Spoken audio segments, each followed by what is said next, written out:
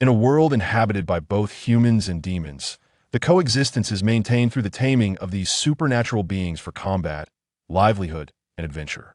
There exists a specialized institution dedicated to cultivating demon trainers. Zang Feng traverses this demon realm, acquiring a hint system that reveals the whereabouts of rare demons, methods of capture, and ways to achieve hidden evolution. Thus begins the legend of a miracle within the Trainer Academy. The narrative unfolds in the eastern continent, in the Zhulong region, specifically in the bustling city of Shuman. Hint: the weather is about to shift from clear to overcast. Hint: in 10 seconds, a soaring serpent will pass from the north. Hint: there remains a scratch card in the small shop on the left, guaranteeing a $50 prize. Hint: something seems amiss to the south. Perhaps you should investigate. At noon, the lively streets are thronged with people. Zhang Feng sits on a roadside bench, lost in thought. His astonished gaze sweeps across the surroundings, where an array of hints appears, visible only to him. As time progresses, many of these prompts astonishingly come to fruition. The once clear sky is now cloaked in ominous clouds. A glimmering azure light flickers amidst the northern clouds, revealing a wingless azure serpent soaring through the mist. Is this my special ability? He muses. This power allows me to see various hidden hints. It seems I can foresee the future and uncover benefits. It's as if I can directly perceive opportunities in written form. Returning to reality, Zhang Feng feels a mixture of astonishment and joy. I thought I wouldn't possess any advantages. He exclaims that I never expected it to manifest 10 days after my arrival. Truly, it echoes the age-old adage. Advantages may be delayed, but they will never be absent. Reflecting on this, Zhang Feng recalls the moment he first crossed into this world 10 days prior. This realm is known as the Demon Sovereignty, a land vast enough to dwarf Blue Star by dozens of times. Yet the true rulers here are not humans, but the myriad of demons, each possessing unique forms and supernatural powers.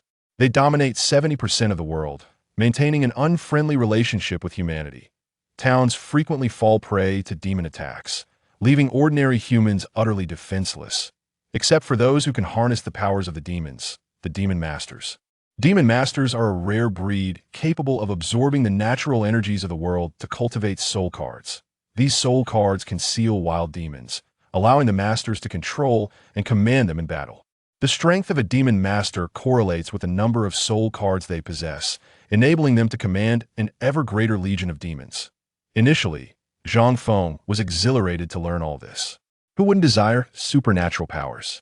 He did not merely aspire to become a demon master. He yearned to be the strongest, capturing space-type demons. He had heard tales that the movements of space-type demons often lead to the crossing of individuals from other worlds. Zhang Feng himself was a product of such an occurrence. One among many who had traversed realities, the natives had long grown accustomed to the presence of these wayfarers, with various official organizations even providing assistance for their integration into society.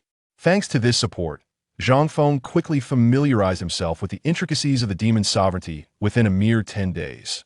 However, his ambition to become the mightiest demon master and capture space-type demons was not driven by a desire to return to Blue Star.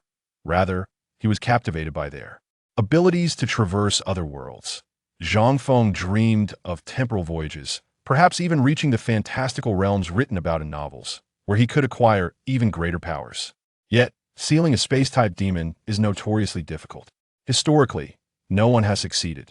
The reason is simple. Space-type demons are elusive and possess strength that surpasses the understanding of most. To capture such demons and attain supremacy requires not only skill, but also a stroke of luck and other abilities. This foundational requirement poses a formidable challenge for many, including Zhang Feng, who found himself daunted by it. Despite his aptitude for becoming a demon master, a recent evaluation by the Northern District's Demon Bureau revealed that he fell slightly short in terms of talent, indicating a slower progression and lower ceiling for his cultivation. After all, as one ascends in realms, the difficulty of cultivation increases. Zhang Feng's qualifications rendered him unlikely to even reach a respectable level among demon masters. Compounding his predicament was the fact that he was a newcomer in the demon sovereignty, without connections, wealth, or power. Securing cultivation resources was even more challenging. Had his qualifications been higher, various local institutions might have been willing to support his journey toward strength. Alas, he had no such hopes. Earlier that morning, after a struggle to condense his soul card and receiving a meager 5,008 along with a new identification card, the Northern District's Demon Bureau urged him to seek employment and forge his own path. The Bureau, after all, was not a charitable organization, and their assistance had reached its limits. Zang Feng departed without much protest, but the thought of possessing a soul card yet lacking his own demon left him feeling adrift. It was only moments ago that his newfound ability manifested. This advantage allows me to perceive various opportunities, he thought. With it, I can uncover countless benefits and locate rare demons that others may search a lifetime for. If I wield this advantage wisely, I can amass the resources needed to elevate my standing. Thus, I can still become the most formidable demon master. Sealing space-type demons will soon be within my grasp. In an instant, Zang Feng's confusion dissipated. His mind began to formulate a preliminary plan for the future. First, he needed to seal a demon. Following that, he would seek admission to the Academy of Demon Masters, for there remained much for him to learn. With guidance from authentic masters, his advancement would undoubtedly accelerate, allowing him to circumvent many obstacles. First, I will seal my initial demon, then enroll. With determination, he set his sights to the south, recalling the earlier hint that suggested something extraordinary was afoot in that direction. He decided to investigate further, hoping for fruitful results. As he journeyed southward, Zang Feng continued to monitor the hints. Yet few proved particularly useful along the way. It wasn't until he arrived at a small park in the southern area that a new hint appeared. Hint: approach closely and observe. Within this park, a demon has undergone a stunning transformation. Transformation, a form of extraordinary evolution, is both random and unstable. Some demons may begin to transform upon birth, while others might evolve normally only to experience a transformation later due to fortuitous circumstances. In essence, such transformations are rare and unpredictable. Zang Feng's heart surged with elation upon reading this information, as new hints continued to manifest before him. Hint: if you proceed 100 steps forward, turn left 100 steps, and then advance 100 steps, you shall encounter this demon. The hints can be this precise? Filled with excitement, Zang Feng quickened his pace toward the indicated destination.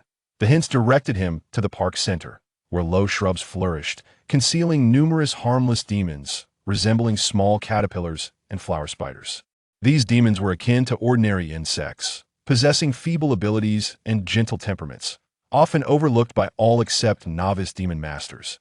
After all, even the weakest of demons are still demons, and novice demon tamers can seal them as practice. The demon that Zang Feng sought was hidden among them. Utilizing the hints, he could easily lock onto his target. Before him was a fist-sized flower spider, its overall brown-black body adorned with white spots, and a small white flower blooming atop its head. This flower is known for its refreshing and invigorating properties, often forcefully plucked by humans. The flower also serves as the origin of the spider's name.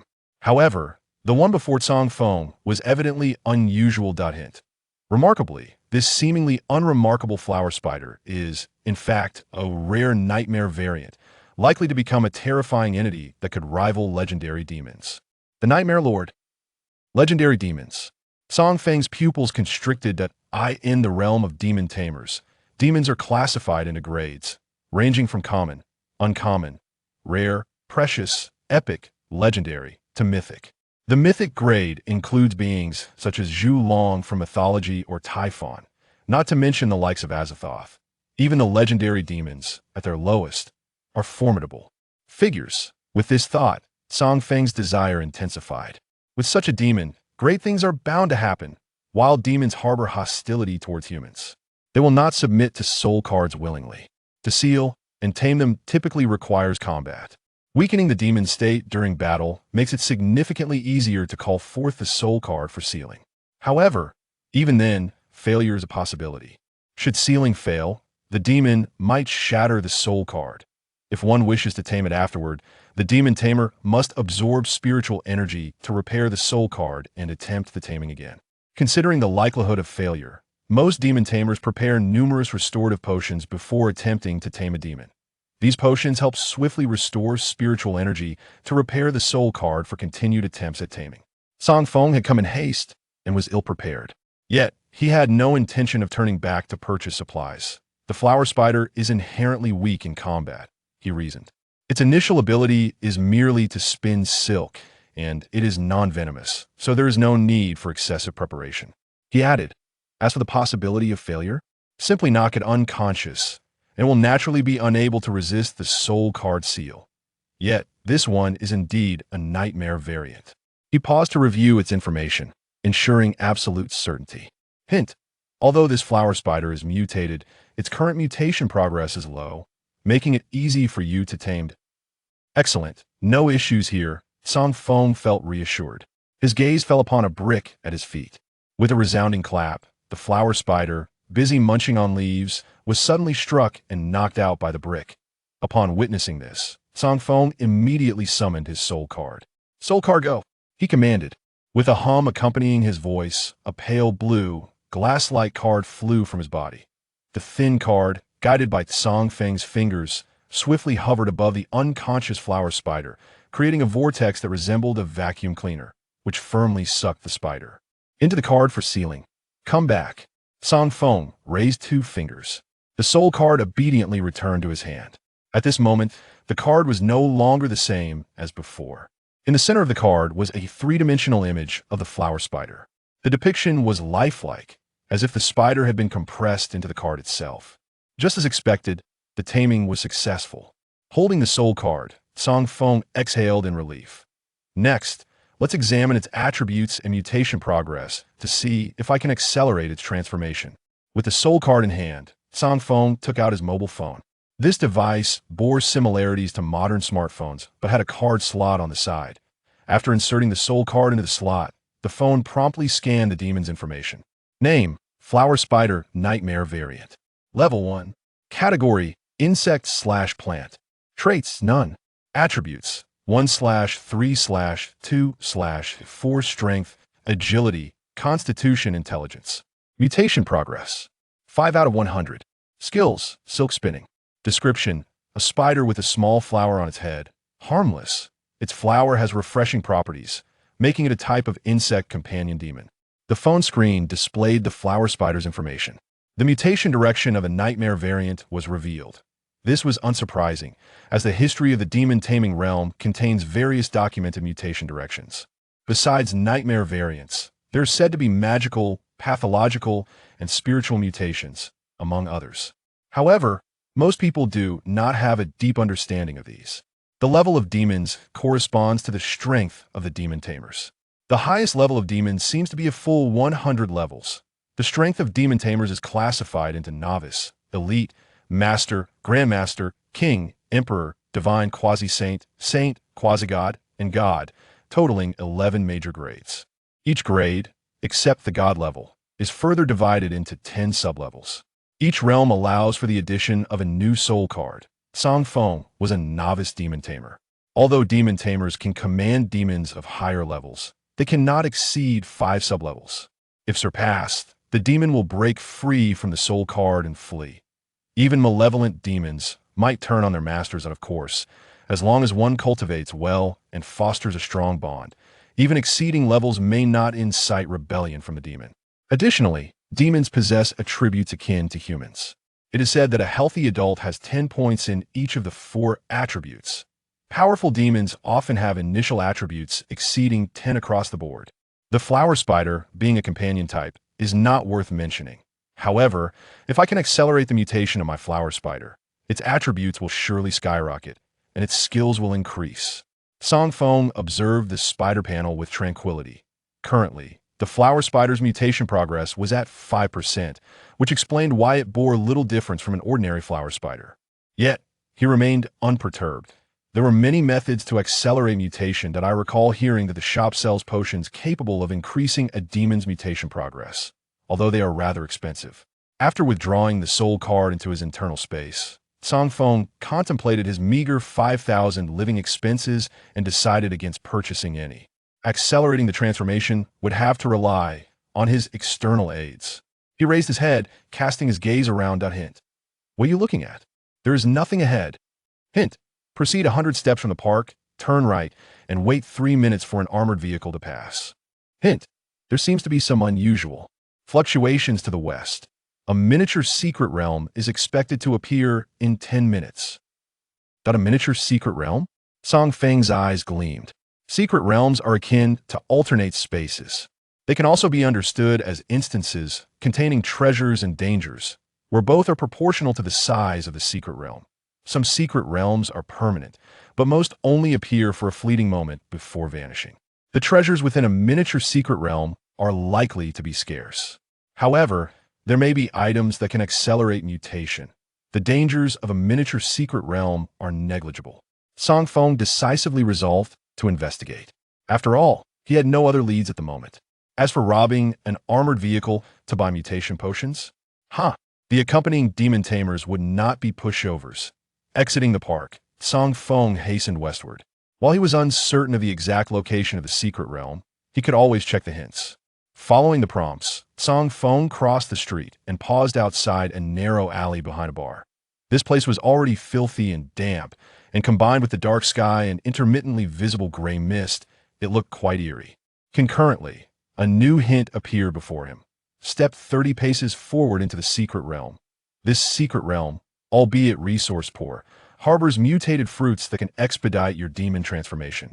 It appears a fortunate soul is about to arrive here to claim the unowned treasures within this realm. But fret not, for this individual is a mere novice. Your future self has easily dispatched this person. Are there others? Time is of the essence. Observing the prompt, Zang Feng hurriedly entered the alley. Buzz! As he stepped 30 paces into the alley, an unusual phenomenon akin to ripples in water appeared in the void. Zang Feng's figure vanished into the ripples. As the scenery shifted before his eyes, new prompts emerged. If you proceed 200 meters forward, you may gather several spirit herbs to enhance your demon's prowess. If you continue 200 meters further and then turn left for another 200 meters, you will discover a mutated fruit. Danger lies 50 meters to the right. The prompts are exceedingly detailed. With this guidance, evading peril becomes a simple task. Zang Feng dashed forward with enthusiasm. The landscape of the secret realm resembled ancient ruins. Surrounding him were colossal stone structures draped in moss. The mutated fruit rested within a stone pot. The plant that bore the fruit had withered, yet the mutated fruit, resembling a sugar orange, still dangled from its branches. Zang Feng plucked the fruit, and a prompt appeared. This is a mature, mutated fruit. Your flower spider, upon consuming it, will accelerate its transformation, enhance its attributes, and acquire a new skill. Attribute enhancement? A new skill. Zang Feng's eyes sparkled as he summoned the soul card. He released the flower spider from the card. Now awakened, the spider recognized Zang Feng and understood the constraints of the soul card. The flower spider appeared slightly irked, for Zang Feng had ambushed it without warning. However, its irritation quickly faded as its gaze was drawn irresistibly to the mutated fruit in Zang Feng's hand. Its 8 eyes shimmered, and its legs scuttled around Zang Feng, seemingly eager to please him, revealing its intense desire for the fruit. Through the soul card connection, Zang Feng sensed the spider's fervent longing for the fruit. You're quite impatient, Zang Feng chuckled. He tossed the mutated fruit to the flower spider. The flower spider's affection for you has increased. Your flower spider has consumed the mutated fruit. Its transformation progress has risen by 5%, and its agility and intelligence have each increased by 5 points, along with the acquisition of a unique skill, Nightmare Realm. A unique skill, Nightmare Realm? Seeing the prompt, Zang Feng's heart raced. Simultaneously, faint footsteps echoed from a distance. It seemed an unfortunate soul was approaching. The light in the secret realm was dim, and the weather was gloomy. This mirrored the current mood of Tang Siki, who felt disheartened. Fortunate to encounter a secret realm. Yet I never imagined someone would beat me to it. All the spirit herbs along the way have been plucked by that individual. Other treasures have likely been snatched away as well. Casting a glance at the disarrayed ground, Tang Siki frowned, accompanied by his wolf dog-like demon, and pressed onward. He had no intention of leaving just yet, for his demon sensed a stranger's presence nearby, indicating that the individual had not departed. Tang Siki resolved to approach and assess this person. Should this individual be weaker than himself, He would forcibly seize the spirit herbs and other treasures they had acquired. If the individual proved stronger, he would retreat and later seek assistance to reclaim the valuable items. You'd best pray you are stronger than me. Otherwise, Tang Siki smirked coldly. He gradually approached the vicinity where Zang Feng was concealed. However, Zang Feng was already prepared. Upon hearing footsteps as Tang Siki reached the pot containing the mutated fruit, he swiftly concealed himself. Zang Feng was not afraid of Tang Siki. He merely shared the same caution and would not recklessly engage an unfamiliar foe. He wished to gauge Tang Siki's strength first, or perhaps utilize the prompts to assess the strength of his demon. With this thought, Zang Feng raised his gaze. Newcomer demon tamer, Tang Siki. His strength is merely that of a novice at the 5th stage, posing little threat to you. Demon, Fanya Dog, level 7. It possesses great strength and speed, with a formidable bite, but its intelligence is lacking. Tang Siki appear to be around 15 or 16 years old. In this world, demon tamers awaken their training talents at the age of 16, resulting in similar strengths among peers, with disparities primarily reflected in the strength of their demons. The Fanya Dog is a common battle-type demon. An ordinary flower spider would stand no chance. Yet Zang Feng's flower spider was anything but ordinary. Had it been before, I would have had no chance. But my flower spider possesses a unique skill. Zang Feng narrowed his eyes at the flower spider in his hand. Information regarding the unique skill materialized. Nightmare Realm. Upon activation, targets within a 2-meter radius of a user will experience nightmarish illusions, leading to mental disarray. This skill is particularly effective on sleeping targets. The effectiveness of the skill is influenced by the difference in strength and intelligence between the user and the target. Psychic in nature, it serves as an area of effect attack. Targets caught in its grasp will witness illusions, resulting in confusion. This skill could be deemed extraordinary. With the Nightmare Realm, the enemy would be unable to approach. Moreover, while Tang Siki's Fanya Dog was powerful, its significant shortcoming lay in its lack of intelligence.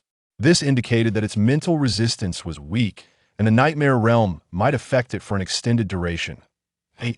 Soon as the Fanya Dog fell into the illusion, defeating it would be a breeze.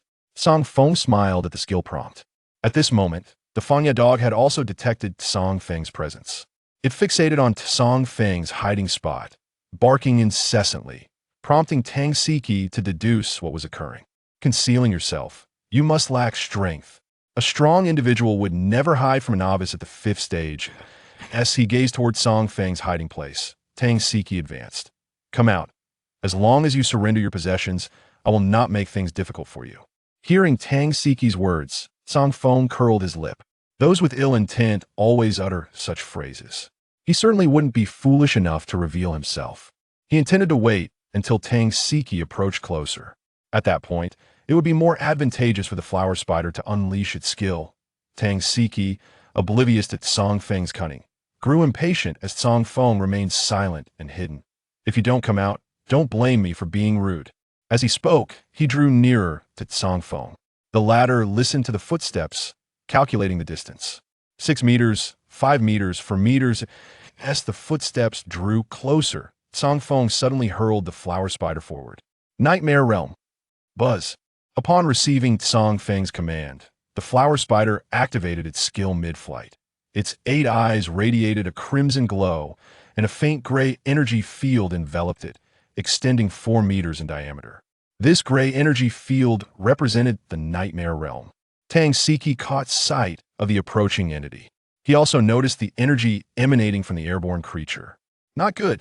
His expression shifted. This unmistakably bore the traits of a demon's skill, that he never anticipated that his opponent would resort to such absurd tactics, hurling their own demon at him as a means of attack. What a peculiar method of assault. Caught off guard, with only 3 or 4 meters separating them, the projectile struck him almost instantaneously. It was far too swift for Tang Si to issue any counterattack. Commands to the blade dog. In fact, the blade dog itself was momentarily bewildered. It sensed the aura of the flower spider, recognizing that it was several levels beneath its own power. What kind of weak demon would dare confront a stronger one? Wasn't this a path to self-destruction? However, the blade dog's confusion was fleeting. Soon, it was filled with terror, screaming in horror as it rolled on the ground, as if faced with something utterly horrifying. Tang Xi's condition mirrored that of his companion. His complexion drained of color, trembling uncontrollably as he pointed at the air, hoarsely uttering incoherent words about snakes before collapsing in a panic. Clearly, both had succumbed to an illusion. The flower spider's nightmare domain was indeed formidable. Yet, due to its low rank, the blade dog seemed to regain its senses after a few moments of distress. Observing this, Zang Feng wasted no time. He scooped up a stone from the ground and rushed forward, delivering 2 swift blows to finish off both the man and the dog. The pair was thoroughly incapacitated. Novice level 5? Level 7? Is that all there is to it? Zang Feng triumphantly collected the writhing flower spider. Having triumphed over an opponent of a higher rank, he felt justified in his pride. Nevertheless, he remained composed, aware that his victory was largely due to the flower spider's skills. Moreover, it was only due to Tang Xi's novice status that he had succeeded. A seasoned demon master would likely have fared far better. Strengthening my abilities and enhancing my demons is imperative. True power is the ultimate truth. Thus, Zang Feng mused as he crouched down to search Tang Xi's belongings. He discovered a demon-taming phone and 500 coins. This phone is quite new. I could easily sell it for 1,000. This money will be perfect for purchasing potions to bolster my strength. Zang Feng gleefully stowed away his newfound treasures. He then swiftly exited the treasure-laden secret realm. Not long after, Tang Xi awoke. Huh? My phone. Damn it. Feeling his pockets, he realized his phone and money were gone. Tang Xi's expression darkened. Not only had he entered the secret realm without gaining anything, but he had also incurred a significant loss. This was truly a case of losing more than one gained. What infuriated him further was that he had not even caught a glimpse of the thief who had taken his belongings. He had barely caught sight of the demon itself. Curse it all. I'm livid. The more he pondered, the angrier he became, unable to suppress his furious exclamations. Meanwhile, Zang Feng quickly sold Tang Xi's demon-taming phone for 3,000 coins and made his way to the apothecary to purchase enhancement potions. Chapter 4. The Celestial Herb. The apothecary offers a plethora of potions. There are elixirs designed to accelerate the cultivation speed of beast tamers, as well as potions that enhance the attributes of magical creatures. However, most of these remedies are far beyond the financial reach of Zang Feng. At present, he possesses only a little over 10,000 coins. This sum comprises 5,000 from a subsidy, 3,000 from the sale of his Tang Xi mobile phone, and the remaining few thousand from selling spiritual herbs harvested from secret realms. The direct consumption of these herbs yields effects that are significantly weaker than those of refined potions, which is why Zang Feng chose to sell them. With the meager funds he had, he purchased 2 inferior-grade spirit-nourishing elixirs capable of aiding novice beast tamers in their breakthroughs. These elixirs can also be consumed by magical creatures, resulting in a direct elevation of their level. The 2 potions were perfectly apportioned, one for him and one for his spider companion. Upon exiting the apothecary, Zang Feng uncorked the pale blue inferior-grade spirit-nourishing elixir and drank it without hesitation. As the azure liquid coursed through his body, it transformed into pure spiritual energy, augmenting his foundational spiritual power reserves. Consequently, he ascended to the 2nd tier of novice status. He wondered just how much enhancement this would confer upon his flower spider. Noticing that his flower spider had also finished its potion, Zang Feng summoned it and accessed its information. Name: flower spider. Nightmare species. Level: 3. Category: insect plant traits. None attributes. 110210. Strength, agility, constitution. Intelligence, mutation progress. 10-100 skills. Silk spinning. Nightmare domain description. A spider adorned with small blossoms. It is harmless. Its flowers possess invigorating properties, classifying it as an insect-type pet demon. What a remarkable boost in attributes. Previously, the consumption of a mutation fruit had already enhanced its statistics, and now its agility and intelligence had increased by a staggering 10 points. Such attributes, combined with its exclusive skills, render it nearly invincible against most demons of the same level in close combat. This nightmare species flower spider is indeed formidable, truly worthy of the potential to become a legendary demon in the future. Elated by this revelation, Zang Feng felt his flower spider was beginning to reveal its true prowess.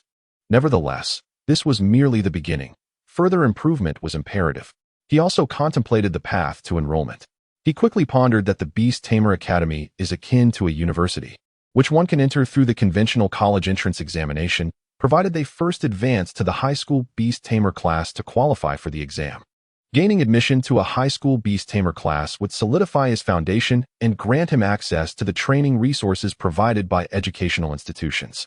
With several months remaining until the entrance examination, diligent effort could lead to an opportunity to enter a prestigious Beast Tamer Academy. Word has it that there are several Beast Tamer classes at Baitsu No. 1 High School, reputed to be a key institution with superior faculty. He resolved to inquire about the process of joining a Beast Tamer class. With a newfound determination, Zang Feng immediately set out. However, upon arriving at the entrance of Baitsu No. 1 High School and inquiring with the security personnel regarding enrollment, he was disheartened to learn that several slots in the Beast Tamer classes were already filled. "My young brother, you have arrived too late. Had you come yesterday, there might have been a chance for you to secure a place here. But now, alas, it is merely the security guard who shrugs in resignation. Is there truly no other way?" Zang Feng, somewhat reluctant to concede, is aware that the quality of education at No.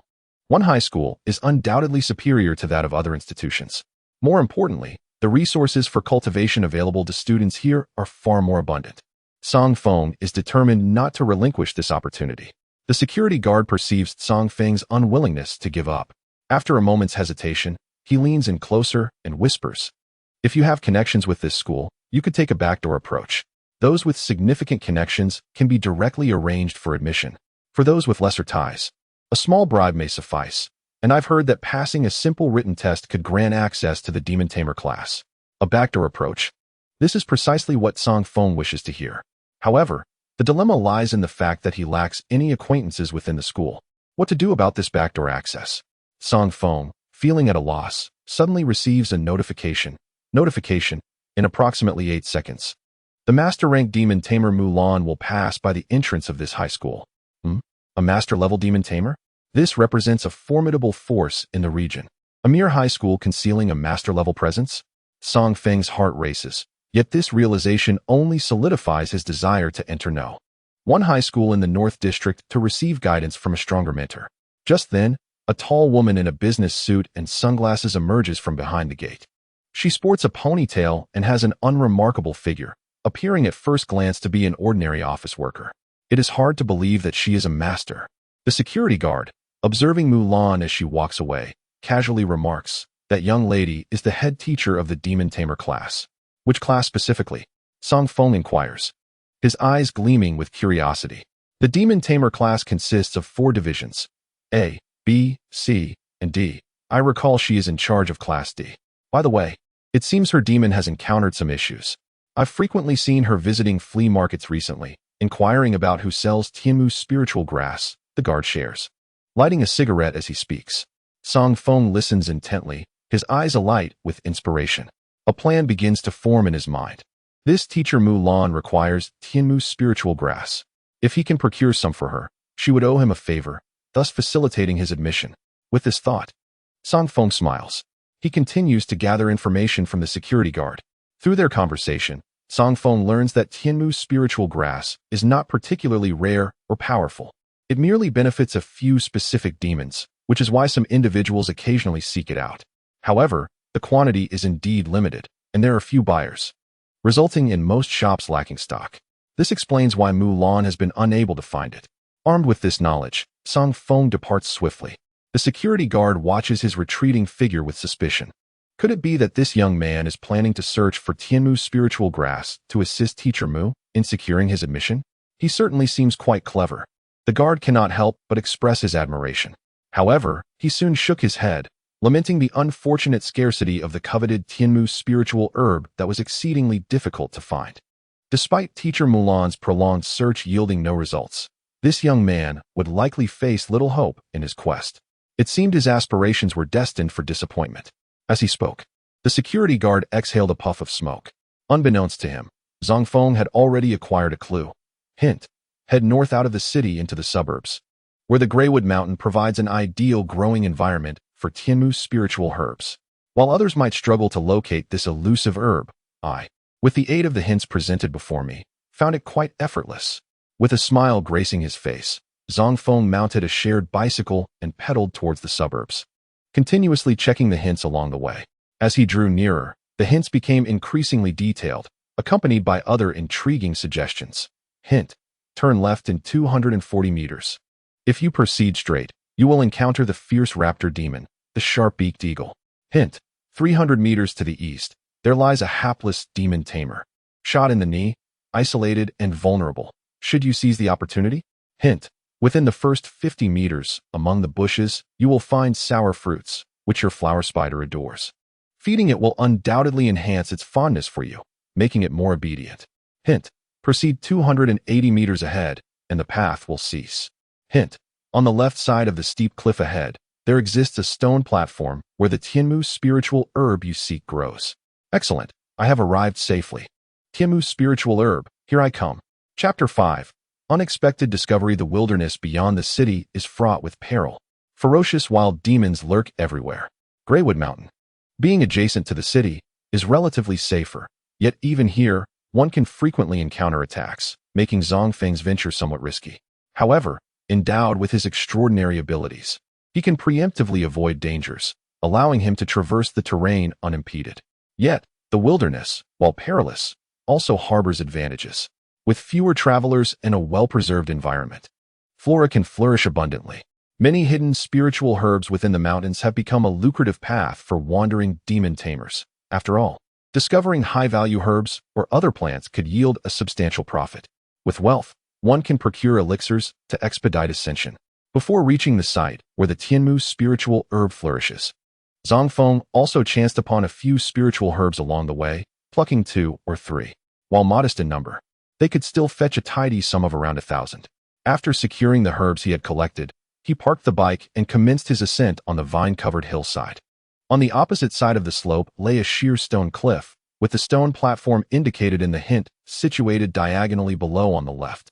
Concealed there, it's no wonder it had gone unnoticed. Zang Feng approached the cliff and peered down. The drop was far too steep, presenting a considerable risk for climbing.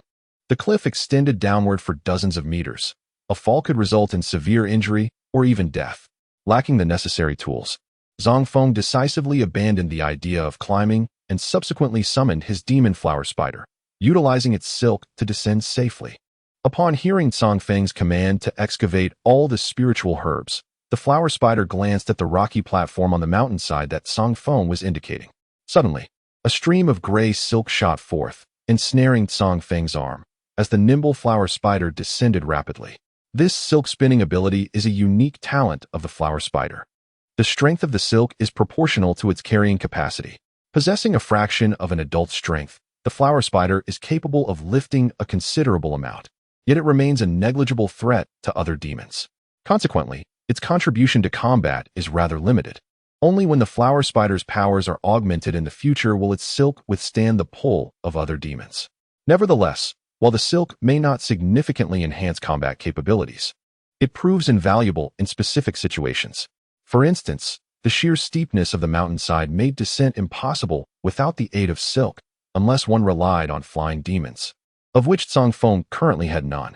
Moreover, utilizing silk for descent offers the advantage of allowing Zang Feng to pull the flower spider back up in case of danger. After all, the wilderness is fraught with demons, and one can never be certain if the flower spider might encounter passing avian demons, known for preying on insect-like demons. Fortunately, the flower spider encountered no peril until it reached the rocky platform. Remembering Zang Feng's orders, it surveyed the surroundings with its 8 crimson eyes. The spiritual herbs, suffused with spiritual energy, emanated a gentle green glow, allowing it to easily identify them. The platform was not merely home to the Tianmu spiritual herb. Several other varieties of spiritual herbs thrive there as well. Recalling Zang Feng's command, the flower spider deftly dug into the earth with its slender legs, unearthing the herbs. Having undergone significant cognitive enhancement due to its previous mutation, it skillfully bound the herbs together using its abdominal silk before signaling Zang Feng to pull it back up. Zang Feng, sensing movement on the mountainside, promptly began to retract the silk. However, midway through, the silk suddenly became taut, as if the flower spider had grasped a rock and paused. A flicker of doubt crossed Zang Feng's mind, yet before he could look down, the silk resumed its normal state, and the flower spider was effortlessly drawn back up. "Ah, there are still plenty of spiritual herbs below," he exclaimed, pleased with the prospect of adding several thousand to his collection, reminding himself to purchase more spiritual essence for further power enhancement.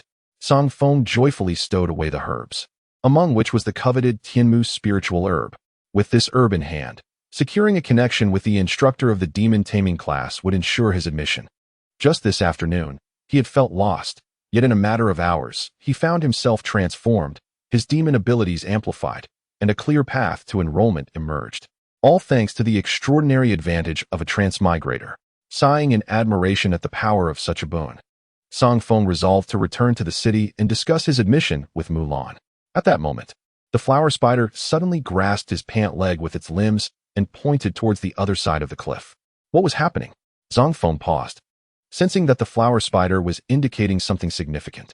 Could it have discovered something below? He recalled the unusual spider silk from earlier. With a hint of skepticism, Zang Feng crouched down to gaze in the direction the flower spider was indicating. Before him lay a smooth cliff, entirely cloaked by climbing ivy and other verdant foliage, with scarcely any protrusions for footholds, making it nearly impossible to ascend. Initially, Zang Feng discerned nothing. However, a prompt suddenly materialized before his eyes. Hint: a demon's nest is concealed here. Hint: upon closer inspection, the nest lies hidden within a rocky cave obscured by dense ivy. Hint: intriguingly, a faint light emanates from within the cave, suggesting the presence of the rare Tianmu stone. Accompanying the prompt, a sound emerged from the side. Zang Feng, on high alert, quickly recoiled and peered cautiously. His gaze soon captured a glimpse of a dark green lizard, clutching a jade stone as it treaded through the grass, snapping twigs beneath its weight. This lizard was approximately half a meter long, its limbs robust, and its claws sharp as iron hooks, allowing it to navigate the steep cliff with ease. The lizard descended along the rock face and swiftly vanished into the dense ivy, evidently entering the hidden cave. That cave must be its lair. The prompt further elucidated the lizard's characteristics. Hint: Ironclaw Dragon Lizard, level 8, with tough skin, substantial strength, and remarkable recovery, making it difficult to breach its defenses. Hint: the Ironclaw Dragon Lizard possesses a dragon-like obsession, favoring the collection of gold, silver, and gemstones. Hence its lair often conceals treasures. An Ironclaw Dragon Lizard? It even has a dragon-like affliction? No wonder it returned with a jade stone. Surely, its lair harbors more than just the Tianmu stone. There could be other valuable treasures. If he could acquire them, it would be a windfall. Zang Feng squinted, contemplating rapidly. He was unfamiliar with the Tianmu stone, but the prompt indicated its rarity and value. Given the lizard's penchant for collecting precious items, it was likely that other treasures within its lair could fetch a handsome price. He needed to secure those treasures. With the proceeds, he could purchase potions to elevate his own prowess and enhance the flower spider's combat capabilities. Yet, the Ironclaw Dragon Lizard was level 8. With resilient skin and formidable recovery, the nightmare domain would not incapacitate it for long. It would likely awaken before he could plunder its treasures. Even if he aimed to exploit its moment of confusion to vanquish it, its formidable defenses would make it exceedingly challenging to defeat. After careful consideration, Zang Feng refrained from rash actions. He resolved to return first, attend to his enrollment matters, and then sell the spiritual herbs to procure potions to bolster the flower spider's strength. Once the flower spider's combat abilities were enhanced, he might stand a chance against the Ironclaw Dragon Lizard. It appears that most demons have a significant chance of comprehending new skills upon reaching level 5. Perhaps my flower spider is no exception. Acquiring new abilities could be advantageous in combat.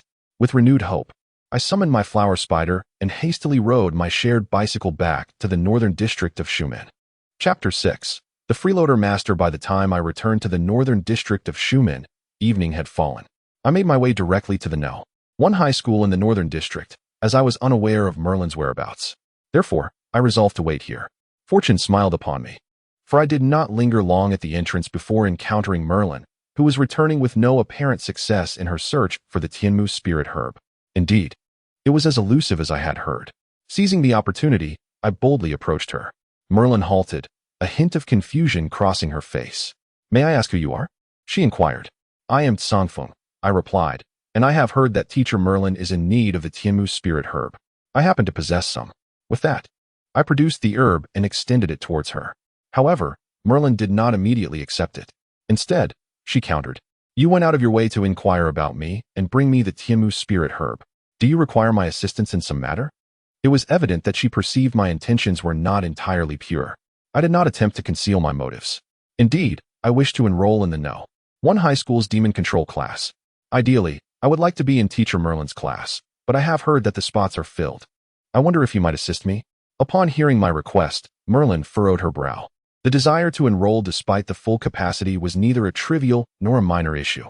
While she could offer assistance, it would necessitate consulting the principal and obtaining signatures from various authorities, a task she typically loathed. Moreover, the mere Tianmu spirit herb was insufficient to compel her to trouble others on my behalf. Thus, Merlin calmly declined. "For this matter, I suggest you seek assistance elsewhere. However, I am willing to purchase your Tianmu spirit herb at a price 50% above market value. What do you say?" Zang Feng fell silent for a moment, feeling somewhat defeated by her refusal. Fortunately, I was confident in my abilities. I possessed an advantage and did not believe that I would be unable to enter the demon control class. Reluctant to concede, I pondered briefly before agreeing to Merlin's offer. The market price for the herb was approximately 10,000 yuan, so her offer of 15,000 was sufficient to acquire 3 inferior-grade spirit-nourishing potions. Although I had not secured her assistance, the additional payment for the Tianmu spirit herb felt like a small victory. With that thought in mind, I consented to the transaction. As the 15,000 yuan was credited to my account, Merlin took the Tianmu spirit herb I provided and tossed it casually into the air above her left shoulder. At that moment, I witnessed a small mouth, lined with sharp teeth, suddenly open above her shoulder. The grotesque maw seized the Tianmu spirit herb, devoured it, and then vanished. In that instant, a notification appeared before me. Notice, Evil Eye variant, level 38. While it possesses formidable combat strength, it seems to be suffering from some ailment. The core of the Evil Eye is damaged. Although the Celestial Eye spirit herb can be of assistance, it cannot completely cure the affliction. To fully resolve the issues surrounding this Evil Eye, the rare Celestial Eye stone is indispensable. An Evil Eye? At level 38, no less. Indeed, it is worthy of being called a Master S demon. Such a level is sufficient to dominate the northern district, is it not? Moreover, the Evil Eye of Mulan is a mutated variant. Much like my flower spider, they have both undergone a transformation, destined for growth that surpasses their peers. Yet, the core of Mulan's Evil Eye is damaged and requires the Celestial Eye stone for healing. Speaking of which, didn't the earlier hint mention the presence of the Celestial Eye stone in the Ironclaw Dragon Lizard's nest at Greywood Mountain in the outskirts? Recalling the previous hint, Zang Feng's mind became agile as his gaze shifted back to Mulan, who had started heading towards the entrance of the secondary school. Zang Feng swiftly stepped forward to intercept her. Do you need something?" Mulan inquired, puzzled. Zang Feng, with a smile, nodded. "Actually, I have news regarding the Celestial Eye stone. I wonder if the teacher would be interested?" Upon hearing this, Mulan paused, her expression concealed by her sunglasses. Yet Zang Feng could infer her surprise from her demeanor. Indeed, Mulan soon spoke. "Celestial Eye stone? Do you have information about it?" "Yes, and even the precise location," he replied. "Where is it?" Mulan immediately pressed on. She was acutely aware of her Evil Eye's condition. A normal recovery would take an exceedingly long time. Though the Celestial Eye spirit herb could expedite the healing process, even with daily consumption, it would require several years to yield results. However, possessing the Celestial Eye stone would make a remarkable difference. If the Evil Eye were to consume the Celestial Eye stone, it could fully recover within 2 or 3 days. Mulan had previously sought the Celestial Eye stone, which, like the Celestial Eye spirit herb, is only effective for specific demons, hence seldom collected. Additionally, its scarcity in the region had left her with no leads, compelling her to settle for the Celestial Eye spirit herb. She had not anticipated encountering a clue about the Celestial Eye stone today. Mulan felt a surge of excitement as she eagerly awaited Zang Feng's revelation of the location. Yet, Zang Feng leisurely remarked, "Teacher Mulan, regarding my request to join the demon control class at Yizhong." "No problem, I can assist you," Mulan promptly affirmed with determination. The Celestial Eye stone was worth the trouble of seeking help from others. Zang Feng's face lit up with a smile. "Great. I shall lead Teacher Mulan to retrieve the Celestial Eye stone. However, there may be a minor issue that requires your assistance at the site where the Celestial Eye stone is located. Additionally, there are some extraneous items. If you could secure the Celestial Eye stone for me, I shall claim the rest." As he spoke, Zang Feng maintained a vigilant watch over Mulan, ever cautious of her intentions. After all, one must be wary. Who knows if Mulan might resort to treachery in the desolate expanse of Greywood Mountain. Eliminating him and seizing all the valuables from the Ironclaw Dragon Lizard's lair? Given the ability to foresee the future, let us ponder whether she will take action. The external prompt did not disappoint Zang Feng. Rest assured, you can always trust that this esteemed educator will never act against you in secrecy. Upon reading this message, Zang Feng felt a sense of reassurance. Conversely, Mulan, having listened to Zang Feng, smiled subtly, mentally labeling him as cunning and greedy. From his words, she easily deduced that he was referring to a domain inhabited by certain demons in the wilderness, where not only the Tianmu stones could be found, but also potentially other valuable treasures. Zang Feng would find it difficult to acquire those on his own, which is why he had brought up the matter. Firstly, it would facilitate his admission, and secondly, he could eliminate the demons with her assistance and obtain those treasures. This clever young man indeed had a knack for scheming, expecting her, a formidable master demon tamer, to act as a free enforcer on his behalf. Moreover, he would even benefit from her aid for his enrollment. Were the youth of today all this shrewd? Though she contemplated this, Mulan refrained from voicing her thoughts. She simply nodded, acknowledging that whatever he discovered in that place rightfully belonged to him, as she only required the Tianmu stone. Now lead the way. It is getting late. We should not delay until nightfall, as that is when the demons become most active and danger escalates, she reminded Zang Feng. He nodded in agreement. Follow me. With that, the two hastened their departure. As they journeyed, Zang Feng felt elated. He had effectively enlisted a master to do his bidding, eliminating the Ironclaw Dragon Lizard without the need to lift a finger himself. He chuckled inwardly, having just made 15,000. If he were to sell the spoils from the stone cave, he would surely acquire ample potions to enhance his strength. So what if his innate talent was lacking? His progress was still rapid. In his jubilance, they quickened their pace, soon approaching the ominous Greywood Mountain. Chapter 7. The dormant pollen. The overcast evening cast an unusually dim light. Within Greywood Mountain, shadows deepened. As night approached, the ferocious demons gradually stirred. Their hunting hour now at hand. Zang Feng noticed an increase in the danger signals. Previously, even if he could see the warnings and evade danger, he would never have dared to venture into Greywood Mountain. However, the circumstances had changed. He was accompanied by Mulan, a master demon tamer of extraordinary prowess. Her combat capabilities were more than sufficient to sweep through Greywood Mountain, which was not considered a perilous location. The demons here only ranked slightly above level 10 and were no match for Mulan's formidable abilities. With her presence, he felt remarkably secure. They were nearing the location of the Tianmu stones. Shortly thereafter, they approached the stone wall. Zang Feng pointed to a spot overrun with climbing vines, saying, "Behind that vine lies a cave, the lair of the Ironclaw Dragon Lizard. The Tianmu stone is hidden within." As darkness began to settle, he added, "It is becoming increasingly difficult to see." "Not to worry," Mulan interjected, cutting off Zang Feng's words. She appeared to possess a means of ensuring their safety. Seeing this, Zang Feng refrained from further conversation, his curiosity piqued about how Mulan would proceed. The latter simply uttered, "Evil Eye." As she invoked the name of the Evil Eye, an intangible force enveloped the two of them, effortlessly lifting them into suspension. Zang Feng, astonished, inquired, "Is this telekinesis?" "Indeed," Mulan affirmed with a nod. The high intelligence attribute of the Evil Eye, adept at special attacks, made the possession of such a skill entirely plausible. Utilizing the telekinetic prowess of the Evil Eye, they gracefully descended to the entrance of the dimly lit cave where the Ironclaw Dragon Lizard lay concealed, parting the dense ivy to reveal the nearly 2-meter-high shadowy hollow. The astute Evil Eye continued to manipulate its abilities, guiding them into the murky cavern. Contrary to expectations, the interior was not as filthy and chaotic as imagined.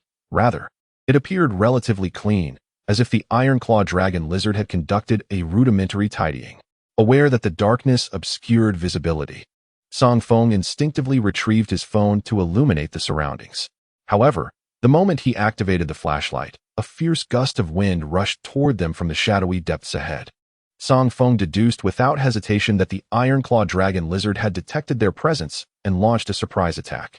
Yet, he remained unperturbed, calmly shining the flashlight.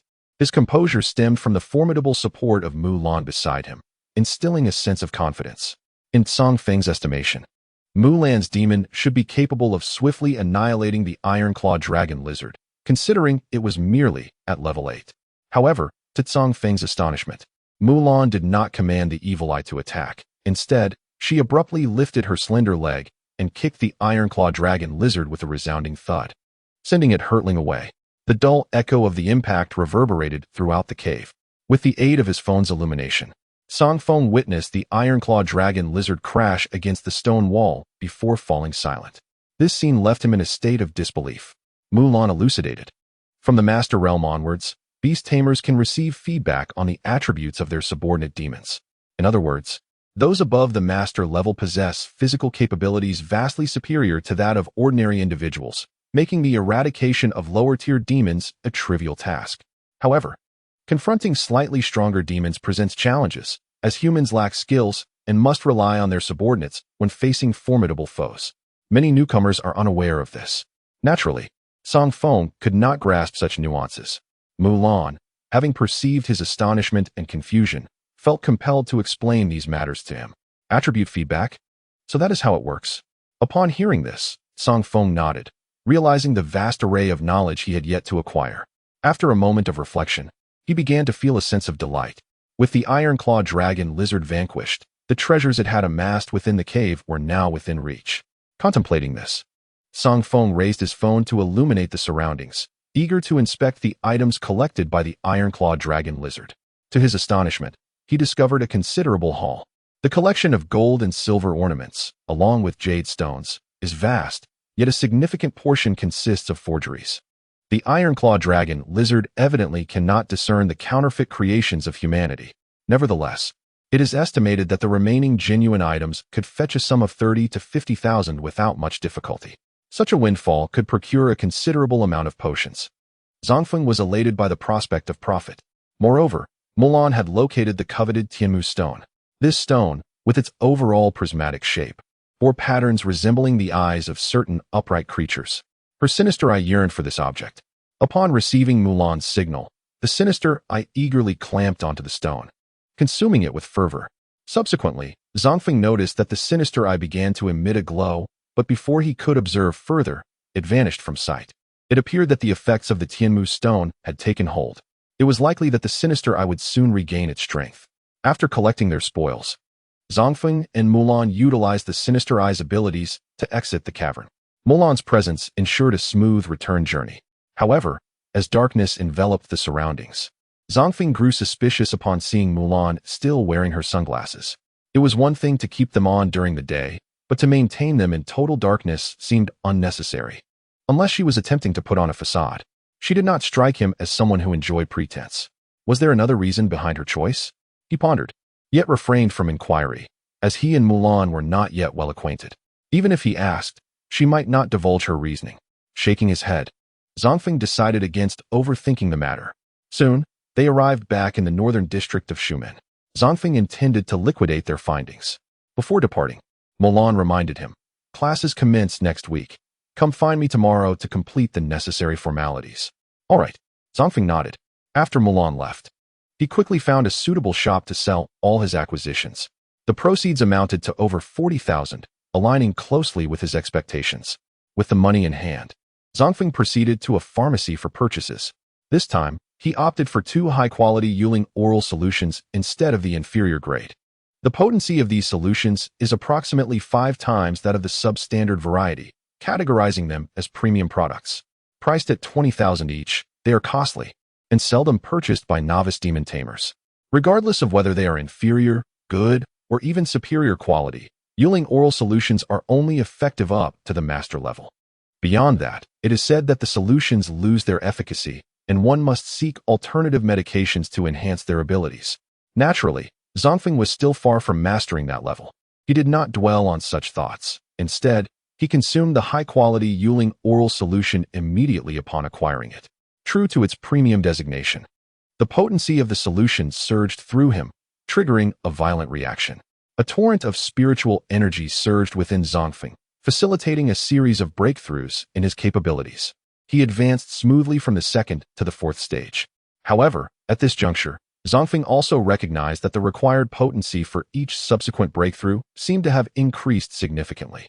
Initially, a mere substandard item sufficed to breach the second tier. Now, it requires 5 inferior items alongside a quality oral elixir to ascend to the 4th tier. It is hard to fathom the financial backing needed to persistently grind through this endeavor. Nonetheless, Zang Feng remains unperturbed, for he possesses an advantage that alleviates any concerns. With one final elixir reserved for the flower spider, he eagerly anticipates whether it will acquire new skills post-upgrade. Zang Feng rubs his hands together, summoning the flower spider. Upon its emergence, its 8 eyes are immediately captivated by the quality elixir in Zang Feng's grasp.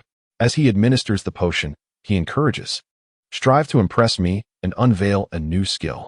The astute flower spider nods in response. As it consumes the potion, a notification appears. "Notice, your flower spider has reached level 6 after consuming the quality elixir and has comprehended the skill Sleeping Pollen." A new skill has indeed materialized. Chapter 8. A balance of offense and defense. The flower spider successfully acquires its new ability, aptly named. The notification continues to provide a detailed explanation. Notice, Sleeping Pollen emits a special pollen that induces a slumbering state in those who inhale it. Zang Feng, contemplating the notification, recalls that the nightmarish domain has remarkable effects on those in slumber. Previously, he was unaware of its peculiar efficacy, but it now seems he has discovered a means to discern it. These two skills can synergize perfectly once an enemy succumbs to the flower spider's pollen. The nightmarish domain can be employed to explore the extent of its effectiveness. He resolves to seek out monsters outside tomorrow. But as night has fallen and the streets are perilous, it is prudent to refrain from wandering. Moreover, since the flower spider has leveled up, its attributes must have significantly improved. Zang Feng returns the flower spider to its soul card and subsequently retrieves the card's information via his phone. Name: Flower Spider, Nightmare Breed. Level: 6. Category: Insect Plant Trait. None attributes. 211-212 Strength. Agility, Constitution, Intelligence, Mutation Progress. 11,100 Skills. Silk Spinning, Nightmarish Domain, Sleeping Pollen. Description: a spider adorned with tiny flowers, harmless in nature. Its blossoms have invigorating properties, classifying it as an insect-type pet monster. Indeed, the attributes have markedly increased, and even the mutation progress has seen an enhancement. It is conceivable that the flower spider's successful acquisition of the new skill is influenced by its mutation. After reviewing the attributes, Zang Feng ponders and then tucks the soul card away, turning to walk toward the distant street in search of a place to rest. Previously, he resided in the Demon Management Bureau. Now that he has departed from the official institution, he must seek new accommodations. Finding a rental at this hour may prove challenging, so he decides to stay at a budget hotel for a couple of days until he can secure a more permanent residence upon enrollment. Checking his phone, he notes a balance of around 1,000 yuan and navigates towards an affordable lodging using the map application. However, he barely ventures far before colliding with someone approaching from the side. The individual is engrossed in their phone, seemingly oblivious to Zang Feng's presence. Initially, Zang Feng did not pay much attention to the matter, but a single utterance from the other party ignited his displeasure. "Dude, are you blind? You knocked my new phone down. Are you going to compensate me? Scram, you little punk." The words dripped with a palpable agitation. Listening to such vulgarity, Zang Feng squinted, scrutinizing the young man before him, clutching a smartphone with a peculiar design. To his surprise, upon closer inspection, he recognized this youth as Tang Si, the very individual he had previously robbed. What a twist of fate, to encounter him again. It was no wonder Tang Si was in such a foul mood. After all, he had been beaten and had his possessions snatched, and the most frustrating part was that he did not even know who had assaulted him. Anyone in his shoes would be irked. Yet, this brash lad seemed to have forgotten the lesson he had just learned. How could he be so audacious after such a recent beating? One could only ponder what had emboldened him. However, since this young man was seeking trouble, Zang Feng contemplated relieving him of his new phone as well, potentially yielding a few thousand in profit. Moreover, his flower spider had just acquired a new skill, Sleep Pollen. He had initially planned to venture into the wilderness tomorrow to practice, but now that this fool had come to him, why not test it out right away? A sly grin spread across Zang Feng's face, which only served to infuriate Tang Si further. "What the hell are you laughing at? Looking for a fight?" Tang Si glared at Zang Feng, his demeanor transformed from cautious to aggressive. The events of the day had left him simmering with indignation, and seeing Zang Feng's unremarkable appearance, reminiscent of the timid classmates he had bullied before, led him to underestimate him, assuming he was merely an ordinary individual, even if Zang Feng were a monster tamer. Judging by his youth, Tang Si believed he could not possibly be much stronger, leaving him with nothing to fear. Given these thoughts, Tang Si's inherent brutish nature fully manifested as he prepared to vent his frustrations on Zang Feng. As he spoke, he began to move menacingly closer. Zang Feng, for his part, refrained from retaliating and merely retreated. This only fueled Tang Si's arrogance. This guy doesn't even dare to talk back. He's definitely a coward. Perfect for me to take advantage and recover my losses for today. With this growing sense of triumph, Tang Si pressed forward, quickly cornering Zang Feng into a dimly lit alcove. At this point, Zang Feng had nowhere left to retreat. Just as Tang Si grinned maliciously, ready to intimidate Zang Feng into surrendering his money, Zang Feng suddenly raised his hand and exclaimed, "Soul card." With a hum, the soul card soared forth. "You're a monster tamer," Tang Si exclaimed, instinctively stepping back 2 paces, his wariness palpable. "Listen here, kid, battling monsters in the city is prohibited. Do you dare summon your monster to fight?" Zang Feng, upon hearing this, wore an even broader smile. "I am well aware that combat is forbidden in the city. That is precisely why I refrained from arguing back earlier and led you to this secluded corner." "What?" Tang Si sensed something amiss. "What? You didn't realize? There are no surveillance cameras here." Zang Feng chuckled, and Tang Si's pupils constricted as he suddenly looked up and surveyed his surroundings. Realizing that Zang Feng had indeed spoken the truth, this lad was astutely cunning, truly a demon master. It seemed he had encountered a formidable opponent and could not afford to be careless. At this moment, Tang Si was fully alert. He promptly summoned his demon, the blade-toothed hound. However, Zang Feng was quicker. Before Tang Si could unleash his hound, Zang Feng had already dispatched the flower spider with a command, "Spit silk," and released the sleep-inducing pollen. In an instant, the flower spider expelled its silk, ensnaring Zang Feng's arm, only to be forcefully thrown aside. As it soared through the air, the petals atop the flower spider's head spun rapidly, releasing a copious amount of pollen ahead. This pollen was nearly imperceptible to the naked eye and dispersed swiftly, making it nearly impossible to evade entirely. Despite Tang Si's quick reflexes, as he covered his mouth and nose, he inhaled only a small amount of pollen, feeling somewhat drowsy. Unfortunately, the blade-toothed hound was less fortunate. Having just been summoned, it unexpectedly inhaled a hefty dose of pollen and collapsed to the ground in slumber. Seeing this, Tang Si refrained from wasting words and dashed towards the hound, intending to rouse it. Yet, Zang Feng denied him the opportunity. Flower spider, nightmarish domain. With force, Zang Feng reeled the flower spider back like a yo-yo, interrupting the pollen release before hurling it once more. Tang Si, unable to match the hound's speed, could only watch as the flower spider approached the hound and activated the nightmarish domain. The familiar gray energy field unfurled, causing Tang Si's expression to change dramatically as he swiftly evaded.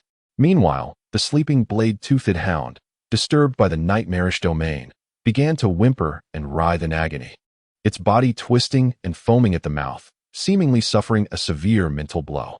This torment lasted only a few seconds, yet the hound was already on the brink of death. The nightmarish domain, when employed during slumber, proved to be an extraordinarily terrifying offensive skill, leaving one aghast. Zang Feng, however, was particularly exhilarated. Previously troubled by the flower spider's lack of offensive capabilities, he had not anticipated that the nightmarish domain would serve as an attack skill. Indeed, it could be seen as both offensive and defensive. A broad grin spread across his face. Tang Si, now infuriated, exclaimed, "You scoundrel! Were you the one who ambushed me earlier?" Recognizing the familiar skill of the flower spider and Zang Feng's method of launching the demon, he deduced that the thief who had assaulted him in the secret realm and stolen his belongings was undoubtedly Zang Feng. Zang Feng made no effort to deny it. "Indeed, it was I. Since you sought to steal my possessions, you must be prepared to face the consequences." As he spoke, Zang Feng waved his hand, and the flower spider immediately directed a spray of pollen towards Tang Si. Attempting to flee, Tang Si was ensnared by a web of silk. Falling unceremoniously to the ground and inhaling a considerable amount of pollen. As his consciousness blurred, he caught sight of Zang Feng's mischievous grin as he made off with Tang Si's still-warm new phone. "Damn, another financial loss," Tang Si lamented before succumbing to slumber. Meanwhile, Zang Feng swiftly sold the phone, chuckling as he pocketed a few thousand yuan. Chapter 9. The envy of wealth. With a bountiful influx of riches, Zang Feng's spirits soared, allowing him to indulge in delightful dreams each night. In stark contrast, Tang Si was beset by discontent, likely harboring a profound resentment towards Zang Feng. However, Zang Feng remained blissfully indifferent to Tang Si's grievances. With the benefit of foresight, any malicious intent from this young man would be easily circumvented by Zang Feng's keen awareness. Thus, on the following day, Zang Feng rose leisurely, as if nothing had transpired, and made his way to Beitu Yizhang to seek out Mulan. Upon arriving at the school gate, the security guard from the previous day halted him, momentarily taken aback, for entry was strictly regulated at this prestigious institution. "Hey there, why are you back again? You know the rules, no unauthorized entry. However, if you're looking for someone, I can assist you in reaching them," the guard stated. Blocking Zang Feng's path, Zang Feng, unperturbed, understood that it was the guard's duty to prevent strangers from entering. He simply replied, "I was summoned by Teacher Mulan. Could you please contact her?" "Teacher Mu?" The guard's surprise was evident. He recalled the events of the previous day. Could it be that this young man had indeed discovered the Tianmu Lingqiao and established a connection with Mulan, enabling his admission? The guard pondered, but soon took action, promptly using the security office's phone to verify with Mulan, who confirmed Zang Feng's claim. To his astonishment, the guard thought, "Goodness, this young man possesses remarkable capabilities." He found the Tianmu Lingqiao just like that. With newfound respect, he allowed Zang Feng to pass and directed him to Mulan's office. As Zang Feng traversed the campus of Yizhang, he realized it far surpassed his own school back on Blue Star in terms of grandeur and expanse. It boasted an array of athletic facilities and even a dedicated arena for combating demons. There was even an artificial forest, specifically designed for the teachers to release and entertain the demons within the school grounds. After exploring the campus, Zang Feng eventually arrived at Mulan's office. However, upon inspecting Zang Feng's unique identification, Mulan was taken aback. So you are a traveler from Blue Star? No wonder you sought a backdoor entry into this institution." Yet, her expression shifted to one of concern. "Is there an issue?" Zang Feng inquired, puzzled. "Indeed, there is a concern. As a traveler, your foundational knowledge may be considerably lacking compared to your peers. Are you certain you will be able to grasp the material I teach?" It was a common plight among travelers, and Zang Feng was no exception. In response to Mulan's inquiry, Zang Feng maintained his composure. "With diligence, I believe I can comprehend the majority of the coursework. Besides, you are here to guide us, are you not? It is my right as a student to seek clarification, and it is your duty as a teacher to provide it." Upon hearing these words, Mulan revealed a subtle smile. The young man spoke with an air of righteous conviction, yet his underlying implication seemed to suggest he wished for her to provide him with private instruction.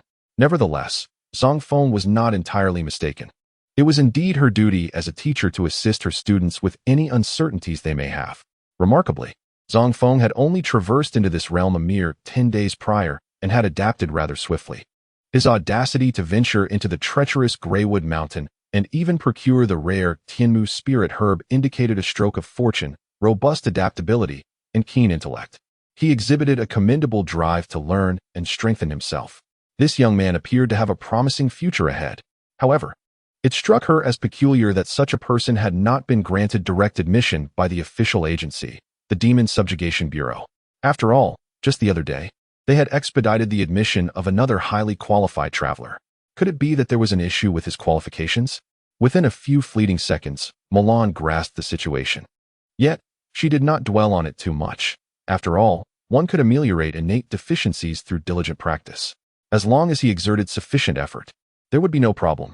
She held Zang Feng in high regard, as his diverse capabilities assured her that his achievements would be significant. Mulan was more than willing to nurture such a student. Thus, she smiled and nodded, saying, "You are indeed the first student to so openly request additional guidance from your teacher. However, I do not despise those who strive hard." This statement served as her tacit approval to Zang Feng. Thank you, teacher." Zang Feng expressed his gratitude with delight. Mulan nodded and continued, "By the way, before the new semester begins next week, all transfer students must participate in a written examination for class placement. It is a procedural requirement. The results will influence your class assignment, but since I oversee the least proficient class, receiving a 0 would not be a concern for you. Of course, if you wish to learn more, I have several books over there that you can take back and study. I have highlighted many key points. She gestured towards a few volumes on the desk. Since Zang Feng had entered through the back door, even achieving a failing score would still allow him access to the demon subjugation class, so it was not a significant issue. Nevertheless, Zang Feng was eager to expand his knowledge. Thus, he resolutely decided to take the books. Afterward, he proceeded to finalize other administrative matters, and by the time he concluded, it was nearly noon. It is getting late. Will you accompany me to the cafeteria for lunch, or will you dine outside? Mulan inquired casually as she collected her documents. Who would turn down a complimentary meal? Zang Feng readily nodded and followed her to the cafeteria. As they walked, the two engaged in light-hearted conversation, and Zang Feng seized the opportunity to inquire about many of his curiosities. However, upon entering the cafeteria, the incredulous gazes of other teachers and staff left Zang Feng perplexed. It was not long before he overheard snippets of conversation. Isn't that teacher Mulan? Quite rare to see her dining with others. And it seems she is the one treating? Alas, she is a master-level demon tamer. In the past, numerous students and teachers have attempted to curry favor with her to no avail. Why has she suddenly shown such kindness towards that young man? Does he possess a significant background? Or is there something extraordinary about him that has caught the esteemed teacher Mulan's attention? I am uncertain, yet I find myself envious. Who wouldn't be? If I had a master-level demon tamer guiding me, I would have soared to great heights by now. Mulan is quite renowned within the school, and it is no surprise, given her status as a master. However, from the conversations of others, it is evident that she seldom interacts with her peers. The greater reason, it seems, is that others hold her formidable prowess in such high regard that they dare not approach her recklessly. As for Mulan's refusal to entertain others' attempts at flattery, that is only to be expected. She is a master, after all, and has witnessed much in her time. She is naturally disinterested in trivial favors and thus remains aloof. The only reason Zang Feng has managed to cultivate a relationship with her is due to his unique advantages that align perfectly with what Mulan requires. Additionally, Zang Feng's abilities and character are commendable, and he is destined to be one of Mulan's future students.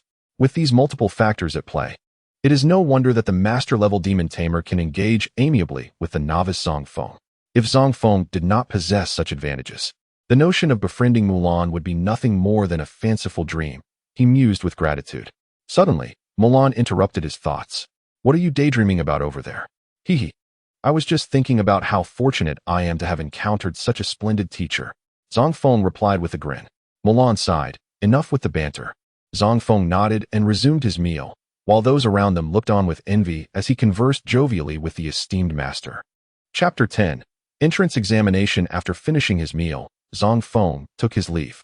Before he departed, Mulan reminded him to familiarize himself with the compendium. The compendium is a feature within the demon taming mobile device that houses a wealth of information about various demons. It is essential for any demon tamer to be well acquainted with this resource. Familiarity with the information contained in the compendium will enable him to analyze and devise strategies against demons more swiftly in the future. Although prompts are displayed, they often provide only general information and lack comprehensiveness. Hence, becoming well-versed in the compendium remains crucial. In the following days, Zang Feng largely confined himself to his lodgings, diligently studying the books that Mulan had instructed him to bring back. He also became quite familiar with the compendium. During this time, he occasionally ventured out, but through the prompts, he found no valuable opportunities and thus refrained from aimlessly wandering. It is worth mentioning that he had released the flower spider, and their interactions had significantly increased its fondness for him, a change he could easily perceive, given their soul card connection. The little creature had become increasingly reliant on him.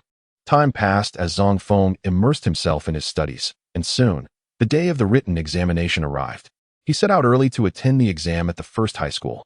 Upon arriving at the examination hall, he unexpectedly encountered another traveler he had met on a few occasions. Zang Feng, what are you doing here? Upon hearing this voice, Zang Feng turned around. Approaching him was a young lady with short hair, clad in a flowing blue gown. Her exquisite features and graceful demeanor exuded an air of nobility. Her sudden appearance immediately captivated the attention of several new students participating in the written examination. Me? I am, of course, here to take the exam, Zang Feng replied, casting a glance at the young lady. He recalled her circumstances. Her name was Tao Yan. She was one of the travelers who had arrived 10 days prior. claiming to have been a young lady of considerable stature before her journey. This was evident from her comportment. Among that group of travelers, only she and Zang Feng possessed the aptitude to become beast tamers. However, Tao Yin was notably different from Zang Feng, as her cultivation aptitude was exceptionally high. The Beast Taming Bureau held her in great esteem. They even arranged for her to participate in the written exam for entry into the esteemed beast taming class, without her needing to say much. It was likely that, upon her future college entrance exams, she would continue to receive recommendations from local official institutions to prestigious academies. Such was the advantage of possessing high aptitude. Zang Feng, with his lackluster abilities, could not compare. Fortunately, Zang Feng had an advantage of his own. This enabled him to bridge the gap. Yet, Tao Yin remained unaware of his hidden prowess. After hearing Zang Feng claim to be taking the exam as well, she felt a wave of suspicion wash over her, struggling to comprehend the situation. After all, she was well aware of Zang Feng's aptitude, which was worlds apart from her own. How could someone with such limited cultivation potential, coupled with being a traveler devoid of wealth, power, or connections, possibly participate in the written exam for this prestigious institution? Tao Yin found it utterly perplexing. She even entertained the notion that Zang Feng might have snuck in. Thus, she could not help but voice her doubts. Participating in an exam? This is a prestigious institution, and your qualifications are not sufficient for entry without institutional support. Her tone was imbued with skepticism and condescension, prompting Zang Feng to furrow his brow, feeling a tinge of displeasure. Consequently, he responded to Tao Yin without any pretense, saying, "It's unusual to see such surprise." With that, he turned and sat down. Tao Yin, upon hearing this, felt a flicker of irritation. Before her journey, she had been a pampered heiress, always surrounded by admirers. After her arrival in this world, her exceptional aptitude garnered her considerable attention, and few dared to express dissatisfaction towards her. How could someone with such poor qualifications dare to show her disdain? It was no wonder the prideful Tao Yin felt incensed. Nevertheless, her upbringing kept her in check. She chose not to say anything further. Instead, she shot Zang Feng an annoyed glare before finding a seat of her own, waiting for the proctor to distribute the examination papers. In her eyes, if Zang Feng had indeed managed to gain entry through some underhanded means, it would ultimately prove futile, as the proctor would surely expel him. She had no need to entangle herself with such a person. However, what surprised Tao Yin was that when the invigilator arrived, he said nothing and simply began distributing the exam papers. This indicated that Zang Feng had indeed entered this prestigious school through legitimate means to participate in the transfer student examination. How did he manage that? Tao Yin furrowed her brow, unable to comprehend, but she quickly regained her composure. After all, it was a fact that Zang Feng possessed woefully inadequate qualifications. Even if he had the opportunity to enter the first high school, what difference would it make? With his meager abilities, he would only fall further behind in the elite class. He was not on the same path as her, and there was no need to dwell on such minor characters. Shaking her head, Tao Yin focused on her exam. Meanwhile, Zang Feng was diligently answering the questions. Question 1. What category does the treasure chest monster belong to? A. Raptor. B. Beast. C. Aberrant. D. Metal. Question 2. What are the normal evolution conditions of the arrow feather raven? Question 3. What is the origin of the name of the candle dragon region? The questions on the exam were not particularly difficult, but they did test the student's knowledge base. Fortunately, Zang Feng had studied quite a bit over the past few days, and many of the key points he had highlighted in Mulan's books happened to appear on the exam. Thus, he was able to manage. After he wrote fervently for a while, the written exam finally concluded, and he let out a long breath, quickly leaving the examination hall. The scores would be sent via text message later. Now, Zang Feng wanted to take advantage of the remaining time to find a rental apartment and resolve his housing issue. Staying in a hotel was not a viable long-term solution. As he searched for a rental, Tao Yin soon returned to her residence. At that moment, the school also sent out the score notification. With a perfect score of 150, she had achieved 87 points. This score was quite satisfactory for her. After all, Tao Yin was merely a traveler, and to attain this score after just over 10 days of study was commendable in her view. Pleased with herself, she glanced at her score and suddenly recalled Zang Feng, whom she had encountered in the exam hall. Surely, he could not have scored well.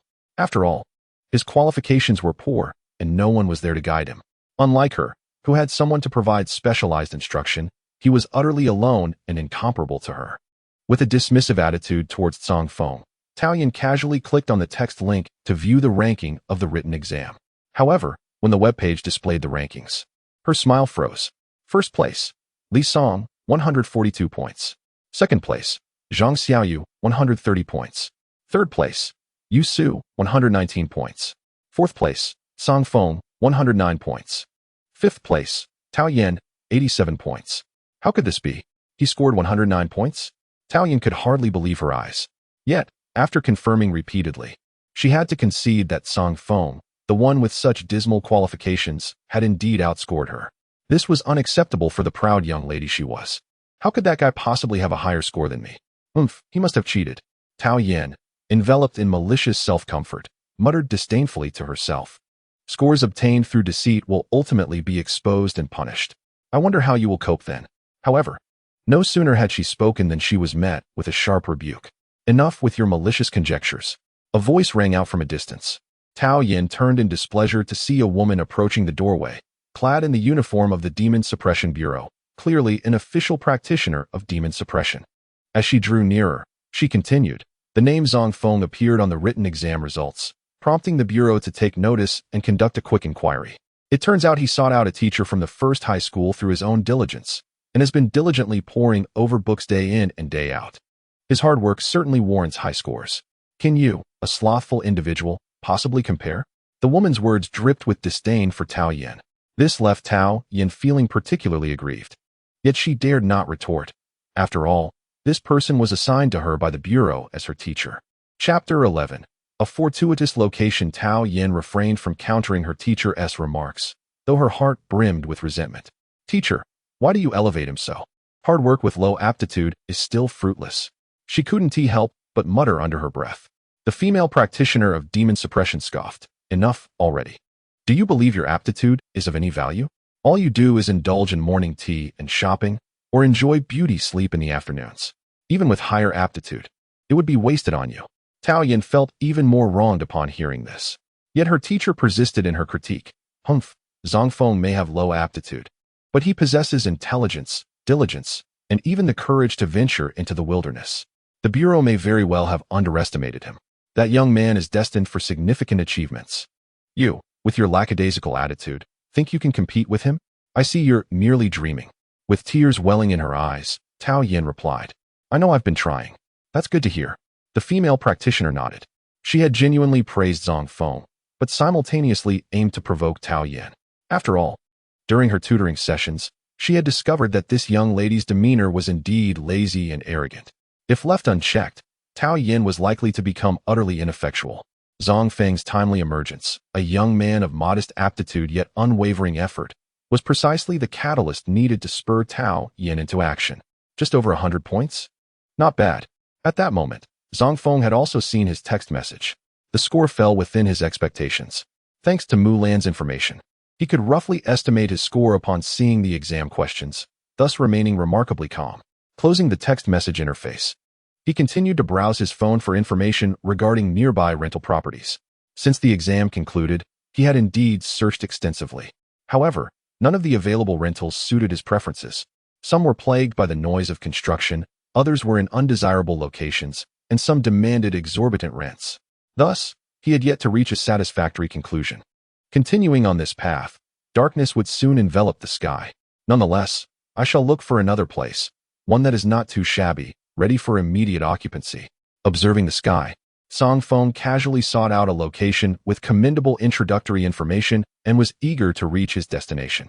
At that moment, his phone suddenly lit up with an incoming call. It was Mulan. He had requested her phone number last time. What could her reason for calling be now? Inquiring about exam results? That seemed unlikely. As a teacher at the first high school, she could easily verify that.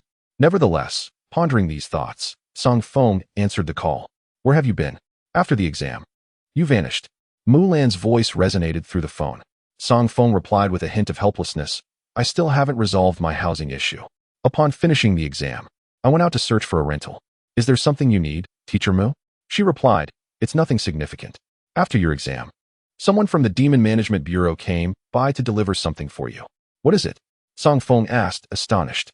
Mulan continued, Yunling Oral Solution. A quality product. It seems they wish to invest in you. Oh, invest in me?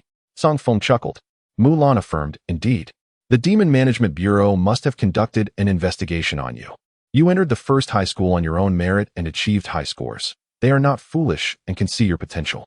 Even if you do not become a formidable demon master in the future, you are likely to excel in other fields and become someone of significance. Establishing a good relationship with you through investment would not be a loss for them. Moreover, this oral solution costs only a few thousand. To the Bureau, it is a trifling amount. If their predictions are wrong, they will not care. However, should they gamble correctly, when you become renowned, the benefits you could return to the Bureau would be immeasurable. Furthermore, as you continue to perform well, they will undoubtedly increase their investment and continue to provide you with various benefits. This ultimately depends on your own abilities. Mulan was well acquainted with these subtle strategies, and she shared her analysis with Zang Feng. The latter nodded, I understand. There is no reason for me to refuse their proactive investment. This could expedite my journey toward becoming stronger. Shall I come to the school to collect it later? Upon hearing Zang Feng's words, Mulan shook her head. No need. Aren't you looking for a place to stay? I happen to know of a courtyard with rooms available for rent. Would you like to take a look? I will be heading there shortly for some errands. If you wait for me there, I can bring the items to you, saving you an extra trip. That sounds great. Zang Feng agreed with enthusiasm. Mulan then provided him with the address, which was not far from where Zang Feng was located. Following the map's navigation, he traversed through the urban greenery, and after a little over 10 minutes, he arrived at the destination. Is this the courtyard that Teacher Mu spoke of? At that moment, Zang Feng gazed upon the building ahead. It was a traditional-style courtyard, surrounded by towering walls that extended for hundreds of meters, covering a vast area. Additionally, due to its proximity to the green zone, the surroundings were adorned with tall trees and flourishing flora, creating an exceptionally pleasant environment. This ancient residence, nestled within the bustling city, is often inhabited by individuals of significant stature and influence. Even if it were available for rent, the cost would be exorbitant. Could this place truly be within my means? How generous of Teacher Mu to consider me worthy. Gazing at the imposing 2-meter-high door, Zang Feng found himself at a loss for words, his desire to knock dissipating. However, just as he was about to divert his gaze, a sudden notification appeared before him, altering his perspective. Notification. This residence harbors anomalies. Notification. Its unique location seems to enhance the cultivation speed of demon tamers. Notification. Upon closer inspection, this residence intriguingly converges peculiar energies that accelerate demon transformation. Accelerated cultivation? Accelerated transformation? Goodness. This is indeed a fabled land of fortune. The 3 notifications left Zang Feng astounded. To reside in such a place long-term? Truly, Turtle was right to recommend it. I must inquire about the rent. No matter the cost, I must find a way to reside here. The accelerated cultivation is of little concern. After all, my innate abilities are too low for it to make a significant impact. However, the accelerated transformation is a different matter altogether.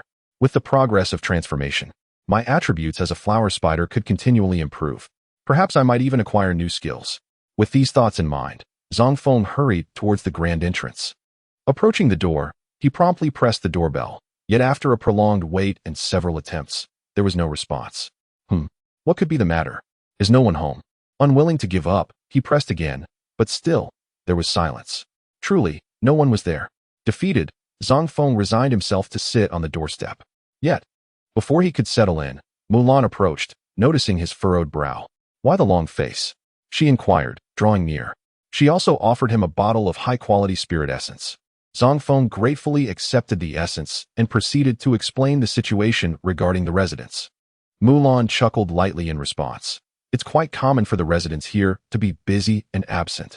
What should I do then? By the way, since you know about this place, do you have the landlord's contact information? He pressed, having stowed the potion. Mulan shook her head. No, but it's not necessary. Not necessary? What do you mean? Could it be that you are the landlord? Zang Feng asked, suppressing his excitement as he probed. Mulan smiled and nodded. Indeed. In that case, considering our teacher-student relationship, could you possibly offer me a discount on the rent? Zang Feng boldly suggested. Mulan appeared unperturbed by the request. The rent is inconsequential. I wouldn't mind waiving it entirely. However, the residence is a bit disorganized, and since the other tenants are quite busy, if I exempt you from rent, you must take responsibility for the cleaning. No problem. Zang Feng nodded eagerly. Maintaining cleanliness is merely a small task. Although the estate is quite spacious, the tenants do not linger here all day, so it remains relatively tidy. Cleaning it up should take merely 10 to 20 minutes, thus allowing for rent-free living, a remarkable gain. After all, truly residing here would necessitate a monthly rent that starts in the thousands, if not tens of thousands. Moreover, this place is indeed a treasure trove, capable of accelerating cultivation and enhancing the transformation of monsters. Chapter 12. Enemies crossing paths. The prospect of living rent-free made Zang Feng feel fortunate. Mulan seemed to perceive his thoughts, a subtle smile gracing her lips, hinting at her amusement. Yet, she chose not to elaborate further. She swiftly opened the door and led Zang Feng inside, revealing the layout of the estate. Within the courtyard, a lotus pond and a water corridor, accompanied by an ancient-style pavilion, presented a scene reminiscent of the grand residences of nobility depicted in historical dramas. Zang Feng pondered the substantial cost of such an estate. While he could not fathom the exact expense, he was certain that Mulan was not as simple as she appeared. After all, she had achieved mastery at a remarkably young age and possessed considerable wealth, suggesting a significant background. Moreover, her ever-present sunglasses concealed whatever secrets lay beneath. As he observed Mulan's graceful silhouette, Zang Feng's imagination began to wander, concocting various scenarios about her life. Before long, they arrived at the main hall. Upon entering, Zang Feng was rendered speechless. The brightly lit hall featured a coffee table piled high with beer cans, while the floor was strewn with an abundance of snack bags. Zang Feng glanced at Mulan, who appeared somewhat exasperated. Those rascals drink themselves senseless every Sunday, and by the next day, they rush off to work, leaving no time to tidy up, she explained. The kitchen was similarly chaotic. Fortunately, their revelry only occurred on Sundays. During the rest of the week, they were quite busy and did not create much mess. Zang Feng sighed in relief upon hearing this. He still had to study and occasionally venture out to seek opportunities for growth, leaving him little time to waste here. However, if the disorder only occurred weekly, it was manageable. His weekends remained plentiful. Overall, residing here was still a worthwhile endeavor. Cleaning once a week is acceptable, he stated without hesitation. Mulan nodded in agreement. That's good. By the way, if you decide to stay, there are several unoccupied guest rooms on either side of the inner courtyard for you to choose from. The main hall, kitchen, and other facilities are communal, and you are free to use them as you wish. The prospect of choosing his own space delighted Zang Feng as he eagerly surveyed the available rooms. At that moment, notifications began to appear before him. Notification: this east room is vacant. Notification: this room is filled with the fragrance of fine wine. It appears someone has stored exquisite liquor inside, yet has refrained from indulging. The west chamber lies vacant, seemingly resonating with the enigmatic aura of this estate. Residing in this room surely promises numerous benefits, accelerating one's personal growth. Excellent, this is it.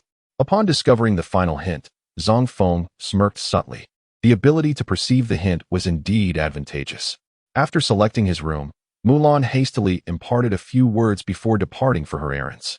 By the time Zang Feng organized his chamber, as well as the main hall and kitchen, the afternoon had already arrived. He still had an oral solution left unused. Remembering the item Mulan had brought earlier, Zang Feng retrieved the quality spirit-infused elixir and consumed it without hesitation. However, he soon sensed something amiss. The potency of the elixir surged more vigorously than ever before. His strength rapidly escalated to the 5th stage of initiation, and with a slight push, he could break through to the 6th stage. What is happening? Why is the potency so formidable? As he felt the shift in his strength, Zang Feng's eyes sparkled with excitement. Could it be that the elixirs from the Demon Suppression Bureau are more potent? No, the specifications of these elixirs are identical. The Bureau cannot possibly possess a special variant. Calmly, Zang Feng pondered. Soon, an idea struck him. Could it be that the unique characteristics of this estate amplified the elixir's effects? The likelihood of this hypothesis being true far exceeds that of the Bureau possessing a special quality spirit-infused elixir. If I am indeed correct, then the value of this room is immeasurable. Living here without rent? What a tremendous profit. As for whether my guess holds merit, a mere sip of another elixir will reveal the truth. With a newfound determination, Zang Feng set off. His funds were insufficient to purchase a quality spirit-infused elixir, but he could still afford an inferior one.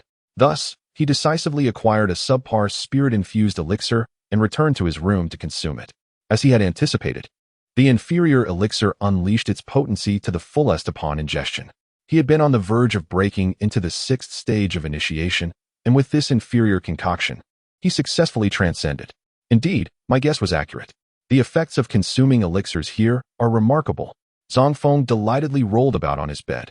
Incidentally, Teacher Mu had mentioned that next year, at the start of the new term, the school would distribute elixirs to the students. Although they would only be inferior ones, they should still suffice to enhance the flower spider. How delightful, a simultaneous upgrade for both man and pet. Thinking of the flower spider, Zang Feng released it from its confines. This estate seemed to accelerate the metamorphosis of demons. It is best to let it roam freely. Once outside, the flower spider scuttled around the courtyard, seemingly attuned to the peculiarities of this place. Zang Feng paid it no mind. As the hour grew late, and after a day of bustling activity without a meal, Zang Feng's stomach rumbled with hunger. Recalling the abundance of ingredients he had discovered in the kitchen, he turned to prepare a meal. Having grown up in the countryside, cooking came naturally to him, as he effortlessly sautéed and stirred. After enjoying a delightful meal, Zang Feng perused the books given to him by Mulan, only resting when night fell. The following day marked the official commencement of the new academic year at the North District First High School.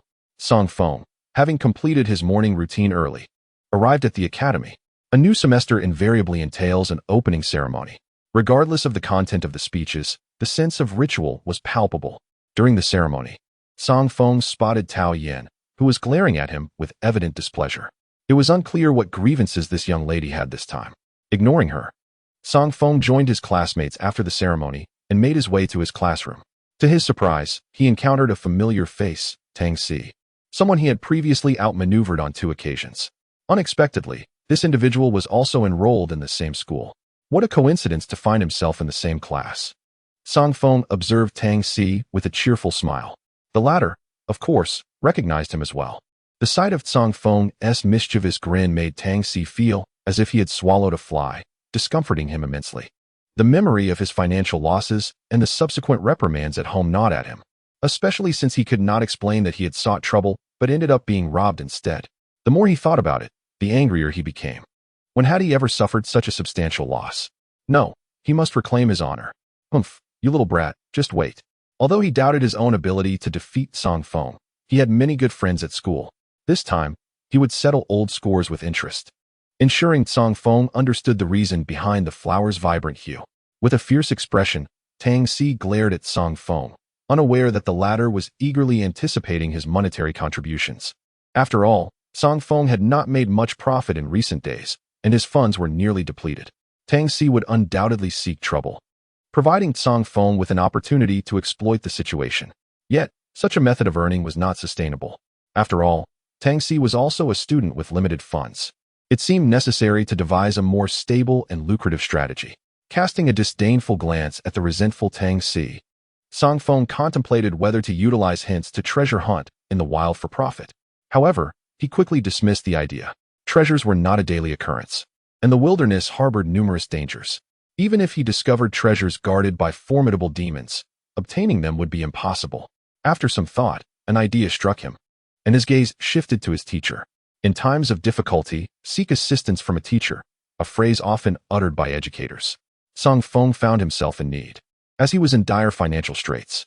Thus, approaching his teacher seemed both logical and reasonable. Moreover, given Mulan's remarkable prowess, she likely had numerous avenues for generating income. Chapter 13. The versatile Mulan. At this point, it was already the 2nd semester of the 3rd year. Most of the students in the class were already acquainted, having formed small circles during the 1st semester. They were engaged in conversations, reminiscing about the past.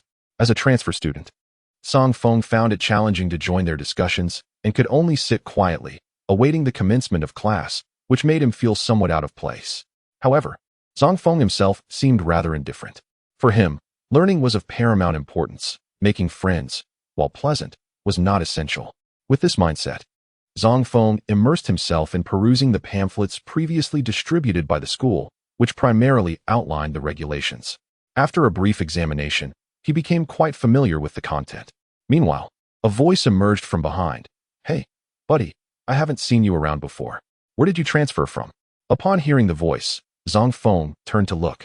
To his surprise, the once empty seat now occupied by a figure clad in a hoodie with the hood drawn up. Is this person male or female? Zang Feng scrutinized the individual with some suspicion. The person appeared quite delicate, donning a hoodie on top and a skirt below. However, their tone of voice was decidedly not that of a girl, but rather resembled that of a cheerful boy. Forgive my curiosity, but are you male or female? Zang Feng found himself unable to suppress his inquiry, struggling to discern the person's gender. After all, this individual looked quite peculiar. If they were a girl, what if they were merely a cross-dresser? It was difficult to ascertain, so he opted to ask. The other person, seemingly unbothered by the question, sighed. Why does this question keep coming up? Can't you tell from my attire? I am, of course, both male and female. Ah, indeed. Quite an eccentric character. Zang Feng mused inwardly. You still haven't answered my question. Where did you transfer from? And what is your name? I am Zang Feng, hailing from a distant place. Zang Feng. What a splendid name. Just for that, I shall designate you as my new friend, Zhenlong. Zhenlong. That name is rather unique as well. Hee. Keep it low-key. As the two conversed, it wasn't long before Mulan approached, bringing along the textbooks for the new term, as well as a substandard oral liquid supplement distributed by the school to each student. With the end of the semester leading up to the college entrance examination, Mulan expressed her hope that the students who had previously been leisurely would now adopt a greater sense of urgency and not take things lightly this term. Zang Feng found her words familiar. He remembered that the teachers at Blue Star School would often say the same. Different worlds, yet similar rhetoric. He pondered how such uniformity was achieved. Regardless, he listened attentively. During the lunch break, he sought out Mulan to inquire about any reliable avenues for making significant money. However, he was met with disappointment this time, as Mulan had potential methods, but given Zang Feng's current capabilities, he was unable to participate. Ultimately, Mulan recommended he consider part-time work, noting that classes at the first high school ended early, providing ample time for earning money. However, the wages for such work were meager, at best amounting to 300 to 500 yuan. While that might suffice for an average person, it was scarcely adequate for Zang Feng, who was accustomed to a more extravagant lifestyle. The sum of money in question was but a mere drop in the ocean for him. Never mind, he thought. He would inquire further after school, or perhaps utilize some hints to discover alternative means of earning. Shaking his head, Zang Feng decided not to dwell on it any longer. After finishing his lunch, he returned to the classroom, only to be unexpectedly approached by Zhenlang, who eagerly sought gossip. Hey, Zang Feng, I saw you having lunch with teacher Mulan. Come clean, what's your relationship? Zhenlang's face was a canvas of curiosity. Zang Feng, feeling helpless, replied. An ordinary teacher-student relationship. Ordinary teacher-student? Huh, do you expect me to believe that? Zhenlang shot him a skeptical glance. Teacher Mu is a master-level demon tamer. There are hardly any who dare to speak casually with her in this school. We students certainly wouldn't approach her lightly. Did you not notice how others behave in her class? You, of all people, shared a meal with her? You must either have connections or be gravely ill. Now spill. What is really going on? After analyzing the situation, Zhenlang persisted. Zang Feng shrugged. There's nothing special about it. Believe it or not. Teacher Mu isn't as unapproachable as you think. Cut the nonsense. She is approachable? Just wait until you hear about her heroic deeds. Zhenlang scoffed, clearly unconvinced. Seeing this, Zang Feng chose to remain silent. However, recalling his intention to explore ways to earn money, he seized Zhenlang's arm as he was about to leave. Zhenlang was taken aback. Earn money? My cousin recently started a company. They need security personnel. Are you interested? The monthly salary is 6,000, with benefits. Oh, and they also need massage therapists, with salaries exceeding 10,000. Zang Feng's expression turned skeptical. Massage therapists? Is your cousin's company legitimate? He couldn't help but ask. Zhenlang pounded his chest confidently. Not exactly legitimate. But you have to be assertive. This guy was clearly eccentric. Zang Feng was left speechless, but Zhenlang continued. By the way, if you know how to concoct potions, my cousin would be very welcoming. Potion makers earn even more. You'd only work 1 or 2 days a week, raking in over 10,000 a week. That could easily total hundreds of thousands a month. Unfortunately, he added, but potion making is difficult. It requires a long learning period and personal aptitude, making it quite challenging to succeed. Potion making? Zang Feng's eyes sparkled. This was something he hadn't considered in depth before. However, it could be worth attempting to learn. After all, mastering potion making would not only provide a steady income, but also accelerate his personal growth. The question was, who could he learn from? With no clear direction, he decided to seek out Mulan. When in doubt, turning to Mulan was always a wise choice. Even if she couldn't teach him herself, she might know of a skilled potion maker who could guide him. He placed his hopes on the ever-resourceful teacher Mulan. Having formulated a plan, Zang Feng resolved to approach Mulan for an inquiry immediately after the afternoon class. However, he arrived at an inconvenient moment. As Mulan was currently engaged in a meeting, it was evident that she was quite occupied with the onset of the new semester. Uncertain of when her meeting would conclude, Zang Feng found himself with no option but to wait. To his surprise, while biding his time, his gaze inadvertently fell upon the school gate, where he noticed a notification. Hint: there are several students lingering there. Hint: upon closer inspection, it appears that Tang Si is orchestrating something with others. Hint: if you venture out unprepared, they will surely corner you and leave you bruised and battered. To his astonishment, it was Tang Si. Zang Feng deduced that retribution was imminent, though he had not anticipated such swiftness. Fortunately, he had received the warning, otherwise, he might have been caught off guard and subjected to a beating.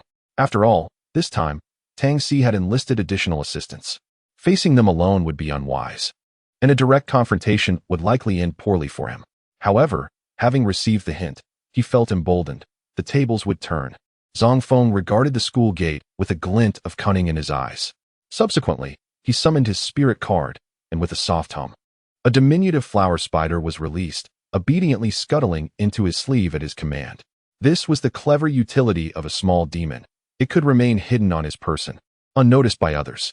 With everything in place, Zang Feng rose and made his way outside, intending to await Teacher Mu while simultaneously addressing this band of fools.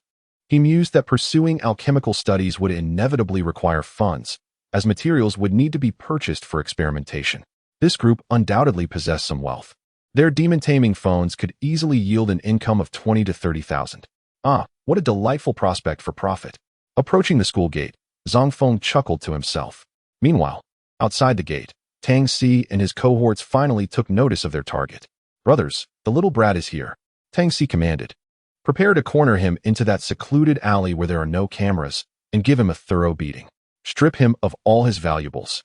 He glared at Zang Feng, a malicious grin on his face, while the others echoed his sentiments with wicked smiles. For these ruffians, bullying others was a source of great enjoyment.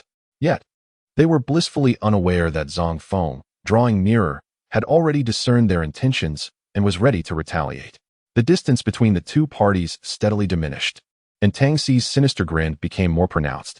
Zang Feng squinted, appearing harmless, while in truth, he was a high-level hunter, prepared to engage with his prey. Tang Si was about to find himself in dire straits. Chapter 14. 5 mobile phones in the city. Demons may be summoned, but combat is prohibited within the urban environment. To engage in battle, one must seek designated combat arenas. This is a regulation established for the safety of the city. All demon tamers must adhere to the regulations. Should one disregard these rules and unleash demons to engage in combat, the Demon Taming Bureau will promptly pay them a visit. At that point, being confined in a small, dark room would be the least of their worries. In severe cases, one might even be rendered incapable of retaining their demons. It is precisely these regulations that deter the demon tamers within the city from acting recklessly and without restraint. However, this is merely the surface of the matter. The city of Shumin is vast, and certain areas lack surveillance, making it impossible for the Bureau to monitor every activity, thus allowing wrongdoing to frequently occur. For instance, the last incident where Zang Feng assaulted Tang Si took place in an area devoid of monitoring. Now, as Tang Si seeks revenge on Zang Feng, he too intends to lure him to a location without surveillance to settle the score. After all, even without the aid of demons, bullying cannot be overtly displayed. Moreover, given their proximity to a school, Tang Si and his companions are reluctant to risk disciplinary action from the institution. Considering all these factors, when Tang Si spotted Zang Feng emerging, he called for his companions to surround him. "Kid, you better come with us."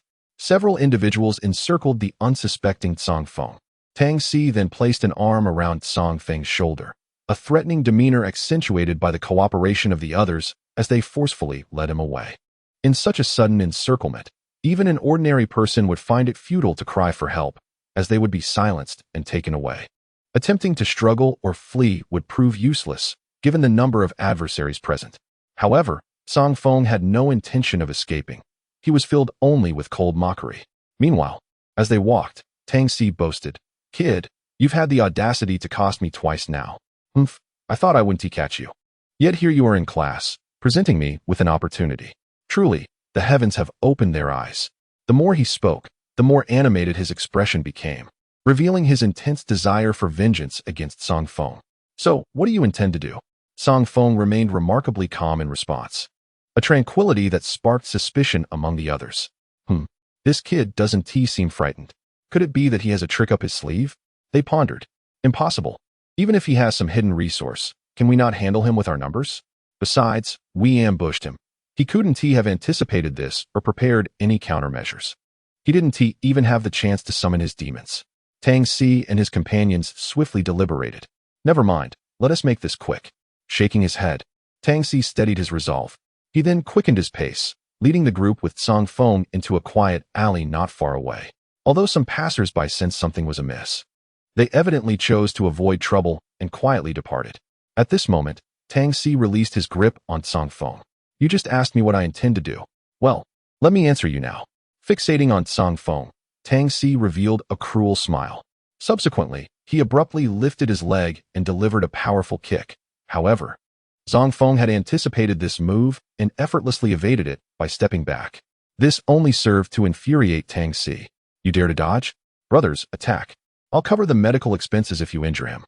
As soon as these words escaped his lips, the others eagerly prepared for a fight. "Hey kid, although we have no grievances against you, since fourth brother wants to teach you a lesson, there's no escaping it. You must have the audacity of a bear and the courage of a leopard to provoke fourth brother's ire. Hence, you deserve this misfortune. All right, everyone, enough chatter. Let's give him a beating and see if he possesses anything of value to sell for a bit of fun." Right. I even have an appointment with my junior sister." The group exchanged banter, convinced they had Zang Feng at their mercy, and launched a rapid assault. Yet, Zang Feng remained utterly unfazed. "A bunch of rabble," he scoffed, raising his hand. "Flower spider, nightmarish domain," with a resonating hum accompanying his words. A gray energy field swiftly expanded from the center of his arm. Those charging at Zang Feng were caught in its grip, experiencing horrifying illusions that left their faces pale, their bodies trembling in terror. Some even collapsed to the ground, clearly having lost control of their bladders. After all, the nightmarish domain skill forced its targets to confront their most profound fears. It was no surprise that some were so frightened they could not hold it in. However, Tang Si was clever. Upon witnessing Zhang Feng's movements and the familiar gray energy, he quickly deduced the situation and retreated frantically. Thus, he was unaffected by the nightmarish domain. Yet, seeing his once boisterous companions now wailing in despair caused him alarm. "Did you hide the demon on you? How could this be so coincidental?" "No. You anticipated that I would ambush you?" he questioned Zang Feng in a panicked retreat. At the same time, Tang Si attempted to summon the demon, but releasing it with a soul card required time, a luxury Zang Feng did not afford him.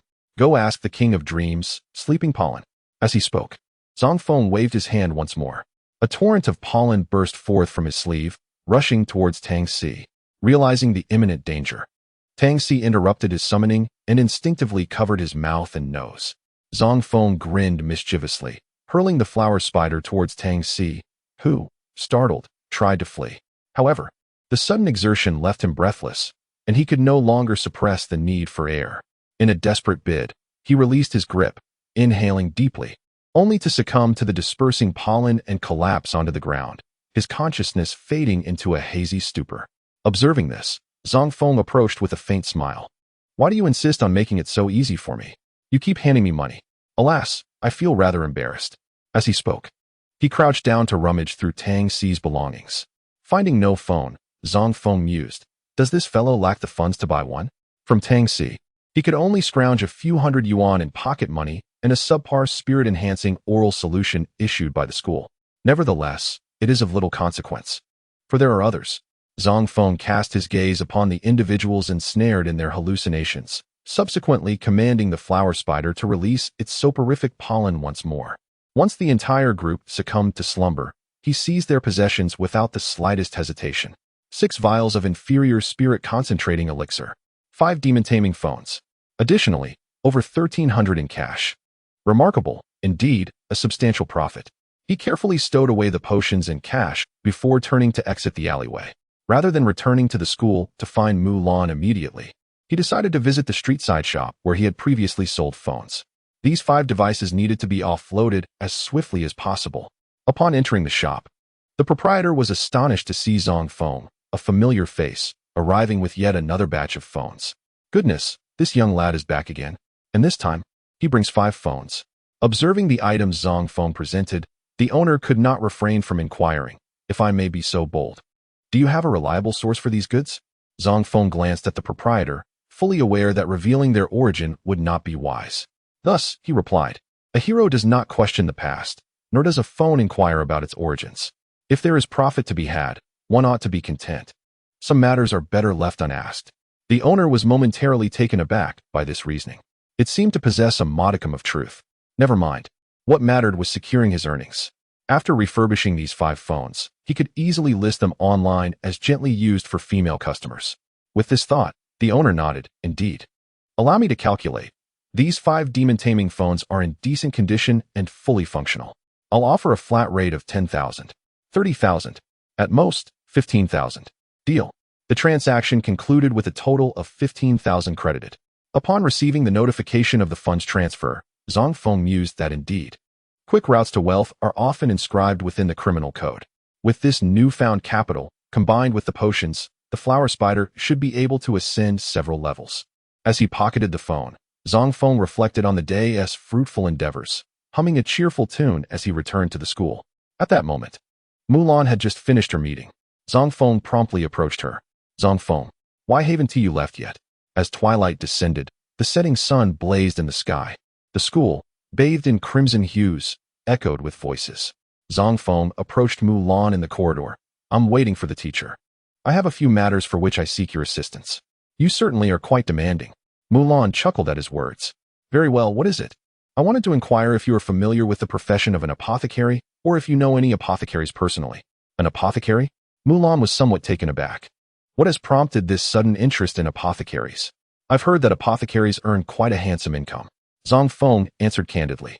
He continued, moreover, becoming an apothecary and crafting your own potions should facilitate more rapid advancement. That is indeed a valid point, Mulan acknowledged with a nod. Do you still aspire to become a pharmacist? This path is not an easy one. Pharmacists place a greater emphasis on innate talent than spirit tamers do, and not everyone is suited for it. Moreover, there is a significant amount of knowledge to acquire, and considering what you are already learning, do you truly believe you can manage it all? Are you certain you don't want to take a moment to reconsider? The words of Mulan carried a tone of gentle counsel. After all, Zang Feng's foundational knowledge was insufficient. Hastily immersing himself in a myriad of disorganized subjects could very well be counterproductive, resulting in wasted time without mastering anything. Of course, Zang Feng had contemplated this as well. Yet the advantages of becoming a pharmacist were simply too compelling. Regardless, he still wished to give it a try. I still want to learn and give it a shot. If it proves too challenging, I will willingly relinquish my pursuit, but I feel a sense of reluctance if I do not even attempt it, Zang Feng replied. Scratching the back of his head, Mulan understood his perspective. Often, the allure of new knowledge ignites a desire to explore. Failing to investigate such curiosities can lead to an unsettling restlessness that hampers one's ability to focus on other tasks. Since Zang Feng was determined to learn, she decided to let him try. If he truly possessed the innate talent for pharmacy and could achieve proficiency in a short time, it would indeed be greatly beneficial for his advancement. Conversely, if he lacked such talent, the hardships he encountered would surely compel him to refocus his efforts on other studies. Since you are resolute, so be it. After a moment of contemplation, Mulan nodded in agreement. Upon receiving her approval, Zang Feng was filled with joy. Mulan then continued, I have some knowledge regarding pharmacists, though it is not extensive. While I am acquainted with other pharmacists, most of them operate elsewhere, and I cannot introduce you to them. How about this? Follow me. After a brief pause, Mulan made her way to her office, and Zang Feng promptly followed. Once inside, she began rummaging through drawers and cabinets, eventually uncovering a dusty box beneath the table. Inside this box lay an assortment of peculiar books, and Mulan extracted a notebook, handing it to Zang Feng. Teacher, what is this notebook? He inquired. It contains my notes from when I was a pharmacist. She replied. Wait, are you saying that you were actually a pharmacist? Zang Feng exclaimed in astonishment, immediately pressing further. Teacher Mu, are you indeed a pharmacist? To some extent, Mulan acknowledged with a nod. However, she added, my research is not profound. I can only produce elemental elixirs of moderate quality at best. My capabilities render these concoctions of little use to me, which is why I have not engaged in pharmacy for quite some time. Not profound, only, at best? Zang Feng couldn't help but mentally scoff at the understated grandeur of her words. Yet, he had to admit that Mulan was indeed impressive, seemingly possessing knowledge that was unparalleled. Was this the insight of a master-level spirit tamer? Truly remarkable, beyond the reach of ordinary individuals. As he marveled at her expertise, Zang Feng began to peruse the notes. The content above is extensive and detailed, encompassing the methods for crafting the essence elixir of 3 distinct grades: inferior, good, and superior. According to the notes, the production of the potion not only requires various materials, but also necessitates the support of a demon tamer's spiritual energy. This process bears semblance to the condensation of spiritual energy into soul cards. The finesse with which one wields their spiritual power will directly influence the potion's efficacy, potentially determining its success or failure. Such matters are not adequately captured in writing. They demand practical application for gradual mastery. Ultimately, this is a matter of innate talent. Those endowed with high aptitude grasp the concepts swiftly and commit fewer errors, and vice versa. The inferior grade potion, as detailed in the notes, is the most manageable, with its materials readily available in the city. The other 2 grades, however, present greater challenges, primarily due to the exorbitant cost and scarcity of their materials. In summary, it would be prudent to first attempt crafting the inferior grade. Should you succeed, relying on the production of inferior potions could yield a monthly salary exceeding 100,000. Zang Feng, captivated by the discourse, nodded in acknowledgement. I understand. Thank you, Teacher Mu. I shall take my leave now. Yes, go ahead. By the way, during the meeting, it was mentioned that there is a fugitive in the vicinity. Exercise caution, Mulan reminded him, recalling the earlier meeting, especially since Zang Feng, being a traveler from another realm, often ventured alone. It would be wise for him to remain vigilant to avoid drawing unwanted attention. Upon hearing this, Zang Feng became alert. A fugitive? Understood. He tucked his notebook away and departed swiftly. Aware of the imminent danger nearby, Zang Feng had no intention of lingering outdoors for long. He needed to return promptly. Once back, he planned to study the notes and consume the inferior essence elixirs he had previously acquired. As night fell, the darkness deepened, and Tang Si and the others had already awakened and departed. However, while walking home, Tang Si recalled the 3 instances of being outwitted by Zang Feng, which left him feeling increasingly exasperated. Yet, he found himself with no alternative. Going solo? The odds of victory were slim. Engaging in a group assault? That was futile. Past experiences had proven as much. With Zang Feng concealing the demons on his person, getting close to him was risky. Who could predict when he might unleash their powers? It seemed that the young man was in a position of invincibility, leaving Tang Si utterly incapable of confronting him. Damn it! Frustrated and morose, Tang Si could only lift his leg to kick a small stone by the roadside in an attempt to vent his anger. Yet, as the stone flew away, it struck something, producing a dull thud. A chilling voice then echoed, "Kid, are you tired of living?" The voice emanated from the direction the stone had flown, sending a shiver down Tang Si's spine, prompting him to instinctively look up.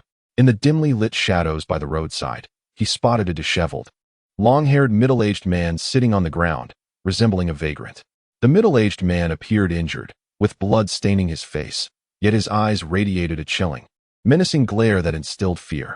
Tang Si felt a surge of trepidation, cursing his own misfortune for attracting trouble. He chose not to linger and prepared to flee, sensing that the man was far from benevolent. Not one to be foolish, Tang Si sought to dissociate himself from this stranger. However, as he attempted to escape, the man would not permit it. With a slight raise of his hand, an ominous black panther materialized, blocking Tang Si's path. Terrified, he felt his legs weaken and instinctively recoiled. The middle-aged man, unperturbed, rose unsteadily and said, "Do not be afraid, young one. I have no intention of harming you. I merely wish to propose a transaction." "A transaction?" Tang Si regarded him with suspicion. The man nodded affirmatively. "Indeed. I noticed you seem to have encountered some trouble. I can assist you, but you must also aid me in return." At the mention of assistance, Tang Si found himself calming slightly. "Help me?" How do you intend to assist? And who exactly are you? What is it that you require from me? He inquired warily. The middle-aged man responded with a disconcerting smile. No need to ask so many questions. It serves you no purpose. We shall maintain a transactional relationship. I help you. You help me. And once our business is concluded, we part ways as if we had never met. Although still hesitant, Tang Si recalled the humiliation he suffered at the hands of Zang Feng and resolutely agreed to the stranger's terms. Meanwhile, Zang Feng had returned home. Eager to assess his day's acquisitions, he laid out all his findings, including the potions provided by the school and the 7 substandard spirit essence potions he had pilfered. Together, these were equivalent to a single quality potion. He wondered how much the flower spider could enhance after consuming them all. Lost in thought, he summoned the flower spider. Following Zang Feng's instructions, the little creature greedily consumed several substandard spirit essence potions.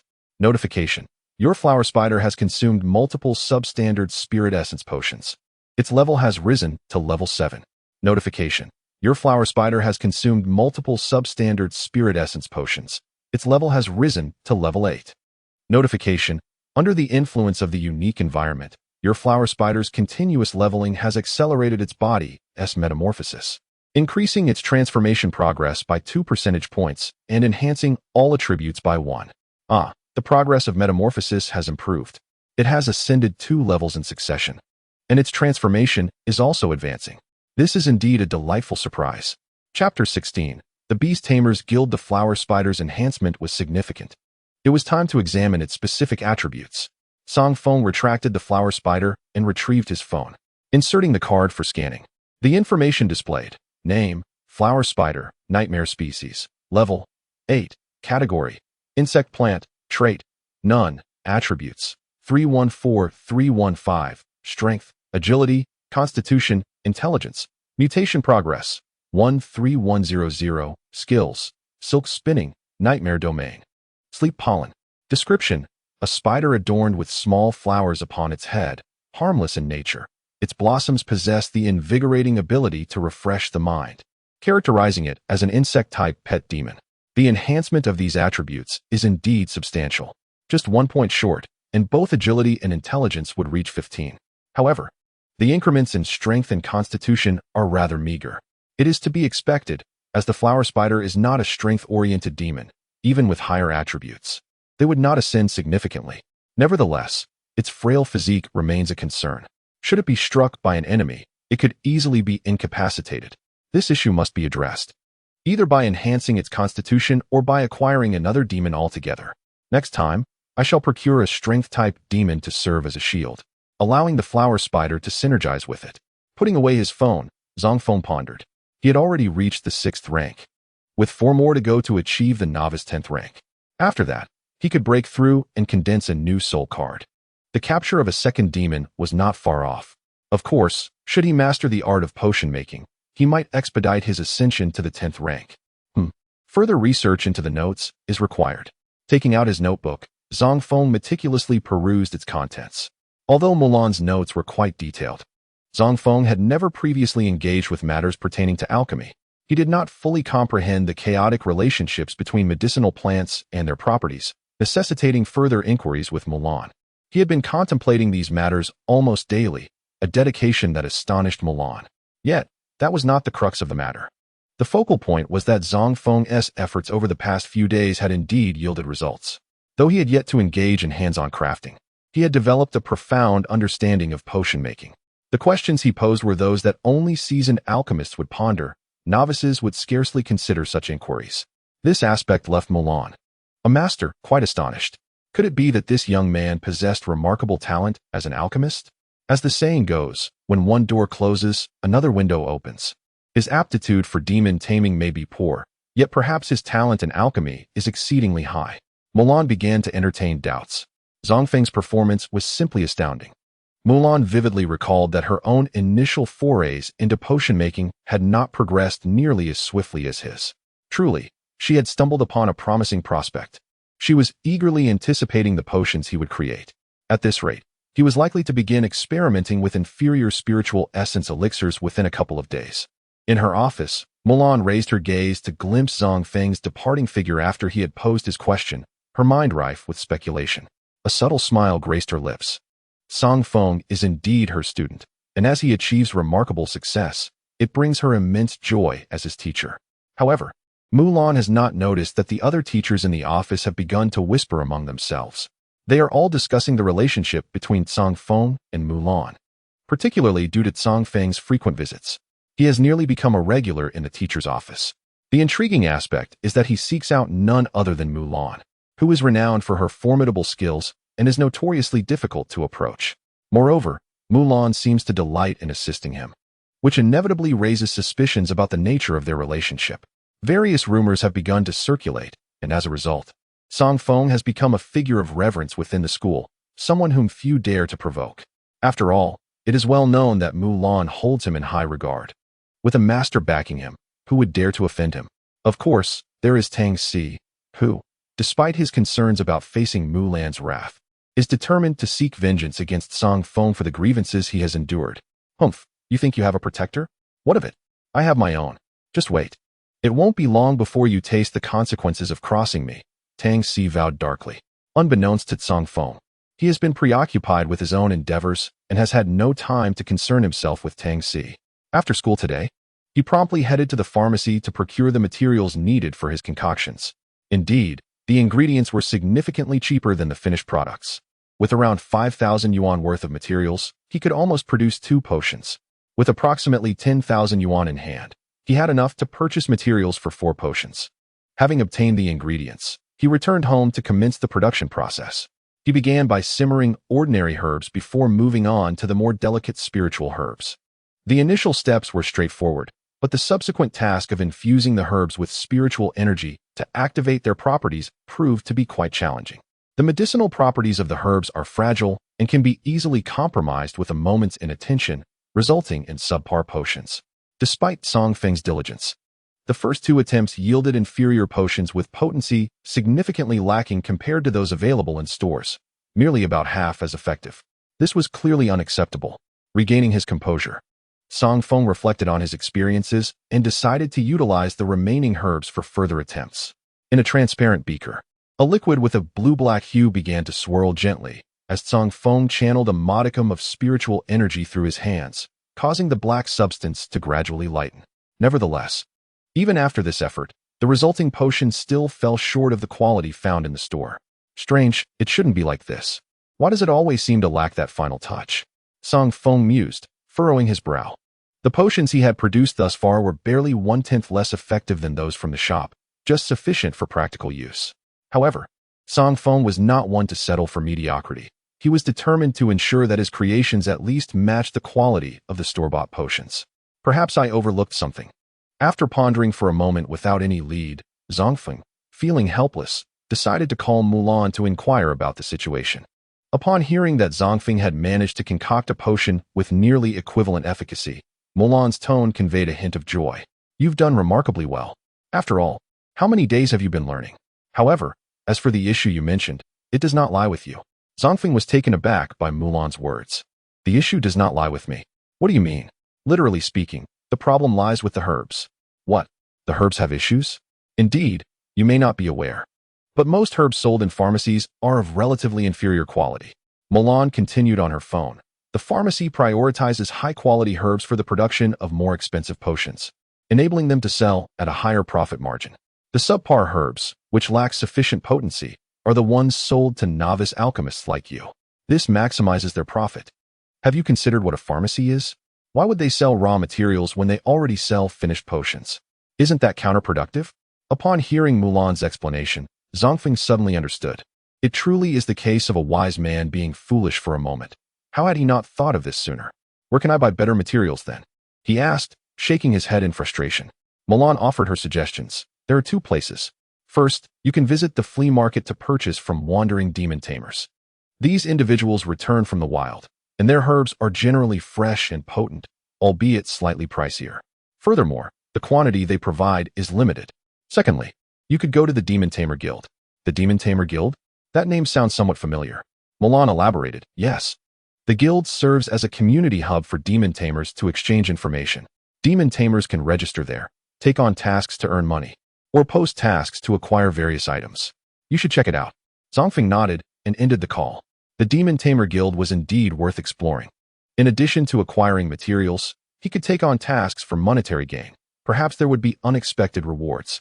Having made up his mind, Zang Feng tidied up and set off, administering the 4 potions he had created to the flower spider. Although the potency of these potions was weak, thanks to the buffs at home, the flower spider still benefited significantly and was close to leveling up again. The flower spider would soon reach level 10. It seemed that reaching level 10 would also unlock new skills. I wonder what new skill awaits this time. With a smile, Zang Feng put away the flower spider and ventured outside. Following the navigation on the map, he soon arrived at the base of the Demon Tamer Guild's grand edifice. Chapter 17. Member Evaluation. The Demon Tamer Guild is situated at the southern end of the northern district, close to the city center of Shumen. On any given day, not only the demon tamers from the northern district frequent this place, those from other districts also come here. The guild is bustling with people almost every day. The gathering of freelance demon tamers, primarily those who come to undertake tasks for monetary gain, is a commonplace sight here. Additionally, there are personal firms that assign tasks to these tamers, alongside numerous official entities employing their services. Naturally, apart from fulfilling their duties, these individuals also converge in the hall to exchange insights on demon taming. However, where there are many, conflicts often arise. In this assembly of tamers, disputes are frequent. Yet the guild prohibits physical confrontations. Those who harbor animosity must, under the threat of guild penalties, confine their disagreements to mere verbal sparring. Nonetheless, this milieu is rife with various characters, and it is prudent to avoid unnecessary trouble. After all, one can never ascertain the true nature of others. While one might escape unscathed here, who knows what might transpire outside? Heaven only knows if a slighted individual might harbor resentment and seek revenge later. Contemplating these scenarios, Zang Feng cast a glance at the arrogant, inexperienced tamers, shaking his head in disapproval. Newcomers ought to maintain a humble demeanor, otherwise, they may find themselves in dire straits without even comprehending how perilous their situation is. However, the affairs of others are of little concern to Zang Feng. After a lengthy wait, he finally approached the registration window. "Hello, I am here to register," he announced, directing his gaze toward the young woman behind the counter. "Please provide your identification," she replied. "Certainly." Zang Feng produced his ID card. The registration process at the Demon Taming Guild is rather straightforward. One must provide personal information, confirm their current rank and demon information, and then they receive a membership card. Only with this card can one post tasks or accept various jobs for remuneration. Naturally, as a membership card holder, there are distinctions in membership levels within the guild. These levels are somewhat correlated with one's rank, but predominantly depend on actual combat performance and task completion rates. Furthermore, newcomers can directly undergo a level assessment within the guild to ascertain their initial standing. Zang Feng intended to take this opportunity, recognizing the advantages of a higher membership level. For instance, reduced fees for posting tasks and lower commission rates for task completions are significant benefits. The most immediate advantage, however, is the ability to purchase items at a discount in the guild stores once one ascends to a higher membership level. The Demon Taming Guild is an expansive organization, offering a comprehensive array of goods in its shops. In the future, Zang Feng would undoubtedly need to engage in transactions, and possessing a high-level membership card would surely save him a considerable sum. Lost in thought, he received his membership card from the young woman, who had completed the registration process. With the card in hand, Zang Feng proceeded to the right side of the hall to queue for the membership level assessment. This is one aspect of the guild that is less than ideal. The abundance of people necessitates waiting for nearly every task. Fortunately, posting tasks can be done effortlessly via mobile devices. If that too required queuing, it would be unbearable. As time passed, it was finally Zang Feng's turn. The staff member at the testing site spoke. "Please present your membership card and state your demon and rank." "My demon is the flower spider, and my rank is level 8. Zang Feng replied. "Flower spider?" The staff member expressed astonishment. However, he nodded and said, "Go in."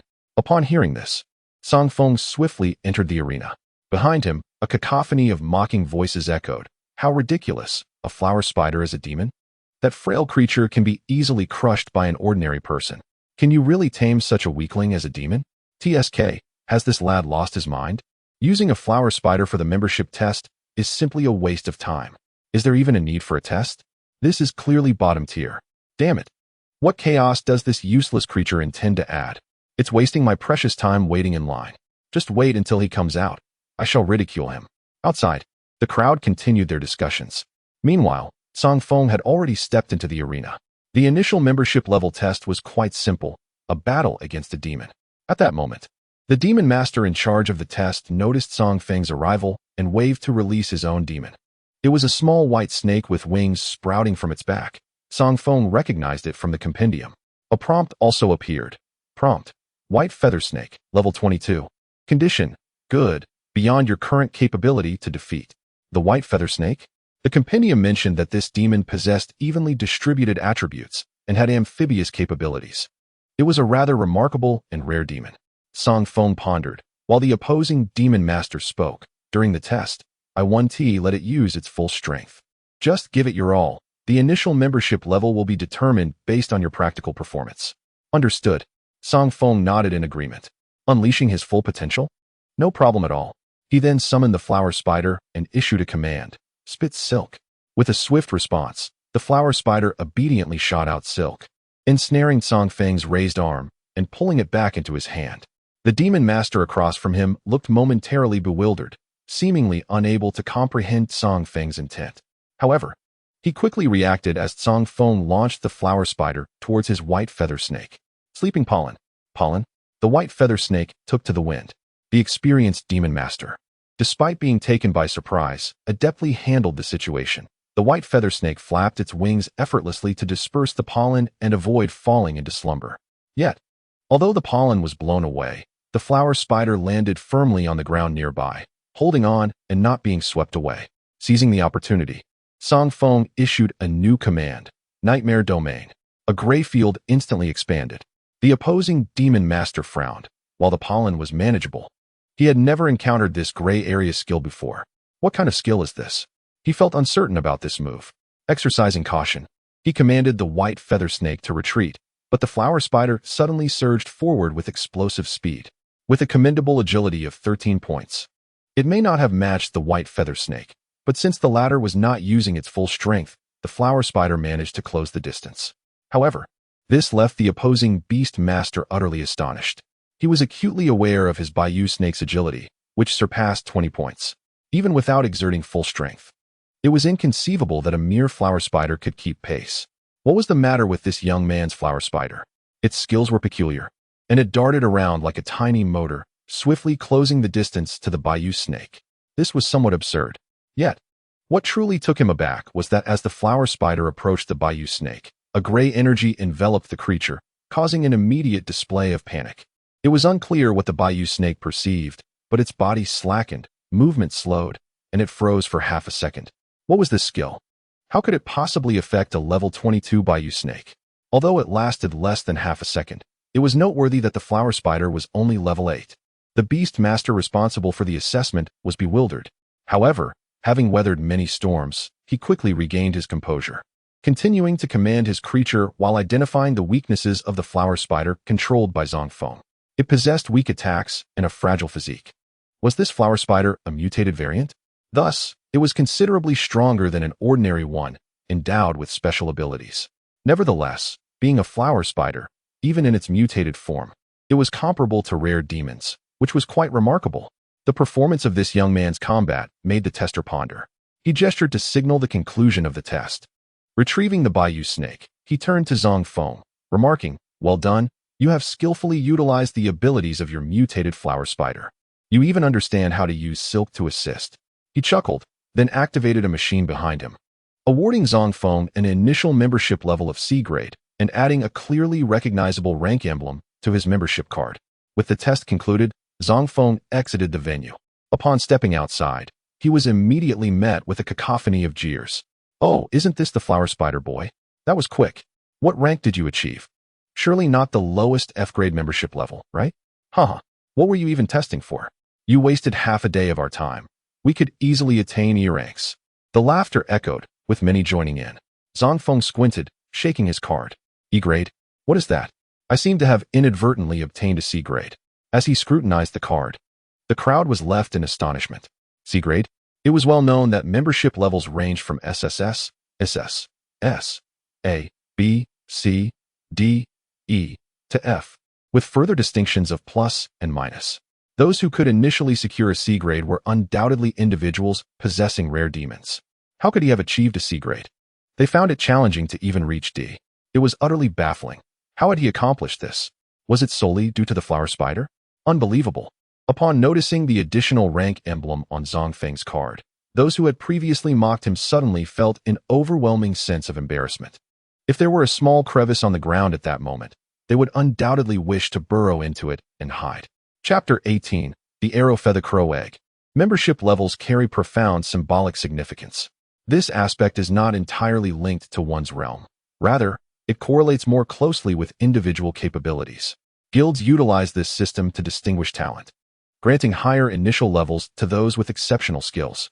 This practice allows the individual to reap greater benefits, serving as a form of investment for once capable individuals flourish.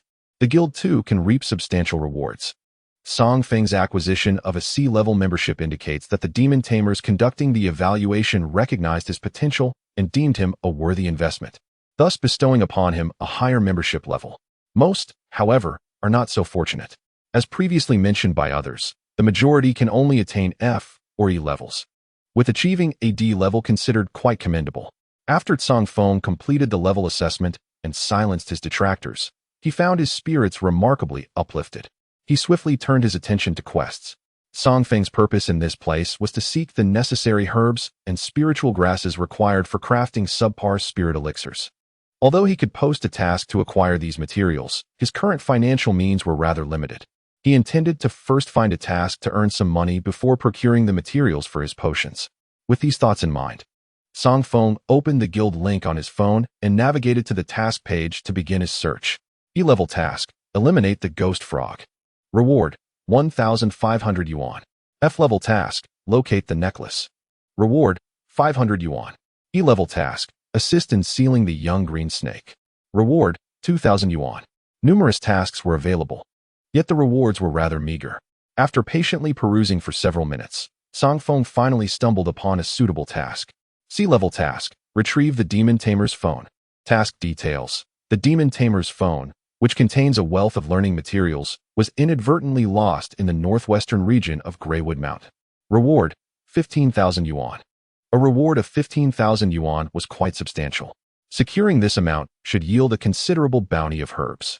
Without a moment's hesitation, Zang Feng decisively accepted the task, for it merely entailed recovering a phone. Tasks involving the retrieval of lost items were a breeze for him, thanks to his ability to see prompts with his external assistance. However, what kind of materials could be so vital? 15,000 yuan could easily procure a new phone. After accepting the task and closing his phone, Zang Feng couldn't resist speculating about the task details he had just encountered. The phrase learning materials seemed to be frequently alluded to by certain individuals, often hinting at something rather risque. Could it be those kinds of materials? The issuer of the task must have invested significantly, 15,000 to recover such items. Nevertheless, curiosity lingered in Zang Feng's mind. What sort of illicit materials could possibly hold such value? Were they perhaps limited editions? He began to entertain wild thoughts. Yet his pace remained unyielding as he hurried towards Greywood Mountain. Along the way, he routinely checked for prompts. Prompt: a spirit herb is located 10 meters ahead. Prompt: turn right after 100 meters to encounter 2 feeble demons engaged in mutual destruction. Prompt: turn left after 230 meters, where a wallet has been dropped, offering a chance for unexpected fortune. Prompt: a novice is situated 300 meters to the left. Upon entering the wilderness, the frequency of prompts increased. Zang Feng also collected numerous items along the way. However, he had yet to receive any task-related notifications. Reluctantly, he pressed deeper into the forest. Prompt: an injured foxwolf is ahead. Prompt: in approximately 20 seconds, several formidable demon tamers from the Demon Taming Bureau will pass through this area. Demon tamers from the Bureau? This notification caught Zang Feng off guard. The Bureau, an official institution, is somewhat akin to the Blue Star Police Department, primarily responsible for maintaining urban safety. They do not casually venture into the wilderness, and the fact that multiple members are present together seems amiss. Could something have transpired at Greywood Mountain recently? Zang Feng furrowed his brow but did not dwell on it. His immediate concern was to locate his phone, as the daylight was fading. With the appearance of the Bureau's personnel, he feared that lingering too long might spell trouble. Considering these factors, Zang Feng quickened his search, and the prompts before him became increasingly frequent. Finally, after half an hour, prompt. In the sky ahead, the arrow-feather crow is returning to its nest, seemingly clutching something it has collected in its beak. The arrow-feather crow? Zang Feng abruptly looked up. He spotted a pitch-black crow with crimson eyes soaring through the air, landing on a distant tree. In its beak, it grasped a square object that flickered with light, resembling a mobile phone. The arrow-feather crow, like some ordinary crows, had a penchant for collecting shiny items to bring back to its nest. Perhaps the phone had glimmered due to an incoming call, drawing the attention of the crow. Zang Feng pondered over this analysis, having previously gathered knowledge about arrow-feather crows from his guidebooks.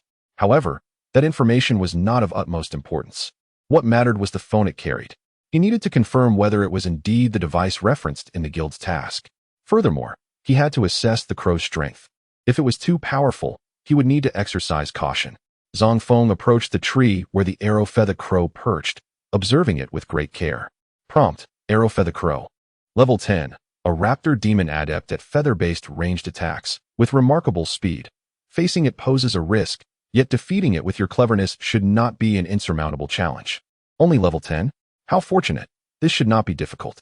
Upon reading the prompt, Zang Feng breathed a sigh of relief. Yet, he did not recklessly charge forward. The arrow-feather crow excelled in rapid long-range attacks. It could strike at the flower spider from a distance, rendering the latter's nightmarish domain ineffective. Moreover, with its wings, it could simply return the flower pollen, which would also be of no consequence. However, as previously indicated, despite the unfavorable circumstances, Zang Feng had his strategies.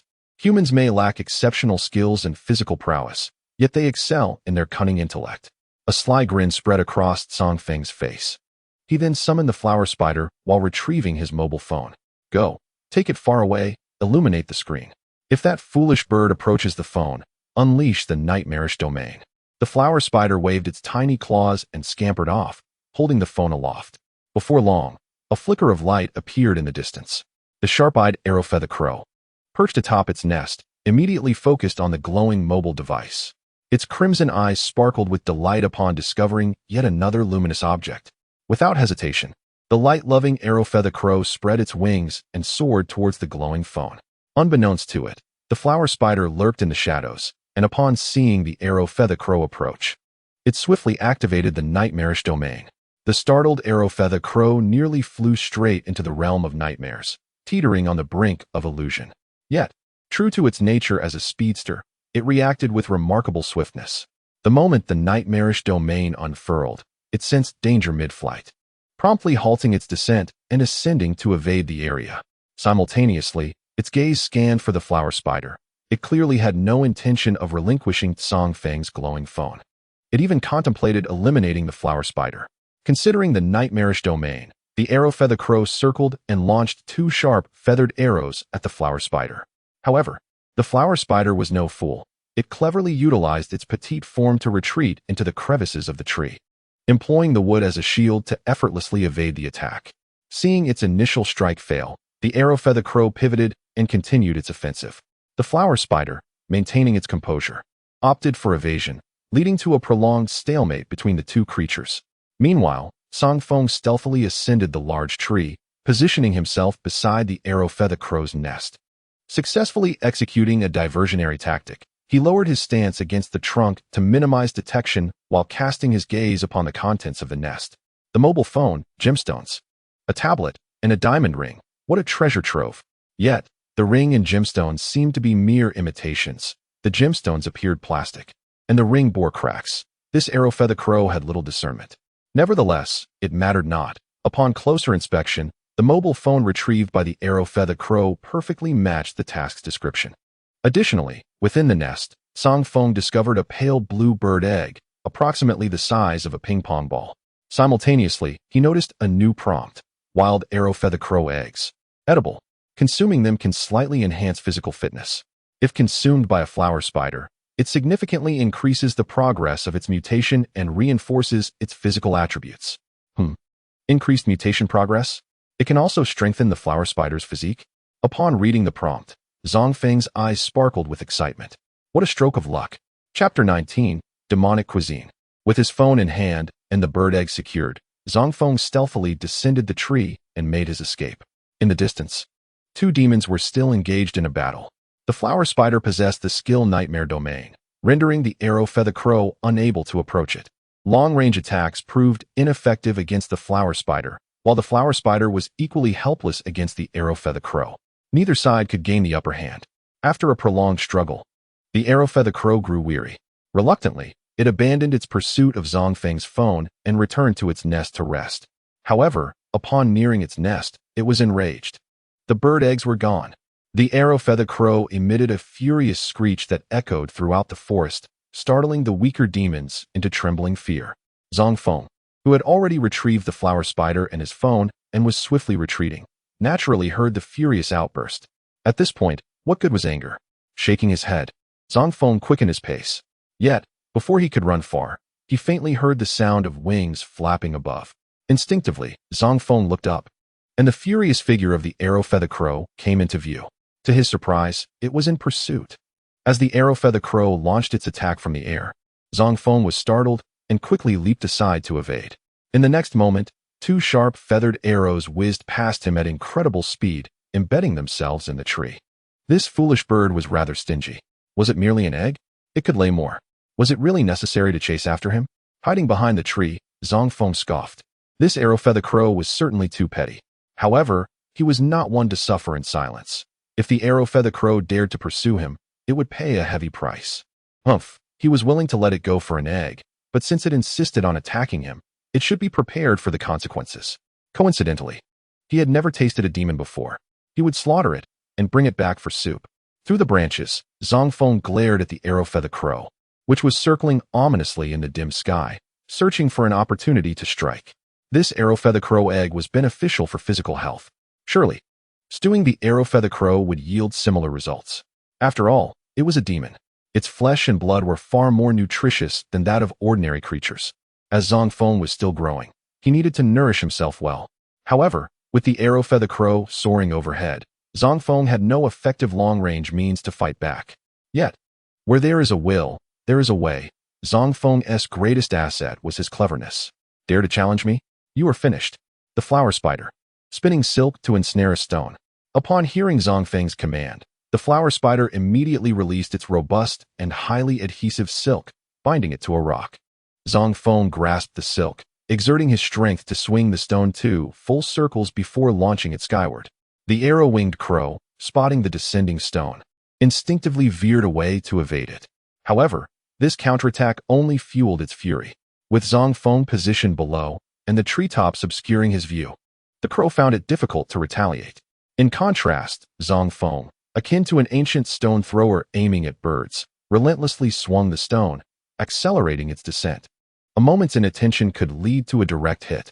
The arrow-winged crow contemplated diving down to strike, yet the presence of the flower spider deterred it. The realm of nightmares instilled a fear that kept it at bay. This predicament resulted in the once advantageous aerial dominance of the arrow-winged crow becoming a liability. Unable to approach or retaliate effectively, it was relegated to passively dodging the barrage of stones descending from above. The crow's frustration grew with each passing moment, and for an instant, it contemplated retreat. However, the thought of its stolen eggs and gathered treasures ignited a fierce unwillingness to flee, despite its advantageous position being compromised. As it continued to evade, the arrow-winged crow pondered its strategy. Below, Zang Feng persisted in his stone throwing, this time positioning the flower spider atop the rock. With a whoosh, the stone soared once more, and the crow, still without a plan, prepared to evade again. Yet, an instinctive warning of danger surged within it. What was happening? The crow was perplexed. Acting on caution, it decided against dodging the stone this time, and instead launched an arrow to strike it, aiming to shatter it and avert potential peril. However, it had overlooked a critical detail. As the arrow struck the stone, it shattered, revealing a small black shadow concealed behind it. The crow's crimson pupils constricted in realization. It was the flower spider. In that instant, the crow comprehended the looming danger. The flower spider, clinging to the stone, had been catapulted into the air. Should it evade, the spider would unleash its realm of nightmares as it passed nearby. Even if the stone were destroyed, the flower spider could easily seize the opportunity to ensnare the crow with its silk and continue its assault. Understanding dawned upon the arrow-winged crow, yet it was already too late. The flower spider, spinning silk, summoned the realm of nightmares. Zang Feng's command echoed from below, and the flower spider lunged, casting its silk to ensnare the nearby arrow-winged crow. Before it could sever the threads, the spider swiftly traversed the silk, simultaneously unleashing the realm of nightmares. A gray energy field enveloped the surroundings. This time, the arrow-winged crow had no means of escape. The silk was affixed to its body, and with the flower spider suspended above, evasion was futile. Indeed, upon encountering the nightmarish domain, the arrow-feather crow was instantly ensnared in a haze of terror, flapping about in a frenzied panic. Seizing the opportunity, the flower spider ascended onto its form, subsequently releasing a sleep-inducing pollen that enveloped the crow's visage. The crow, now succumbing to slumber, plummeted from the sky, only to be deftly caught by Zang Feng, who had been waiting below. "Is this it? Do they dare pursue me any further?" A chuckle escaped his lips as he contemplated the prospect of being well fed, gazing at the unconscious arrow-feather crow in his grasp. Its succulent form was indeed somewhat tantalizing. After securing the foolish bird, Zang Feng embarked on his journey home, only to cross paths with the personnel from the Demon Control Bureau, who were also returning to the city. They recognized Zang Feng, having known him from his 10-day stint at the Bureau, during which he had interacted with many of its members. Their expressions reflected astonishment upon witnessing Zang Feng in the wild, having successfully captured an arrow-feather crow. "You, lad, who initially tested with such poor qualifications, have indeed proven to possess considerable skill. I dare say that fellow Tao Yin cannot compare to you now," they remarked with bemusement. "Ah, too kind," Zang Feng replied with a grin, deftly inquiring about their purpose for venturing out. The Bureau personnel were forthcoming. They explained that their outing was related to the wanted criminal previously mentioned by Mulan. This fugitive had smuggled a significant amount of contraband, even capturing several rare wild demons to clandestinely transport into the city for sale. When the situation came to light, the criminal fled, injuring individuals in the process. While the Bureau relentlessly pursued him, the scattered contraband lay in the vicinity, while the wild demons had sought refuge in the Greywood Mountains. The injured fugitive, however, had concealed himself within the city. The Bureau's primary objective was to recover the lost contraband. They deemed the wild demons a minor issue, as their levels were relatively low, posing little threat even within the Greywood Mountains. Consequently, the Bureau did not exert much effort in that regard. They were also keen on gathering more clues about the fugitive. Unfortunately, while they managed to recover the goods, the trail of the wanted criminal remained elusive. "Be cautious, that fugitive is quite dangerous. Should you come across any leads, do not hesitate to contact us," they advised. Zang Feng nodded, not overly concerned. If the Bureau could not locate the fugitive, it was unlikely that a minor character like himself would encounter him easily. Nevertheless, should fate bring them together, Zang Feng felt no fear, for the hints would allow him to detect the presence of danger in advance, enabling him to prepare accordingly. Overall, he deemed the situation manageable. After bidding farewell, Zang Feng returned to the city, first visiting the guild to submit his phone. With a sum of 15,000 credited to his account, he promptly accepted a task for material acquisition, spending the money almost as swiftly as it had come. As for the arrow-feather crow, it had met its demise en route, for the city prohibited the entry of harmful wild demons, which could incite a multitude of troubles. The flower spider is relatively harmless, but the arrow-feathered crow is a different matter. Only its corpse can be brought in. Of course, it can be smuggled in discreetly, but if discovered, one is sure to face fines. Serious infractions could even lead to imprisonment. Zang Feng had no desire to invite trouble upon himself. Thus, after slaying the arrow-feathered crow and receiving a task to gather materials, he returned home and chopped the foolish bird into pieces for a stew. He added ample ginger and scallions, while minimizing the chili, to preserve its original flavor. Delicious. The fragrant aroma wafting from the pot made Zang Feng's mouth water. This demonic dish seemed exceptionally savory. Moreover, a notification appeared. Tip: the delectable arrow-feathered crow's soup, if consumed, can restore vitality, invigorate blood flow, and enhance physical prowess. If your flower spider partakes, it will surely experience a boost in constitution. Ah, truly, this is a demonic delicacy. Consuming it indeed enhances physical abilities. Chapter 20. Dreamlike Avatar. The arrow-feathered crow soup was rich and flavorful. Zang Feng indulged in 3 large bowls. The flower spider also drank until its belly was round and plump. Simultaneously, Zang Feng noticed another notification. Tip: the flower spider, having consumed the arrow-feathered crow soup, has fully absorbed the nutrients and gained an increase of 1 point in constitution. Although the increase was modest, it was better than nothing. Now, satisfied and nourished, the flower spider lay there in a deep slumber, while Zang Feng took out his books to continue his studies. Since the acquisition of materials was not expedited, he only received a message from the guild the following day, confirming that the materials had been received. Now, the production of the potion was assured. Turning off his phone, Zang Feng felt elated. He planned to collect the materials after classes. Additionally, there was the matter of employment. Initially, Zang Feng wished to learn potion making not solely for personal advancement, but also to secure a lucrative job utilizing his skills. Now that he had mastered potion making, albeit only able to produce inferior potions, he felt it was quite commendable. The question remained, where to seek employment. His gaze fell upon Jinlang. This fellow had appeared somewhat listless in recent days, often drifting off during lectures. Zang Feng had caught glimpses of him dozing off several times. However, what Jinlang had been up to at night was inconsequential. What mattered was that he had mentioned his cousin was running a company and was currently hiring potion makers. A classmate's family business should be relatively reliable, right? In any case, it was prudent to inquire about Jinlang's company first.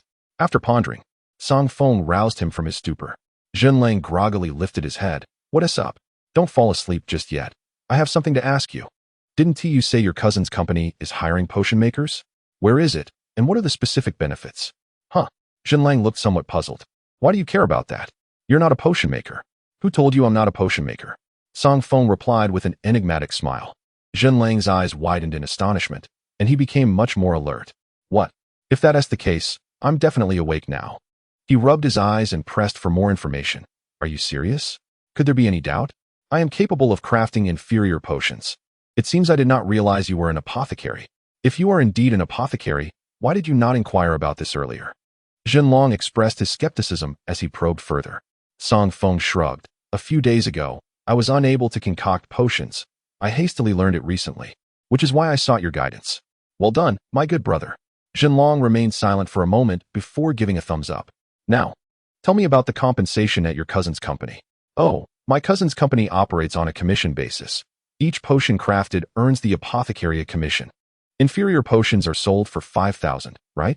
I believe they offer a commission of around 1,005 for each inferior potion. It seems one must produce 20 each week. 20 each week, amounting to 30,000 weekly? Goodness, that's nearly 100,000 a month. Being an apothecary is indeed a lucrative profession, he added, and this is merely the salary for inferior potions. If one can produce quality and superior potions, the earnings could multiply significantly, potentially yielding tens of thousands monthly. Most importantly, apothecaries enjoy flexible schedules. They only work 2 days a week and rest for 5. During those 5 days, one can pursue other endeavors, such as accepting missions from the guild. What a delightful way to earn a substantial income, he mused. And with the opportunity to enhance my skills as an apothecary, it seems I am on the right path. Zang Feng felt a stirring interest. He could not help but inquire. This sounds promising. By the way, what does your cousin's company do? Is it sufficient to hire apothecaries to produce 20 inferior potions weekly? My cousin needs to hire 3 apothecaries. Jinlang elaborated. As for my cousin's company, it specializes in training magical creatures. Some individuals lack the ability to nurture these creatures and instead place them in the institution for training, retrieving them at night. The potions are intended for clients. Jinlang continued to elaborate on the comprehensive facilities of the company, including creature training grounds, massage therapists for magical creatures, dietary specialists, and nearly all related services. Zang Feng began to grasp the nature of the company. A magical creature training institution, it certainly piqued his interest. Perhaps he could explore employment there and take advantage of the perks to nurture his flower spider. That would undoubtedly benefit the creature. All right, I have a general understanding now. Tomorrow is Saturday, please take me to see it. If I manage to secure a position, I shall treat you to a meal, Zang Feng proposed thoughtfully. Jinlang nodded in agreement. Sure. With that, he turned over and resumed his slumber. Zang Feng refrained from further disturbing him. After school, once he collected the fresh materials from the guild, Zang Feng hurried home to commence potion crafting. The materials for this potion-making session were significantly superior in quality and potency compared to those purchased at the apothecary. Zang Feng exercised utmost caution during the process to avoid inadvertently compromising the medicinal properties. As the pharmaceutical process steadily progressed, the murky potion in the beaker gradually transformed into a clear and pure elixir. A subtle fragrance began to emanate, a scent absent in previous concoctions. The disparity in the quality of the medicinal materials was striking. The ingredients sold at the apothecary were undoubtedly a pitfall. Observing the current state of the potion and reflecting on those he had previously crafted, Zang Feng could not help but silently curse the unscrupulous merchants at the pharmacy. Nevertheless, he decided to focus on the efficacy of the potion and dismiss any unpleasant memories. Zang Feng lifted the beaker and consumed the potion. As the pristine blue liquid flowed into his stomach, he could distinctly feel the potion's potency activating. The spiritual energy within him surged rapidly, a reaction far superior to that of the commercially available products. While environmental buffs contributed to this enhancement, it seemed that the potion's intrinsic power was indeed stronger than that of the apothecary's offerings. Zang Feng mused that after consuming 2 or 3 more potions, he might just achieve a breakthrough in his realm. Was the potency derived from the freshness of the materials, or was it a testament to the skill of the apothecary? As he pondered, Zang Feng realized his lack of experience rendered him unable to arrive at a conclusion. Shaking his head, he resolved to continue crafting potions. He still had enough materials to produce 5 or 6 more. By his calculations, the potions made from his 15,000 worth of ingredients surpassed the quality of the 2,000 worth of standard potions. Henceforth, he decided against purchasing potions, opting instead to gather materials and create his own. This approach proved far more economical. Zang Feng meticulously considered this while his hands remained busy. Soon enough, all the potions were complete. This time, he refrained from consuming them himself and instead offered them all to the flower spider, hoping it could attain a 10th level mastery of a new skill. The little creature did not hesitate, consuming the potions with great eagerness. Subsequently, notifications appeared. Notification: your flower spider has consumed multiple instances of your crafted subpar spirit essence potion and has reached level 9. Notification: your flower spider has consumed multiple instances of your crafted subpar spirit essence potion and has reached level 10. With the benefits of the environment and the inherent potency of Zang Feng's potions exceeding that of the pharmacies, reaching level 10 was plausible. But was this the end? What about the skills? Zang Feng was taken aback by the notifications. While he was delighted that the flower spider had achieved level 10, he felt a twinge of disappointment at its failure to learn a new skill. The creature seemed somewhat disheartened as it curled up, resembling a coal ball speckled with white dots. Seeing this, Zang Feng picked it up gently. Do not fret, there are still things left to consume. He added, let us try this bird egg. It might enhance the mutation process. Even without a skill upgrade, perhaps we can acquire a new skill through mutation. As he spoke, he retrieved the arrow feather crow egg. Yesterday, having gorged itself, the flower spider had not received the egg directly from Zang Feng, who had decided to set it aside. Upon spotting the egg, the flower spider's demeanor instantly transformed. It flipped over and eagerly fixated on the egg. Well then, eat it and see. At Zang Feng's prompting, the ravenous spider leaped onto the egg, shattering the shell. It consumed the egg's contents with great relish. Concurrently, a new notification emerged. Hint: your flower spider, under the unique conditions of this environment, has accelerated its physical transformation due to consuming the arrow feather crow egg, increasing its transformation progress by 2%, along with a 1-point enhancement in agility and constitution. Hint: your flower spider has reached a transformation progress of 15% and has comprehended the special skill, Phantom Clone. Oh, how delightful. Both agility and constitution have improved. Most importantly, it has acquired a new skill, Phantom Clone. This sounds intriguing. I wonder what its effects are. Zang Feng eagerly watched the flower spider, anticipating the skill's details. Chapter 21. A reunion with Tao Yin. Zang Feng gazed intently at the flower spider. The skill notification soon appeared. Phantom Clone creates 3 clones capable of performing various deceptive movements or skills to confuse opponents. The skill description piqued his interest. With this ability, the flower spider could synergize it with other skills. Take the sleeping pollen, for instance. When used alone, enemies could easily evade or blow away the approaching pollen. However, with clones in play, the scenario shifts dramatically. After all, the clones can simulate false skills. If both the clones and the original spider deploy skills simultaneously, it becomes exceedingly difficult for opponents to discern the true source of the genuine pollen. Such effortless control over enemies enhances the flower spider's combat capabilities significantly. Truly, a skill obtained through transformation. Next, he decided to review the current attributes. Zang Feng summoned the flower spider's information. Name, flower spider, nightmare species, level, 10 category, insect plant traits, none attributes. For 16517, strength, agility, intelligence, transformation progress, 15,100 skills, silk spinning. Nightmare domain, sleeping pollen, phantom clone description, a spider adorned with small flowers, harmless in nature. Its blossoms possess invigorating properties, making it a pet-like demon of the insect category. These attributes are commendable. Aside from its weaknesses in strength and constitution, the other two aspects rival those of combat-oriented demons. Its combat prowess is on an upward trajectory.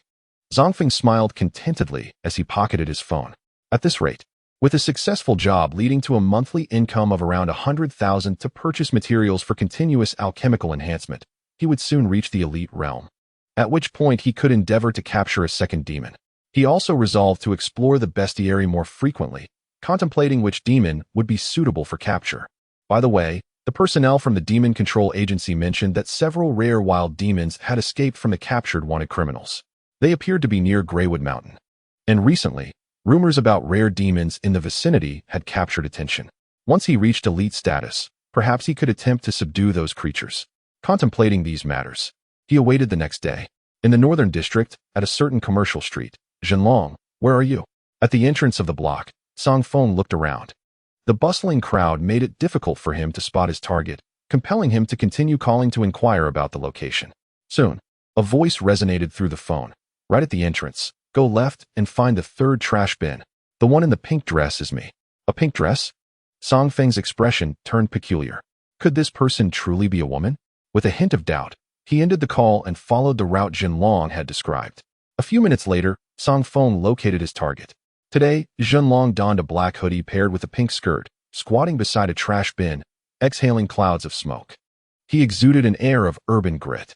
Upon seeing Zang Feng approach, he stood up and casually retrieved a cigarette box from his hoodie pocket. Care for one? Witnessing this, Zang Feng promptly dismissed his earlier suspicion regarding Zhenlong's gender. However, a sense of concern crept in. Zhenlong was a bit of a goof himself. One could only wonder about his cousin. The nature of her company was even more difficult to ascertain. Never mind, he decided, it was best to see for himself.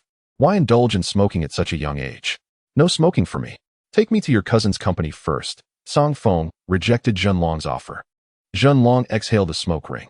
All right, follow me. Still, are you sure you won't have one? As they walked, Zhenlong continued to coax him. No, I advise you to quit too. Look at you. You've been dozing off daily and sporting dark circles under your eyes.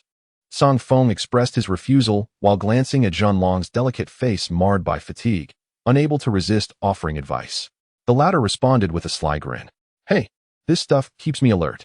Besides, my drowsiness has a reason. I recently retrieved my old phone, and I've been cramming daily with the study materials it contained.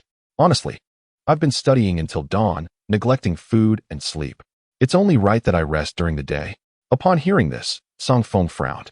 When did this guy become so studious? Moreover, an old phone? It contained study materials? It seemed eerily similar to the tasks he had been assigned. Could it be that this fellow's prior mission was actually a request he had made at the guild? And the study materials he mentioned were likely some rather questionable content. No wonder he had been feeling so lethargic lately. Perhaps he had truly overexerted himself. Contemplating, Zang Feng tentatively inquired, your mobile phone. Could it have been lost at Guimu Mountain? How did you know? Zhenlong paused for a moment before nodding. I was out having some fun and inadvertently encountered a formidable demon that caused me to misplace my phone. Wait, were you the one who completed my task? At this instant, he realized the implication. Zang Feng helplessly nodded. Zhenlong's face lit up with excitement. Good brother, help me retrieve those rare study materials, and you shall be my sworn brother in this world. As he spoke, he lunged to embrace Zang Feng, who swiftly evaded. Get off, get off. As they walked and bantered, Zhenlong soon led Zang Feng to the company run by his cousin. The establishment was also near the city center, and intriguingly, it bore the peculiar name of the Irregular Demon Training Company. Upon seeing such an odd designation, Zang Feng finally comprehended why Zhenlong had confidently asserted that the company was indeed unconventional. Your cousin's company name is quite distinctive. Great minds think alike, I agree. Come, let me take you to meet my cousin. Zhenlong nodded enthusiastically, dragging Zang Feng inside. Upon reaching the company's interview hall, Zang Feng noticed a considerable number of applicants vying for positions at Zhenlong's cousin's firm. Perhaps due to its recent establishment, there were numerous openings for combat trainers, massage therapists, security personnel, and even cleaning staff. The pharmacist position was particularly significant, hence Zhenlong's cousin personally overseeing it. I'll go fetch her. Please have a seat and wait here. All right, Zang Feng replied, finding a seat. As boredom set in, he began to observe the other candidates. Among them were both demon tamers and ordinary individuals. To his astonishment, he spotted a familiar face, Tao Yan. What was she doing here for an interview? He glanced at the position she was applying for, a demon combat trainer. As the name suggests, this role specifically involved training clients with their demon companions to enhance their combat skills. It was a lucrative position, as each training session was compensated.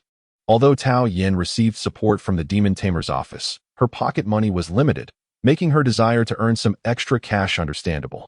After a few glances, Zang Feng turned his attention elsewhere, but little did he know that Tao Yan had noticed him and was making her way over. Her somewhat arrogant demeanor and condescending expression indicated her intent to stir trouble. Zang Feng, what brings you here for an interview? She queried. Is there a problem? Zang Feng replied coldly. Recalling her teacher's various praises for Zang Feng, alongside the disparagement she had received herself, Tao Yan felt a strong sense of dissatisfaction. She had long sought an opportunity to overshadow Zang Feng, and now, it seemed that chance had finally arrived. She squinted her eyes and scoffed. Humph, no problem. After all, your cultivation aptitude is lacking, resulting in slow progress. I doubt you've even reached the second tier of a novice yet. Someone like you is better suited to apply for a janitorial position. Other professions require actual strength. Take me, for example, a novice at the 6th tier. I can easily earn 20 to 30,000 a month as a combat trainer. Her words were laden with a sense of boasting.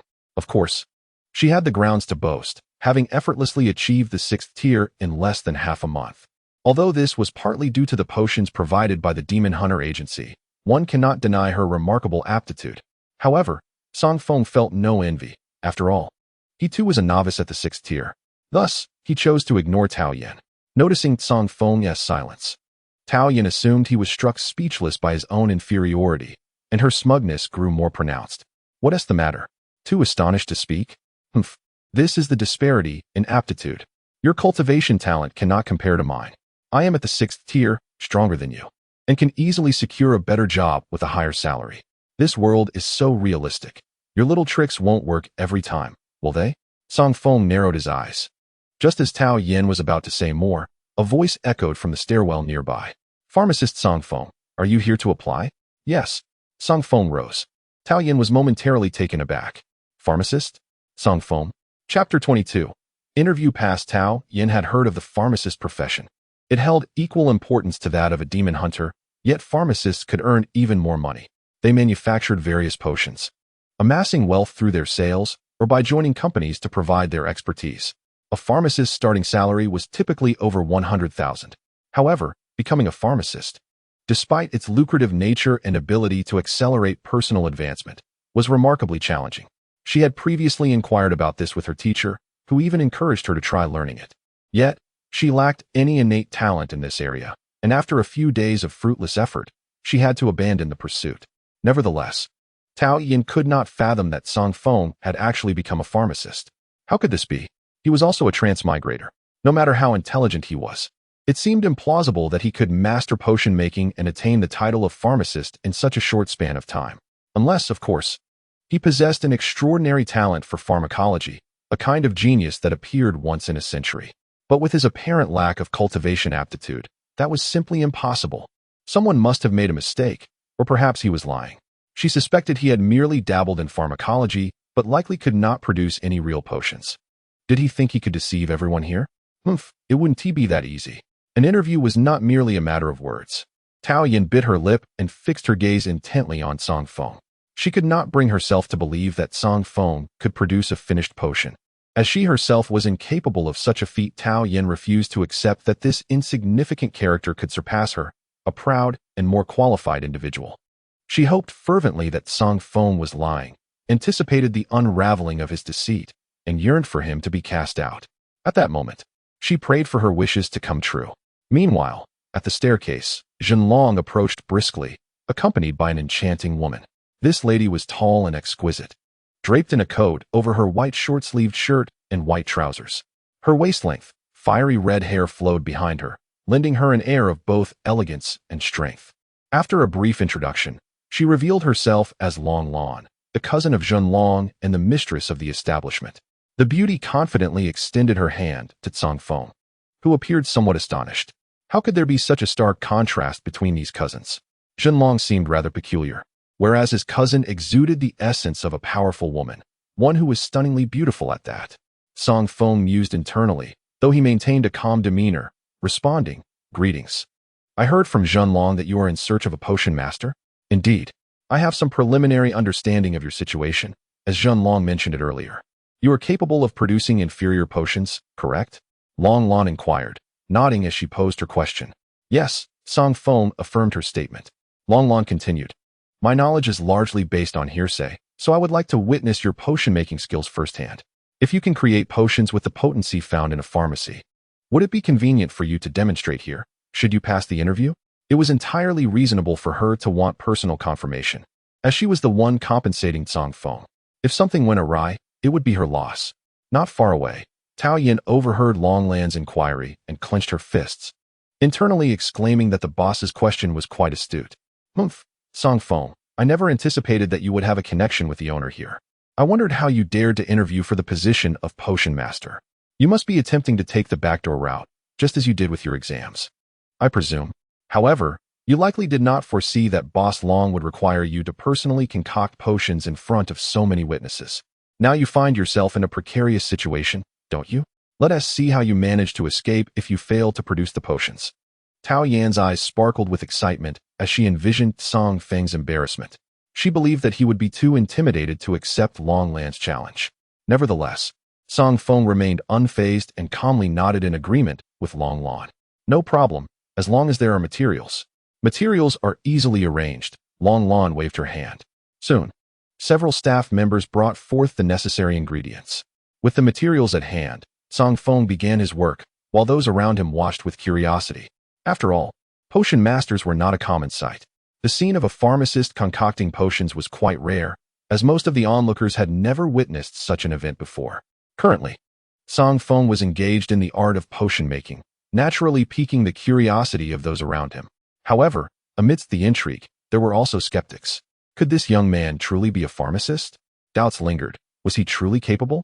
He appeared too youthful, and many believed that the current generation often indulged in bravado. Yet in reality, they were often ill-prepared for practical tasks. Indeed, potion making was a formidable challenge, even if he were a genuine pharmacist. His lack of experience could very well lead to failure. Whispers of speculation circulated among the crowd. Tao Yin felt a surge of excitement upon hearing their remarks. Their words seemed to affirm her suspicions, reinforcing her belief that Zang Feng was utterly incapable. In her eyes, with so many spectators watching, Zang Feng had no choice but to put on a facade. Surely, he would soon be exposed. She thought to herself, "I can't wait to see how he handles this." With a faint blush on her cheeks, filled with anticipation, she fixed her gaze intently on Zang Feng.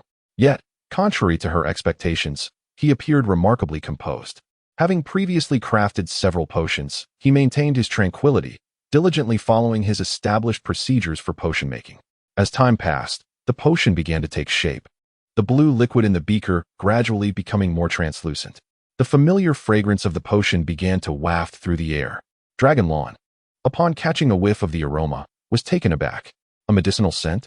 Was it possible that the potion he was creating actually possessed such a fragrance? This was a hallmark of potions of superior quality. The concoctions available in the market bore no such scent. Zang Feng's potion was exhibiting effects akin to those of the finest grade.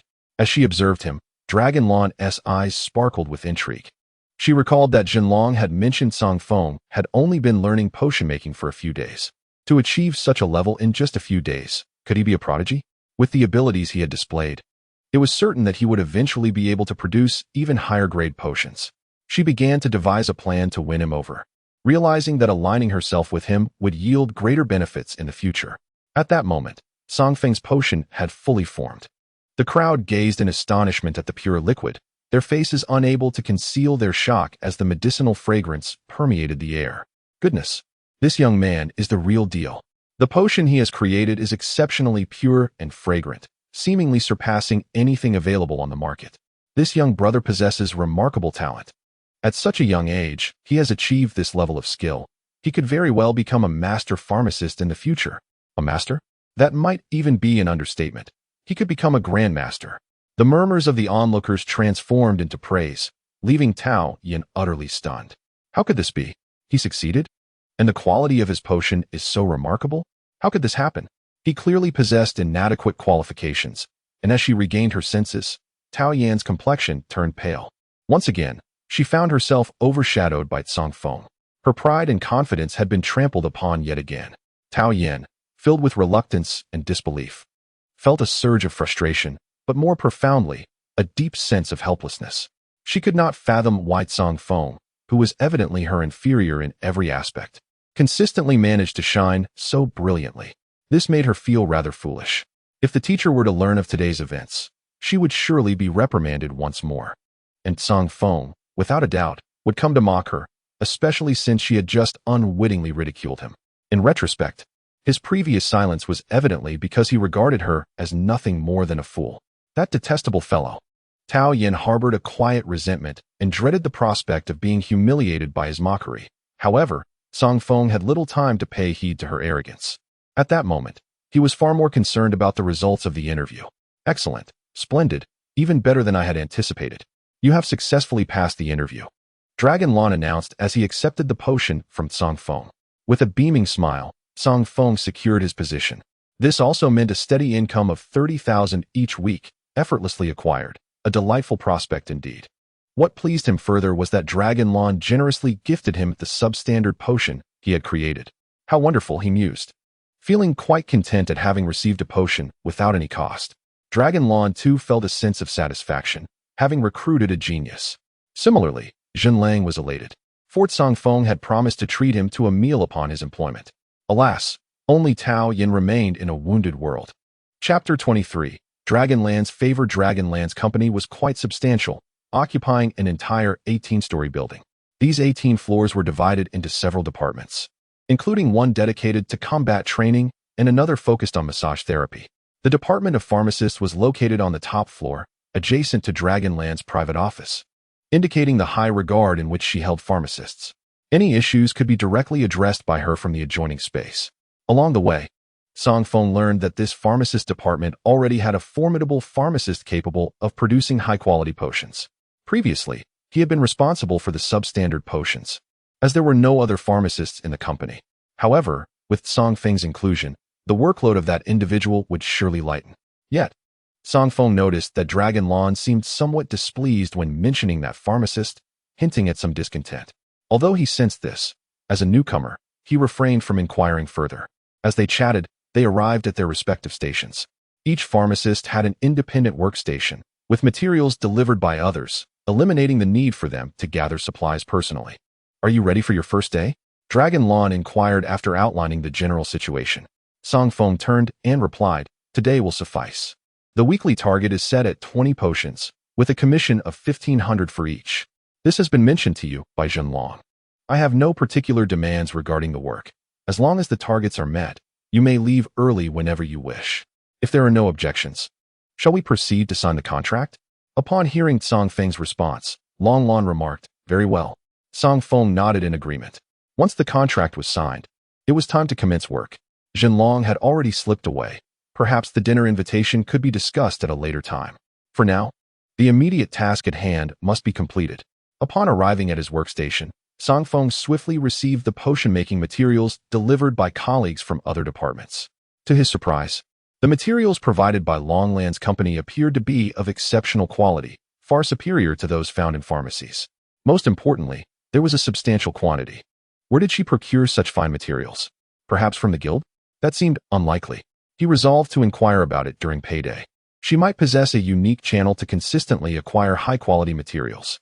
If that were the case, he might enlist her assistance in securing additional supplies for himself.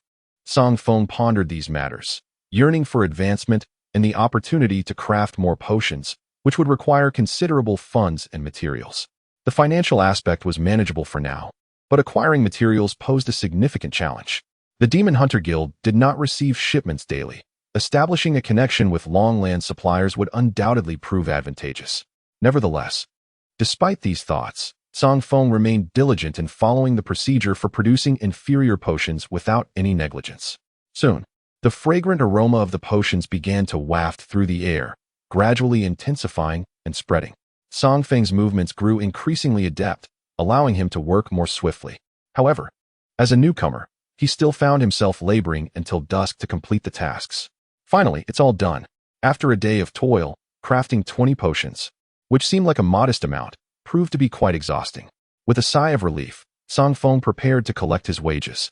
He had managed to complete a week's work in a single day, earning 30,000, a comfortable sum. Holding the boxed potions, he hummed a cheerful tune as he approached Longland's office, eager to receive his payment. However, just as he reached the doorway, he faintly heard sounds of apparent displeasure emanating from within. As he wondered about the commotion, the door swung open, revealing a tall, slender, middle-aged man, reeking of medicinal herbs. Was this the apothecary Longlan had mentioned earlier? After casting a quick glance at the departing figure, Zang Feng recalled the individual Longlan had referred to during the day. Yet, it mattered little. Whoever he was did not concern him. He would collect his wages and head home for a well-deserved rest, as potion making was no small feat. Feeling somewhat fatigued, Zang Feng dismissed further thoughts and pushed the door open, stepping inside with haste.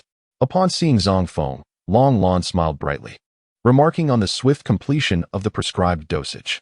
Zang Feng set down the concoction, and Longlan examined several vials. Noting that their quality was indistinguishable from those Zang Feng had prepared earlier in the day.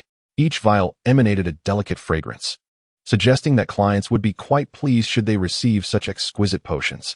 This, undoubtedly, would enhance client retention. Gazing at the 20 vials before her, Longland's smile deepened. The speed of production, coupled with the quality assurance, was truly commendable. As she spoke, she turned to her computer, and shortly thereafter, Zang Feng received a notification of a deposit to his account, 35,000 yuan. Did you perhaps overpay? He inquired, puzzled by the amount. Longlan shook her head, explaining, "Your potions surpass those available on the market. The excess is merely a bonus." "Then I thank you, boss," Zang Feng replied, grateful for the additional funds. He then tentatively asked, "By the way, does our company have a dedicated channel for procuring herbs?" "Yes, we do," Longlan responded, her curiosity piqued. "Are you interested in acquiring some herbs?" As the owner of the company, she was astute enough to discern his intentions. Having learned about Zang Feng from Zhenlang, she understood that he was a talented individual without significant backing. Unlike other pharmacists who benefited from established connections for sourcing materials, Zang Feng would need to earn his own way to procure the necessary ingredients for his concoctions. However, obtaining these materials was no simple task. Local pharmacies often exploited buyers, and guilds did not provide a consistent supply. "Indeed, I am," Zang Feng nodded. Longlan pondered for a moment before replying. "Our company's sources for herbs are somewhat unique, and I cannot disclose them. However, if you need some, I can certainly bring you a few when I restock next week. Additionally, if you require them urgently, we have some herbs available that you may take, with the cost deducted from your salary next week. Rest assured, it will be less than what you would pay elsewhere." Although Longlan did not specify the exact sources, the outcome was inconsequential to Zang Feng. He would have a reliable supply of herbs each week, effectively resolving both his work and material concerns in one go. Indeed, a fortuitous turn of events that warranted celebration.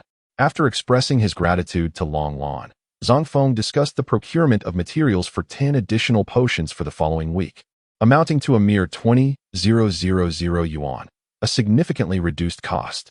Ultimately, he left with the remaining herbs from the company, sufficient to create 3 additional potions, for which Longlan graciously waived the fee, gifting them to him outright.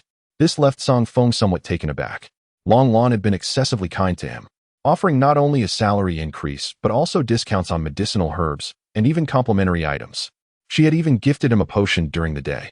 Although Zang Feng understood that Longlan's generosity was likely an investment in light of his exceptional talent as an apothecary, he still felt a twinge of embarrassment at such kindness so early in their acquaintance. Nevertheless, he resolved to repay her kindness in due time. Putting aside his feelings of indebtedness, Zang Feng departed. Upon returning home, He consumed the potion gifted by Long Lon and transformed all the herbs into various elixirs. As he imbibed these concoctions, the potency surged within him, significantly enhancing his reserves of spiritual energy. He experienced a breakthrough in his cultivation, successfully reaching the 7th stage of a novice.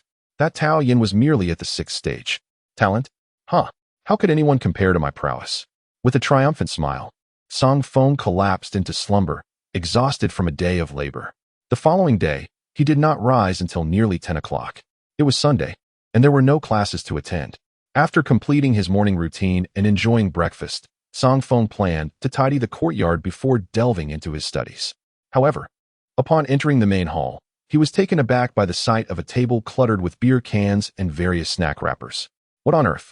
When did this happen? Typically, he never encountered anyone around. Yet, come Saturday night, the accumulation of bottles was astonishing. This was utterly bewildering. Zang Feng's expression grew peculiar. To be honest, since moving into the rental, he had never once seen the other tenants. Not even a single time. It seemed that they only returned in the dead of night. And though he occasionally heard sounds while in a drowsy state, he never caught sight of them. What on earth were they up to all day?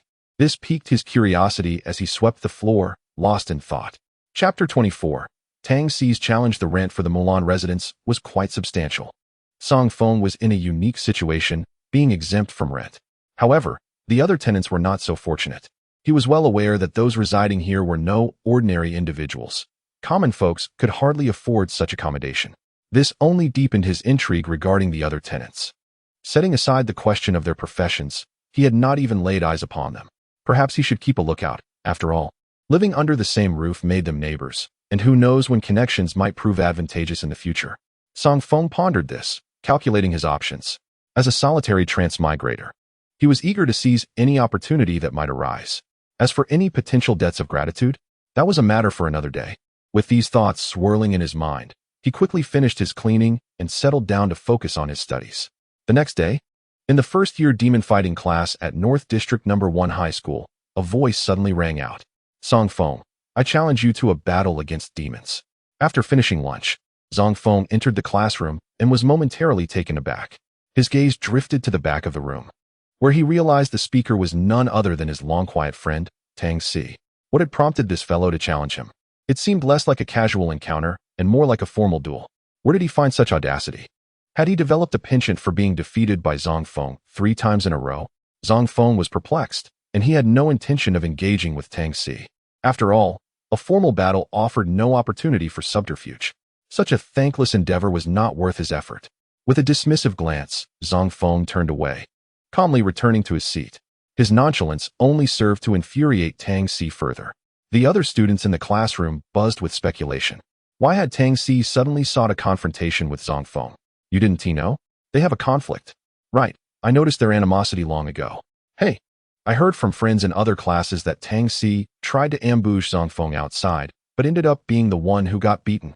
Wow, Zang Feng is that formidable. Whether or not that was true, it seemed Tang Xi was eager to reclaim his honor through this duel. The classroom was small, and the chatter was unmistakable. Tang Xi's expression darkened, intensifying his desire for revenge as he fixed his gaze on Zang Feng. He stepped forward, taunting, "What's the matter? Are you aware that your previous victories over me were mere flukes achieved through underhanded tactics? So now you shy away from a fair fight? Humph. I always knew you were a coward who only resorts to tricks. Too afraid to face me head-on. Worthless." By the end of his tirade, he had resorted to outright insults. At these words, a glint of cold light flickered in Zang Feng's eyes. Yet, he was also filled with puzzlement. This Tang Xi seemed remarkably confident. Did he truly believe he could provoke him like this? If he did not possess a solid assurance of victory, he would certainly not dare to act so brazenly. Zang Feng pondered, recalling that over the past few days, Tang Xi had been unusually sullen and had left school early, refraining from causing him any trouble. Could it be that during this time, he had encountered some fortuitous event that had significantly bolstered his strength and confidence? Out of caution, Zang Feng lifted his head, intending to gauge Tang Xi's capabilities. Soon, a notification appeared. Notification, Novice Level 5 Demon Tamer, Tang Xi. His demon seems to have changed. You must be vigilant. His demon had indeed been replaced? Previously, Tang Xi had utilized a bladed hound. a creature of low intelligence that would struggle against Zang Feng's adeptly controlled flower spider. In his quest for vengeance, he might have selected a more formidable demon specifically to counter Zang Feng's flower spider. No wonder he felt emboldened to issue a challenge.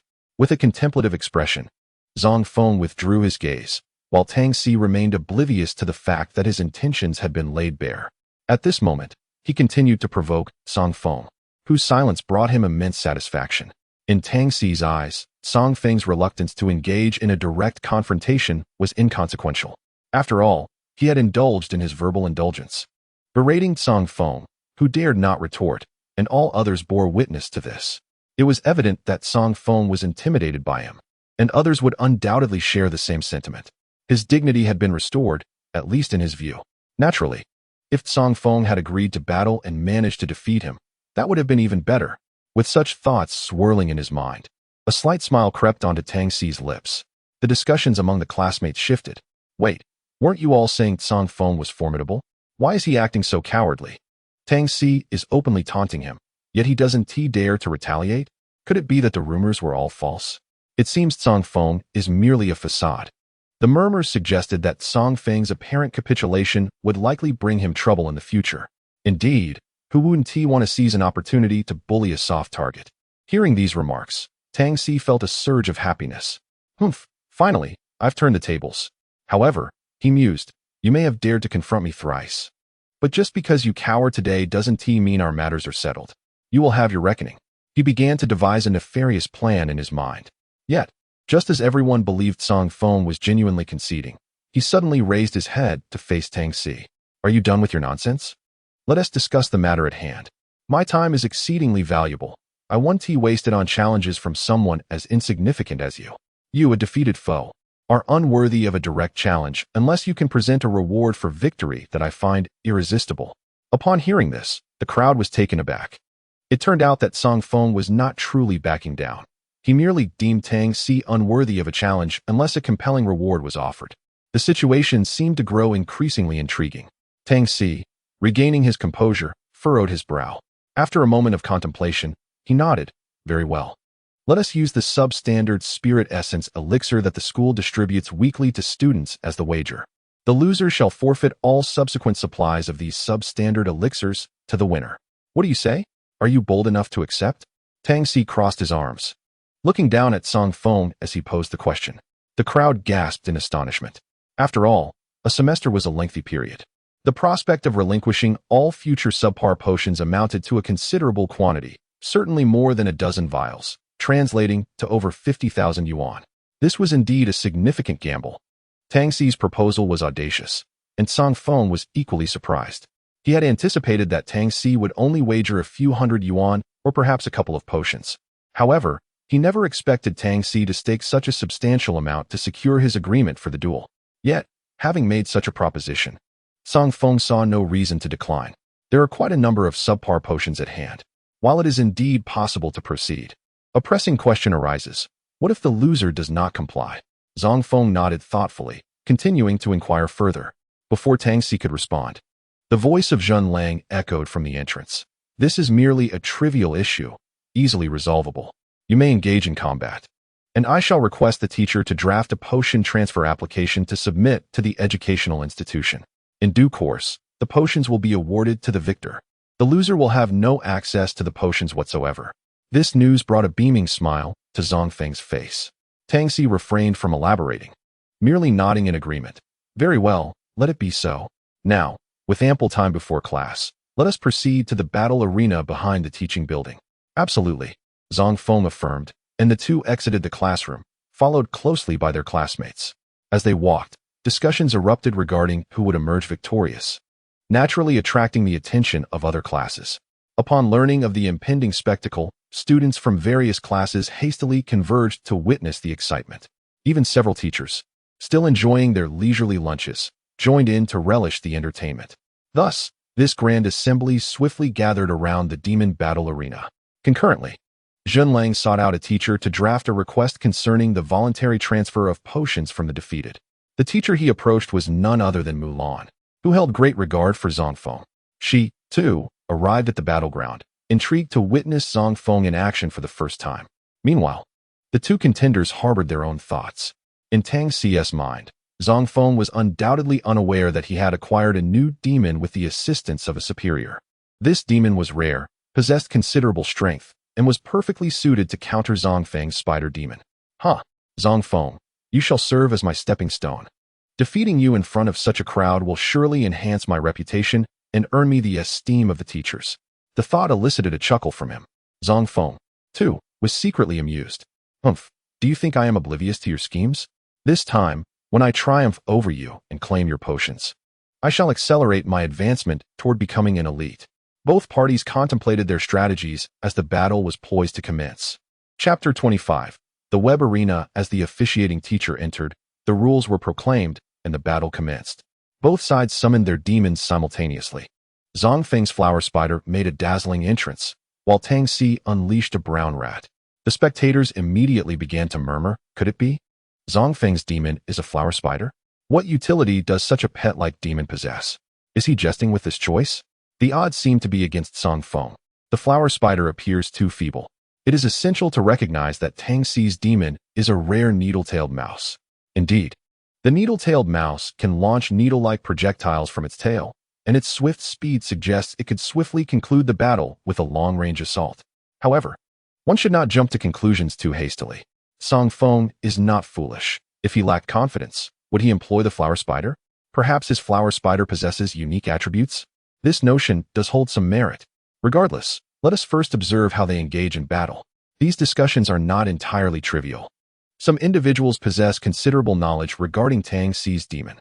Through these deliberations, Zang Feng has gained a preliminary understanding of the general characteristics of Tang Si's brown mouse demon. Naturally, he would also refer to the prompt.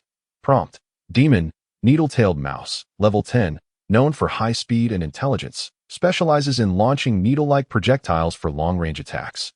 The high intelligence grants resistance to the nightmarish domain, which does not influence for an extended duration. Moreover, its aptitude for long-range attacks adds an intriguing dimension. Zang Feng closely observes Tang Si's needle-tailed mouse. It is evident that Tang Si has chosen the needle-tailed mouse after assessing the various capabilities of Zang Feng's flower spider. The intelligence provides resistance to illusions. The ability for long-range assaults mitigates the threat of the nightmarish domain, and it can more easily evade the sleep pollen. Furthermore, this demon possesses remarkable speed. Zang Feng's flower spider lacks numerous advantages. Its sole potential edge may lie in the new ability it has acquired. This skill is one that Tang Si has never encountered, and he would never anticipate that the flower spider could utilize a doppelganger technique. It is imperative to make optimal use of the dream clone skill. Ideally, it should secure victory upon activation to avoid a potential reversal later on. A tactical plan begins to form in Zang Feng's mind. Meanwhile, Tang Si has already commenced issuing commands. Needle-tailed mouse, unleash a roar to bolster your resolve, and then employ a needle attack to eliminate that flower spider. Upon hearing Tang Si's command, the needle-tailed mouse emits a series of shrill roars. Surrounded by a faint red glow, the roar serves as a supportive enhancement technique, commonly employed by many ferocious demon types. This roar is intended to amplify its attack damage, indicating Tang Si's desire for a swift conclusion. However, Zang Feng's flower spider is remarkably astute, and with its own commendable speed, it is not so easily struck. Without needing Zang Feng's directives, it instinctively evades. The needle-tailed mouse's needle attack misses its target before Tang Si can issue further commands. Zang Feng has already initiated a counterattack. Flower spider, expel silk to ensnare that mouse and hinder its speed and movements. Upon receiving the command, the evading flower spider seizes the opportunity to launch a sticky web of silk. The needle-tailed mouse is relatively small in stature and does not belong to the power-based demon category. With a silk strength of 4 points, once tangled, the needle-tailed mouse will struggle to free itself from the web's grip. At that point, should the flower spider unleash sleep pollen, the needle-tailed mouse will find it considerably more challenging to evade the pollen. Zang Feng's intentions are strikingly clear. The onlookers could easily perceive the situation, and Tang Si was certainly aware of it as well. Everyone assumed he would command the spiny mouse to evade. However, to their astonishment, he issued an unexpected command. Spiny mouse, unleash the needle rain. As the spider's silk approached, the spiny mouse bristled, its fur standing on end, and launched a barrage of needles. These needles fell like raindrops, swiftly shredding the spider silk and preventing it from advancing further toward the flower spider, which, unable to evade in time, suffered a piercing injury to one of its legs. This setback hindered its speed, sparking a fervent discussion among the spectators. Countering the spider silk with needle rain was quite a feat, yet it did diminish the overall potency of the attack. Indeed, had the flower spider not dodged with such agility, it would have sustained significant damage. Nevertheless, the situation remained unfavorable for Zang Feng. It was remarkable how swiftly the flower spider moved. Was such speed typical for its kind? Zang Feng remained composed, disregarding the chatter around him. Although Tang Xi's maneuver was unexpected, it did not pose a significant issue at present. He had 3 skills at his disposal: roar, needle strike, and needle rain. Thankfully, he had not allowed the flower spider to employ its illusory doppelganger skill at the outset. Otherwise, a single needle rain could have obliterated all of its duplicates, endangering its very essence. Zang Feng felt a sense of relief at his cautious approach. Revealing his trump card without securing a victory would have been disastrous. He pondered whether the mouse possessed a 4th skill and cautiously assumed it might. He still refrained from recklessly using the doppelganger technique, but recognized the opportunity to leverage other abilities to gain a tactical advantage. A decisive strike with the doppelganger was still on the horizon. With narrowed eyes, a glint of determination emerged. He then commanded the flower spider, "Run and weave a web on the ground." Upon receiving the order, the flower spider's multiple eyes glowed red as its agile form darted across the arena. The spectators were left bewildered, and even Tang Xi was taken aback. What was this web-weaving skill? It seemed foolish, as it merely instructed the flower spider to spin a web like an ordinary spider. What purpose could this serve? The students expressed their confusion until Mu Lan spoke up. Web weaving for hunting restricts the area of engagement. This is a common tactic employed by spiders. Zang Feng had adapted it for combat, transforming the arena into a web-laden battlefield, rendering the spiny mouse's speed ineffective. Should it attempt to flee, it would be ensnared. However, this strategy hinged on a crucial premise: speed. If it faltered, it could be defeated before the web was fully spun. The flower spider, despite its injury, was fast enough to evade the spiny mouse's assault, allowing it to create a web. Other students should refrain from blindly imitating this tactic. Thus, the multitude suddenly grasped the situation, yet a greater number remained astounded. This concealed prowess possesses a certain depth. Naturally, Tang Xi could hear these words. Observing the vast web spread across the arena, his initial expression of delight gradually morphed into one of gloom. The needle-tailed mouse found itself ensnared by the web, rendering it immobile and subject to passive assault. Zang Feng's flower spider also harbored pollen. It was certain he would employ that tactic. The needle-tailed mouse had no hope of evading such an attack. He had already anticipated Zang Feng's command. Indeed, Zang Feng spoke. "Flower spider, sleep-inducing pollen."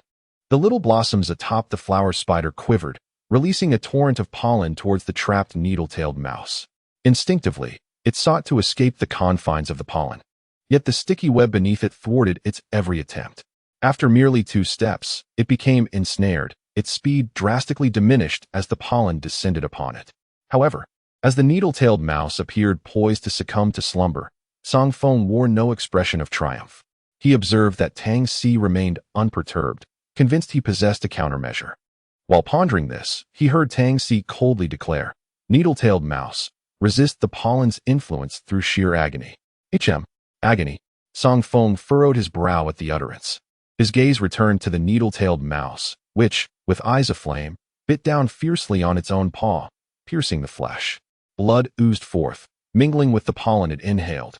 Yet the overwhelming pain rendered it immune to the pollen's soporific effects. The onlooker's expressions shifted subtly. The skill of self-inflicted agony was undeniably cruel. Typically, beast tamers would hesitate to inflict harm upon their creatures, thus rarely employing such measures. Tang Xi's ruthlessness in pursuit of victory was palpable. Tang Xi, for his part, sensed the peculiar gazes directed his way, but felt no disquiet. He merely turned at Zang Feng with a cold smirk. "Is this truly surprising? Humph. My needle-tailed mouse has yet to unveil its full potential. Allow me to reveal my trump card. Needle-tailed mouse, unleash your fury." With that declaration, the bloody needle-tailed mouse's eyes shifted from red to a dark crimson.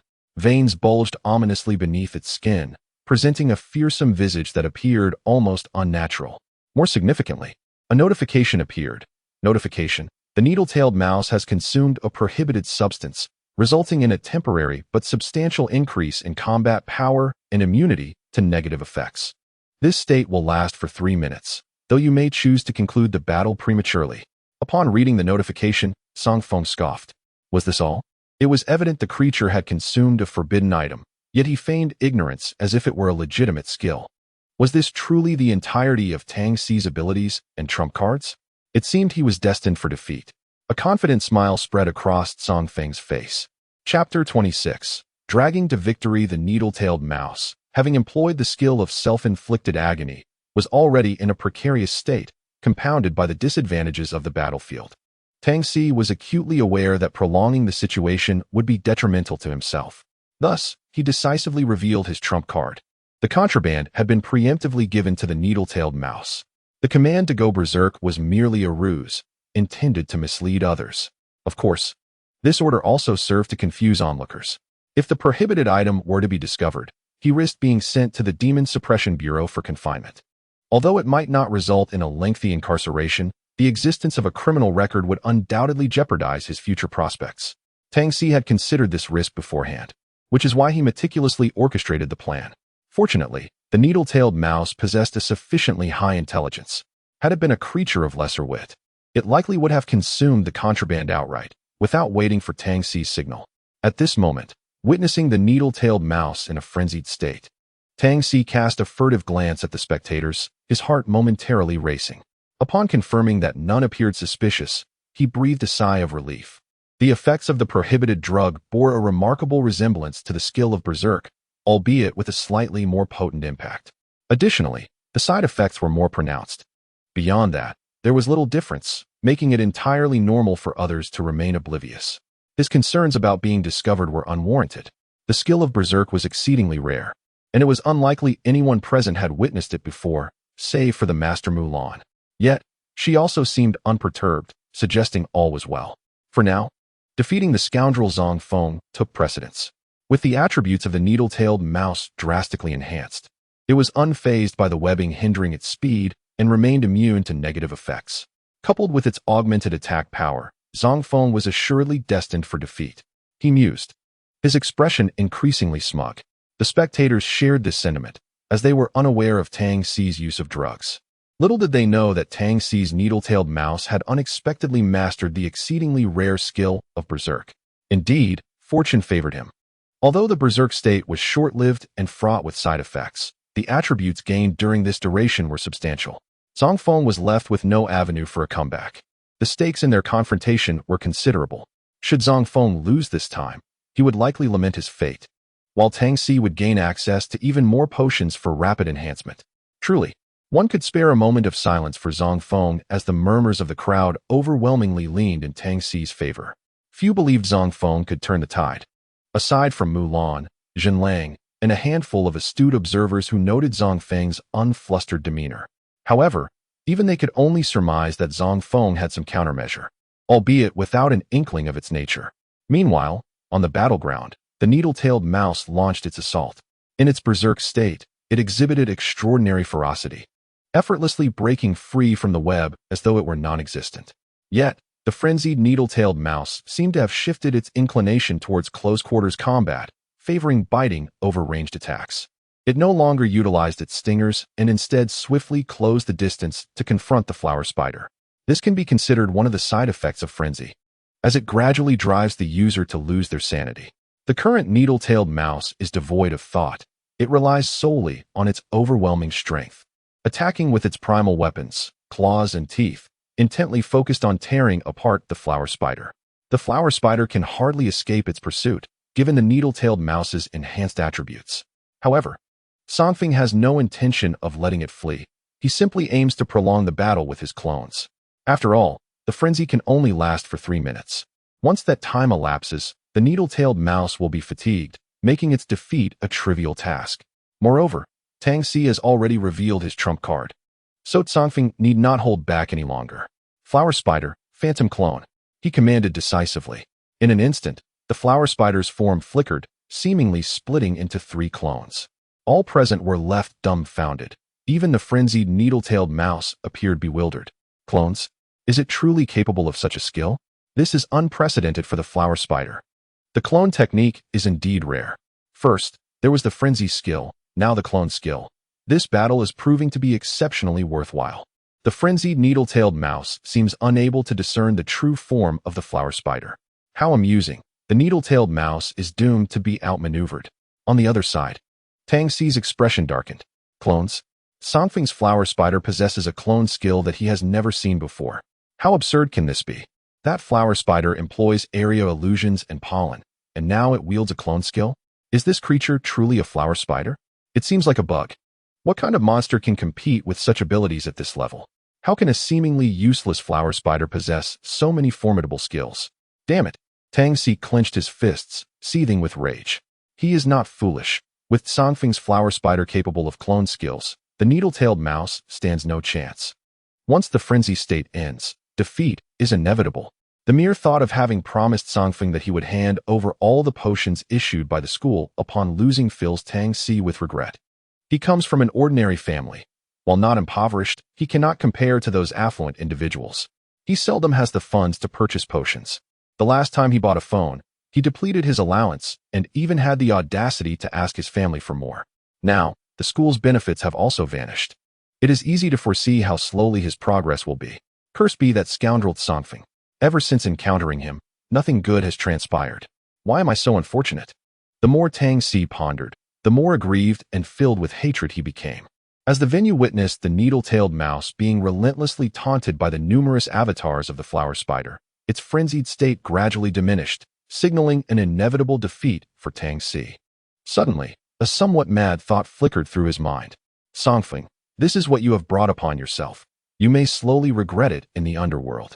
His eyes brimmed with murderous intent as he contemplated the mysterious middle-aged man he had encountered not long ago. He had roughly identified this individual as the criminal recently sought by the Bureau of Demon Control. After all, he too was a criminal and did not mind bearing an additional charge. Let him assist in eliminating Zang Feng. As Tang Xi concocted this malicious plan, his clenched fists gradually relaxed, and the fury on his face began to subside. Meanwhile, the battle neared its conclusion. The needle-tailed mouse, its frenzied state dissipating, collapsed weakly to the ground. The flower spider released a slumber-inducing pollen, rendering the needle-tailed mouse completely unconscious. The adjudicating teacher began to announce, "The needle-tailed mouse has lost its combat capability. The flower spider is victorious." Upon hearing the result, Zang Feng retracted the flower spider. Victory had been achieved, and it had not been particularly arduous. Now, the more than 10 inferior spirit potions belonging to Tang Xi were rightfully his. With a sense of elation, Zang Feng reveled in his triumph. Naturally, he noticed the changes in Tang Xi's demeanor, fully aware that this individual would undoubtedly seek revenge, and that it would likely be more ruthless henceforth. However, Zang Feng was no saint. After enduring trouble multiple times, he would retaliate. Humph. Do you think no one knows about the prohibited substances you administer to your demon? He mused maliciously. Unfortunately for you, I am well aware. Do you still wish to come after me? Apologies, but I shall report you in secret shortly. Let us see how compliant you remain once confined to a prison cell. Once Tang Xi was reported, the Bureau of Demon Control would investigate his demon, uncovering any illicit substances used. There would be no way for him to conceal it. And if Tang Xi were to accumulate a criminal record, he would be thoroughly incapacitated. Zang Feng could then rest easy. Perhaps, by reporting him, the Bureau would even provide a reward. Such self-serving actions, why not take advantage of them? Zang Feng's mind brimmed with wicked thoughts. Mulan and Zhenlong approached, commending. You performed admirably. That webbed arena was quite intriguing. And your flower spider, I had no idea it possessed such formidable prowess. Mulan generously praised him. Zang Feng's face lit up with joy. Hey, Teacher Mu, do praise me more. Chapter 27. The treasure hunt task with the battle between Zang Feng and Tang Xi concluded. The students within the school continued to discuss the event. Zang Feng's flower spider astonished them, being far superior to an ordinary flower spider, both in attributes and skills. Many speculated that it was an aberrant species. Of course, Tang Xi's needle-tailed mouse was also commendable. The skill of Berserk is rather uncommon. Additionally, the manipulation of silk spinning allows one to create intricate battlegrounds. This aspect is certainly worth emulating, as astute students have gleaned much from this confrontation. Some have even begun to ponder the intricacies of battlefield techniques. However, devising such skills is no simple feat. Most individuals are utterly at a loss. Yet, a select few revel in their fortune, those who also wield the spider demon. These individuals have clandestinely acquired knowledge and are eager to seize the opportunity to train their own demons in the art of web-based arenas. Regardless of the outcome, Zang Feng, after attending afternoon classes, promptly contacted the Demon Control Bureau. Trouble with me? Off to the slammer you go. He scoffed as he outlined the circumstances. This Tang Si shall learn to regret his actions. Yet, a puzzling thought crossed his mind. Contraband is not something an ordinary student like Tang Si could easily procure. Where could he have obtained such items? Zang Feng pondered, recalling the words of certain Demon Control Bureau members he had encountered at Greywood Mountain. That criminal from the hidden city initially fled only to be thwarted, scattering his wares in the process. The Bureau dispatched personnel to recover the goods. Perhaps they had not collected everything. It is possible that Tang Si stumbled upon a portion of it. However, it is also conceivable that he had clandestine dealings with the criminal. But the fact remains, this individual is a felon, capable of murder to conceal his whereabouts. Surely, Tang Si is not foolish enough to gamble with his life. Never mind. Zang Feng shook his head, dismissing the thought. After all, it was of no consequence to him. Speaking of which, he nearly forgot that Teacher Mu had asked him to visit her office after class. He wondered what matter she wished to discuss. Recalling Teacher Mu's earlier words, Zang Feng turned back just as he was about to exit the school gates. A few minutes later, at the teacher's office, he approached with a smile. Teacher Mu? Mulan glanced at him, setting down her documents, and inquired, Your flower spider must be a variant species, correct? Yes. It is a nightmare type. Zang Feng nodded, not concealing anything. Mulan herself possessed a mutated evil eye. Her understanding of aberrations might surpass his own. Her sudden mention of mutations suggested she had something pertinent to share regarding the flower spider. Zang Feng contemplated this as Mulan continued. What is the progress? Not much. Only 15%. 15? That is indeed somewhat low, Mulan acknowledged, adjusting her sunglasses. Zang Feng, puzzled, asked, Teacher Mu, are you inquiring about this for a specific reason related to mutations? More or less, Mulan affirmed. Mutations bear some resemblance to normal evolution. In contrast, the process of alienation continuously evolves with the advancement of progress, as the demons perpetually transform or acquire new skills. In normal evolution, changes only manifest at the conclusion, indicating that most alienated demons do not experience a period of vulnerability. However, your flower spider is an exception. At this point, Miriam paused momentarily. Its foundation is ultimately that of a pet demon. Even now, its capabilities lean more towards auxiliary interference rather than possessing formidable offensive skills against foes. This weakness is evident. Not all adversaries will be as inexperienced in combat as Tang Si. Zang Feng is acutely aware of this. Whenever he encounters a more formidable opponent, the odds for his flower spider would drastically diminish. The absence of powerful offensive skills presents a significant challenge. Although the realm of nightmares can indeed inflict damage, the conditions are harsh, as it can only target sleeping foes, and the sleep-inducing pollen does not always guarantee a hit.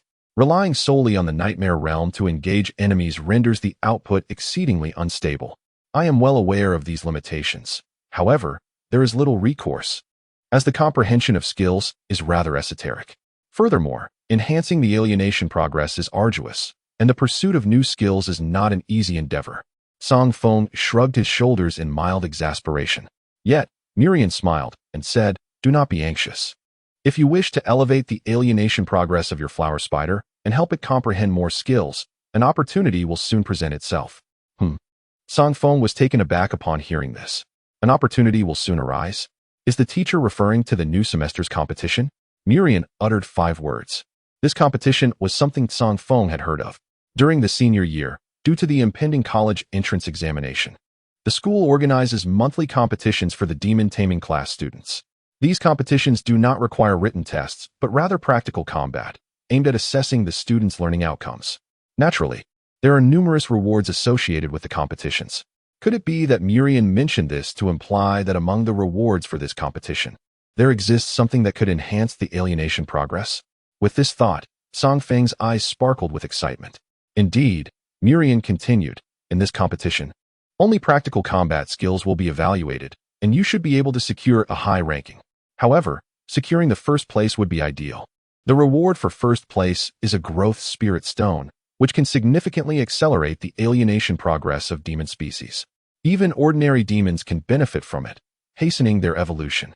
Such items are virtually unavailable in the market. Only official institutions can dispense them. Zang Feng clenched his fist slightly. To claim he felt no pressure would be disingenuous. After all, there are several classes of demon taming in the first high school. His abilities are commendable, but merely commendable. Other classes boast even more formidable scholars. Given Zang Feng's current prowess, achieving a high ranking is feasible, yet placing in the top 10 or securing first place remains a daunting task. Miriam, perceiving his tension, gently reassured him. Currently, among the entire senior class, only a few individuals have just reached the elite level. With merely 2 weeks remaining until the examination, there exists a tangible opportunity for you to surpass them in the pursuit of the top position, given your rapid progress. Indeed, Zang Feng is quite the diligent one. While others engage in arduous training, he relies heavily on potions to enhance his abilities, thus accelerating his advancement compared to his peers. In this limited time frame, it is not beyond the realm of possibility to catch up with them, especially considering that Zang Feng has already reached the 7th tier. I comprehend your intentions, and I shall strive earnestly. Taking a deep breath, Zang Feng nodded in affirmation. Mulan also displayed a smile of encouragement, genuinely believing in Zang Feng's potential to achieve first place. Upon grasping this support, Zang Feng did not linger. He promptly departed from the school, intending to visit the guild. He had a considerable sum of money at his disposal and wished to acquire additional materials, as well as explore the guild's available tasks. Should there be a lucrative opportunity, he would seize it. With any luck, coupled with the earnings from Longlong Company, reaching the elite tier in 2 weeks should pose no significant challenge. The true dilemma, however, lay with the second demon. As he pondered this while stroking his chin, Zang Feng recalled Mulan's earlier remarks. The most formidable individuals in his grade had recently ascended to the elite stage. Consequently, they would undoubtedly seek to seal the second demon. The presence of 2 demons would utterly overwhelm the others who only faced one. Without the advantage of 2 demons, Zang Feng could rely solely on his spider flower, which would not suffice. He needed to identify a sealing target promptly. Perhaps he could gather information about this while at the guild. With these thoughts occupying his mind, Zang Feng gradually approached the guild, where he dutifully paid the fee to initiate a material acquisition task. He then began perusing the available missions. However, most offered little in terms of profit. As he scanned the tasks, he also listened intently to the discussions among others in the guild regarding the demons lurking in the wild. Although he did not glean any valuable information about demons, one particular task piqued his curiosity. D-class task, recruit teammates, task details, possessing an ancestral treasure map. Assemble a team of individuals below the elite tier, including supportive demons, to aid in the treasure hunt. Task requirements. Those of excessively high realms need not apply. Should you encounter treasures and harbor ambitions, I may be unable to contend with you. Reward, 12,000 yuan. This task holds some intrigue. A treasure hunt, you say? Zang Feng contemplated. Due to the rampant demon incursions, many towns in this world have been devastated, resulting in substantial losses. However, this very destruction has led to hidden treasures within the ruins of these towns, which now attract treasure seekers. Additionally, many individuals who previously resided in these areas had to relocate to the major cities due to demon attacks, often leaving behind specific clues regarding their hidden riches. The so-called ancestral treasure map mentioned in this task likely pertains to such circumstances. Moreover, given my experience with treasure hunting, I possess some insights. By assembling a team for this treasure expedition and utilizing the clues provided, I might find myself in a position to amass a considerable fortune along the way. Upon this realization, Zang Feng smiled as he accepted the task. However, he was taken aback when he encountered the individual who had issued the mission. "Oh my, Zang Feng, my good brother, it's you again." Upon seeing Zang Feng, Zhenlang's face lit up with joy. Chapter 28. Zhenlang's predicament to Zang Feng's astonishment. The task publisher was none other than Zhenlang. This was something he had never anticipated. Yet, upon reflecting on the task's requirements, it did seem to align rather well with Zhenlang's character. It appeared that Zhenlang often ventured into the wild. After all, he had previously lost his phone outdoors, which Zhenlang had helped him retrieve by issuing a task. However, given Zhenlang's carefree demeanor, one had to wonder where he found the audacity to roam outside so frequently. Was he not concerned about encountering formidable demons? Of course. It was also possible that he possessed considerable strength. Yet, Zang Feng had never inquired much about him and thus lacked understanding. Nevertheless, this time, as they formed a team to seek treasure, Zhenlang's true capabilities would soon be revealed. Additionally, it was apparent that Zhenlang was quite affluent, offering rewards for tasks amounting to several thousand yuan. With a cousin who could start her own company, he undeniably seemed to be a wealthy heir. What does your family actually do? Zang Feng could not suppress his curiosity and inquired. Zhenlang casually replied, "We excavate ancestral remains."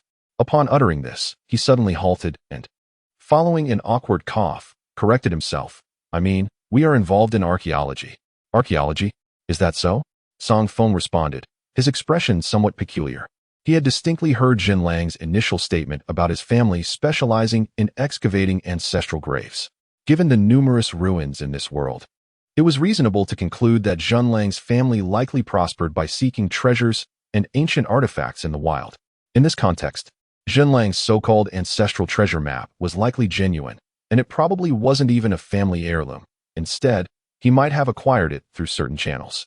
However, with this individual seemingly untroubled by financial constraints, one had to wonder why he would risk venturing out to seek treasures. Was it for the thrill? That seemed unlikely. On their journey, Zang Feng broached the subject. Zhenlang shrugged. "I wish to find something besides gold and silver jewelry. This treasure site seems to have blood spirit crystals as well." Blood spirit crystals? Zang Feng was somewhat taken aback. This substance was akin to Tianmu stones, being scarce and exceedingly difficult to obtain. Moreover, it was only effective against specific demons. While one could perhaps sell it for some money, that was contingent on someone being willing to purchase it. If there were no buyers, it would be futile to sell it at any price. After all, items that serve no purpose only become burdensome, occupying space at home to the point where one may feel compelled to discard them. However, the demons that could utilize blood spirit crystals were likely to be of the bizarre type, which were not commonly encountered. These entities were quite different from predatory insects. Zang Feng found himself increasingly intrigued by the peculiar demon that Zhenlang seemed to possess. Unable to contain his curiosity, he pressed further. "Is your demon capable of utilizing blood spirit crystals? Is it of the bizarre type? What exactly is it? Let me see it first," Zhenlang exclaimed, a smug expression on his face. "Don't rush. I'll show you when we encounter danger." Zang Feng pouted, choosing not to press the matter further. The two quickened their pace towards the destination. The location marked on Zhenlang's treasure map was, in fact, a desolate town nestled deep within Huimu Mountain. The journey was neither too short nor excessively long. Along the way, Zang Feng remained vigilant, utilizing the hints provided to observe his surroundings. Hint: 5 coins are located 10 meters ahead. Hint: hidden in the grass 30 meters to the left is a spirit herb, guarded by a rabbit demon. Hint: 120 meters to the right, there is a spirit herb essential for crafting inferior spirit elixirs. Upon seeing these hints, Zang Feng was elated. He didn't mind the detours. He was determined to collect every reward available, regardless of the time it took. His resourcefulness aimed at swift advancement was evident. Yet it left Zhenlang bewildered. "Have you activated some sort of X-ray vision? How many items have you picked up along this route?" He stared at Zang Feng as if he had seen a ghost. The latter chuckled. "Just luck, just luck." Zhenlang's expression suggested he found this hard to believe, though he couldn't fathom the reason behind it. With a mind swirling with questions, Zhenlang pressed on. Before long, the pair approached their destination. The area bore a striking resemblance to a miniature secret realm Zang Feng had previously visited. Dilapidated buildings overgrown with vines surrounded them, and numerous minor demons had made their nests within the abandoned structures. Zhenlang surveyed the surroundings, occasionally glancing down at the map for comparison. The treasure markers seemed to indicate the town center. "Let us head over there and take a look. We should be cautious. Many of the demons here harbor hostility towards us, making infiltration rather precarious." As Zhenlang spoke, he summoned his spirit card. Without needing further encouragement, Zang Feng had already released his flower spider. After all, he could see the warnings. At this moment, he was aware of several danger alerts. If they encountered peril, it would be too late to summon their demons afterward. While releasing the flower spider, Zang Feng's gaze remained fixed on the spirit card in Zhenlang's hand, curious about the demon he would summon. Yet, he noticed Zhenlang's demeanor shift, becoming shy under his scrutiny. "Don't stare so intently. It's rather embarrassing," Zhenlang said, appearing bashful. Zang Feng was momentarily at a loss for words. Enough with the awkwardness, will you? Zhenlong replied with a playful grin. Just then, the demon from his spirit card emerged, a nearly 2-meter-long, translucent tiger adorned with blood-red patterns. Simultaneously, a hint appeared before Zang Feng's eyes. Hint: Tiger Spirit, level 11. Possesses exceptional strength and intelligence, extremely ferocious, and immune to physical attacks. A precious demon? Good gracious. No wonder he hails from a wealthy family. Zang Feng marveled, recognizing that for others, encountering such a rare demon was a formidable challenge. This fellow is quite impressive, showcasing remarkable prowess right from the outset. Ordinary individuals truly pale in comparison. Zang Feng mused inwardly, while his mind conjured further insights from the text regarding this particular demon. The tiger soul is an enigmatic and ferocious creature, possessing both physical and special attacks while being immune to physical strikes, rendering it a versatile entity. Its sole vulnerability lies in its frail constitution, leaving it incapable of withstanding excessive special attacks. The wilderness is rife with demons. Zhenlong likely harbors concerns about encountering multiple adversaries, fearing his tiger's soul might falter, which explains his recruitment of companions. Having deduced this, Zang Feng retracted his gaze and declared, "Let us proceed. Should we encounter multiple demons, I shall take charge of controlling and restraining them. You will handle their elimination." All right. Zhenlong nodded in agreement.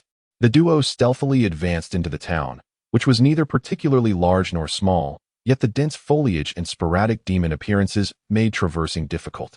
As they moved, they directed their demon allies in combat, and after nearly half an hour, they finally approached the town's central area.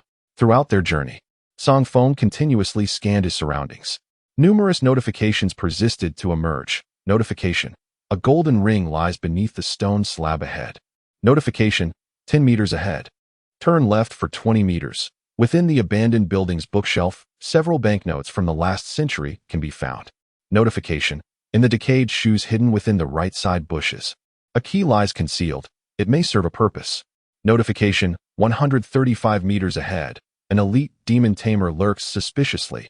This individual does not appear benevolent. Approaching recklessly may likely lead to misfortune. An elite demon tamer? Upon reading the notification, Zang Feng halted abruptly. Zhenlong, puzzled, inquired, "Why have you stopped?" Zang Feng shook his head, his gaze fixed in the distance. They had now neared the town's center, where a vast square once stood, now faintly discernible. An ancient well remained, yet Zang Feng could not locate the demon tamer mentioned in the notification.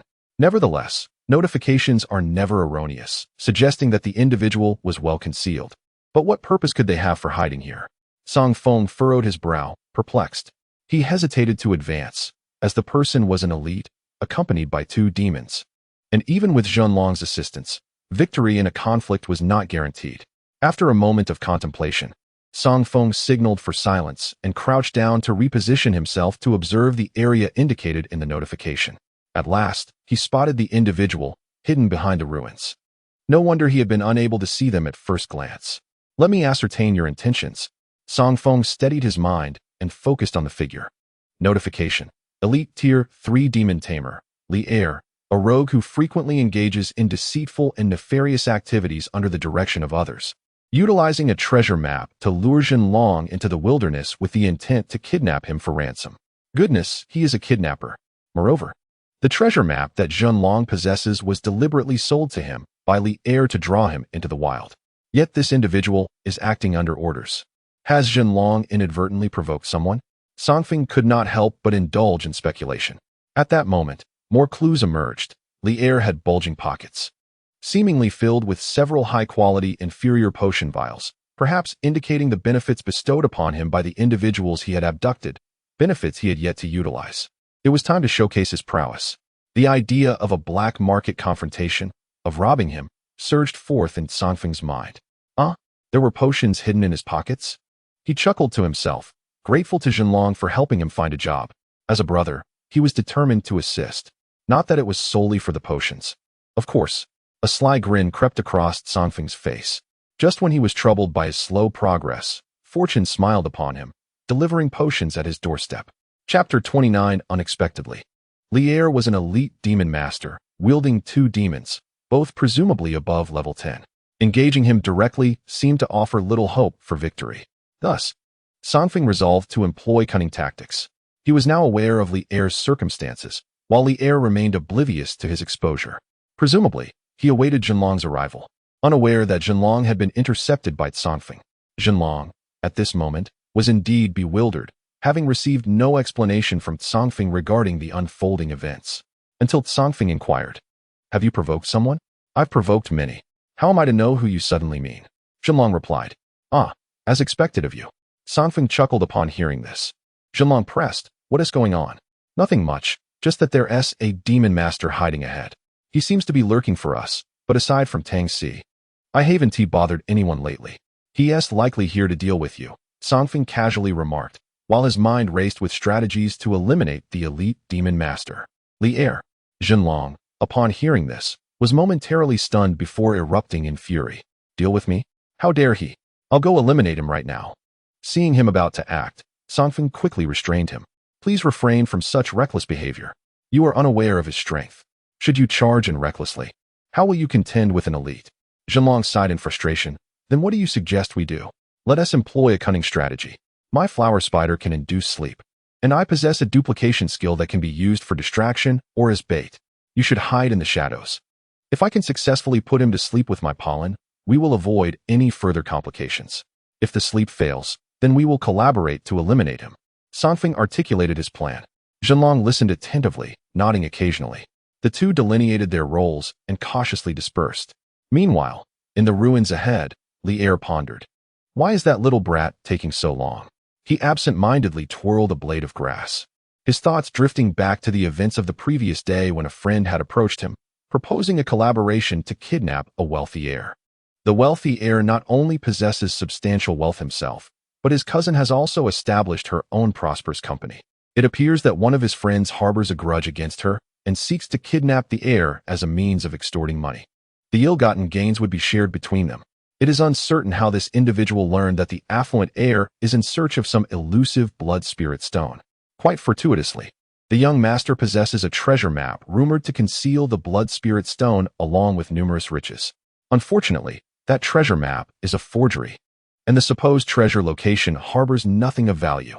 Nonetheless, it serves well to deceive that young man. After all, the map, being ancient, does not appear to be hastily drawn, and he could never ascertain its authenticity. By utilizing that treasure map to lure the heir into this desolate wilderness for an ambush, he could effortlessly bind him. An ingenious plan indeed. As these thoughts swirled in Li Er's mind, a smug smile adorned his face. Once this scheme was executed, he could indulge in a life of ease for quite some time. However, it must be said that the individual in question was rather stingy. He had requested some initial benefits, only to receive a few inferior potions. Were these substandard potions? Never mind. These concoctions still hold some value. Once the job is complete, he could sell them at a premium to a novice. After all, these inferior potions offer little enhancement for him. While lost in his musings, Li Er occasionally peered through the gaps in the ruins to observe the distant surroundings. Yet, all remained eerily tranquil. No one approached. A flicker of doubt crept into Li Er's mind. Could it be that the heir would not arrive? That seemed implausible when selling the treasure map. The young man's eyes gleamed with excitement, as if he could hardly wait to embark on the hunt. Just as Li Er was muttering to himself, he suddenly caught a whiff of floral fragrance in the air. The scent appeared unexpectedly, as he had not detected it moments earlier. Something was amiss. This floral aroma was suspicious. Being an elite demon tamer, he recognized the peculiarities of the scent and the faint wave of drowsiness it induced, prompting him to promptly cover his mouth and nose. In a bid to combat the encroaching lethargy, he bit down on his tongue, using the pain to rouse himself. On the other side, Zang Feng lamented the situation. This fellow reacted rather swiftly, otherwise he would have surely succumbed to slumber. He glanced at the flower spider beside him, diligently dispersing pollen, and gestured for it to cease its efforts. However, just as the flower spider halted its skill, Li Er comprehended that he had been exposed, perhaps even ambushed. Instantly, he waved his hand to summon his two demons to confront the concealed adversaries. Zang Feng recognized these two demons, a unicorn snake and a feathered crow. The small azure snake, adorned with a single horn, is a common venomous creature, quick and possessing average abilities. The feathered crow, on the other hand, was notably larger than the wild feathered crow Zang Feng had previously captured and stewed. Utilizing the aerial advantage of the feathered crow, Li'er swiftly spotted Zang Feng's silhouette. With a frigid expression, Li'er declared, "Dare to scheme against me? How foolish. Feathered crow, pursue them." Upon receiving the command, the arrow feathered crow locked onto its target, Zang Feng, and immediately initiated a dive attack while guiding Li'er. However, Zang Feng was already well prepared. Upon noticing the arrow feather crow's descent, he swiftly took refuge in an abandoned building to evade its pursuit. Observing this, the arrow feather crow refrained from a reckless assault, opting instead to remain outside, cawing incessantly in anticipation of Li'er's arrival. After all, the interior of the building was not conducive for combat, and the arrow feather crow was wary of potential ambushes. It wished to wait for Li'er to enter alongside it. Yet, its stationary position did not imply that Zang Feng would remain inactive. "Flower spider, ensnare it with your silk." With that command issued, within the building, the flower spider aimed at the arrow feather crow perched upon a stone and unleashed a stream of web. However, the arrow feather crow was far from sluggish. It took to the skies with ease, evading the silken trap. Just as the web fell short, a beam of red light shot forth from the depths of the building, accompanied by a resounding bang. The sudden red light struck the unsuspecting arrow feather crow, delivering a blow of considerable force that sent it crashing against the wall. Its feathers ruffled and disheveled. The arrow feather crow fluttered unsteadily into the air, evidently injured, though it appeared insufficient to eliminate it outright. Zang Feng, witnessing this, vanished into the shadows of the building. Meanwhile, Zhenlong remained silent, opting not to press the attack. Their restraint stemmed from the arrival of Li'er, who had witnessed the earlier events from a distance. "Two people? Humph. It seems that affluent heir has enlisted the aid of another novice." With a moment's contemplation, Li'er grasped the situation. After all, if Zhenlong's ally were an elite demon tamer, they could confront him head-on rather than resorting to a coordinated effort utilizing the terrain to their advantage. He had underestimated that wealthy heir. Nevertheless, novices were still novices. The disparity between them and elites was vast. Their petty tricks were futile. Li'er cast a sinister gaze upon the building before him. Without hesitation, he led his two demons into the decrepit structure. As long as he kept his demons together, Zang Feng and his ally would have no opportunity to ambush Li'er's demons one by one. This strategy had long been anticipated by Li'er, prompting his cautious approach as he entered the building, with both demons on high alert. After all, they were merely two novices. Two demons against two. My demons possess a higher level. What do they have to defeat me? As he ventured deeper into the building, Li'er smirked.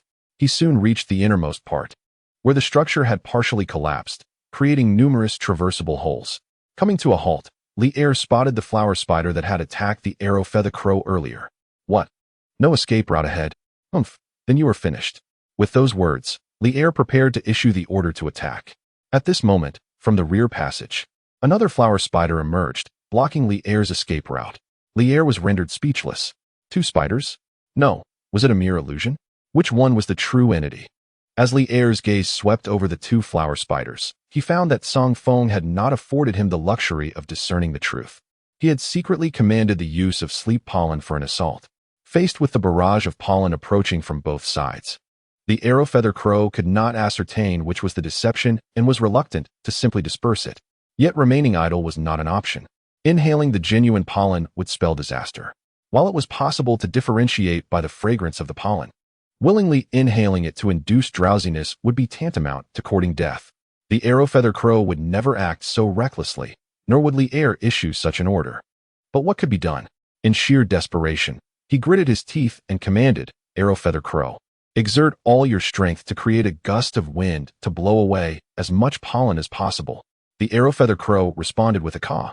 Subsequently, it unleashed its full power, flapping its wings vigorously, generating a fierce wind. Simultaneously, a familiar red light shot towards the arrow feather crow from the left. Enraged, Li'er shouted, "Are you resorting to the same trick again? Unicorn serpent, execute a tail sweep to protect the arrow feather crow." The unicorn serpent exerted its strength, its long tail whipping towards the approaching red light in an attempt to block the attack. However, at that moment, another flower spider emerged from the right, and Zang Feng revealed a sinister smile. "I'm afraid that the two flower spiders you encountered earlier were mere illusions. Surprised, aren't you?" Chapter 30. A windfall, the arrow-feather crow was engaged in combating the pollen.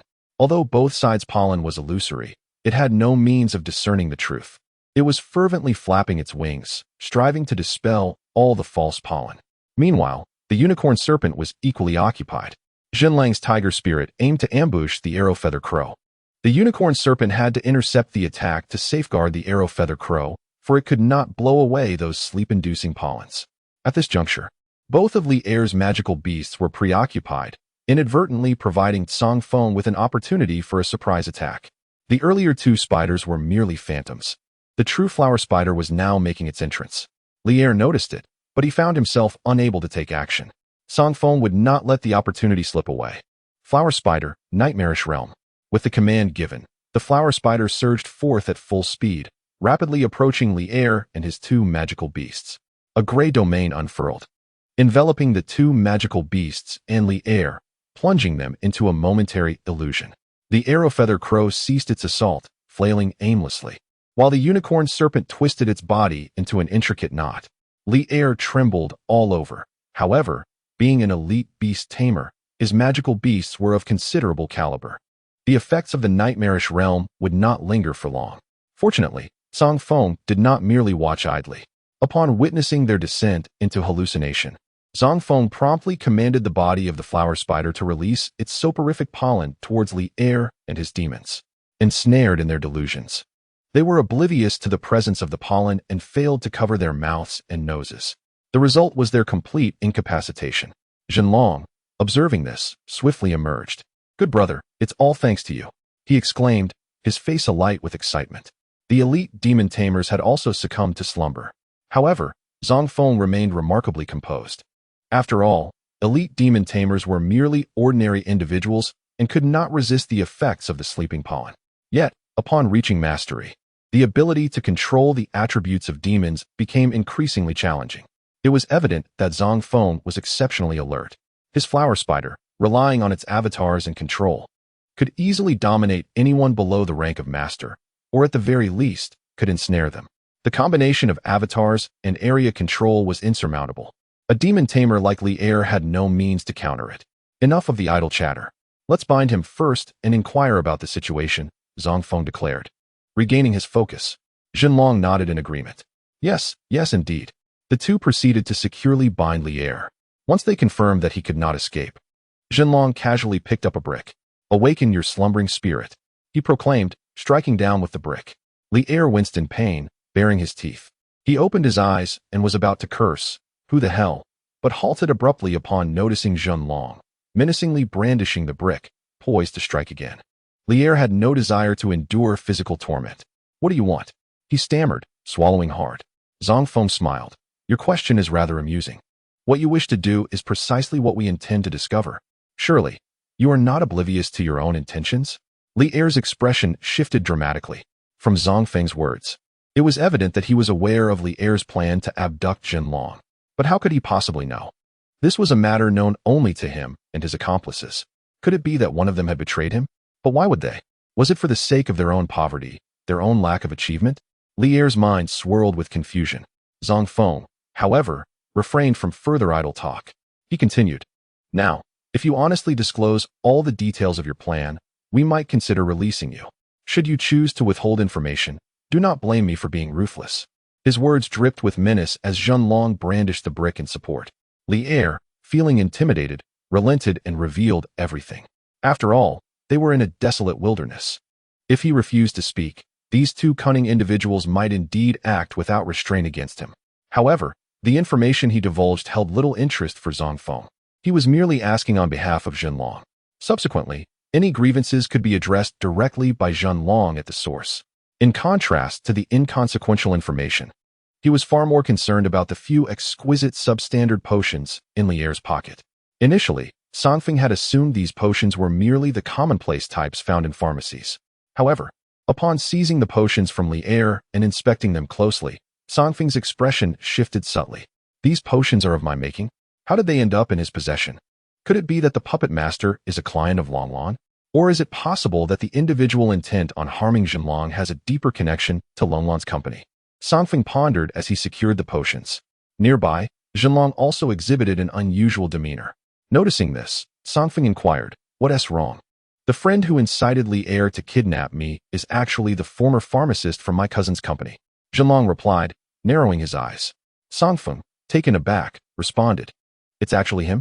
No wonder these potions are of my creation. But why would he kidnap you to ensnare your cousin? Is it truly just for her money?" "Of course not." Zhenlong shook his head. After a moment of contemplation, he continued, "It's rather complicated. In any case, that guy is no good. My cousin has long wanted to rid herself of him, but the company lacks a more capable pharmacist and thus relies on him. There is no other choice. Yet, it is precisely because of this that he feels indispensable, often engaging in various infuriating antics. Never mind, just do your best," Zhenlong concluded, giving Zang Feng a reassuring pat on the shoulder. This left Zang Feng utterly perplexed. "What? Your company's affairs have nothing to do with me. Why should I strive?" He couldn't help but press further. Zhenlong looked at him with an expression of bewilderment. "You usually seem so astute. How is it that you're suddenly so dense?" "Wait. Clarify your words," Zang Feng replied, somewhat exasperated. Zhenlong, noticing his confusion, countered, "Is my cousin beautiful? Well, she is quite lovely. Is she wealthy?" Yes, she is indeed affluent." "Then what is it that you don't understand? Strive to become a more accomplished pharmacist, displace that scoundrel who wronged me, and then become my cousin's support. Win her over, and ascend to the pinnacle of life." Zhenlong's face radiated encouragement. Listening intently, Zang Feng contemplated seriously before shaking his head. "No way. Why not?" Zhenlong's eyes widened. Zang Feng did not respond, but gazed skyward at a 45-degree angle. Zhenlong nodded in understanding. "I see. What do you understand?" "I haven't said anything yet. No need for words. As a good brother, a single glance is enough for me to grasp your intentions." Zang Feng felt a wave of frustration wash over him. He had merely been contemplating how to respond, while Zhenlong had undoubtedly conjured some bizarre notion in his mind. Setting aside the personal matters regarding his cousin, if he were to become the premier pharmacist in the company, he could indeed earn a greater income, and subsequently, Longlon might provide him with more resources for advancement. Take some time to review the notes of Merlin. Strive to master the art of crafting quality potions at the earliest opportunity. However, for now, let us shift our focus back to Zhenlong. What should we do? Should we return directly, or take some other action? No, let us explore the treasure points. Zhenlong, clutching the treasure map, remained somewhat reluctant. Zang Feng, observing this, was indifferent. The two continued their treasure hunt, dragging the bound Li Er along. Yet, there was nothing to be found. Li Er had already confirmed this. Upon reaching the supposed treasure point, they were met only with a mound of earth. Faced with this disheartening sight, Zhenlong seized Li Er and unleashed a torrent of furious blows, causing him to cry out in distress. The treasure map was discarded by Zhenlong in frustration. However, upon glimpsing the treasure map, Zang Feng was suddenly presented with a prompt. Hint: an ancestral treasure map of unknown origin. This item must be viewed through light for proper interpretation. Viewed through light. With a hint of skepticism, Zang Feng picked up the treasure map. He then held the thin sheet of paper against the sky, with the back facing himself, but after a few glances, it still seemed incorrect. After pondering for a moment, Zang Feng adjusted the orientation of the map, holding it upright. To his astonishment, the treasure point appeared to have shifted. Zhenlong, intrigued by Zhang Feng's actions, approached with curiosity. "What are you deciphering with that thing? I wonder, could it be that your method of interpreting the treasure map is flawed, leading us to the wrong location? Could the true treasure point lie within that ancient well?" Zhang Feng handed the treasure map to Zhenlong. The latter, now skeptical, mimicked Zhang Feng's technique and exclaimed, "Oh wow. So this is how it's supposed to be viewed. Good brother, I truly rely on you. Let us go check below," Zhenlong said excitedly, dragging Li Er forward. Zhang Feng followed suit, and upon reaching the ancient well, they hastily found a rope and descended. Sure enough, they discovered several passageways beneath the well. At the end of one passage, they spotted a small chest brimming with an assortment of gold, silver jewelry, and precious stones. It bore a striking resemblance to the safes once used by affluent individuals to stash their private wealth. "Haha, what a treasure trove!" Zhenlong exclaimed. "And there's even a blood spirit stone. Good brother, you can have the other items, but this stone is mine." He held the red stone aloft, laughing maniacally. Zhang Feng's eyes sparkled with excitement as well. The contents of the chest could easily fetch a sum of over 100,000. This outing had proven to be immensely profitable. Meanwhile, above the ancient well, The bound and discardedly air listened to the laughter echoing from below. His expression one of utter despair. Oh no, there truly are treasures? What a loss, what a tremendous loss.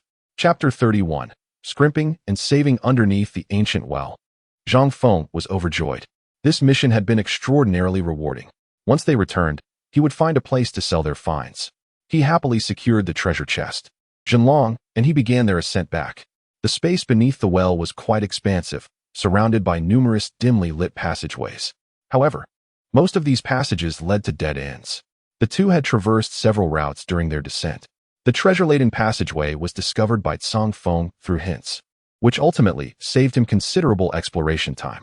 However, this also meant that he and his companion were oblivious to the mysteries that lay at the ends of the many untraveled passages. Zang Feng, driven by curiosity, continued to examine the prompts on their way back. Hint: this passage is a dead end. Hint: there is water in this passage. Hint: there is a corpse in this passage. Hint: this passage is coated with a substantial amount of slime, resembling traces left by certain demons. Are there still demons lurking below? Zang Feng felt a surge of caution. Not long ago, when he descended with Zhenlang, he had encountered no such creatures.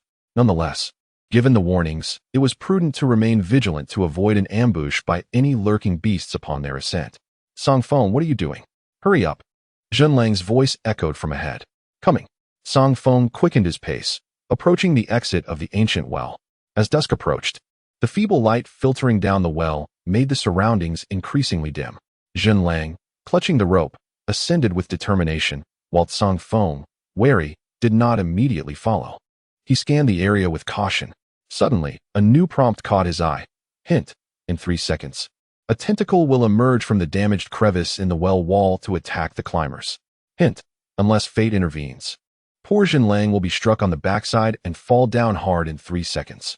Frowning at the warning, Zang Feng was certain that demons were indeed present. This creature intended to strike while he and Zhenlang were vulnerable during their ascent. Gripping the rope, they would have no means to defend themselves. Only the prospect of being struck down by that demon. However, having foreseen the threat, there was no way he would allow a surprise attack to succeed. Zang Feng promptly summoned the flower spider. Flower spider, block the crevice with your silk. As he commanded, he began to climb. The flower spider, responding to the order, immediately unleashed a torrent of silk to seal the opening. At that moment, from within the crevice, a tentacle covered in suction cups and adorned with red rings lunged violently toward the spider's silk, shattering it with a resounding crack. Yet, due to this unexpected obstruction, the tentacle realized that its prey had become aware of its presence. Moreover, as Zhenlang ascended higher, the tentacle deemed it out of reach and abandoned its pursuit of him. However, there was still a target in the well. The tentacle redirected its focus onto Zang Feng. Yet, he remained unperturbed. Flower spider, create illusory duplicates and invoke the nightmare realm. With the command given, the flower spider promptly conjured 3 duplicates and swiftly entered the crevice. The tentacle, sensing the approach of the spider's duplicates, instinctively withdrew its limbs to strike them first, aiming to thwart any potential attack. Yet, all the duplicates were mere illusions, and the tentacle wasted precious time smashing them to pieces. After all, the flower spider is both delicate and swift. Its tentacles cannot guarantee a certain hit. Seizing this opportunity, Zang Feng had already ascended to a higher position, rendering the tentacles somewhat out of reach. Nevertheless, the tentacles seemed unwilling to concede. Even the main body of the tentacle hastened through another passage in an attempt to capture Zang Feng. Yet, it was evidently too late. Zang Feng, having quickened his pace, had safely climbed to the mouth of the ancient well. Upon emerging successfully, he exhaled a sigh of relief. Before departing, he glanced downward, where he encountered an intriguing prompt. Hint: Blood Ring Octopus, level 14, a rare, strength-based venomous creature adept at lurking and ambushing. The Blood Ring Octopus? Rare? Zang Feng was taken aback by the notification. The Blood Ring Octopus is a creature of the ocean, entirely unseen on land. How could such a rare aquatic demon be concealed within this ancient well? After all, Shumen is situated inland. Following his astonishment, Zang Feng suddenly recalled that individuals from the Demon Control Bureau had informed him that the wanted criminal, aside from carrying contraband, had also captured several rare demons with the intention of smuggling them to Shumen for sale. All those demons had escaped. Could it be that this blood ring octopus is one of the wild demons the fugitive had brought to Shumen for trade? It seemed quite plausible. Zang Feng nodded to himself, fixated on the octopus. Moreover, considering that the blood ring octopus is a strength-based demon with formidable physical prowess, it was precisely the type of creature he required. Once he advanced to the elite level, should he not return to subdue it? A plan began to take shape in Zang Feng's mind. This blood ring octopus would be quite suitable for him. However, the creature's size posed a challenge. It was estimated to measure over a meter in length. This was likely why it had attempted to ambush them through the wall using its tentacles. Due to its considerable bulk, it could not traverse the pit. Its original strategy was to utilize the pit to stealthily attack Zang Feng and his companion. With its venom, a successful strike would ensure they could not escape. Afterward, the blood ring octopus would have ample time to emerge from the other passage and slowly enjoy torturing its prey. Such is the hunting method of many octopuses. The blood ring octopus was not mistaken in its approach. However, the crux of the matter lies in the fact that Zang Feng had seen the prompt. He had discovered the blood ring octopus in advance. This revelation rendered its ambush futile, resulting in a fruitless endeavor. At this very moment, the blood ring octopus, concealed in the depths of the ancient well, was left seething with frustration. Having lost two significant prey, it would now endure hunger for an extended period, as there was nothing else nearby to satiate its appetite. Nevertheless, Zang Feng was unconcerned with its plight. Upon exiting the well, he intended to return, for the hour was already late. Once darkness descended, the wilderness would become perilous. On their way back, Zhenlong inquired about the events that had transpired in the well. He had heard the commotion caused by the blood ring octopus, but the darkness had obscured his view of its true form. Zang Feng casually mentioned it as they walked further away. As for Lier, they pondered for a moment before leaving him behind without a second thought. After all, even if he were to be taken back and handed over to the Demon Subjugation Bureau, the perpetrator, having attempted a crime, would not face a lengthy confinement. Especially if he were to deny any wrongdoing. It would be more prudent to abandon him in the wilderness, where the wild demons would inevitably set their sights upon him. Furthermore, with the nightfall, the demons become even more ferocious. Thus, even if Lier were to escape death, he would surely suffer grievously. Zhenlang felt a sense of relief, yet the bound Lier, aside from cursing at the retreating duo, could keenly hear distant whispers of blood ring octopus and other ominous phrases. Lier was no fool. He was acutely aware that the so-called blood ring octopus was lurking within this ancient well. Damn it, those two little rascals. Are they trying to take my life? As he listened to the commotion emanating from the well, realizing that the blood ring octopus was attempting to ascend, Lier felt an urgent mix of anxiety and anger. He was still bound and unable to summon any demons. In that moment, he could only desperately rub against the stones beside the well, striving to fray the ropes. Whether he would succeed remained uncertain. As darkness enveloped the sky, the two who had departed long ago, Zang Feng and his companion, had safely returned to the city. However, during their journey, Zang Feng was somewhat puzzled. Zhenlang, initially chatty, had suddenly grown silent, his face cold, and for a long while, he had offered no words. Zang Feng intended to inquire about his sudden change, but turned to find Zhenlang had vanished. This guy is quite the escape artist. Zang Feng shook his head and dismissed further thoughts. At that moment, a message arrived on his phone, a notification that Zhenlang's task reward of 12,000 had been credited. Seeing the message, Zang Feng did not rush home. Instead, he ventured elsewhere to liquidate the treasures he had found, amassing over 11,000 in riches. Coupled with Zhenlang's reward, he had earned a staggering total of over 120,000. This sum did not even account for the spiritual herbs and potions. Gazing at his balance, Zang Feng was filled with exhilaration. With such wealth, his endeavors and elixirs were assured of success. I'll first return to consume the potions at hand. And tomorrow I'll increase my acquisition tasks and explore the market. There are often wandering demon subjugators setting up stalls. Perhaps I might stumble upon unexpected treasures. With a buoyant spirit, Zang Feng made his way home. Meanwhile, at a nearby residential area, Tang Si has been apprehended. What of the criminal? Mulan inquired before the Demon Subjugation Bureau vehicle. The female demon subjugator across from her replied helplessly, he escaped. She was acutely aware, having fled in the afternoon, that Tang Si must have contacted the criminal prior to his departure. He spoke of the events of the day, which likely alerted the criminal and prompted him to leave Tang Si's residence. As the female subjugator recounted these details, Mulan nodded, refraining from further inquiry. During the day, she had already sensed the underlying issues but chose not to confront Tang Si regarding his use of prohibited substances. She did not wish to raise alarm, especially considering she had seen Zang Feng report Tang Si, believing the Bureau would handle the matter. Little did she know, the criminal was one step ahead. The personnel of the Demon Subjugation Bureau were truly inept. Certainly, while thoughts lingered, Mulan refrained from elaborating further. The female demoness continued, "By the way, I sent a little something to your student, Zang Feng. Consider it a congratulatory gift for his new role as an apothecary. Here, please take this to him." Just one quality potion? What's wrong with that? Such a miser. Chapter 32. The mysterious guide in the pitch-black night. The moon shone brightly. Within the confines of his room, Zang Feng consumed the potion. These several inferior potions were sourced from Lier, yet in truth, they were concocted by himself. The efficacy surpassed that of commercially available options. Nevertheless, even after consuming all these potions, Zang Feng was unable to break through to the 8th rank. After all, the demand for potions increases with the elevation of one's realm. To achieve a breakthrough, he would need to consume several more potions or directly ingest a quality potion. Unfortunately, he was not yet capable of producing quality potions himself. Otherwise, the process would have been expedited. As he absorbed the potion's energy, Zang Feng sighed. At that moment, a knock resounded at the door. Who is it? Zang Feng wondered, perplexed. Who would come to see him at this late hour? It's me, your teacher, Mu. Zang Feng was somewhat taken aback. He promptly rose to open the door. Outside stood Mulan, adorned with sunglasses and dressed in formal attire. It appeared she had just returned from outside. After welcoming her in, he inquired about her unexpected visit. It's nothing of great consequence. The Demon Master Bureau has learned of your ascension to apothecary and sent you a gift.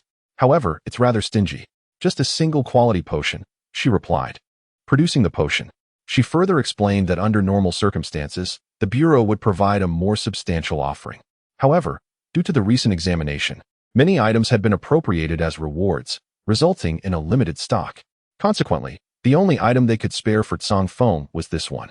Nonetheless, they had recognized his potential, and future support would undoubtedly increase significantly. Zang Feng nodded, feeling a surge of joy within. He was in need of a quality potion to break through to the 8th rank, and fortuitously, Mulan had just delivered it to him.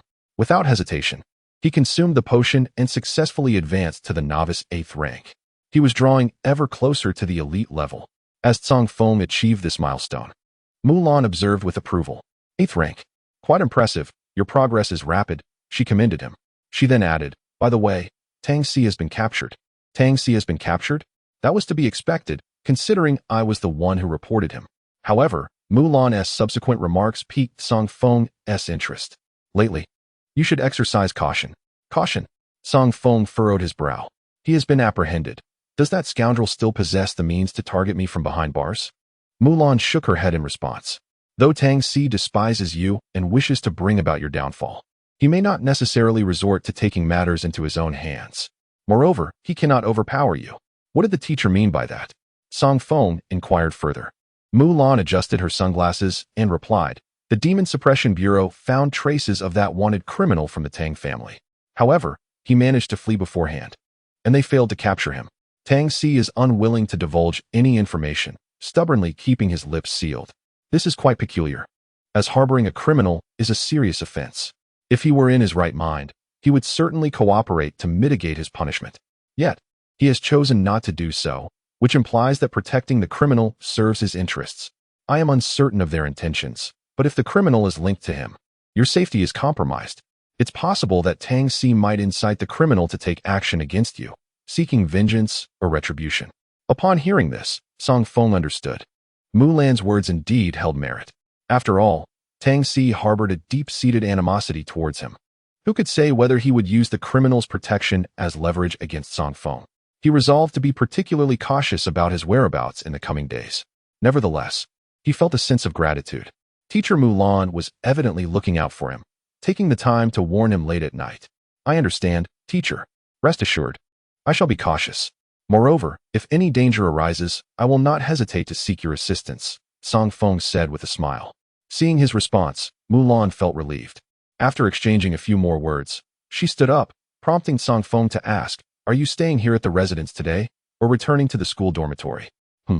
I won't be going to the dormitory today. Is there something else?" Mulan paused, a hint of confusion in her voice. She didn't reside here daily. Sometimes she stayed at the school's teacher dormitory, given her demanding schedule often kept her occupied until late. Zang Feng replied, "Nothing much. I was busy outside all afternoon, and am feeling a bit hungry now. I plan to prepare a midnight snack. Would you like to join me to rest a bit? It would be a way to express my gratitude for your reminder." "All right." Mulan smiled at his suggestion. In truth, she too felt a twinge of hunger. "Then please, take a seat for a moment." With her agreement, Zang Feng turned towards the kitchen. The kitchen was stocked with various ingredients. Some were his, while others belonged to fellow tenants.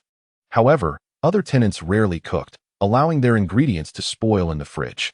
Zang Feng learned to be resourceful, purchasing less for himself and often using what others had bought, as they seldom utilized their groceries. Rather than let them go to waste, he preferred to make use of them. Today was no different, and he unabashedly used the ingredients available in the kitchen. Before long, a delightful aroma wafted through the air, surprising Mulan. She had not anticipated that Zang Feng possessed such culinary skills. This young man had quite a repertoire of abilities. She couldn't help but exclaim in admiration. Meanwhile, Zang Feng soon brought over the late-night snack, and as they dined, he engaged Mulan in conversation about various topics. For instance, he inquired about the process of crafting high-quality potions, which, as it turned out, was significantly more challenging than producing inferior ones. It wasn't merely a matter of different materials. The techniques involved in potion making also varied greatly. In short, it was quite a cumbersome task, one that could not be mastered in a short span of time. Mulan was willing to provide hands-on instruction, yet she had other preparations for the upcoming competition. Thus, she decided to wait until after the event to thoroughly teach Zang Feng about creating high-quality potions. Naturally, Zang Feng had no objections to this plan. Their conversation fostered a deeper connection between them. Seizing the opportunity, Zang Feng asked Mulan why she chose to teach at a high school. Her response was rather nonchalant. She mentioned that she had spent many years in other regions and had only recently returned. The Schumann area was her homeland, and she intended to stay. However, she found herself somewhat restless, which led her to obtain a teaching certificate and subsequently take a position at the high school. Nevertheless, she was not particularly adept at instructing students, which explained why, despite her formidable abilities, her teaching fell short compared to other class heads. This was the reason she was assigned to the D class, the lowest performing group. The students there were rather unruly, and while other teachers struggled to manage them, Mulan was able to maintain order. Unbeknownst to Zang Feng, the D class had been notorious for its disruption until Mulan's arrival, which transformed the class into a much more compliant group. Alas, as a teacher, I feel somewhat unsuccessful. I struggle to reach most of my students. If only everyone were like you, possessing a solid foundation and an eagerness to delve into academia, Mulan lamented, a rare moment of venting. Zang Feng listened with a smile, quietly absorbing her words. The following day, at noon, in the North District Flea Market, Zang Feng wandered among the various stalls. With some time before his afternoon classes, he had intentionally come to browse, hoping to find something useful, ideally, materials for potions. There were indeed many independent demon tamers here. However, most were selling antiques discovered in the wild, alongside an array of peculiar trinkets. Few were interested in selling medicinal herbs or spiritual plants, Zang Feng mused. His gaze continually scanned the hints presented to him. Hint: the antique priced at 30,000 on the left stall is actually last week's counterfeit worth only 30. Hint: in the stall 10 meters ahead, there is a shriveled green fruit that can enhance a demon's agility. Hint: there is a pickpocket behind you. Many hints were provided, yet most were of little use.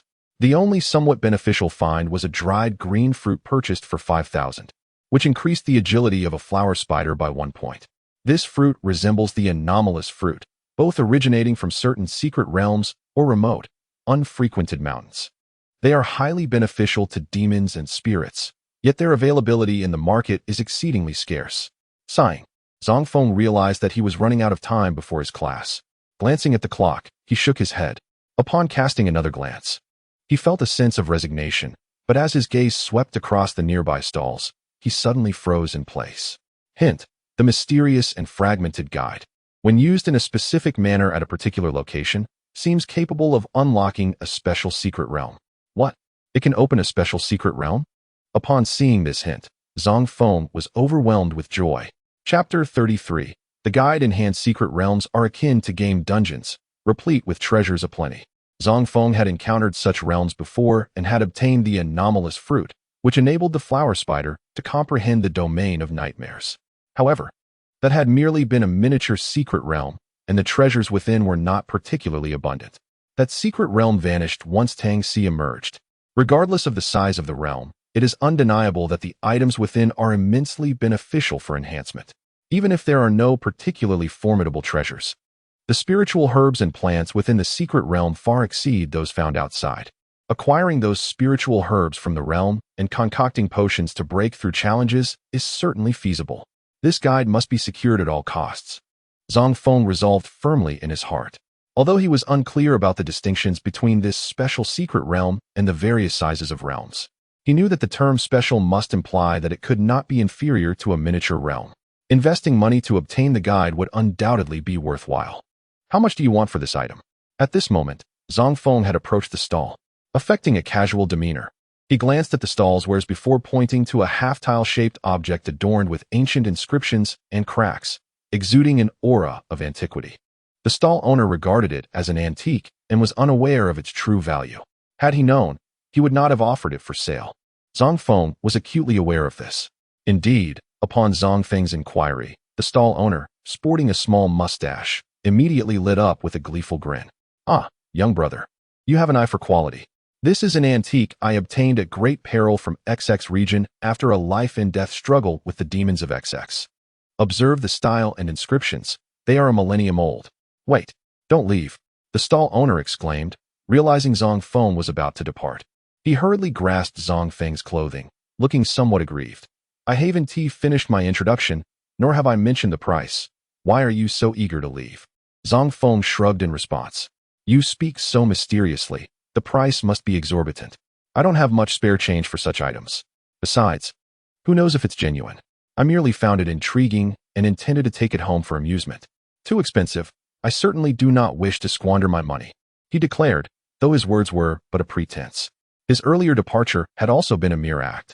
His intentions were quite straightforward, to convey to the vendor not to overreach in their pricing. This tactic proved effective. Upon hearing Zang Feng's nonchalant tone and observing his student attire, the vendor surmised that he likely possessed limited funds, prompting a silent sigh as he reconciled with having made a modest profit. Nonetheless, any earnings were still earnings, especially since this item had merely been a stroke of luck for him. No matter the selling price, he would incur no loss. Thus, the vendor chuckled wryly. "Let us negotiate, shall we? Seeing as you are a student, how about I offer it to you for 8,000? 8,000? $8 would be more reasonable. $8? You are rather audacious." The vendor shook his head. "Enough of this banter. I will sell it to you for a firm 5,000. 5,000? That is still somewhat excessive. Do not push your luck. 1,000. Good sir, let us befriend each other. Deal." The vendor's face lit up with joy at the speed of agreement, prompting Zang Feng to inwardly muse that he might have been able to raise the price by 500 first. Nevertheless, he was content. Acquiring a guide to the secret realm for a mere 1,000 was an undeniable bargain. "Boss, please wrap it up for me," Zang Feng said after handing over the money. The vendor nodded with a smile and began to package the item. However, just as he was about to proceed, a voice rang out from a distance. "Boss, wait. I want that item. I will pay 10,000.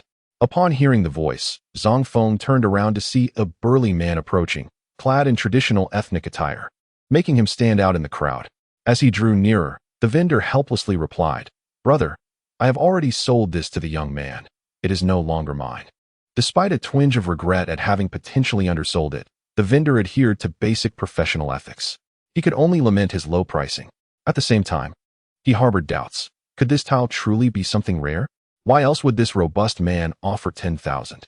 The vendor's mind swirled with speculation as he finished packaging the tile and handed it to Zang Feng. Seeing the transaction completed, the burly man turned to Zang Feng. "Young brother, I will offer you an additional 10,000 for that item. Will you part with it?" "Absolutely not. I must decline." Zang Feng decisively took his leave. The burly man attempted to pursue him with a higher offer, but Zang Feng was too swift. With the bustling crowd around them, he vanished in an instant. The burly man could only sigh in resignation. His desire to acquire that tile stemmed from having read in ancient texts about a guide to the secret realm that bore a striking resemblance to it. However, he had never encountered the actual item, leaving him uncertain. Securing the tile for confirmation would be ideal. Unable to procure it, there was little that could be done. Alas, perhaps it was merely a misjudgment. Such rare artifacts as the Guide Stone are exceedingly uncommon. How many have emerged from the Candle Dragon region over the centuries? It was unlikely to find one here. Shaking his head, the burly man turned to depart. Meanwhile, Zang Feng's heart raced with excitement. To his astonishment, there was indeed someone who recognized its value. Fortunately, he had managed to slip away quickly. As he examined the tile, a flicker of joy crossed his face. However, upon further inspection, a frown creased his brow. How exactly was this item to be utilized? He felt rather perplexed. After all, the instructions had not specified its application. Nevertheless, Zang Feng was not entirely at a loss. He resolved to seek guidance from teacher Mulan. When in doubt, consult Mulan. Zang Feng was unreserved in his decision. With a class about to commence, he quickly secured his belongings and made his way back to school. In the afternoon, Mulan had a lesson. Once the class concluded, Zang Feng hurriedly followed her. As he approached, Mulan recalled their unexpected conversation from the previous night. Their relationship had grown closer, bridging the gap between teacher and student, fostering a sense of camaraderie. What's the matter? Another issue has arisen? She inquired, her curiosity piqued. Zang Feng nodded. Then, with a hint of mystery, asked, Teacher Mulan, have you ever heard of the Guide Stone? Guide Stone? Mulan exclaimed, taken aback. Where did you hear about such a thing? It was evident that she was familiar with it. Zang Feng chuckled softly. I learned of it by chance. I heard that the Guide Stone can unlock special realms, and I was wondering how to use it if I were to acquire one. I'm quite curious. Do share, teacher. Mulan did not respond immediately. She lowered her gaze slightly, as if peering into Zang Feng's inner thoughts through her sunglasses, a faint smile gracing her lips. Zang Feng felt a twinge of unease. Knowing Mulan as he did, she likely suspected that he had obtained the rare Guide Stone, though she was unaware of how he acquired it. She seemed to discern that he did not know how to utilize it. However, Mulan chose not to confront him about it. You have been fortunate, she remarked. But be cautious, some things can be perilous. Do not hastily disclose such information to unfamiliar individuals, for it may lead to significant troubles. Zang Feng understood her warning. Mulan was advising him not to inquire about valuable items like the Guide Stone from those he did not trust. Otherwise, suspicion could arise, possibly resulting in harm or even a lethal betrayal. Nevertheless, Mulan harbored no such intentions towards him. Otherwise, she wouldn't have offered her advice. I understand, which is why I sought you out, teacher. I trust you more, Zang Feng replied with a grin. Mulan shook her head, a smile gracing her features. Now, to return to the matter at hand, the Guide Stone can only activate secret realms at specific locations. Moreover, the infusion of spiritual liquid is essential. Without energy, it remains a mere lifeless entity, incapable of responding to the secret realm and thus unlocking the passage. Ah, I see, Zang Feng nodded. Spiritual liquid is readily available. After all, whenever a spirit master seals a demon, they prepare spiritual liquid and similar substances to restore spiritual energy and mend the soul card for continued sealing. Although spiritual liquid is a premium item and somewhat costly, Zang Feng is currently affluent. Yet, the question remains, where is this special location? Zang Feng pondered and inquired further. Mulan shook her head, stating, that depends on the guiding token. I have not delved deeply into it.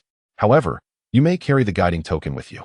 As you approach a location that meets the criteria, the token will naturally react, and then you shall know. Indeed, Zang Feng nodded thoughtfully. Coincidentally, materials from the guild had also arrived. After school, he intended to collect the materials and perhaps take a leisurely stroll around the guild, hoping to make a discovery. Chapter 34. The unexpected encounter. The afternoon passed swiftly.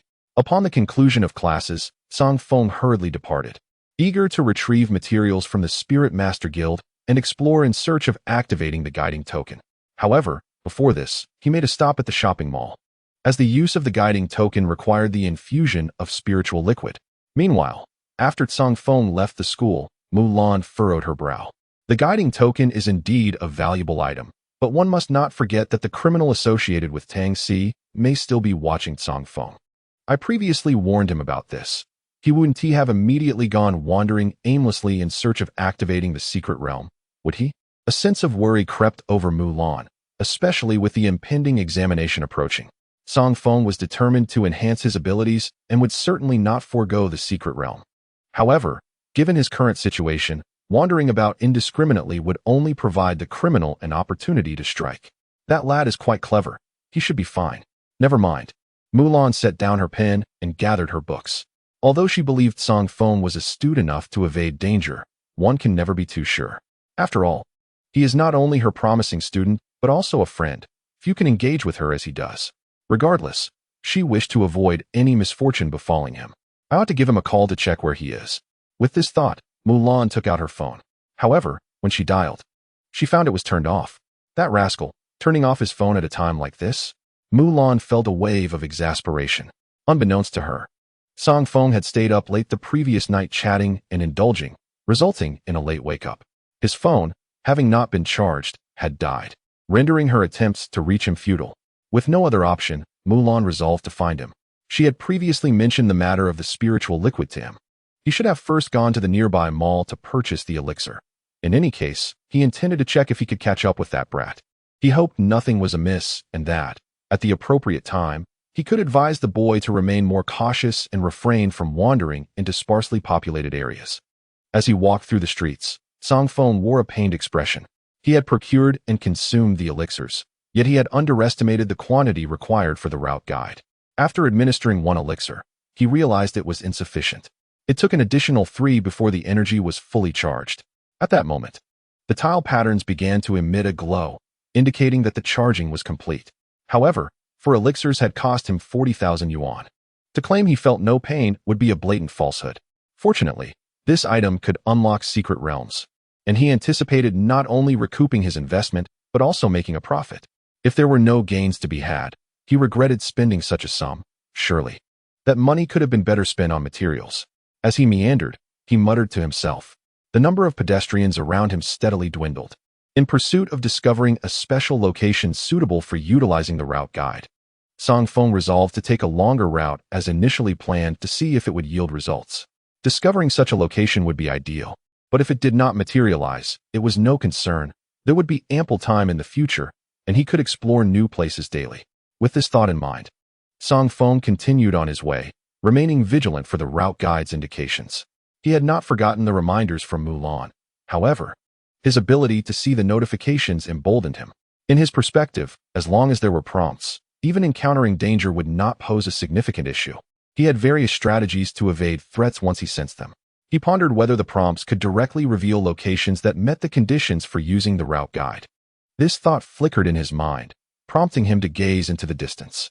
Prompt: 1 kilometer to the northwest. A ghostly fire youth is projected to crash around the corner in 5 seconds, risking his beloved vehicle.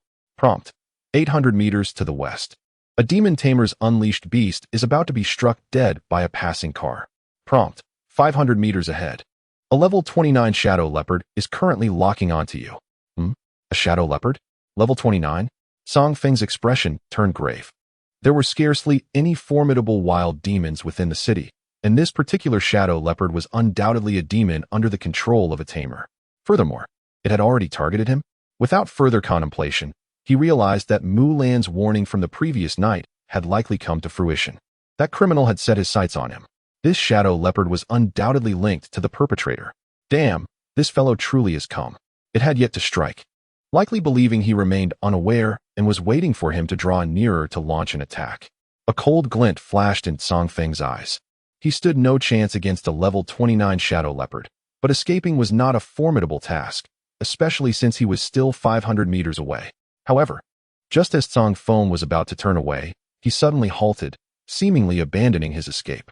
Wait, since the other party was unaware that I had discovered him, why should I not play along with his scheme? A cold smile appeared on Zang Feng's face. The Demon Suppression Office was still on the hunt for criminals, and they had a bounty on this individual. If I provide a lead and even guide the Demon Suppression Office to capture him, I could claim the reward myself.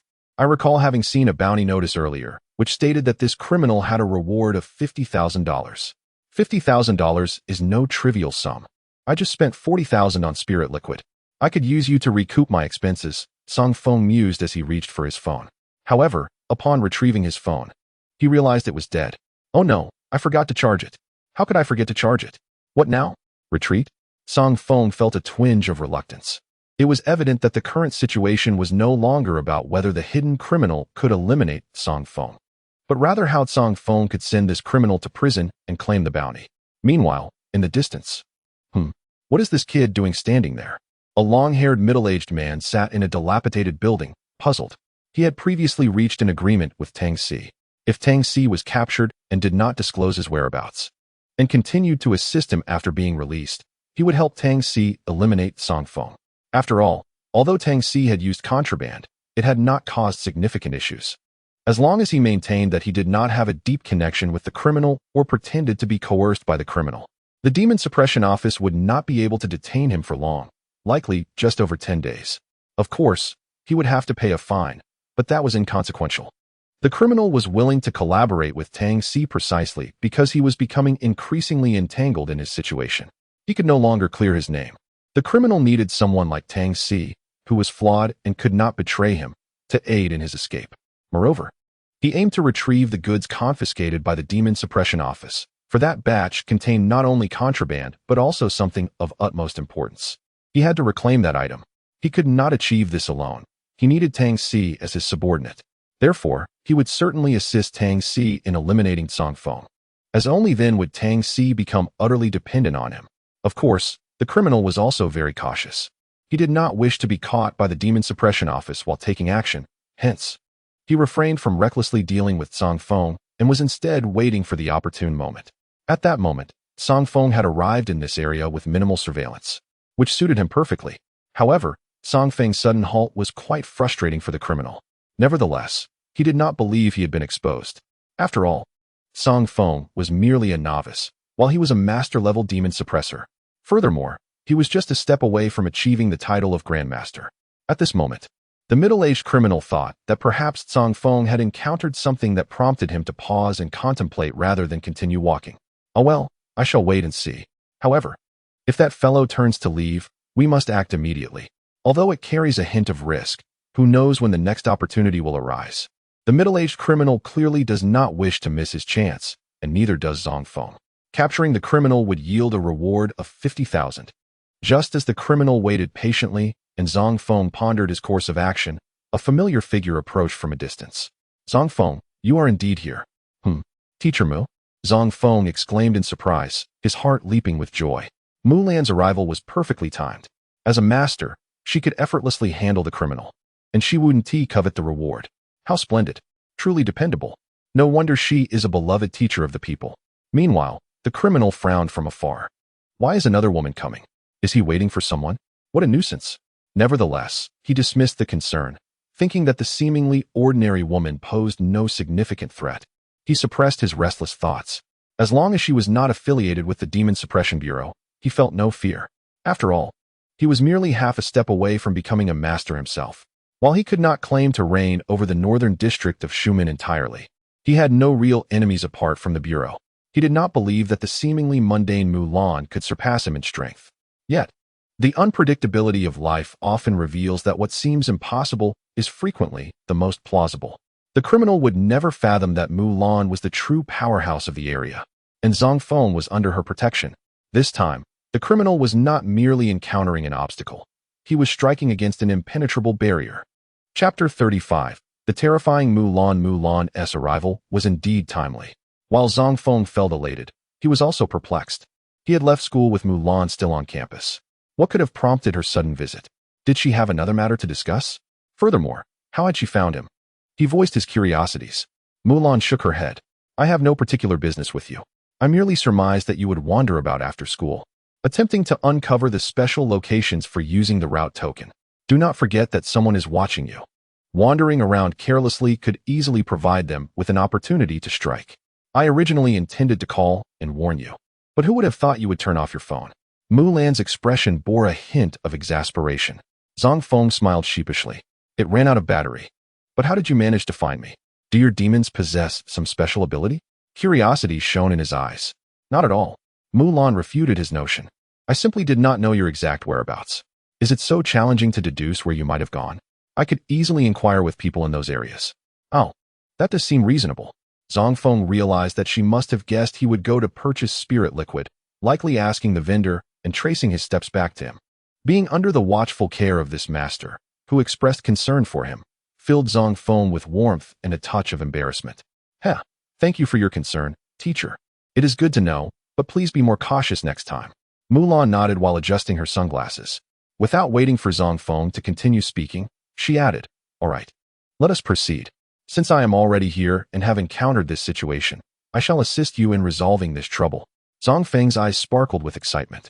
He had intended to mention this matter, but it was clear from Mulan's words that she had already identified the perpetrator. Truly, she was a master-level demon tamer. Even without his extraordinary abilities, she could detect hidden foes. The criminal was in for a rough time now. The bounty would be within reach. Zang Feng strode ahead with satisfaction, while Mulan calmly followed beside him. In the distance, the criminal wore a pleased expression. This young man had not turned back. Excellent.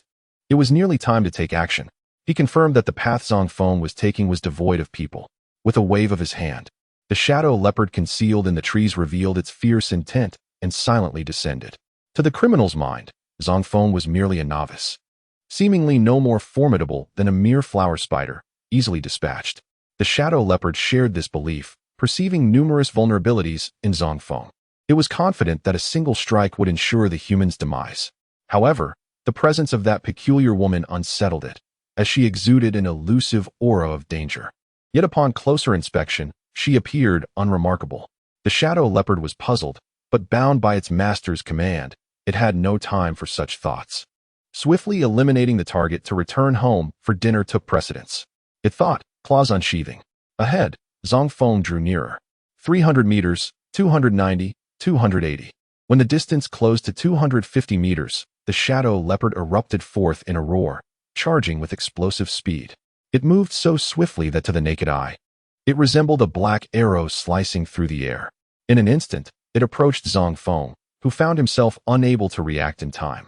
For the shadow leopard was alarmingly fast. This demon was renowned for its speed. It was said that at short distances, it could effortlessly evade bullets. Zang Feng, being merely a novice at the 8th level, an ordinary human, could certainly not withstand the shadow leopard's assault. However, Zang Feng remained unperturbed. Although he could not fend off the attack, he was not alone. Indeed, as the shadow leopard lunged towards Zang Feng, its claws poised to strike. A shimmer of blue light enveloped the beast as it neared.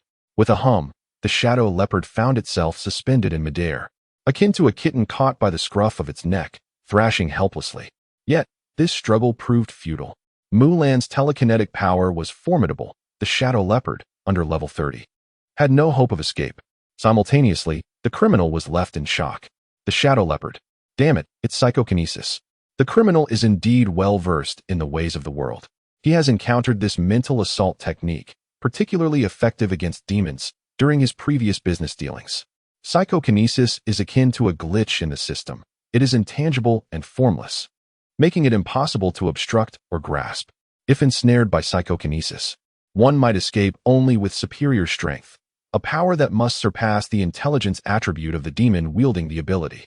Alternatively, one could possess psychokinesis themselves, engaging in a direct confrontation. Of course, one could also employ ranged attack skills to disrupt the demon employing psychokinesis. Observing the current scenario, the intelligence of the demon utilizing psychokinesis far exceeds that of the shadow leopard. The shadow leopard is utterly unable to extricate itself. Thus, there remains but one course of action: to attack the demon employing psychokinesis. The criminal is acutely aware that neither the shadow leopard nor any other demon in their midst possesses psychokinesis, leaving him no choice but to act to save the shadow leopard while continuing to pursue his target. Yet, where could that demon be? The criminal's gaze swept over Zang Feng and Mulan, but aside from the shadow leopard, no other demons were present. Damn, is there also invisibility at play? The criminal, not lacking in wit, quickly deduced the situation. Even if the demon remains unseen, he still has a strategy. Since the demon cannot be located, he would directly attack the demon master, forcing the demon to intervene. At that moment, psychokinesis could similarly be interrupted. With a clear mind, the criminal reacted swiftly, summoning 2 additional demons. These 2 demons, resembling wild wolves, were a 2-headed wolf and a winged wolf. Both were also of level 20 or so. They were ferocious beasts, and under the criminal's signal, they charged at Mulan from 2 directions simultaneously. The criminal understood that Zang Feng was merely a novice, lacking a formidable demon capable of psychokinesis. Thus, the demon belonged to Mulan. He was uncertain of Mulan's abilities, but he had no intention of abandoning his attempt to eliminate Zang Feng. After all, he had already made his move. Should he fail this time, the next attempt would prove even more challenging, and if Zang Feng were to hide, he would lose all opportunity to vanquish him. As for Mulan, the criminal recognized that while she was not weak, he perceived her merely as a young girl in her early 20s, her strength at most reaching the master level. Even if he could not kill her, he deemed it impossible for her to thwart his plans. He was determined to eliminate Zang Feng and escape unscathed. However, the idealization of his plan contrasted starkly with reality. He had still underestimated Mulan's prowess. Faced with the sudden onslaught of the two ferocious demons, Mulan's expression remained serene, devoid of any sign of disturbance. In fact, she made no move at all, appearing to allow the two demons to attack. Yet, what transpired next left onlookers utterly astonished. A faint blue light flickered once more, and the two demons approaching Mulan were suspended in midair, akin to shadowy leopards, unable to escape the grasp of telekinesis despite their frantic struggles. What? Simultaneously controlling three? The criminal's pupils dilated in shock. His demons were all nearly at level 30. Their combined strength was such that it would be impossible for even a level 40 telekinetic demon to fully suppress them. Yet now, that seemingly inconspicuous woman, her concealed demons effortlessly accomplished this feat? This was utterly absurd. Cold sweat began to bead on the criminal's forehead as he speculated about Mulan's true power. Could she be a master? No, she was far more formidable than a mere master. Was she a king? Damn it. The thought sent chills down his spine. He could never have imagined that a mere newcomer would be sheltered by someone who might be a king. Damn it. That fool Tang Si didn't even inform me of this. The criminal cursed Tang Si silently in his heart. However, he had no time to ponder further. The disparity in strength between him and Mulan was insurmountable. He had to flee, and swiftly, or he would undoubtedly be captured by her. With this thought, he hesitated not at all, abandoning his demons and leaping from a dilapidated building in panic. As a master-level demon tamer, he had an innate affinity with demons, endowing him with exceptional physical attributes. Thus, he was able to escape with remarkable speed. However, Mulan was even faster. A blue light glimmered again, and the evil IS telekinesis enveloped Zang Feng, Mulan, and the three demons, swiftly propelling them away. At that moment, the criminal was running for his life. Believing he had distanced himself sufficiently, finally catching his breath, he dared to glance back. Tired from running? A suddenly playful voice rang out from above. Instinctively, the criminal looked up to see Zang Feng, ensconced in telekinesis, standing beside Mulan with a cheerful grin. The criminal's heart sank. It was all over. Meanwhile, Zang Feng was elated. 50,000 yuan, in the bag. Chapter 36. A special secret realm today. The Demon Tamers Bureau was bustling with excitement. For the wanted criminal had been apprehended. Although it was not the Bureau that captured him, that did not deter the celebrations. However, Tang Si in his cell was far from pleased, especially upon seeing the criminal brought in. Brother Wang, how did you get caught too? Zang Feng, is that bastard dead?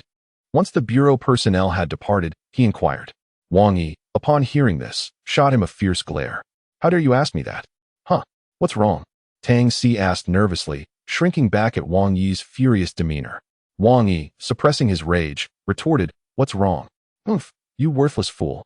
I promised to assist you in dealing with that boy, yet you failed to mention that he has significant backing. That woman is a master. Her prowess is at least comparable to that of a king, far beyond my capability to confront. Were you intentionally leading me into a trap? Wang Yi suddenly seized Tang Si by the collar, who was visibly terrified and struggling in panic. Simultaneously, he desperately attempted to clarify. Brother Wang, you are mistaken. That boy is merely a traveler. He is utterly alone, and aside from a bit of ability, he has no substantial support. The only ones with whom he shares a close relationship are his classmates and my former homeroom teacher, Mulan. However, Mulan is merely a master. That scoundrel, Zang Feng, possesses other backing. I truly had no knowledge of this. Upon hearing these words, Wang Yi furrowed his brow. Gradually, he regained his composure and released Tang Si. Humph, you never mentioned Mulan, did you? She is a teacher, and I presume she has responsibilities at the school. Thus, she cannot be expected to accompany Zang Feng constantly. Tang Si cautiously explained. Indeed, under normal circumstances. A homeroom teacher like Mulan would hardly have the leisure to accompany students daily. However, Tang Si evidently underestimated Mulan's regard for Zang Feng, which ultimately led to this tragedy. Wang Yi listened to Tang Si's explanation. His anger had not entirely dissipated, yet he understood that losing his temper would be futile. He needed to contemplate how to escape. He did not wish to be transferred to another high-security prison. After a moment's thought, he turned his gaze toward Tang Si. "Xiao Si, do you wish to get out of here quickly?" he suddenly inquired. The latter paused. "Get out? Of course I do." Wang Yi's face broke into a smile upon witnessing this reaction. "If you want to leave sooner, you must heed my instructions. Come closer, I have a plan." Outside the Demon Management Bureau, Zang Feng was in high spirits, having secured the bounty of 50,000. He also felt relieved that his troubles had been resolved, all thanks to Mulan. However, upon reflecting on her, Zang Feng found himself puzzled. Her strength seemed somewhat questionable. She appeared too formidable to be merely a master. The criminal, Wang Yi, was a grandmaster and was but a step away from becoming a master himself. For someone of such caliber to summon 3 demons, and for Mulan to effortlessly neutralize the evil eye, was that truly the combat prowess of a master? Although Zang Feng had not encountered other masters, he had spent enough time in this world to understand the capabilities of various stages. A typical master-level demon tamer could likely defeat Wang Yi, but victory would certainly not come easily. Yet, Mulan's performance was utterly extraordinary. Was she genuinely a master-level demon tamer? Zang Feng couldn't help but scrutinize further. Hint: Mulan, master level 10, likely to soon become a king-level demon tamer. Hint: this woman possesses abnormal spiritual energy. Breaking through appears as effortless as eating and drinking, suggesting she has previously surpassed higher realms. A new hint has appeared? Zang Feng gazed at the 2 notifications with a sense of astonishment. He had previously encountered the prompts from Mulan, but back then, there had only been a single notification. Moreover, her prowess seemed to have been confined to the 6th or 7th rank of the master level. How much time had passed? Had she truly ascended to the 10th rank of master? It is well known that advancing to the master level is no trivial feat. Some individuals struggle for years to elevate even a single rank. As for the notion of using medicinal substances, to enhance one's abilities at the master level requires far more precious elixirs than mere over-the-counter remedies. The availability of such pharmaceuticals is quite limited in the region. If a plethora of such items existed, master-level demon tamers would be commonplace, and their rarity would be diminished. However, it was evident that Mulan had not resorted to drugs for her advancement, as Zang Feng had never observed her procuring any medicine or seeking rare treasures. Most of the time, she remained within the confines of the academy. This suggests that her breakthroughs were achieved through diligent cultivation. Yet, this notion was even more perplexing. To cultivate faster than relying on elixirs seemed difficult to comprehend. However, the second notification regarding Mulan appeared to provide some clarity. It seemed she had once surpassed a higher realm but, for reasons unknown, had reverted to the master level. Recultivating would undoubtedly be straightforward. But why had her strength diminished? Zang Feng found himself puzzled, although he was too indifferent to dwell on it further. After all, Mulan was his support. The more formidable she became, the more delighted he felt. He resolved to cultivate a closer relationship with her, and once that bond was established, he would inquire about various matters. Perhaps he might uncover the secret behind her eyes and the reasons for her loss of strength. As Zang Feng pondered, Mulan cast him a suspicious glance. What had he been gazing at her for so long? Could it be that her extraordinary display had left him in awe, fostering admiration? Mulan's thoughts wandered wildly. Suddenly, Zang Feng spoke. Teacher Mulan, how should I express my gratitude for the immense help you've provided me? It's merely a trifling matter. Don't give it a second thought. Mulan replied, shaking her head. She had no lack of anything and was indifferent to rewards. Isn't it a bit embarrassing? Zang Feng scratched the back of his head. You are my student. It is my responsibility to protect you. There is nothing remarkable about it, so don't overthink it. Well then, I have matters to attend to. I shall take my leave. Zang Feng nodded helplessly, watching Mulan's retreating figure. He still intended to express his gratitude, for she had indeed helped him immensely. Furthermore, Mulan asked for nothing in return. However, considering her stature, it was likely that even a small gift would not suffice to convey his appreciation. Perhaps he could treat her to a meal, or better yet, take her somewhere enjoyable to unwind. After all, being a teacher could be quite exhausting. He had yet to see her venture out for leisure. He resolved to consult Jinlong. A wealthy heir known for his penchant for exploration, he would surely be aware of numerous entertaining locales. With a newfound determination, Zang Feng swiftly departed. However, his intentions were not entirely pure. Beyond expressing gratitude to Mulan, he sought to cultivate a relationship. The closer he became to her, the easier it would be to reach out for assistance whenever he encountered trouble. With a figure of such caliber protecting him, would he not reign supreme in the northern district of Shumen? At that point, everyone would have to give him due respect. Naturally, having a powerful ally served as a trump card, yet his own strength remained paramount. Thus, Zang Feng made his way to the guild. He had just come from the Demon Subjugation Bureau with Mulan and Wang Yi to collect a bounty, and had yet to retrieve materials from the guild. He needed to hurry and get them, then return to concoct potions to hasten his advancement. If time permitted, he would explore further and attempt to activate the route guide. With no enemies posing a threat, venturing elsewhere posed no issue. Upon successfully acquiring the materials from the guild, Zang Feng found himself homeward bound by a roundabout route, only to realize that night had fallen. Unfortunately, despite his extensive explorations, he had not encountered a single location that triggered a response from the route guide. Alas, it seemed that finding such places proved challenging. With a sigh, he stepped into his home. Yet, the moment he crossed the threshold of his room, an unexpected reaction emanated from the route guide in his pocket. It emitted a brilliant light and began to levitate, lifting his garments as it did so. What is this? Zang Feng was taken aback. Remarkably, after a long search for a special location, he discovered that the true site to utilize the route guide was right within his home. This was indeed a case of seeking far and wide, only to find it right under one's nose. Upon further reflection, it made sense. The residence of Mulan was inherently unique, capable of accelerating the transformation of demons and enhancing the cultivation speed of demon tamers. It would not be an exaggeration to call it a land of auspicious fortune. Given its extraordinary nature, it was perhaps not surprising that the route guide would respond here. At that moment, Zang Feng produced the route guide. As it floated and shimmered, he clearly observed wave-like patterns appearing on the walls of his room, reminiscent of water ripples. This sight was all too familiar. Was this not the entrance to a secret realm? Filled with joy, Zang Feng noted that the luminous energy emanating from the route guide seemed to be waning with the passage of time. Simultaneously, a notification surfaced. Notification: a special secret realm has been activated. This realm, opened by the route guide, will close once its energy is depleted. Notification: you can infuse more energy into the route guide to reopen this realm's entrance. It can be reused? This was excellent news.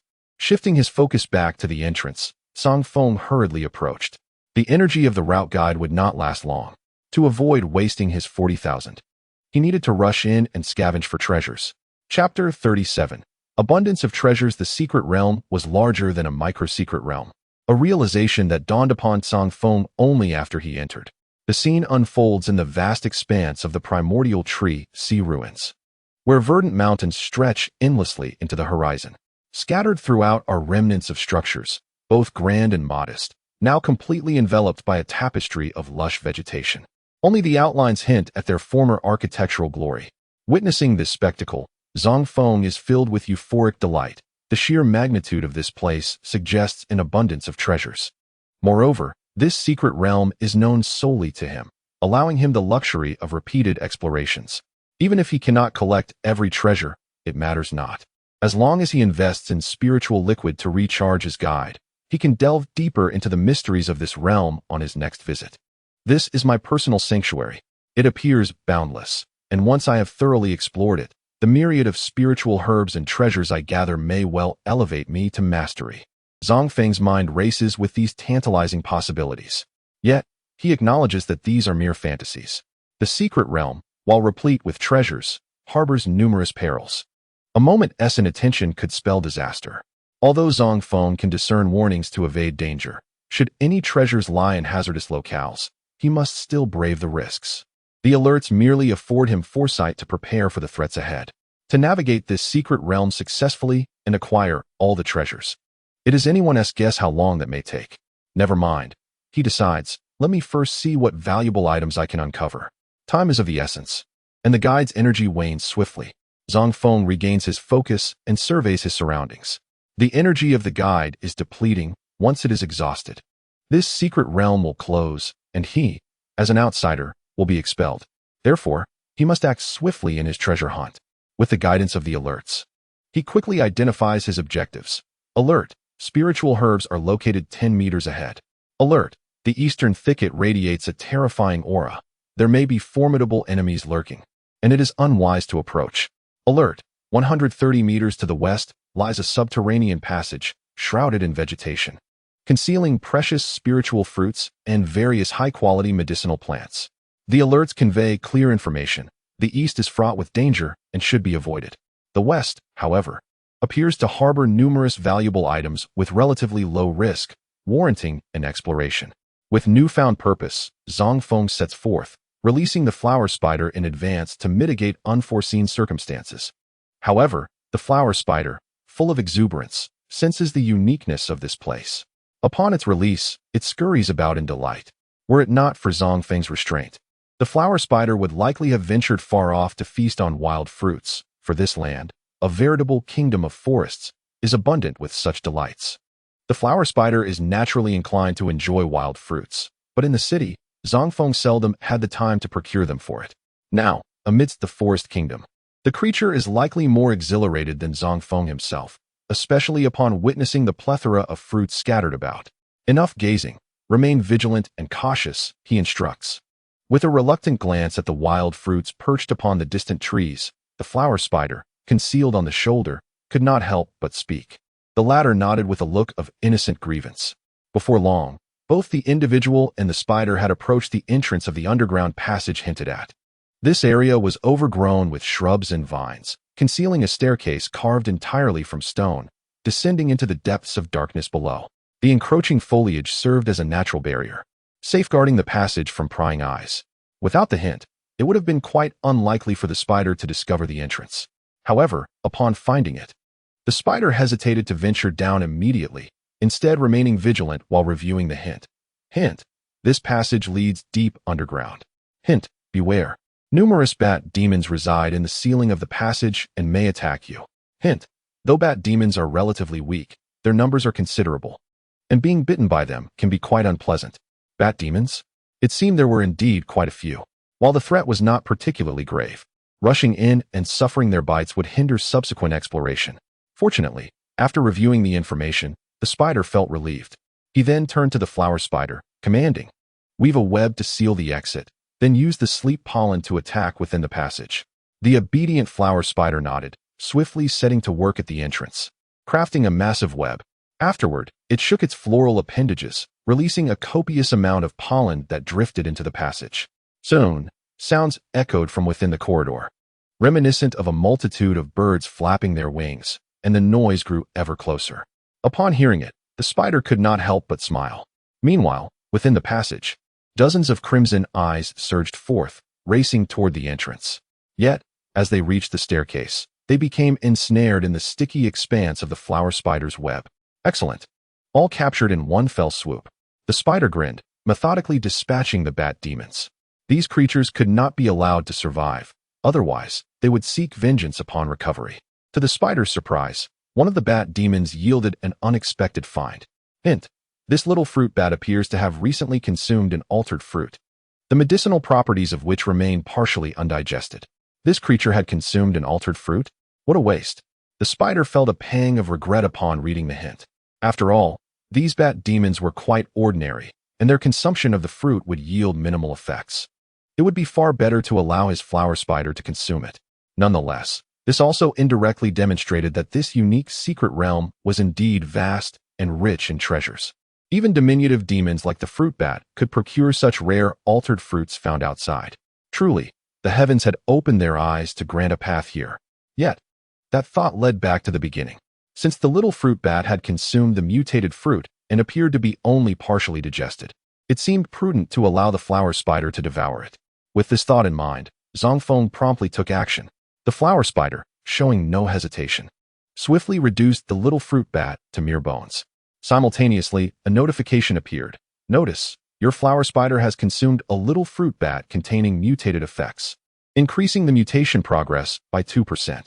Consequently, your flower spider's strength and intelligence attributes have each increased by 1 point. Indeed, the progress had risen by 2%, and the attributes had improved. Let us proceed below, Zang Feng declared. With the threat of the fruit bats eliminated, he grasped the flower spider and ventured into the passageway. The underground corridor was dimly lit in its midsection, yet as they delved deeper, the darkness gradually receded. At the end of the passage lay a vast, subterranean cavern, illuminated by the twinkling glow of quartz scattered throughout. In various locations of the cavern, remnants of severely damaged structures, now overrun by vegetation, hinted at a time when this place had been inhabited. Among the ruins, Zang Feng discovered numerous corroded metal implements. However, these were of little consequence compared to his more significant finding, an abundance of spiritual herbs needed for crafting inferior potions. These herbs flourished in various spots, and Zang Feng delightedly gathered them as he traversed the area. Within a mere hour, he had amassed enough materials to concoct approximately 10 inferior potions. Indeed, this place is bountiful. After securing the gathered materials, Zang Feng pressed further into the cavern, which appeared vast and promising ahead. However, he had not ventured far when he suddenly sensed something amiss in the surrounding space. A peculiar tugging sensation enveloped him, an ominous sign indicating that the route's energy was waning. After a moment of contemplation, Zang Feng realized the gravity of the situation. That sensation was a harbinger of the secret realm's imminent closure, foreshadowing his expulsion. As Zang Feng hastened his pace to harvest more materials, the feeling of urgency intensified. Estimating that he had roughly 10 minutes left, he quickened his movements. Simultaneously, the path before him narrowed. Initially, Zang Feng intended to circumvent this narrow passage in search of materials elsewhere.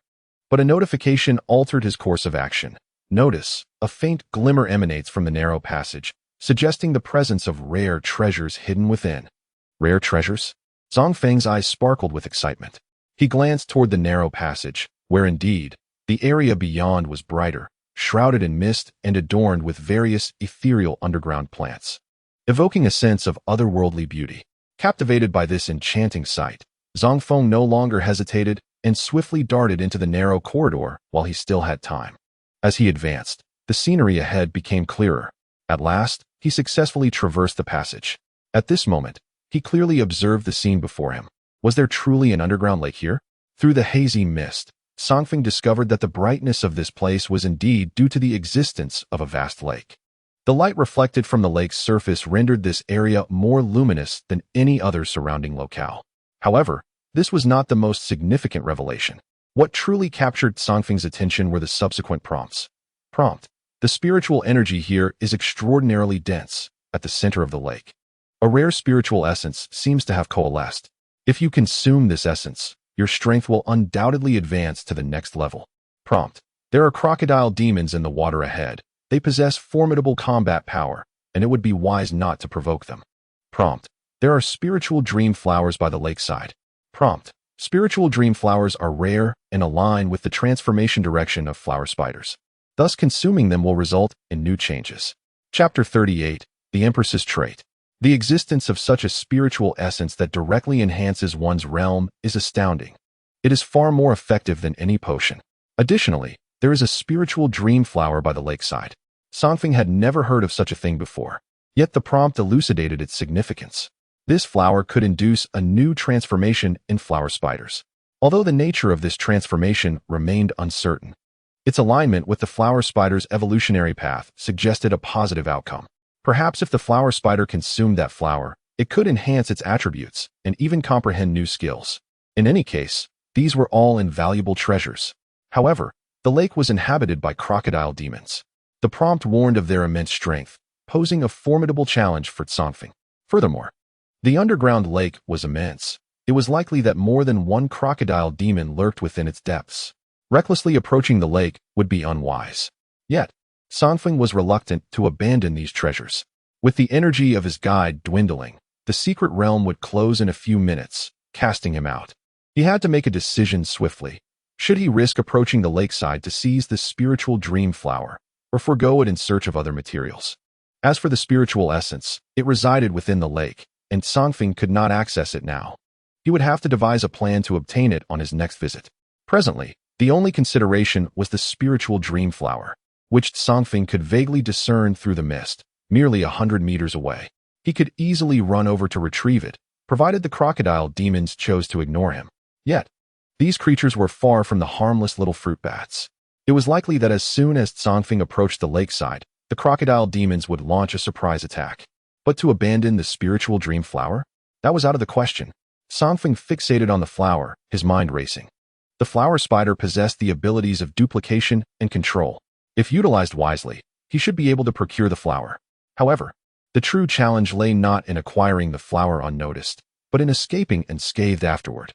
This is a secret realm, and the exit is distant. If one does not possess a swift escape method, being targeted by demons can prove perilous. Yet, it is not entirely hopeless. Perhaps one could leverage the nuances of this secret realm.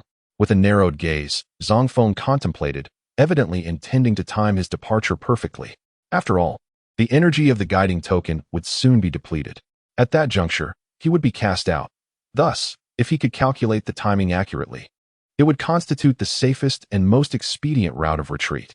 As for how to gauge the timing precisely, that would depend on intuition. The stronger the sensation of being expelled, the nearer the moment would be. Zang Feng could only rely on his instincts. Flower spider, dreamlike duplication. Despite his thoughts, preparation was imperative.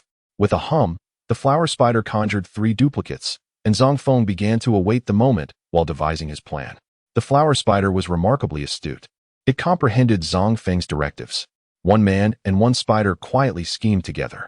As time ticked away, the fluctuations in the surrounding space intensified. He could distinctly sense an invisible force attempting to seize him and whisk him away. It was nearly time. Act now? Zang Feng sprang to his feet, and the flower spider, quick to respond, commanded its duplicates to spring into action. On the placid surface of the lake, a massive crocodile clad in sturdy grayish armor floated serenely, its gaze fixated on a small flower, emitting a faint purplish glow at the water's edge. This blossom bore resemblance to a morning glory, yet it did not grow upon a vine. Instead, it flourished atop an independent plant stem. The crocodile was uncertain of its nature, but sensed that this flower possessed a uniqueness that might benefit its health if consumed. Of course, it had long noticed this bloom, but previously, it had not fully opened. The crocodile perceived that the flower was not yet in its prime, akin to unripe fruit. Hence, it had refrained from hastily devouring it. Now, upon witnessing the flower fully blossomed, it felt an inclination to savor its essence. However, just as the crocodile leisurely approached the flower, it suddenly spotted a small figure advancing from afar. What is that? The crocodile gazed in astonishment. Through the mist, it discerned what appeared to be a diminutive spider darting toward the flower it desired. Attempting to pilfer my treasure? How audacious! Recognizing the spider's intent, the crocodile was instantly incensed, lashing its tail to unleash a torrent of water blades that struck the spider with ferocity. The impact was considerable, and the speed was remarkable, accurately obliterating the spider. Yet, before the crocodile could revel in its triumph, 2 more spiders emerged from either side, seemingly with the same objective. Now, the crocodile was genuinely furious. What on earth is happening today? Why are spiders incessantly attempting to steal? The crocodile expressed its profound displeasure. Its fierce gaze swept across the spiders on either side.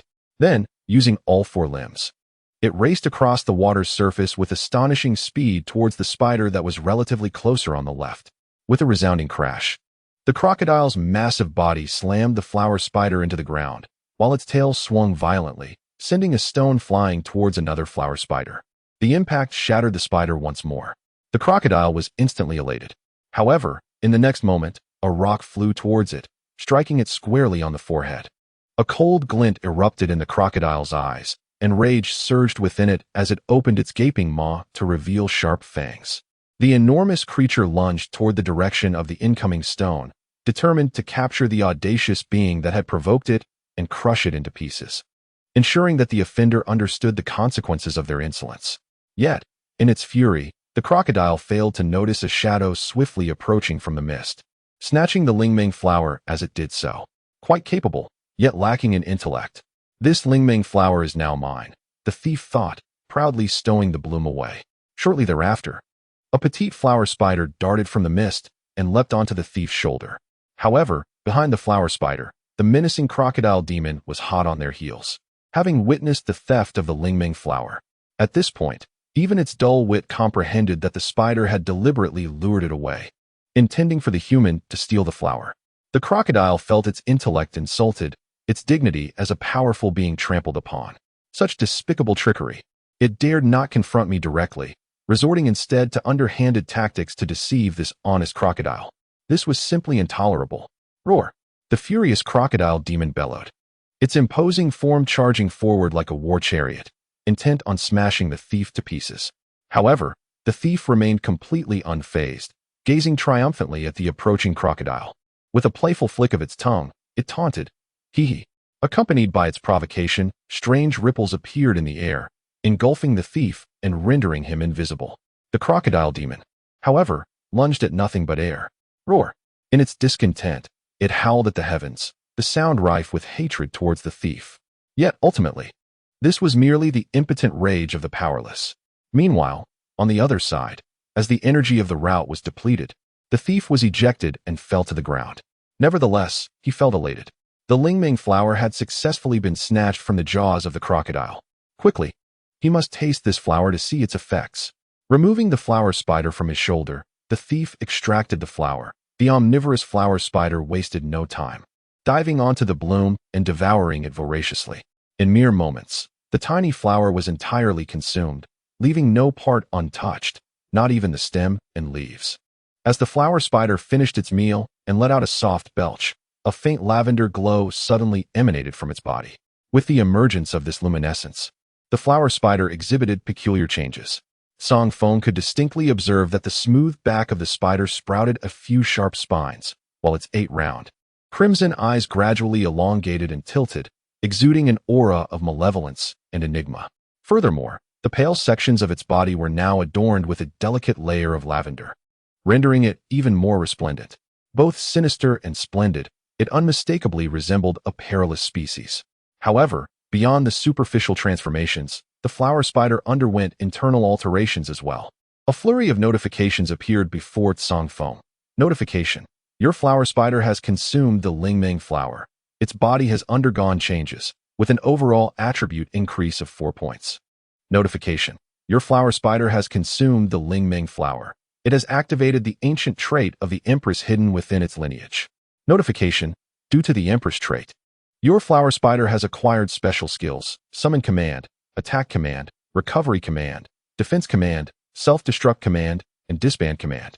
Zang Feng stood there, utterly astonished. What a marvel! This was nothing short of extraordinary. Chapter 39. Breakthrough to the 9th segment. The traits of demons are not skills. They are a form of passive special abilities, akin to a biological gift. Take, for instance, Zhonglang's Tiger Soul, which possesses immunity to physical attacks due to its specter characteristic. However, not all demons possess such traits. Many, particularly common and weak ones like the ordinary flower spider, lack them. Yet, Zang Feng's flower spider, once devoid of any traits, had now acquired a rather rare characteristic. This trait bestowed upon it numerous skills, albeit with some peculiarities. Aside from the Summon Command skill, the other skills could not be directly utilized. These abilities could only manifest their effects upon the activation of the Summon Command. Why is this the case? It is because the Empress trait endows Zang Feng's flower spider with the capability to command its own exclusive legion. The Summon Command is for calling forth subordinates, while the other commands are specifically designed to manipulate these minions. Until the subordinates are summoned, these commands remain unusable. However, do not underestimate the attack and defense commands. They are not merely for offense and retreat. These skills possess special effects. For instance, upon using the attack command, the destructive power of the summoned subordinates will significantly increase for a brief period. Upon issuing the defensive directive, the summoned minions would immediately return to safeguard the flower spider, establishing an energy barrier capable of withstanding the vast majority of assaults, even those of an intangible telekinetic nature. Such an effect is indeed extraordinary. However, it is essential to note that the defensive command is not invincible. Should the adversary possess overwhelming combat prowess, the minions may be vanquished, and the barrier could collapse. Nevertheless, this skill remains remarkably effective, whether utilized for self-preservation during a hasty retreat or for engaging in superior challenges to deplete the opponent's resources. Furthermore, the directives extend beyond mere defense. There are also self-destruct commands and the like, all of which boast equally potent effects. In summary, the current flower spider is exceptionally formidable. The Lingming flower has bestowed upon it unique characteristics, altering its appearance and elevating the flower spider beyond the realm of feeble demons. It now resembles a versatile entity, capable of withstanding blows, delivering strikes, and providing assistance, thus proving compatible with virtually any ally. It would not be an exaggeration to call it a universal asset. Moreover, while the flower spider revels in its newfound strength, Zang Feng is equally exhilarated. The greater the power of the flower spider, the stronger he becomes. With the flower spider's enhancement and his own promotion leading to the ceiling of the second demon, achieving first place has never seemed more attainable. Once he secures the top position and acquires the growth spirit stone, the flower spider will further augment its combat prowess through continued transformation. Zang Feng, brimming with satisfaction, retrieves the flower spider. In conclusion, he takes a moment to review its attributes. The flower spider has been consistently improving, and he intends to scan for the specific details.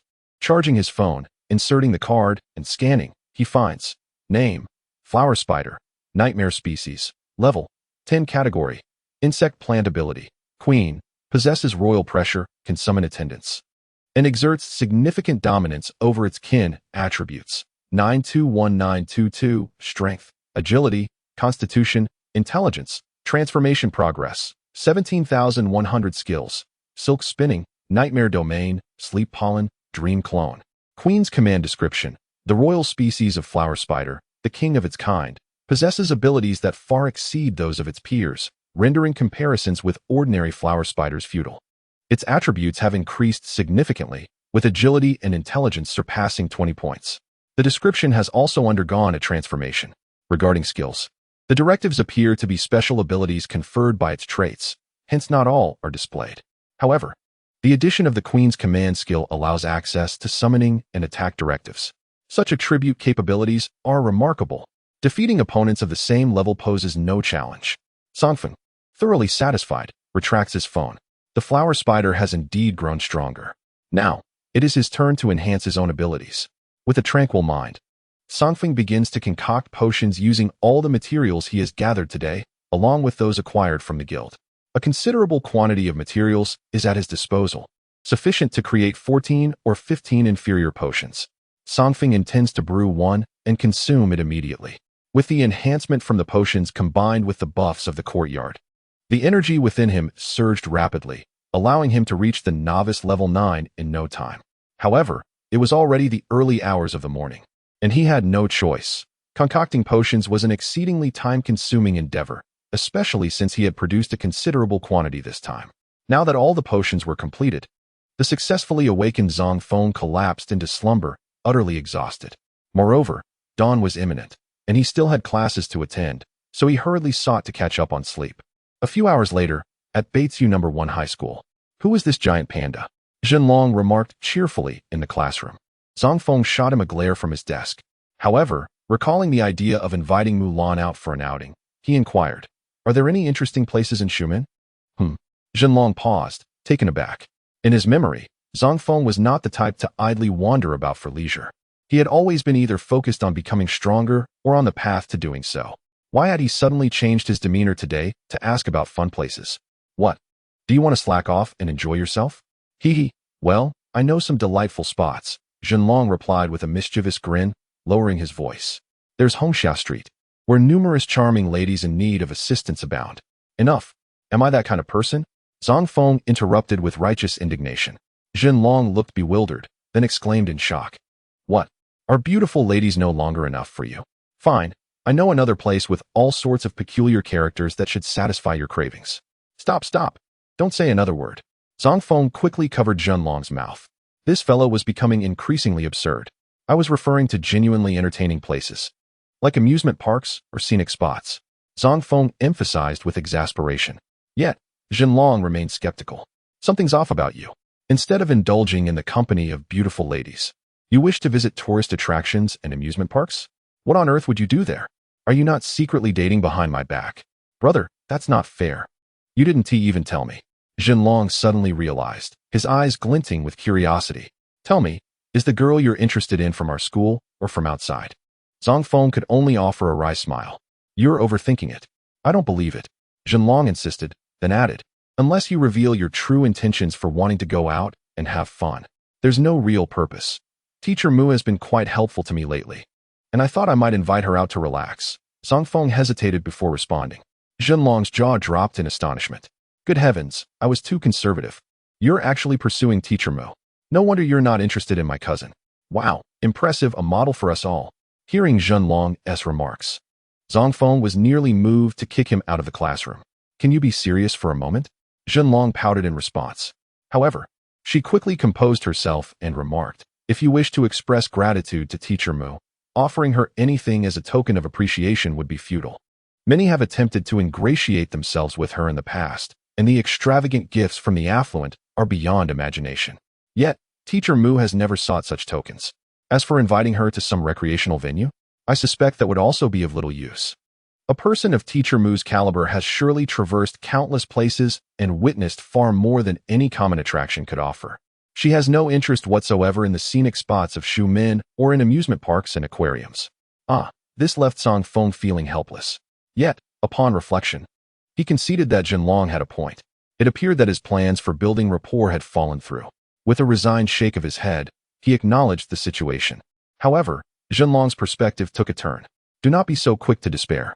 Although Teacher Mu may not value ordinary gifts or typical attractions, it does not imply she is entirely uninterested.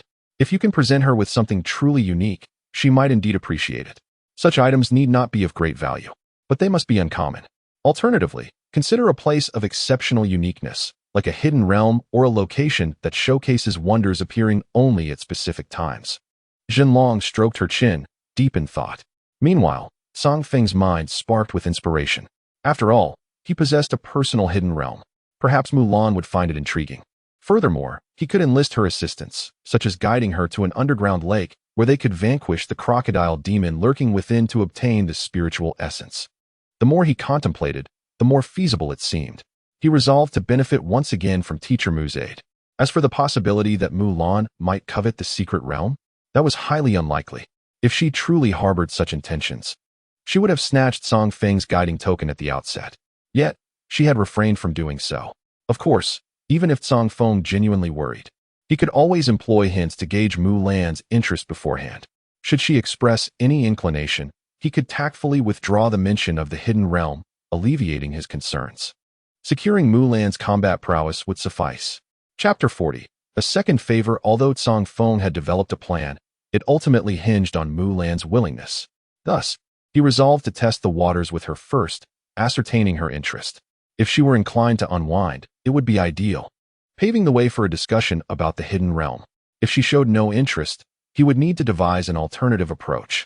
In any case, he must find a way to take her to the hidden realm and thereby gain her assistance. The spiritual essence must be secured. Once he obtained the essence, coupled with the materials acquired from Long Lan that Sunday, attaining elite status would be within reach. With these thoughts swirling in his mind, Zang Feng slipped into the office at noon, preparing to seek out Mulan. The office was devoid of others. The teachers had mostly gone for lunch, leaving only Mulan behind. When Zang Feng arrived, she was engaged in a telephone conversation. Just before entering the office, she had faintly heard Mulan mention something about a shrine. After hanging up, she fell into deep contemplation, only returning to reality when Zang Feng approached her. Teacher Mu, what are you thinking about? You seem quite lost in thought. Zang Feng inquired with a hint of curiosity. Mulan furrowed her brow slightly beneath her sunglasses. Yet she chose not to elaborate. Instead, she calmly replied, "It's nothing." Since Mulan did not elaborate, Zang Feng refrained from pressing further. After all, everyone has their own private matters. Stop inquiring about my affairs, teacher. What brings you here at noon instead of having lunch? Mulan deftly shifted the conversation back to Zang Feng. The latter responded with a cheerful smile. "Oh, it's nothing serious. I just wanted to ask if you have any free time this weekend. This weekend is quite open for me." "Why do you ask?" Mulan's curiosity deepened. "Well, if you have time, I would like to treat you to a meal to express my gratitude for your help yesterday. Or perhaps we could go out and have some fun. You work so hard every day. It would be nice for you to relax a little," Zang Feng replied. "You are quite thoughtful." She chuckled, but then continued. "However, don't waste your money.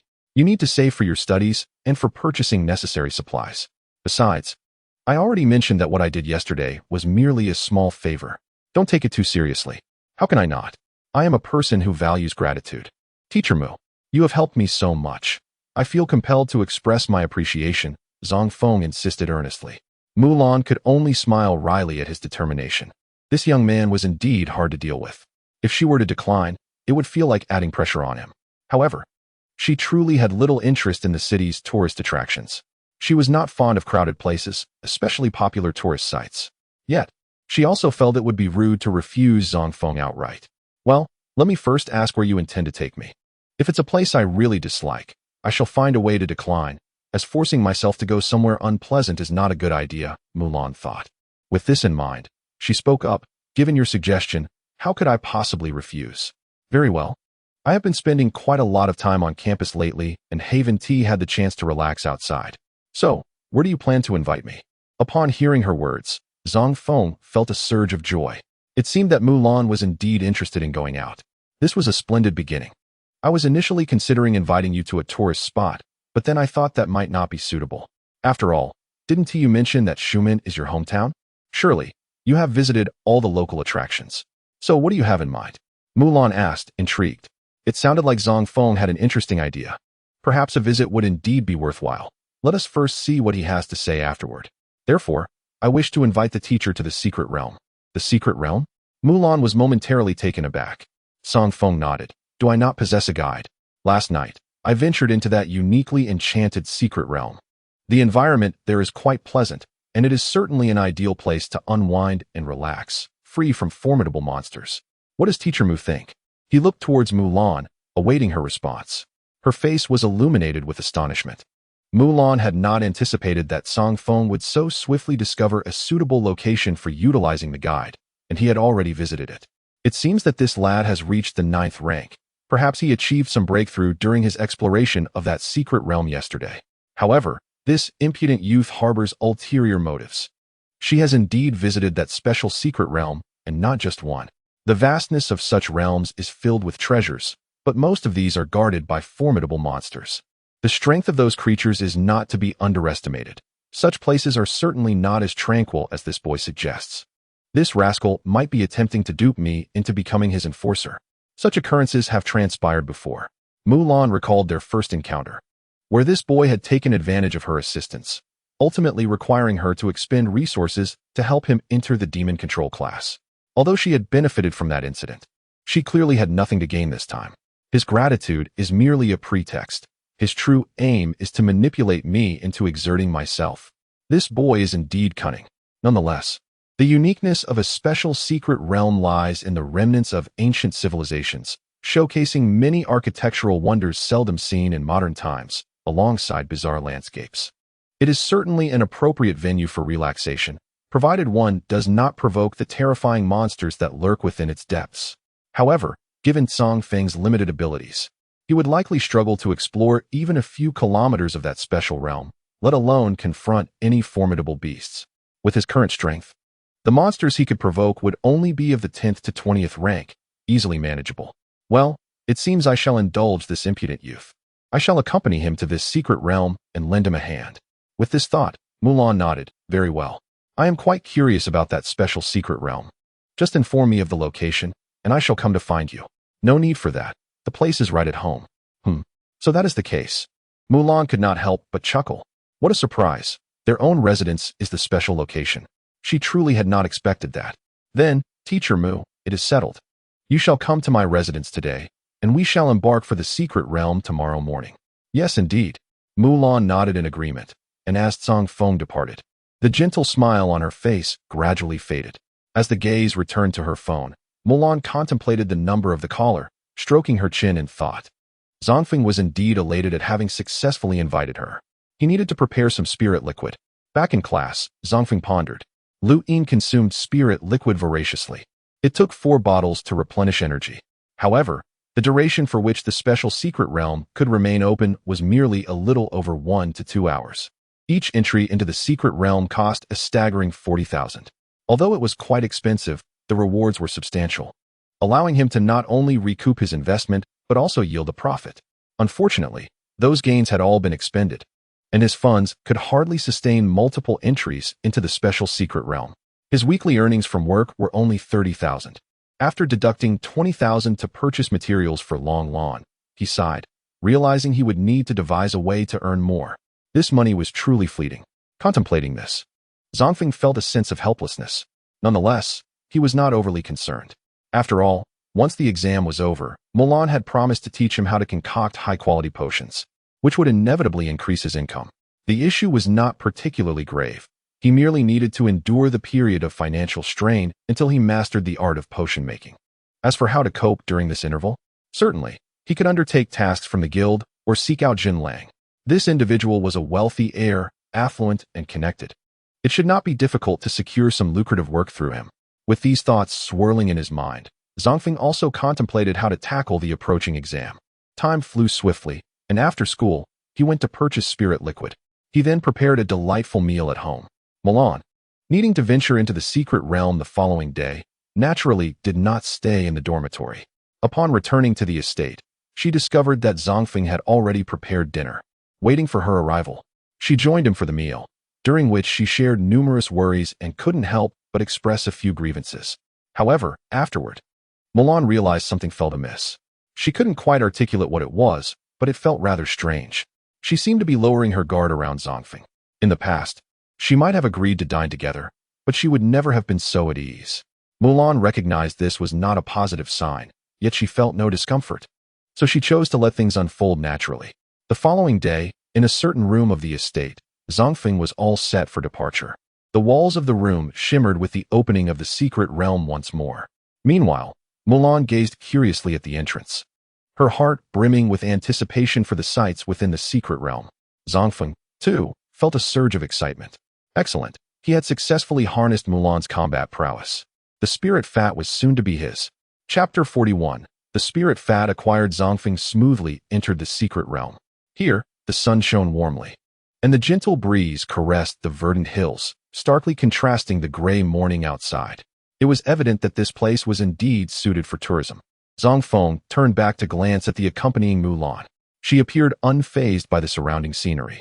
However, as she surveyed the outlines of the ruins, a subtle expression of intrigue flickered across her calm visage. Zang Feng found himself perplexed by her reaction.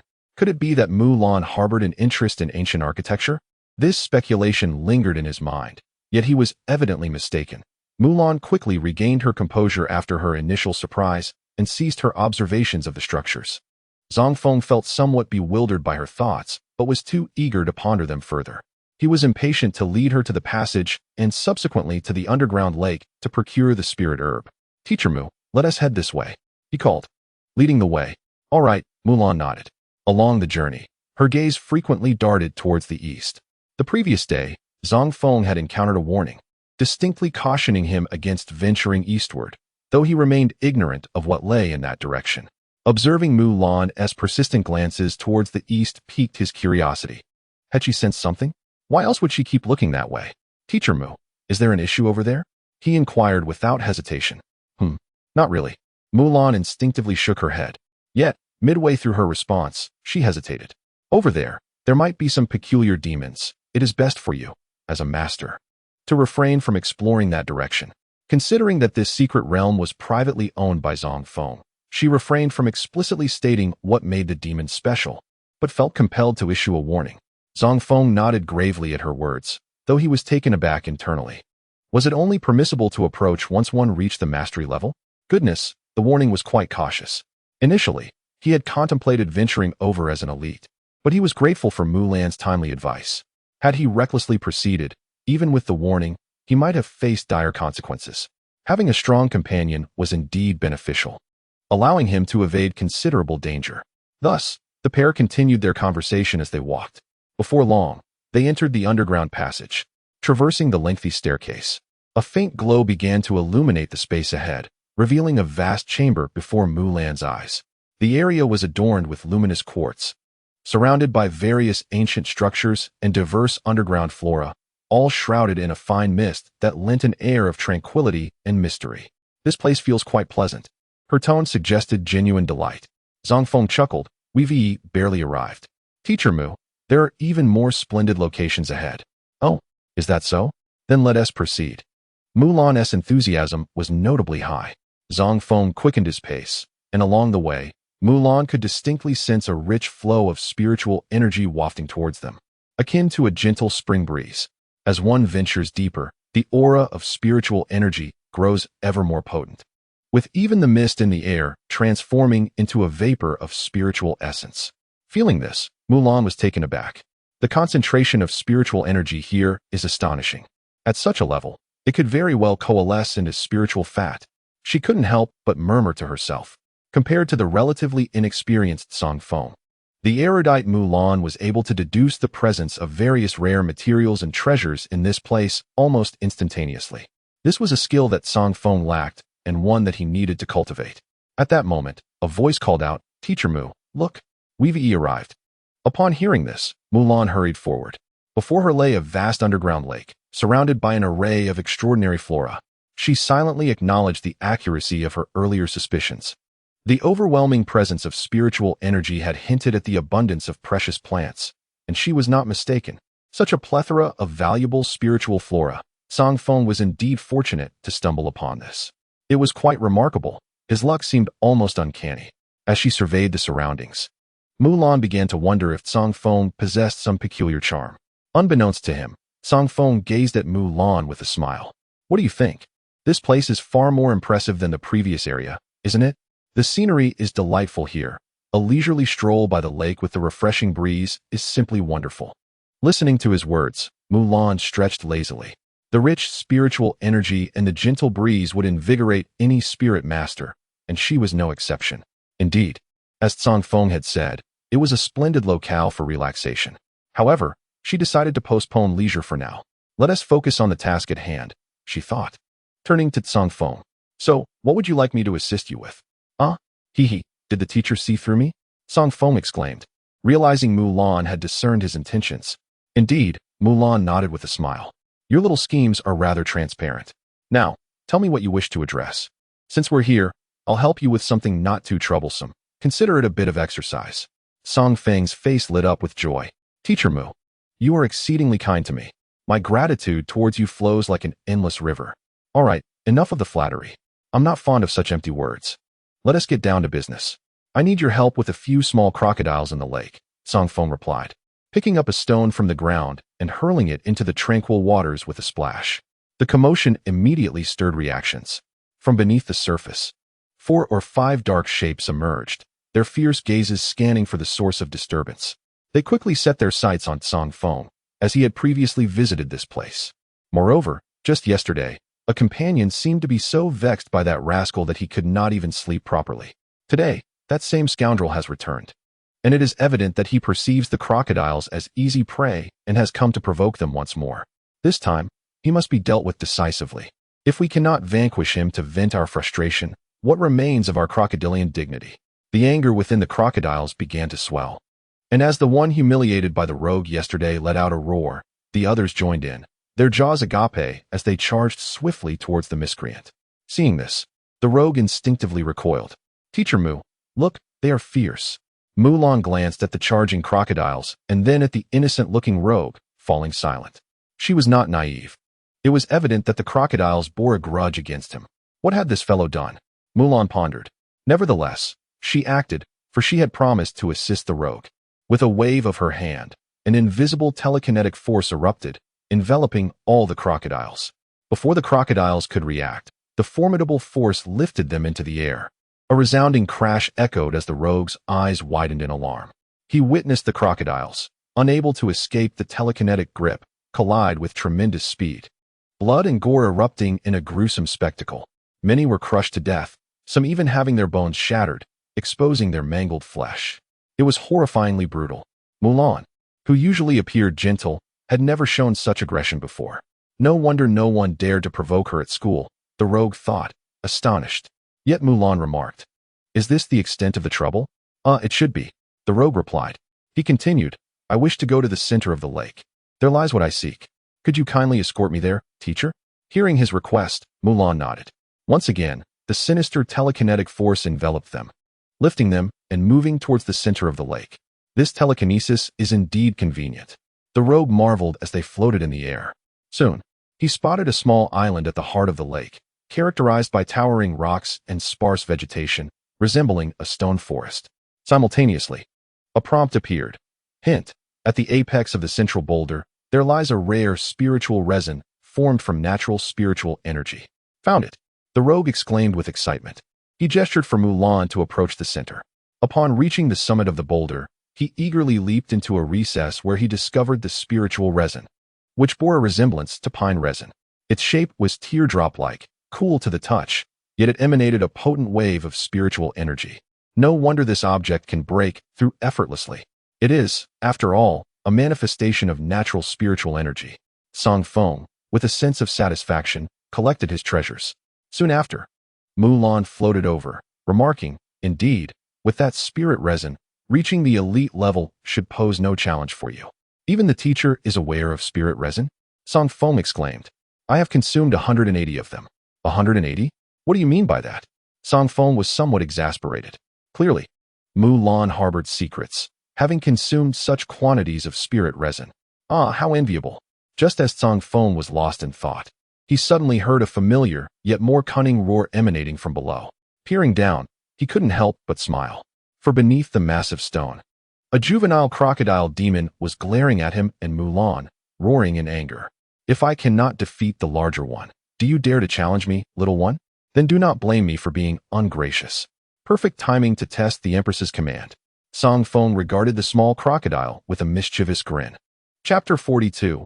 Powerful command. The formidable strength of the adult crocodile was overwhelming, compounded by their considerable numbers. Zang Feng stood no chance against them. However, the small crocodile was a different matter altogether. Its size was merely half that of the adult, and its strength was likely not particularly formidable. It would serve as an excellent test subject for his new skills.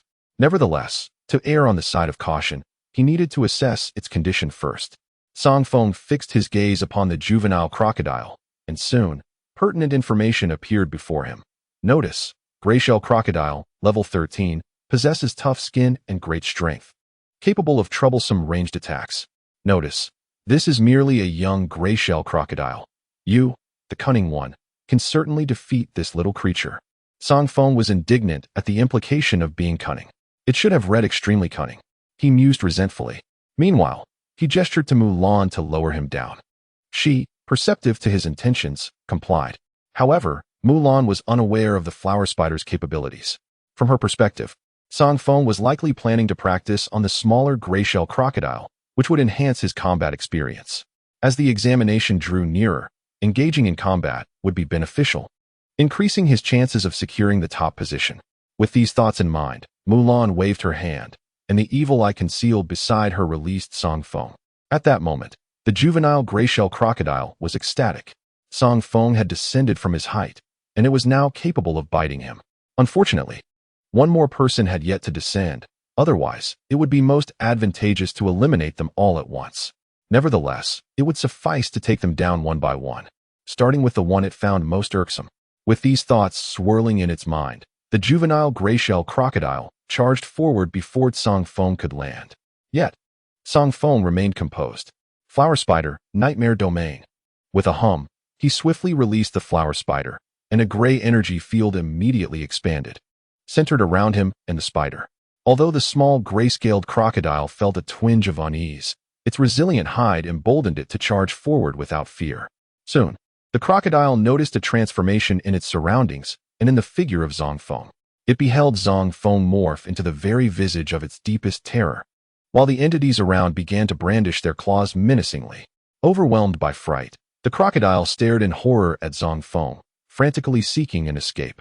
Seizing the opportunity before it could break free from the illusion, Zang Feng set the flower spider down and began issuing new commands. "Queen's command, summon," he proclaimed, his voice resonating with authority, catching the attention of Mulan. This skill elicited a degree of astonishment from her. Having traversed numerous regions and encountered a myriad of demons, she had once faced a creature possessing the queen's traits.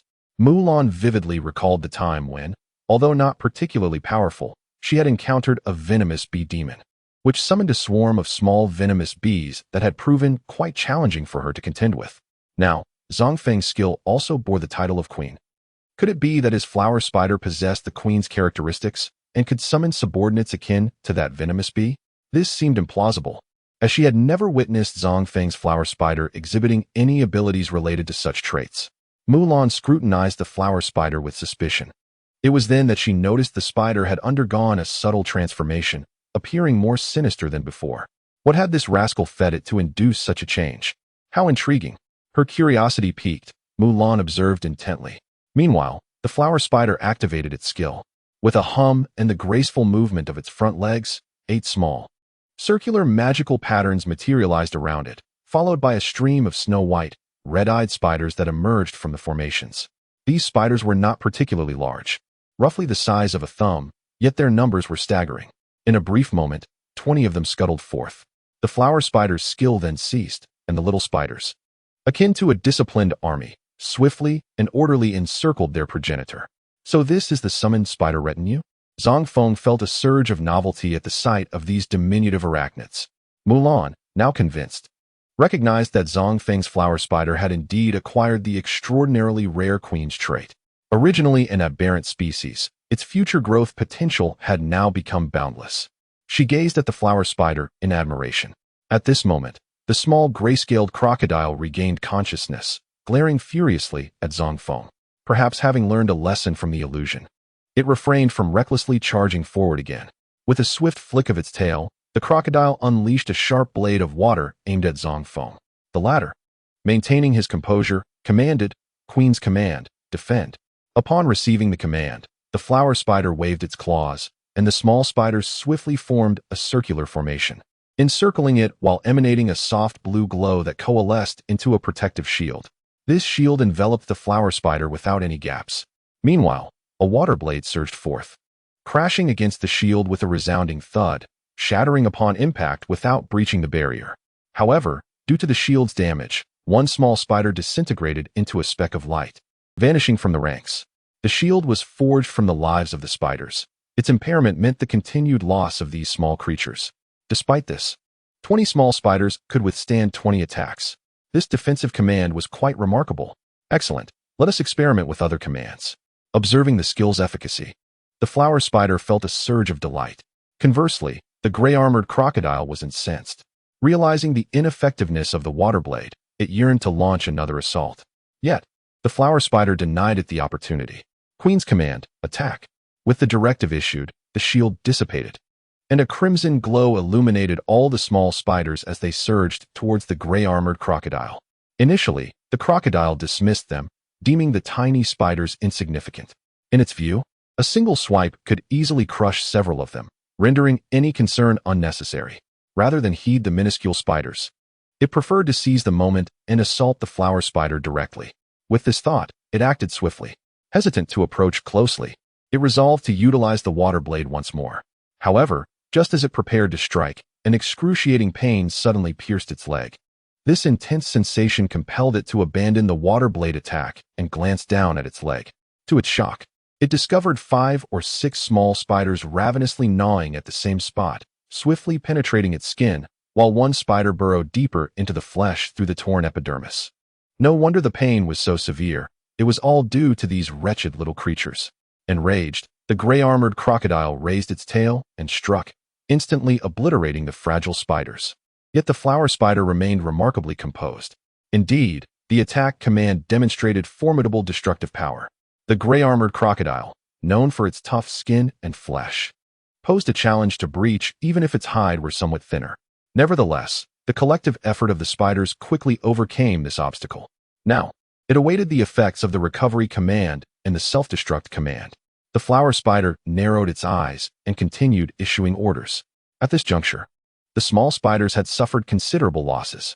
The gray-armored crocodile continued to fend off the small spiders approaching and attacking it, entirely preoccupied with its own defense, leaving no room to attend to the flower spider. Meanwhile, the remaining spiders, receiving new orders, rapidly withdrew and regrouped. Shortly thereafter, emitting a beam of green light that converged upon the flower spider. This luminous energy appeared to possess healing properties. So this was the essence of the recovery command. The flower spider's joy intensified. Remarkably, it could also heal from a distance.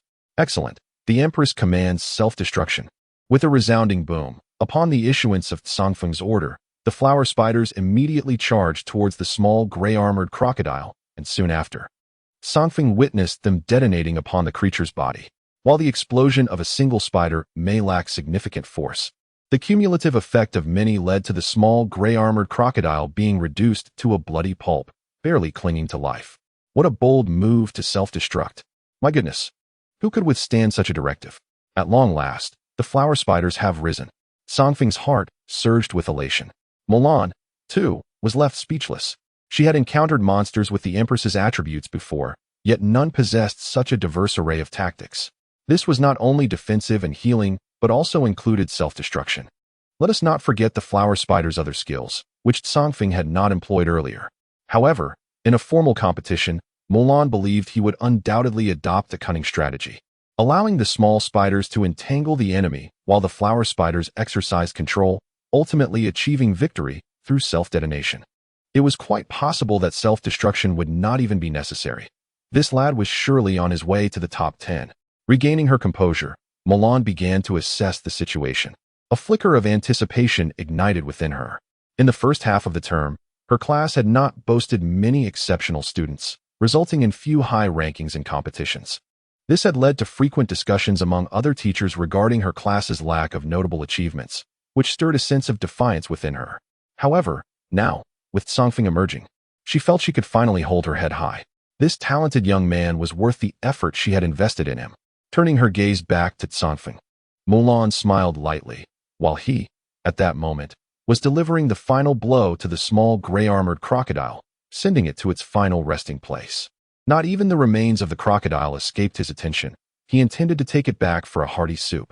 Having just seen the notification, the deceased small gray-armored crocodile was born in an area rich in spiritual energy, and its flesh contains spiritual power. Notification: consuming it will enhance your strength. Slaying monsters, seizing treasure, devouring meat to level up, all while enjoying the scenic lakeside. Oh, how promising life was becoming. Chapter 43. Novice Level 10. A thin plume of smoke rose beside the lake. The small gray-armored crocodile had been placed on the grill.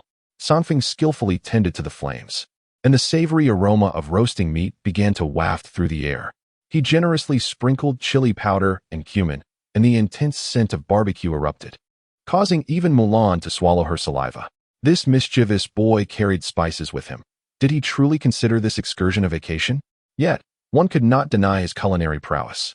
The meat glistened golden and oozed with juices, leaving Mulan captivated and unable to tear her gaze away.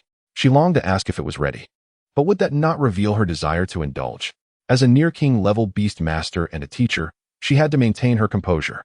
Suppressing the urge to inquire if everything was satisfactory, Mulan averted her gaze from the roasted meat, attempting to quell her inner craving. However, this tactic proved counterproductive. The more she refrained from looking, the more her mind fixated on the tantalizing prospect of barbecue. Mulan felt her resolve waning. Fortunately, Zang Feng had finally finished grilling. "Mulan, would you care for some?" he asked. "Yes," Mulan responded without hesitation. Zang Feng paused momentarily, then nodded in agreement. It appeared that even a masterful demon practitioner could not resist the allure of grilled delicacies. With a chuckle, he handed Mulan a skewer of succulent meat, eagerly taking a bite himself.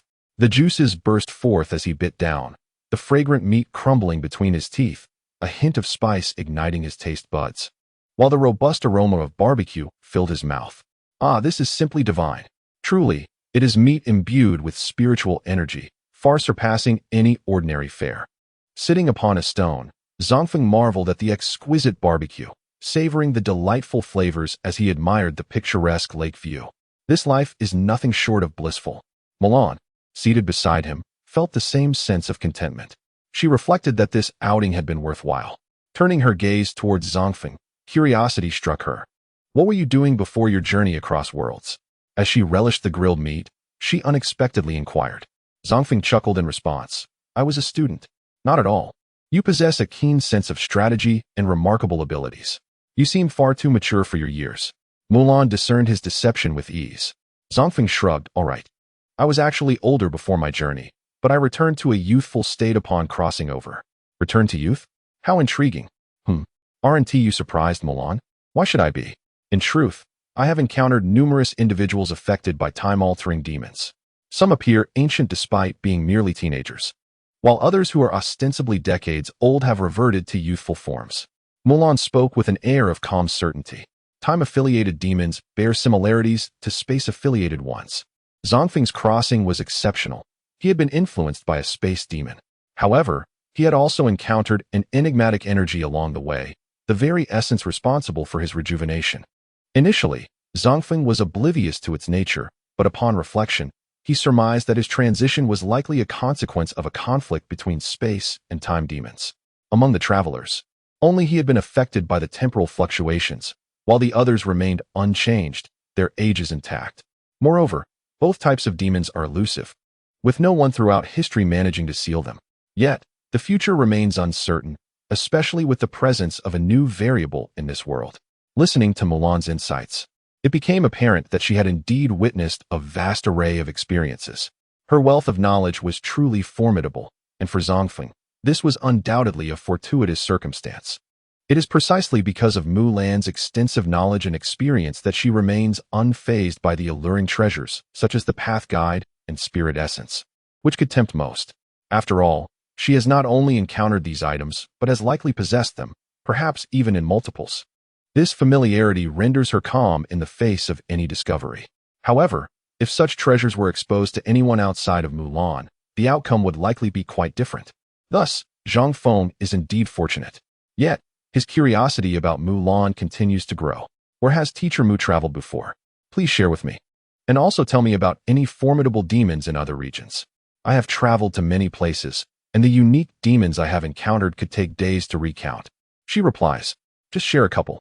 He insists. All right, Mulan concedes. And as she shares her tales of the strange demons she has met, Zang Feng simultaneously reviews the prompts. This underground space is quite vast, and he must examine the hints to collect as much as possible. However, time is limited. He can collect only a few spirit plants. Whatever else is mentioned in the prompts will have to wait for his next visit. As the time passes and energy wanes, Zang Feng and Mulan exit the underground space of the special secret realm. Mulan departs to attend to her own matters, while Zang Feng hastens to Longland's company. It is already past 10 o'clock, and he needs to complete his work there. As for the spirit essence, he does not consume it immediately. He plans to acquire pharmaceutical materials from Longland's company, and, using those along with the materials he just obtained in the secret realm, concoct a potion to reach the novice level 10 before utilizing the spirit essence. The essence can facilitate a direct breakthrough, at least from novice to elite levels. So it must be used wisely. After all, as one ascends in rank, the demand for potions increases. Should he consume the essence first, he risks failing to achieve elite status, even after using all the materials to create potions. Zang Feng is not foolish enough to make such a mistake. However, to his surprise, upon arriving at the company, Longlan hands him the promised 10 materials without asking for payment. I've heard about Zhenlang's situation. I am also implicated in this matter. Your assistance to Zhenlang is akin to aiding me, so consider these materials as a token of gratitude. Upon hearing Longlan's words, Zang Feng comprehends. Previously, when Li Er attempted to kidnap Zhenlang, she had mentioned that the mastermind behind it was a pharmacist from Longlan's company. It was because of Longlan that such a plot was conceived. Since this matter has been broached, Zang Feng cannot help but inquire further. Longlan, with a bitter smile, responds, alas, there is little I can do. Even if we know who is responsible, their plan failed, and even if we report it to the Demon Control Bureau, they won't be held for long. Moreover, if we openly oppose them, the company would lose a significant number of clients who rely on my high-quality potions. In that case, the company would be in jeopardy. Should we truly disregard that person? Zang Feng hesitated for a moment before pressing further. Longlan shook her head, a glint of cold light flickering in her eyes. Do you truly believe I am the sort of person who can endure humiliation? Absolutely not. Zang Feng responded decisively. Longlan's very demeanor suggested she was no pushover.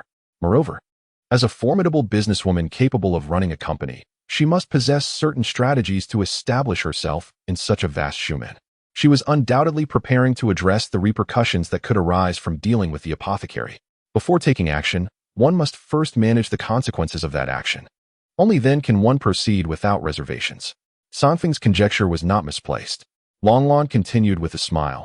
There are individuals who appear to be alive, yet in reality, they are already dead. Goodness, was she implying a direct threat? In this era of legal governance, one must possess absolute confidence to resort to violence. Longlan was indeed not to be trifled with. Zang Feng's eyelids twitched. The apothecary was doomed. However, that was of little consequence to him. Very well. I shall return to my preparations, he said. Before you go, there is another matter. What else is there? How long until you can master the creation of quality potions? Probably by next month. Zang Feng scratched the back of his head in response. He did not have a precise answer, but he was confident in a rough timeline, a result of his repeated studies of Mulan's notes. He had thoroughly reviewed the process of crafting quality potions and the necessary materials, yet he still needed a bit more detailed understanding, which Mulan would have to teach him. The examination was scheduled for next week, and she had promised to instruct him afterward. Thus, at the latest, he would be ready by next month, if all went well. He might even master it in a week or two. Upon hearing Zang Feng's reply, Longlan's eyes sparkled with excitement. Excellent. I shall eagerly await your raise. He understood. Zang Feng smiled and slipped away. It was now certain that the apothecary capable of producing quality potions for Longlan's company was soon to meet an untimely end. Once he was gone, Zang Feng would step in. At that point, his weekly salary would undoubtedly double. When the raise came, he would have a stable income to explore the special secret realms and still have extra funds to purchase potions for enhancement.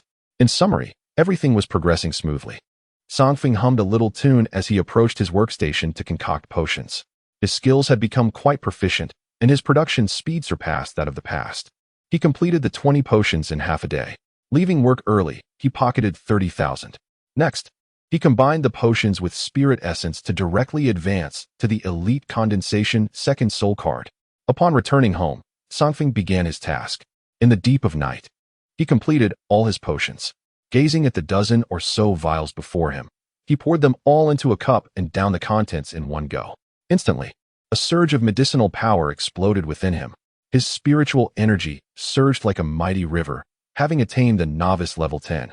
Chapter 44, the second soul card. Zang Feng has reached the novice level 10. The next step is to ascend to the elite realm, after which he can condense his second soul card. This ascent to the elite level relies on spiritual essence. He took out the spiritual essence and immediately consumed it.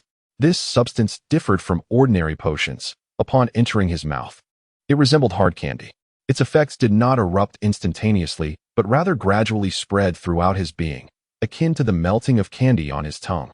Moreover, it possessed an exceedingly high level of sweetness. At that moment, Zang Feng could distinctly sense the purity and magnitude of the spiritual energy that was slowly expanding within him. Normally, he would require several quality potions to reach the elite realm, given the substantial demand for spiritual energy. Yet now, that demand was being filled at an astonishing rate. In merely a few minutes, he had already surpassed half of the spiritual energy required to achieve the elite level. This influx was reminiscent of a spring gushing forth, rapidly approaching its limits.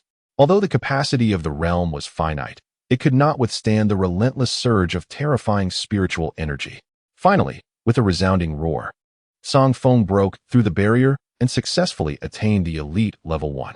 His upper limit of spiritual energy also increased. The condensation of the second soul card was assured. At last, he had reached the elite level. The total amount of spiritual energy during the novice phase had been insufficient to condense a second soul card, but now, the total energy was ample. With renewed determination, he set about condensing the soul card. Taking a deep breath, Zang Feng calmed himself, then raised his hands to channel the immense spiritual energy within him. He focused his palms together, and spiritual energy began to emanate from his hands, resembling steam, coalescing towards the center. The energy initially formed a sphere, then transformed into a cube, eventually stabilizing into a rectangular shape. This was essentially the embryonic form of the soul card. However, the soul card appeared quite thick, resembling a substantial block of glass. Within this glass-like structure, mist swirled, indicating the fragility of the current soul card. It was as if it would shatter upon the slightest touch. Therefore, it required the expertise of a monster tamer for compression. Zang Feng had previously condensed a soul card, and though he had assistance from the Monster Tamers Guild, he understood the process well. The final compression step was not technically demanding. It merely required time and stability. If unstable or slightly curved, the soul card would shatter, necessitating a complete restoration of spiritual energy for recondensation. However, Zang Feng compressed the soul card with remarkable ease. Although it took a bit longer, half an hour, the delicate, translucent soul card was finally successfully condensed. Now he possessed a second soul card. The next task was to seal the blood-ringed octopus at Greywood Mountain. That would be addressed tomorrow. He was exhausted. Retrieving the soul card, Zang Feng collapsed into a deep slumber. He was indeed fatigued, having expended his energy from dawn until now, leaving him both physically and mentally exhausted. Consequently, the following day, he languidly awoke just shy of noon. Alas, late nights were no longer an option. They squandered precious time. With a sigh, he sprang from bed with alacrity.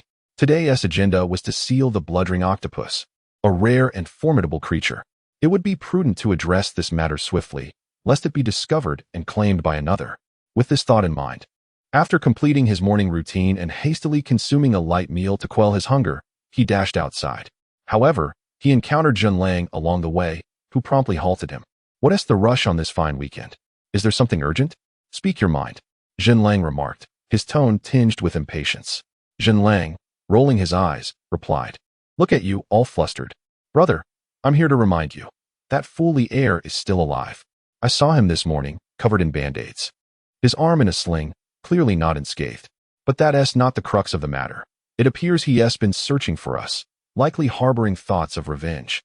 I advise you to be cautious. It's best to avoid unnecessary outings for the time being." Zhen Lang, unusually devoid of pretense, delivered this warning, catching Zang Feng off guard. The last time they had seen Li Er, he had been bound and helpless under the cover of darkness. The fact that he had managed to survive an encounter with a demon was nothing short of astonishing. Li Er's resilience was undeniable. Nonetheless, Zang Feng remained unfazed. Once a novice unable to triumph over Li Er, he had since ascended to elite status, and with the significant enhancement of his combat prowess, he felt capable. Provided he successfully sealed the blood-ring octopus, Li Er would be inconsequential. He would be utterly vanquished. "Understood. I'm off," Zang Feng replied dismissively, dismissing the concern as he hurriedly continued on his way. As he disappeared from view, Zhen Lang mused. He knowingly walks into the tiger's den. Impressive indeed. After this reflection, Zhen Lang also departed. He had harbored worries for Zang Feng, as the latter had drawn Li Er's ire merely by association. Yet, witnessing Zang Feng's nonchalant demeanor eased his concerns. Having known Zang Feng for a considerable time, Zhen Lang understood him to be a cautious individual. He would never treat a warning so lightly unless he possessed a solid plan. Zang Feng's apparent indifference suggested he had a strategy in place, rendering him unfazed by the prospect of Li Er seeking trouble. With this realization, Zhen Lang felt reassured and silently mourned for Li Er. Should he truly cross paths with Zang Feng, it was certain that he would face dire consequences. Amen. May there be no hidden threats in paradise. Bidding farewell to Zhen Lang, Zang Feng hastened his pace. However, upon entering the suburban wilderness, he sensed that someone seemed to be stealthily following him. How could he be targeted so soon after his departure? Was it Li Er? Or perhaps another aspiring demon tamer, eager to seize an opportunity in the wild? Given that he appeared to be a newcomer, Zang Feng furrowed his brows and glanced back. Notifications soon emerged. Notice, there appears to be someone concealed over there. Notice, upon closer inspection, this individual is a bald demon tamer with a face full of excess flesh, or perhaps an elite-level being. He seems to be in mobile communication with Li Er, discussing whereabouts and prices. Not Li Er, but something akin to him. This bald man seemed to be acquainted with Li Er. It was likely that after fleeing back, Li Er had informed his dubious companions about Zhen Lang's appearance. Perhaps he even offered incentives for them to track him down, clearly with the intention of bullying him. Now, he had been discovered. This bald man intended to sell his whereabouts to Li Er, and it was probable that Li Er would soon come looking for him. Facing two elite demon tamers would mean certain defeat, even with the blood-ringed octopus on his side. One might be manageable, but two would present a considerable challenge. I shall ensure you do not converge. Zang Feng narrowed his eyes, a cold smile creeping across his face. Having anticipated the other's intentions, he resolved not to allow Li Er to rendezvous with the bald man. In fact, he intended to utilize the bald man to lure Li Er over for a proper lesson. As for how to execute this plan, Zang Feng pondered briefly before formulating an idea.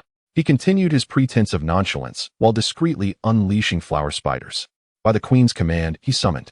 With a hum, at Zang Feng's directive, the petite spiders concealed within his sleeves activated their skills, and one by one, tiny spiders the size of fingers descended to the ground. He walked on, dropping them along the way. Due to their diminutive size, the distant pursuer remained oblivious, even as he followed closely. Nearing the spots where these tiny spiders lingered, he took no notice. After all, the bald man was not a master-level demon tamer. His physical capabilities were no different from those of an ordinary person.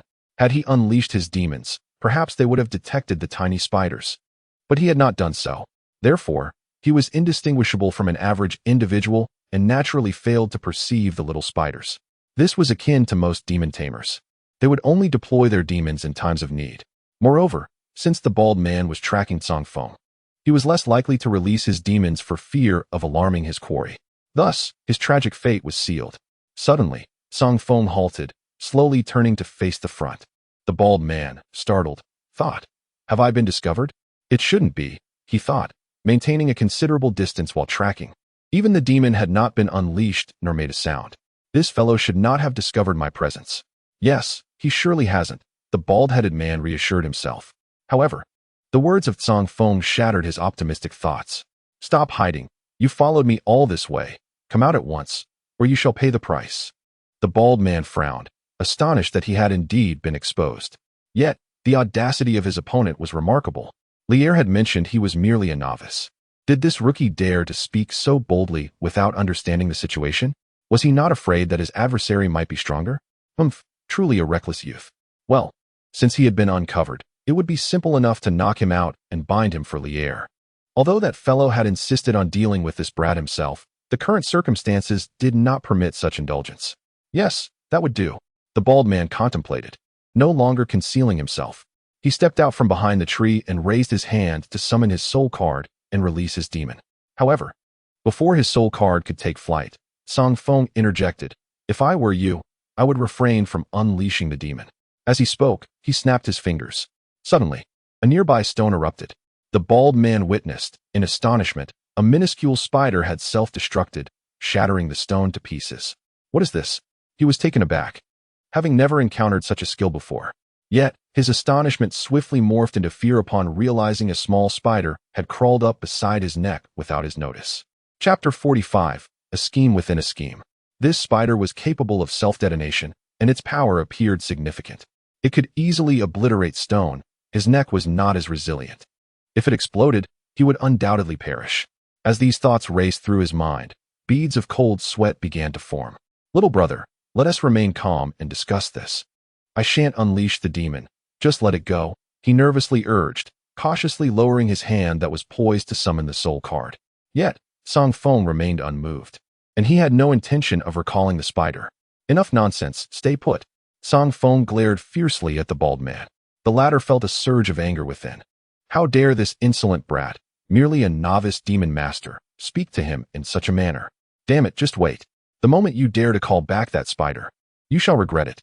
He seethed internally, though his lips remained sealed. There was no choice. His life was in the hands of this youth. If he provoked him, a mere snap of his fingers would seal his fate. The bald man was not ready to meet his end. He had no desire to perish in this place. At that moment, his thoughts crystallized. He must feign submission, for if Zang Feng lowered his guard and recalled the spider, then the bald man would seize his opportunity to turn the tables. However, the bald man had some clever thoughts. Yet, Zang Feng was no fool. He could see through the bald man's petty schemes at a glance. Did he really think I would let my guard down and retrieve the spider? Did he assume I was naive enough to give him an opportunity for a counterattack? Zang Feng's face was a mask of disdain, though he chose to keep his thoughts to himself. With a cold demeanor, he inquired, "Bald man, tell me, what did you discuss with Lier just now?" The bald man was taken aback. He had communicated with Lier from a considerable distance, speaking in hushed tones. It was inconceivable that Zang Feng could have overheard him. Even a demon, positioned so far away, would struggle to catch any of their conversation. How could Zang Feng know he had contacted Lier? The bald man was utterly bewildered, unable to comprehend the situation. Zang Feng, growing impatient, urged him, "Why are you dawdling? Speak up. I didn't discuss much." "He just asked me to keep tracking you and report your progress at all times," the bald man replied. "Lier mentioned he would come personally to deal with you and promised me 10,000 yuan as a reward." Initially, the bald man contemplated lying, but he ultimately abandoned the idea. He couldn't fathom Zang Feng's intentions and feared that any deception would be uncovered, leading to dire consequences for himself. After all, His relationship with Li Er was tenuous at best, and he had no desire to endure further suffering on his behalf. Upon hearing these words, a cold light flickered in Zang Feng's eyes, as if he had conjured a sinister plan. I see you dare not lie. Then can that young brother let me go? The bald man ventured, a glimmer of hope in his heart. Zang Feng revealed a peculiar smile, and sensing that something was amiss, the bald man felt a surge of dread. Indeed, Zang Feng declared, sleep pollen. Before the bald man could react, Zang Feng waved his hand, activating the flower spider skill concealed within his sleeve. A cloud of pollen burst forth, and the unsuspecting bald man inhaled deeply, succumbing to an overwhelming sense of drowsiness, collapsing to the ground. Seizing the opportunity, Zang Feng stripped the bald man of all his belongings. There was quite a bit of cash, 5,000 yuan. Additionally, a gold chain and a mobile phone. Wait, this gold chain appears to be tarnished? How disappointing. It turns out to be a counterfeit. Zang Feng tossed the gaudy chain aside, exasperated. This fool pretended to be affluent despite his empty pockets. Nevertheless, the phone could fetch a decent price and could also be used to deceive Li Er. A cunning smile crept across Zang Feng's face as he collected the items and unleashed another dose of sleep pollen. Let the bald man slumber in oblivion. As for any demons that might attack him in the meantime, it was of no concern to Zang Feng. Next, he would head toward the ancient well. Meanwhile, he would send a message to Li Er, tricking him into taking a different route, leading this simpleton to wander around Gui Mu Mountain while he sealed the blood ring octopus. Once he lured him out, it would be game over for Li Er. Having dismissed the little spiders, Zang Feng quickly made his way to the abandoned town he had previously visited, all the while plotting his next move. Meanwhile, on the other side, Li Er furrowed his brow at a text message. Unbeknownst to him, the bald-headed individual had changed phones. He assumed it was still the baldy sending messages. So he hesitated not, and promptly altered his course to pursue. You little brat. The last time you and that wealthy second-generation scion caused me such great distress. I shall not let this grudge go unpunished. Just wait, and see how I settle the score, Li Er muttered fiercely as he hurried along, eager for revenge. At that moment, Zang Feng was nearing the town. However, upon arriving swiftly at the ancient well, he discovered through a notification that the blood-ringed octopus was no longer present. Notification: there once seemed to be a rare blood-ringed octopus in this area, but it has long since departed. Departed? That should not be the case. Zang Feng frowned slightly at the well. The blood-ringed octopus, being an aquatic demon, was not particularly fond of the terrestrial woodland of Greywood Mountain. It preferred damp, dark aquatic environments, making this ancient well its most suitable lair. The octopus could not have simply left unless it found a better abode. However, aside from a voluntary relocation, if it faced an external threat, it might very well be compelled to move. Zang Feng stroked his chin, lost in thought. At that moment, a new notification appeared. Notification: signs of a struggle ahead. It appears the blood-ringed octopus has recently endured a fierce battle and left injured.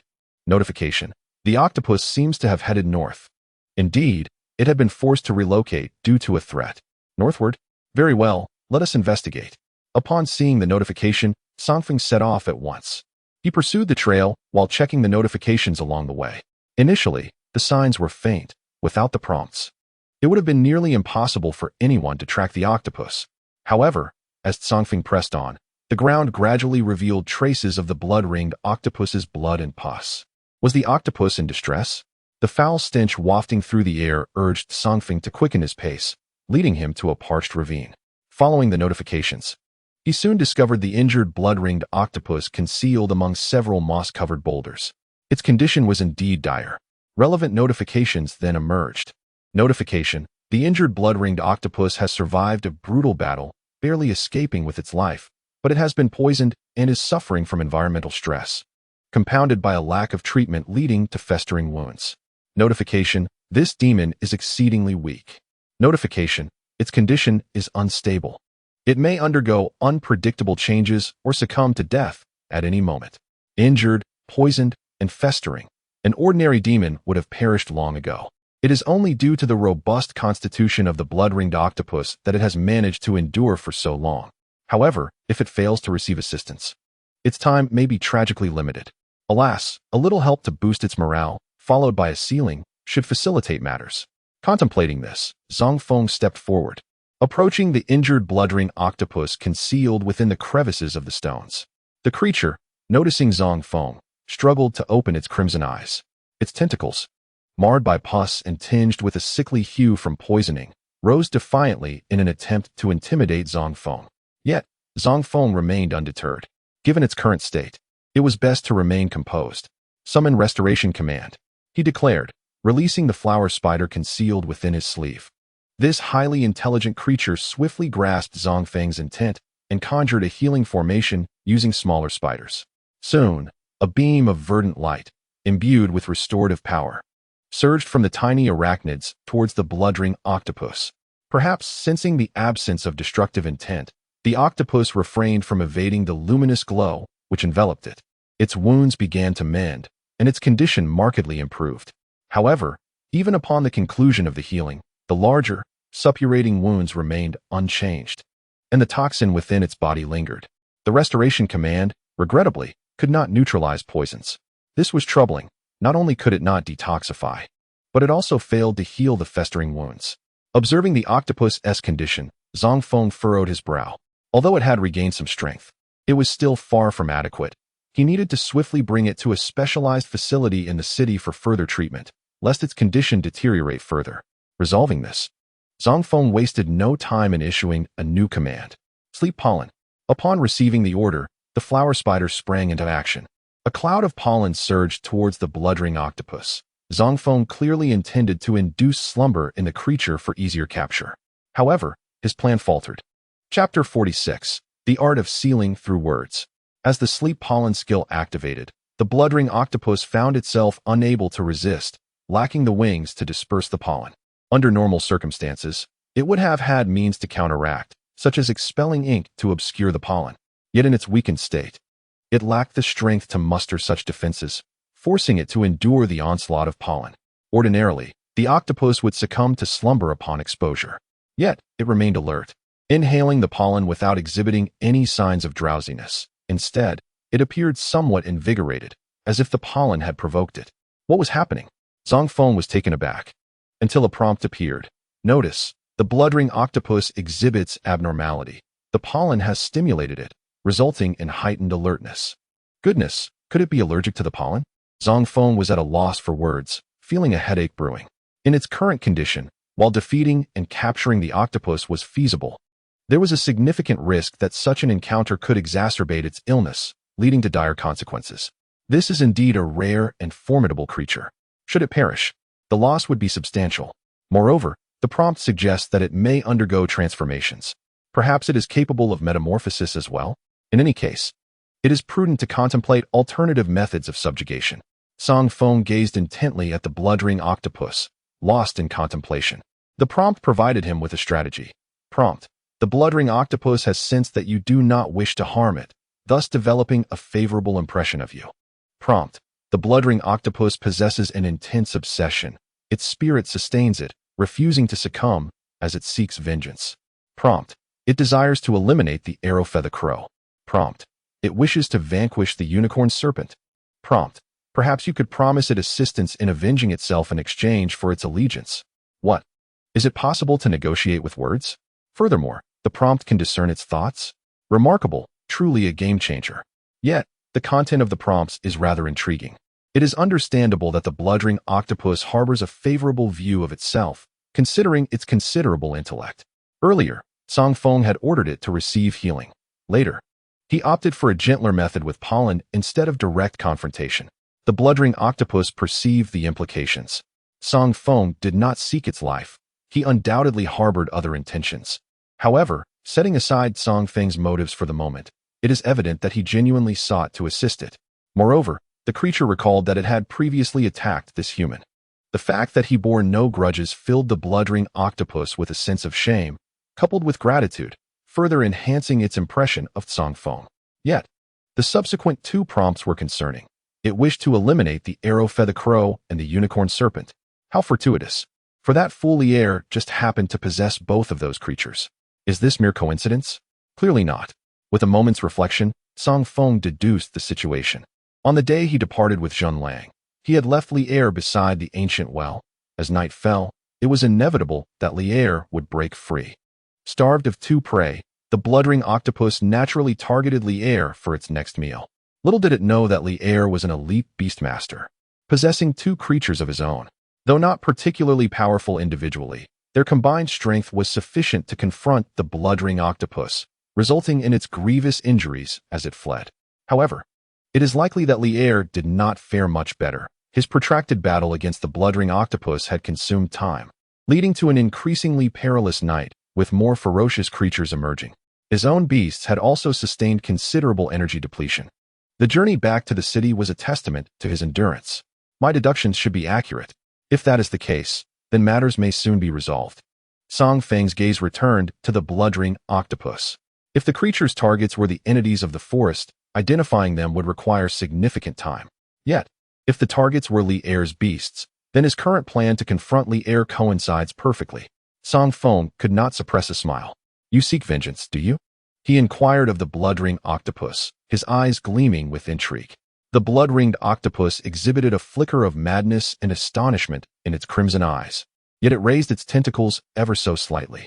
This was indeed the moment of truth. Very well, let us strike a bargain. You are acutely aware of your predicament. Without proper treatment, your lifespan is likely to be severely limited. In your current state, revenge is beyond your reach. But I can assist you in avenging yourself while also addressing your physical afflictions. However, you must become my demon. You will heed my commands from henceforth. What say you? Zang Feng was direct and unambiguous in his proposition. The blood-ringed octopus fell into silence, seemingly lost in contemplation. Observing this, Zang Feng continued, Your enemies are, in fact, also my adversaries, and I know their whereabouts. Should you consent to become my demon, I can swiftly lead you to annihilate them and reclaim your vengeance. At the mention of vengeance, the octopus's tentacles quivered slightly, indicating a flicker of indecision. There seemed to be a glimmer of hope. He needed to intensify his efforts. Zang Feng felt a surge of joy at the octopus's response. It was certainly preferable to subdue a demon with ease, and he was more than willing to engage in persuasive dialogue to achieve this goal. Rest assured, becoming my demon is not as arduous as it may seem. I have always treated my demons quite well. You have encountered my flower spider. Its kin are indeed diminutive, yet under my tutelage, it has grown remarkably powerful, capable of contending with you in your prime. By becoming my demon, I can guarantee that your ascent to strength will be exponentially swifter than if you were to toil alone. Moreover, it would be wise for you to make a prompt decision.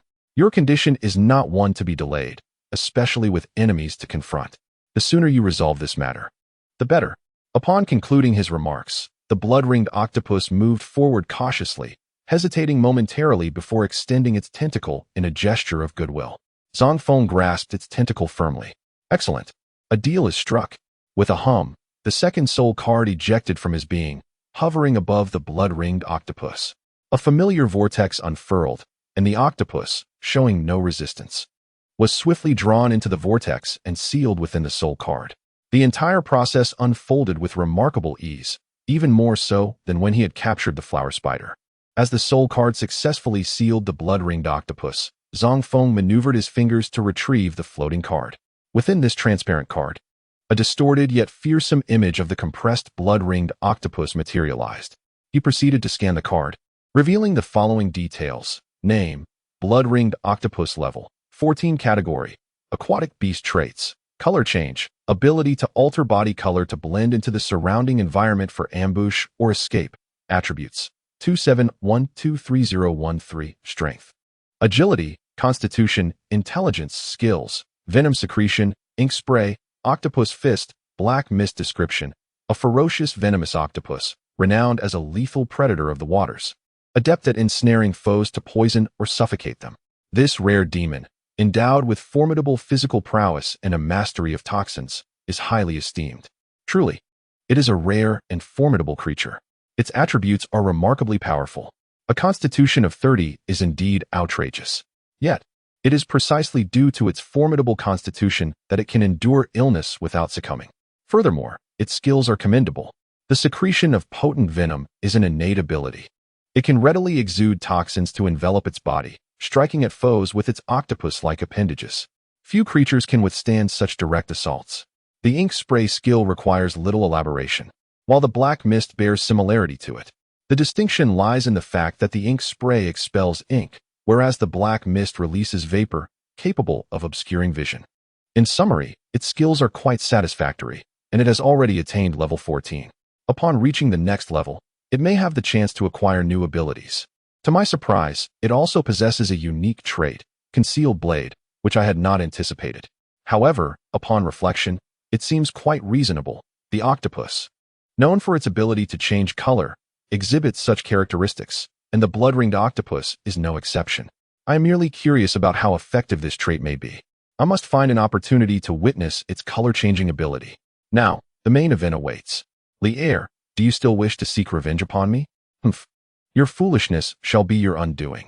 A wicked grin adorned Zang Feng's face as he retrieved his bald-headed phone, sending a text message to Li'er, merely confirming Zang Feng's location and urging him to hurry. Meanwhile, Li'er was elated. Has the bald-headed one confirmed that scoundrel's whereabouts? Splendid, my journey was not in vain. Heh, you wretched brat, await your reckoning. I shall ensure that you never dare to provoke me again. With a fierce expression, Li'er quickened his pace toward Zang Feng's location, oblivious to the fact that the bald-headed one had already been dealt with. All the messages he received were sent by Zang Feng himself. The hunter had unwittingly become the prey, completely unaware of his fate. Chapter 47. An ambush unfolds. The mountain path in the forest was rugged and uneven. Li'er felt an overwhelming fatigue as he traversed it, especially given his injuries. Navigating such terrain posed a considerable burden. Nevertheless, he was resolute in his determination to press forward, fueled by an intense desire for vengeance against Zang Feng. He had already begun to envision the look of terror on Zang Feng's face when he suddenly appeared at the scene. That wretched brat has caused me immense suffering. I must ensure he cries out for mercy with my own hands to quell the rage that festers within me. Li'er muttered to himself, excitement and anticipation coursing through him as he hastened his steps. At last, he approached his destination. Before him lay a dry riverbed, and in the distance, he could faintly discern a figure lingering there. That wretched brat is indeed here. Upon spotting that figure, Li'er immediately recognized him as the one who had wronged him. Zang Feng. The information from the bald man had proven accurate. Humph, it seems this wretched boy has drawn the short straw. Who can he blame for being discovered by that bald fellow? If anything, he should lament his ill fortune. However, rest assured, this is far from over. Once I deal with you, that wealthy heir will not escape either. I shall ensure that you both pay dearly for your transgressions. Li'er clenched his teeth. A cold smile etched upon his face as he swiftly approached Zang Feng and summoned his demon. As he drew closer to Zang Feng, the prospect of avenging himself filled him with exhilaration and delight. Yet, just as he was about to strike, Zang Feng suddenly turned his head. Li'er, you indeed came, he remarked calmly, his gaze fixed on Li'er, who was preparing to command his demon to launch a surprise attack. Huh. Li'er was taken aback. What was happening? Why was this boy so composed? Moreover, it seemed he was aware of Li'er's arrival. What? Surprised that I knew you would come? Zang Feng taunted. You scoundrel. What is going on? Li'er took a cautious step back, warily pressing for answers. Having suffered at Zang Feng's hands previously, he dared not act recklessly without understanding the situation. If he were to strike, he needed to ascertain how Zang Feng had foreseen his approach. Was it the bald man who betrayed him, or was there something else at play? Li'er fixed his gaze on Zang Feng, awaiting a response. With a cheerful demeanor, Zang Feng revealed, "What's the matter?" Well, let me enlighten you. It's quite simple. Your bald friend was inadvertently discovered and dealt with by me ahead of time. Then, as you can guess, I intentionally used his phone to send you messages, leading you on a wild goose chase. Li'er's fury ignited. What? He toyed with me again. Damn it. No wonder he felt something amiss when he received the altered route notification. The bald man had been resolved then, and all subsequent messages had originated from Zang Feng. He had wasted his time on the mountain. Did this arrogant boy think of him as a mere fool? This was utterly outrageous, beyond the pale. No, he must exact a fitting revenge. Li'er's expression darkened, his frustration palpable. He then lifted his head and demanded, You scoundrel. So the message that lured me here was also sent by you? Indeed. You wished to confront me, did you not? I am merely granting you the opportunity to face me directly and see if you can live up to that challenge. Zang Feng replied, still wearing a smile. Li'er scoffed. Humph, you wish to fight me directly? You've got quite the nerve. A mere novice demon master. What gives you such confidence? Haha. If you had led me here to set an ambush or had allies, you might stand a chance against me. But to think you could confront me alone, what a jest. You underestimate the prowess of an elite beast master. Although Li Er expressed such sentiments, he refrained from acting impulsively, as he harbored reservations. He understood that Zang Feng was no fool. This young man would not act recklessly without certainty. Li Er intended to observe whether Zang Feng had any hidden strategies or to test whether he possessed any unique trump cards. As Li Er contemplated this, Zang Feng shrugged and remarked, "I do not underestimate elite beast masters in the slightest. What makes you think I dare to act so boldly? It is precisely because I am an elite myself. However, I differ from you. Your elite status is inflated with much pretense. I have no trouble dealing with you. So, do not misunderstand. I merely wish to test my skills and accumulate experience in battling elites." Upon hearing this, Li Er's expression darkened, filled with indignation at Zang Feng's disdain. Yet a flicker of satisfaction crossed his mind. Humph, so he has indeed leveled up. No wonder he dares to confront me directly. However, he has just recently advanced. Even the second monster he has managed to subdue must be of a low level. Moreover, his first monster is a flower spider, though its skills are troublesome. Its inherent attributes are weak. A slight smirk appeared at the corner of Li Er's mouth. This young man has become arrogant. If he had chosen to ambush me, he might have had a chance, but to confront me head-on is nothing short of courting death. Very well. I shall teach him a lesson and demonstrate the true strength of an elite beast master. Let him experience despair as I annihilate his flower spider. Heh, a flower spider with the ability to replicate itself. Quite rare, isn't it? When it falls, he will weep for a long time, won't he? Ha. I truly am a remarkable villain. Li Er felt a surge of confidence in his ability to defeat Zang Feng, not merely due to the higher level of his monsters or his extensive experience as an elite. His confidence stemmed largely from the fact that his unicorn serpent had leveled up, significantly enhancing its combat prowess, and it had comprehended a new skill. Li Er was resolute in his belief that defeat was not an option. Now that he comprehended the source of Zang Feng's confidence, he saw no need for further conversation. With a cold smirk, he issued a direct command. "Foolish boy, do you think achieving elite status grants you the right to confront me directly? You are utterly beyond salvation. Arrow Feather Crow, unleash your feathered assault." With a flurry of commands, sharp arrows soared as the Arrow Feather Crow took flight behind him. Zang Feng, witnessing this, neither flinched nor avoided the attack. Instead, he commanded the flower spider to spit out silk to counter the incoming arrows. The sticky threads soared into the air, ensnaring the arrows and causing them to plummet to the ground. Li Er was taken aback by this unexpected turn of events. The resilience of the flower spider's silk was proportional to its own strength. The fact that the arrows failed to sever the silk indicated that the flower spider possessed sufficient power to withstand the Arrow Feather Crow's assault. Yet, the flower spider was notoriously weak. Whence did it derive such strength? The demon's peculiar behavior truly perplexed Li Er. In response, Zang Feng swiftly counterattacked. "Flower spider, sleep pollen." But the pollen proved futile as the Arrow Feather Crow took flight. Instinctively, Li Er issued commands. Yet, just as the flower pollen was launched and the Arrow Feather Crow flapped its wings to disperse it, Li Er caught a fleeting glimpse of movement beside Zang Feng's stone. He rubbed his eyes, suspecting an illusion. However, in that very instant, a thunderous crash erupted. Upon opening his eyes, he witnessed a basketball-sized solid stone soaring into the sky, striking the Arrow Feather Crow mid-flight, leaving no time for evasion. The thrower possessed immense strength, and the impact severely wounded the crow, causing it to plummet. Its wings shattered and drenched in blood. Li Er, witnessing this, felt a surge of fury. He caught the critically injured Arrow Feather Crow. His eyes ablaze with rage as he glared at Zang Feng and the blood ring octopus beside him. "You scoundrel, resorting to ambush again." "Ambush? Are you out of your mind? It has been quietly sitting beside me. If you failed to notice it and got struck, how is that my fault?" Li Er's anger was palpable, his veins bulging. The unicorn serpent beside him hissed furiously. Naturally, it was enraged by its companion's dire state. Yet it could neither fly nor intercept the earlier projectile. Despite Li Er and the unicorn serpent's fury, Zang Feng appeared particularly pleased and triumphant. The blood ring octopus possessed formidable traits. When motionless, it could not only change color, but also completely conceal its presence. This was why it had remained unnoticed by both Li Er and other demons. However, this ability came with a drawback. It could not move. If it did, the effect would temporarily dissipate, exposing the blood ring octopus. Hence, Zang Feng had never witnessed this characteristic before subduing it. There had simply been no opportunity for it to hunt while remaining still.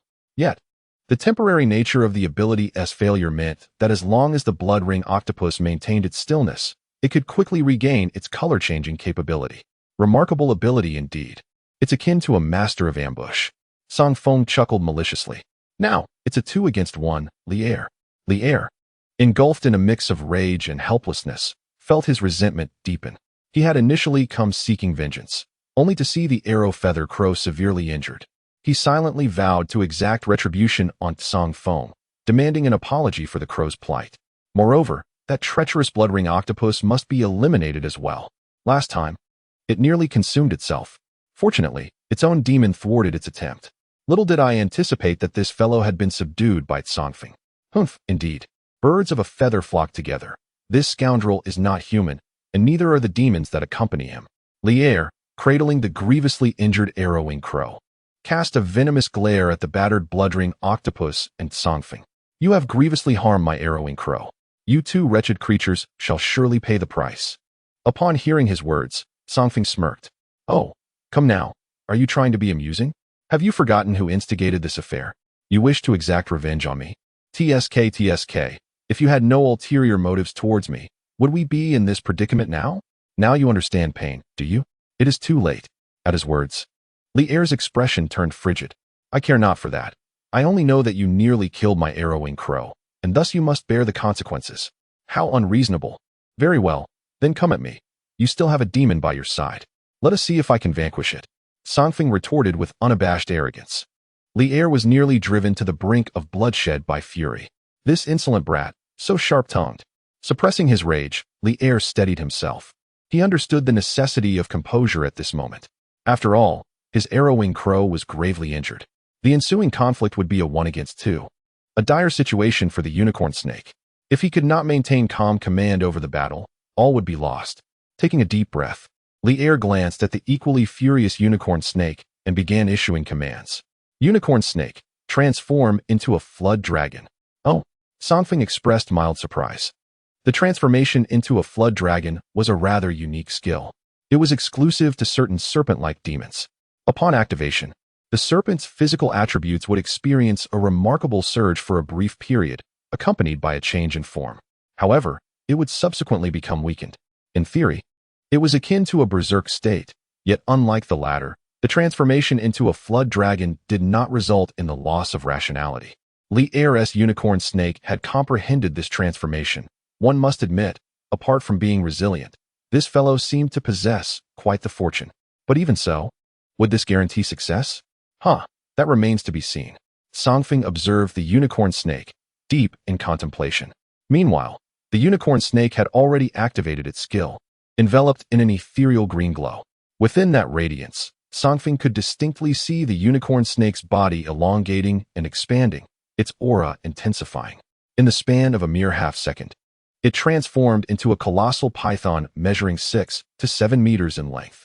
Its singular horn elongated and sharpened, while its scales gleamed with brilliance. Simultaneously, a notification appeared. Alert! The unicorn snake in flood dragon state possesses strength comparable to a level 20 demon. Please exercise utmost caution. The hint is rather intriguing, seemingly encouraging one to slay the unicorn serpent and extract its powerful serpent gallbladder for a nourishing broth to enhance strength. However, such an endeavor may not be entirely unwarranted. After all, Lier harbors a deep-seated animosity towards him, and deepening that hatred matters little. Furthermore, eliminating his adversary would prevent any future disturbances. Without the elite demon tamers at his disposal, he is no different from an ordinary individual. As for the possibility of him capturing another demon, Zang Feng is indifferent to such notions, for his pace of growth is swift. By the time Lier manages to tame a new demon, Zang Feng will have already grown even stronger. Revenge? That is out of the question. The sentiment is clear. With worries aside, there is no need for alarm. With this in mind, he issued his commands. Humph. Do you think that by transforming, you can act with impunity against 2 foes? Wake up and stop dreaming.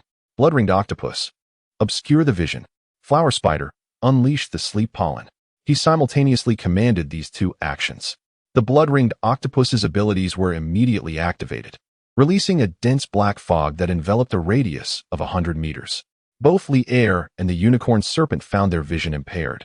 struggling to discern Zang Feng amidst the murky haze. Concurrently, the sleep pollen was deployed, drifting through the black fog. The unicorn serpent, unable to see or evade, remained unfazed.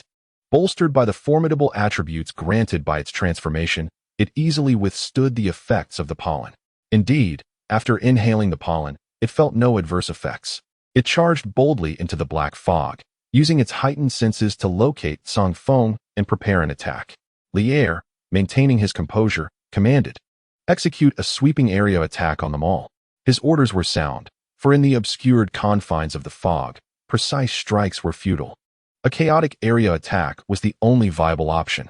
The unicorn serpent swiftly complied, its powerful tail sweeping through the surroundings, reducing flora and fauna to rubble, sending stones flying in all directions, nearly striking Zang Feng. Fortunately, the blood-ringed octopus was present, its agile tentacles deflecting the incoming debris. However, this situation could not persist. Zang Feng retreated a few steps to the edge of the black fog and commanded, "Flower Spider, initiate the summon command followed by an attack command. Target Lier." Upon receiving the order, the flower spider promptly summoned a swarm of small spiders to approach Lier through the fog. Yet, the unicorn serpent sensed their presence, letting out a fierce roar and halting its sweeping tail. Beyond the black mist, Lier furrowed his brow upon hearing a sound. The unicorn serpent was his demon, and he could roughly comprehend its meaning. Was this a warning? Humph, this little rascal, relying on two demons to attempt a sneak attack under the guise of distraction? Futile. My unicorn serpent has transformed into a dragon and possesses formidable perception. Your petty tricks for ambush are rendered ineffective. As he spoke, he retreated a few paces. Clearly, the composed Lier was not a fool. He understood Zang Feng's intentions. "Oh, have you grown clever? But it matters not." Within the black mist, Zang Feng shrugged. Blood-ringed octopus, deploy spider minions. Flower spider, self-destruct command. With the new order given, the blood-ringed octopus seized a stone upon which a small spider rested and hurled it towards Lier. The transformed unicorn serpent immediately swung its tail to block. Yet just as its tail approached the stone, the small spider detonated. Boom. The unicorn serpent's tail quivered from the explosion. It was somewhat painful, but nothing severe. "Is that all?" Lier scoffed at the commotion. However, his mirth was short-lived. The blood-ringed octopus, with its 8 tentacles, launched 8 small spiders simultaneously from various angles. Though the transformed unicorn serpent possessed great power, it could only defend with its single tail against the onslaught of 8 spiders. Reluctantly, the unicorn serpent had to retreat to protect Lier, resulting in it absorbing all the attacks. With a series of explosions, even the transformed unicorn serpent could not withstand the self-detonation of over 20 small spiders, let alone the large stone that struck it. Having endured such a barrage, the unicorn serpent was grievously injured, its scales shattered and bloodied. Lier's eyes twitched in distress, yet he found himself at a loss. After all, the unicorn serpent lacked long-range attack capabilities, and with the need to protect itself, it could only be overwhelmed by Zang Feng's assault. Damn it, that detestable little brat. Well then, aside from cursing me, what else can you do? Zang Feng shook his head upon hearing Lier's voice. He had no desire to prolong the encounter any further. It was time to eliminate this unicorn serpent swiftly. Flower spider, release sleep pollen. The previous attempt at using pollen had failed, as the unicorn serpent had withstood it. However, now that the unicorn serpent was severely injured, its resistance was waning. As the flower spider unleashed another wave of pollen, the unicorn serpent found its ability to resist diminished, succumbing to drowsiness. Seizing the opportunity while the serpent's perception weakened under the cover of darkness, the blood-ringed octopus advanced and unleashed a barrage of strikes. Thud, thud, thud. Accompanied by the dull sounds of impact, the transformed unicorn serpent was battered, bloodied, and ultimately collapsed to the ground. Lier longed to retrieve it. Yet the flower pollen had not only affected the unicorn serpent, but also ensnared him in its lethargy. Lier could not withstand the overwhelming drowsiness and collapsed to the ground, falling into a deep slumber before he could even summon his soul card. Falling into slumber is preferable, lest the heart be burdened with pain. Emerging from the shadows, Zang Feng beheld the fallen Lier, and without hesitation, he stripped the man of his possessions. His gaze then shifted to the unicorn serpent. Originally, he intended to deliver a final blow to extract its serpent gall. But upon turning, he discovered that the unicorn serpent had already succumbed to the blood-ringed octopus, which had ruthlessly torn out its gall. Witnessing the gall, blood-soaked and exposed, Zang Feng felt his appetite vanish. Yet, a notification appeared regarding the gall. Notification: the gall of the unicorn serpent, while toxic when consumed raw, may enhance strength when cooked. Toxic when raw?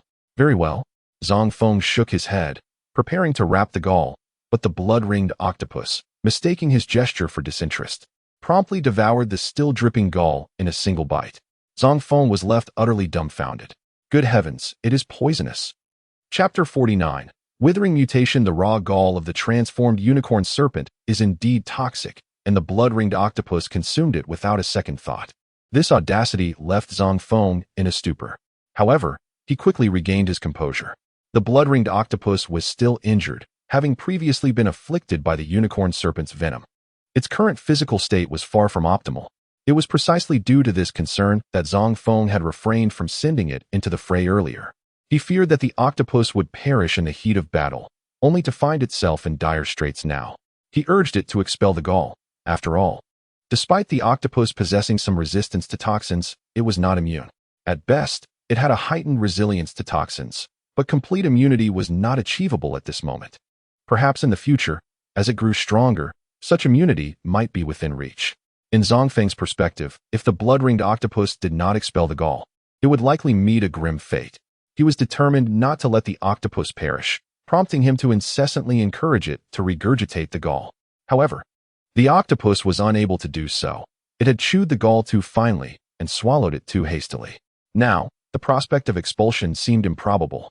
Zang Feng was left speechless, unable to expel it. Oh dear, that could spell disaster. He let out a sigh, while the blood-ringed octopus began to exhibit symptoms of toxicity. Its once rosy body shifted in hue, oscillating between pale green and light yellow, presenting an exceedingly peculiar sight. Alongside these color changes, it began secreting venom. This venom, mingling with pus, emitted a foul stench reminiscent of rotten eggs combined with decayed meat. The noxious odor spread, nearly causing Zang Feng to regurgitate his bile. Even the flower spider could not withstand it, prompting both creatures to retreat hastily. However, as Zang Feng turned to glance back, new notifications surfaced regarding the blood-ringed octopus. Notification: the condition of the blood-ringed octopus has deteriorated. Notification: a clash of various ailments and toxins within the blood-ringed octopus has resulted in an unknown reaction. The blood-ringed octopus has undergone an abnormal transformation, seemingly entering a state of aberration. Its continuous changes have led it to an uncontrollable condition, evolving into a withering form. And it is highly likely that it may ultimately develop into a mythical, unclean sovereign of demons. Mythical demons? Zang Feng's pupils trembled with astonishment. Could it possibly be so extraordinary? Although it is merely a potentiality, the mere existence of this possibility indicates the immense potential of the current blood-ringed octopus. Its capabilities are not inferior to those of the flower spider. Is this what they call turning misfortune into fortune? Indeed, foolish individuals often enjoy foolish luck. No, it is the foolish octopus that possesses such fortune. After the initial exhilaration, Zang Feng reflected. This simple-minded octopus would never have been fortunate enough to enter an aberrant state had it not consumed the gallbladder of the unicorn snake. However, upon further contemplation, had it not been for its previous unsuccessful hunts and prolonged hunger, it would not have devoured the gallbladder so ravenously, resulting in the transformation that followed. This might indeed be the manifestation of the principle that every cause has its effect. Yet, observing the blood-ringed octopus more closely, Zang Feng noted that its overall form had not changed significantly. The secretion of pus and toxins had ceased, although its coloration had taken on an unhealthy shade of yellowish-green. Furthermore, he realized that the flora surrounding it was rapidly wilting and turning yellow. The term withering form, is that what it signifies? Zang Feng pondered as he scrutinized it. However, he had never heard of this aberrant direction of a withering form and would need to consult the bestiary or inquire with Mulan. Never mind. He decided to capture it for now and later take it to a medical facility for examination, as it had endured such severe injuries that it might have lingering ailments. With these thoughts, Zang Feng reclaimed the blood-ringed octopus and promptly used his demon tamer phone to scan its information. Name: blood-ringed octopus. Withering form. Level: 14. Category: aquatic beast traits. Camouflage, ability to alter body color at will to blend into the environment for ambush or escape. Attributes: 30133-515, Strength. Agility, Constitution, Intelligence, Aberration Progress. 1100 Skills: Toxic Secretion, Ink Spray, Octopus Fist, Black Mist, Unclean Body Description. A ferocious toxic octopus, renowned as a deadly assassin in aquatic realms. Adept at ensnaring enemies to poison or strangle them directly. This rare demon, possessing formidable physicality and exceptional poisonous capabilities, is highly esteemed. Goodness, its attributes have also increased, and quite significantly at that. Moreover, it has acquired a new skill, Unclean Body. Zang Feng began to examine the effects of this skill. Unclean Body, when activated, the user becomes immune to toxins and experiences increased resistance to various negative effects. Additionally, the pus secreted by the user serves to obstruct close-range attacks from hostile targets. This skill is rather formidable. Immunity to toxins and an increase in resistance. With this skill, it can serve as a competent shield. Hostile targets would find it exceedingly difficult to affect it. And does it also secrete pus? The mere mention of the word pus reminded Zang Feng of the foul-smelling, toxic mixture he had encountered earlier. If such a substance were to be secreted, the enemy would not dare to approach, let alone engage in close combat. The reason was simple: the stench was unbearable. Very few could withstand such a foul odor. This skill was truly formidable yet repugnant. Fortunately, it was designed to disgust others. However, Zang Feng's gaze shifted towards the withering breed. Upon clicking on it, he found scant information. The compendium mentioned that this type of demon had appeared in the past, but details were scarce. Moreover, due to the potent viruses or lethal substances typically associated with the withering breed, it was not easy to approach. Currently, humanity's understanding of this aberrant form was limited to its toxicity and the troubles it posed. Beyond that, there was little more to glean. After contemplating this information, Zang Feng promptly abandoned his initial intention of visiting a medical institution. The withering breed was exceedingly rare, and given that the blood-ringed octopus was already an uncommon demon, what if someone with ulterior motives were to take notice at a medical facility? He decided to seek out Teacher Mu instead, to inquire whether she had any knowledge of the withering breed and if she could recommend a reliable place for demon treatment. Zang Feng thought of seeking Mulan, as he had always turned to her in times of uncertainty. However, this time he felt truly at a loss. If it were merely the blood-ringed octopus, although rare, its unattractive appearance meant few would take interest. The flower spider was even less of a concern. Even as an aberrant species, it still appeared weak in the eyes of others. Thus, Zang Feng felt little need to worry. Yet, the issue was that the blood-ringed octopus had undergone aberration. Its rarity combined with its transformed state necessitated greater caution. However, as long as he refrained from bringing the blood-ringed octopus to a medical facility for scanning, others would remain oblivious to its true nature. After all, the blood-ringed octopus was inherently powerful, unlike the flower spider, which was weak. If the latter displayed a sudden show of strength, others might easily suspect it was an aberrant flower spider. In contrast, the blood-ringed octopus's inherent strength and inconspicuous appearance made it difficult for others to draw connections to its aberration. In any case, he resolved to return home first. With his phone stowed away, Zang Feng departed. By the time he returned to the city, it was already afternoon. He had initially intended to seek out Mulan directly, but on the way, he encountered Long Lan, who had just returned from outside in her sports car. Upon seeing Long Lan, Zang Feng suddenly recalled that her company had a dedicated medical department. This department was well-equipped, with an array of medications comparable to any medical institution. Perhaps he could ask Long Lan for assistance in examining and treating his blood-ringed octopus? An idea took shape in Zang Feng's mind.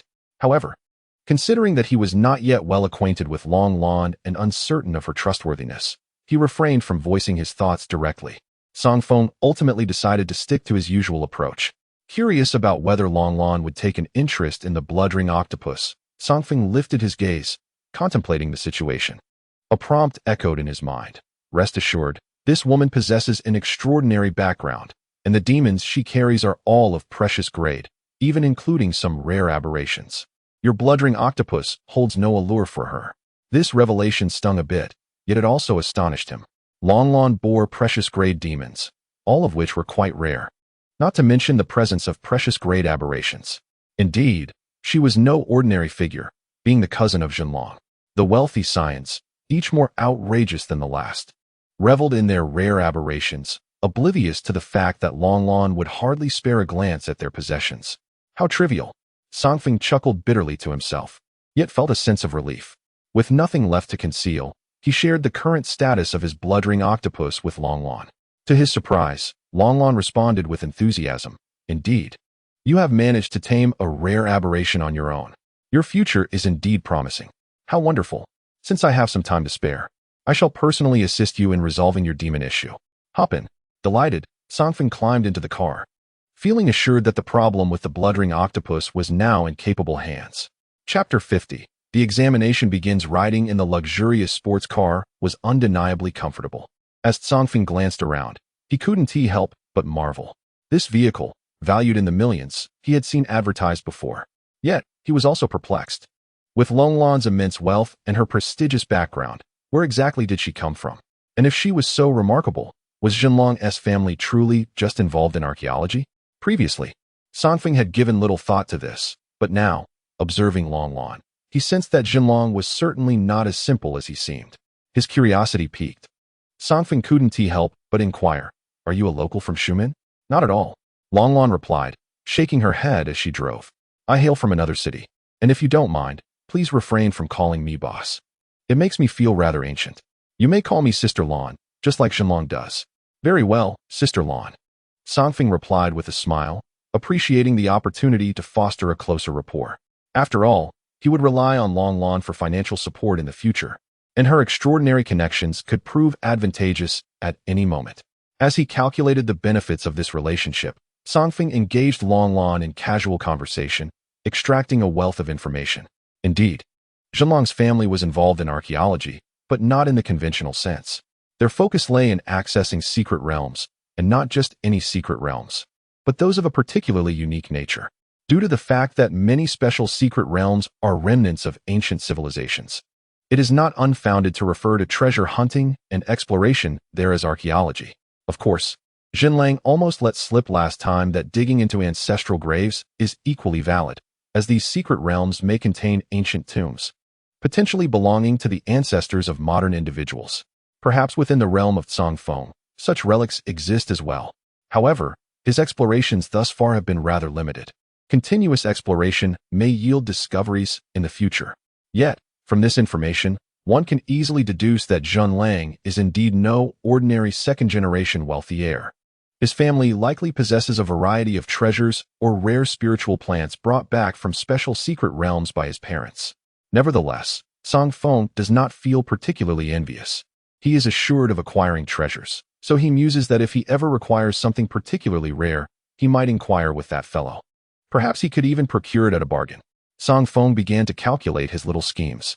He truly would not overlook any opportunity for advantage. However, he treats friends differently than adversaries. Zang Feng would ensure that no one suffers undue loss. At that moment, they arrived. Just as he was pondering this, the sports car came to a halt. Hearing the sound, Zang Feng followed Longlon out of the car, and as they entered the company, they encountered the weary-faced Tao Yin exiting. Zang Feng did not dwell on it, and simply followed Longlon. Meanwhile, Tao Yan's thoughts began to swirl. This fellow is quite adept at charming others. First, he caught the attention of Mulan, and now he has ensnared Longlon. She glared at Zang Feng's retreating figure, clearly displeased. Yet, at the same time, Tao Yan felt a twinge of envy. After all, she too was a student from the first high school, and she was well aware of the esteemed reputation of Mulan, a master-level beast tamer. To gain Mulan's favor and receive her personal guidance would undoubtedly yield tremendous benefits. Furthermore, the company owner, Longlon, is a formidable woman with wealth and capability. Aligning herself with her could lead to swift financial gains. This Zang Feng, upon his arrival in this realm, was clearly inferior to her in every aspect. Yet he now outshines her in every regard. He even has the formidable support of the capable Mulan and has now captivated the wealthy Longlon. With the assistance of these two, how could he not ascend to great heights? She could not fathom how this was possible. Why would they be drawn to him? Would it not be better if they directed their efforts towards her? This young lady possesses such talent. With their support, she could undoubtedly reach master level in no time. Tao Yan seethed internally. Although she had her own private instructor, that person, being affiliated with the beast taming department, often had missions to attend to. Her teacher was not weak, but certainly could not provide assistance as readily as Mulan could for Zang Feng whenever he had a need. Alas, the beast taming department is truly lacking. The financial support they provide is far too meager. The funds are scarce, and the potions provided are insufficient, leaving her unable to afford even a cute dress. With no funds for beauty treatments or hairstyling, my frustration only intensifies. Watching Zang Feng walk away, Taoyan stamped her foot in irritation. Never mind, the upcoming examination is just around the corner. This fellow possesses such meager talent that his strength cannot be formidable either. After all, it becomes increasingly arduous to advance. Despite having bested Tang Si, he still cannot ascend to the elite stage. Just wait, I shall defeat you. Perhaps I will even secure first place in the examination. At that moment, everyone will regard me with newfound respect. And perhaps Mulan and Long Lan will take notice of my potential as well. Humph, Zang Feng, do not blame me for vying for your benefactor. This world is merciless and cruel. Those lacking talent and strength are unworthy of their assistance. Regaining her composure, Taoyan turned and departed. Unbeknownst to her, Zang Feng was entirely oblivious to her sentiments. At this moment, he had arrived at the medical department. This department was rather tranquil, as Longlan's company was responsible for training and preparing clients' demons. Most of the time, the demons do not suffer injuries. Only occasionally do they require treatment for minor wounds during training. Thus, Sundays tend to be quite deserted. Only a staff member was on duty. Long Lan did not allow the employee to operate the equipment. She was well versed in using the devices herself. Moreover, she held Zang Feng in high regard. And to cultivate his favor and secure this talent, she took it upon herself to assist.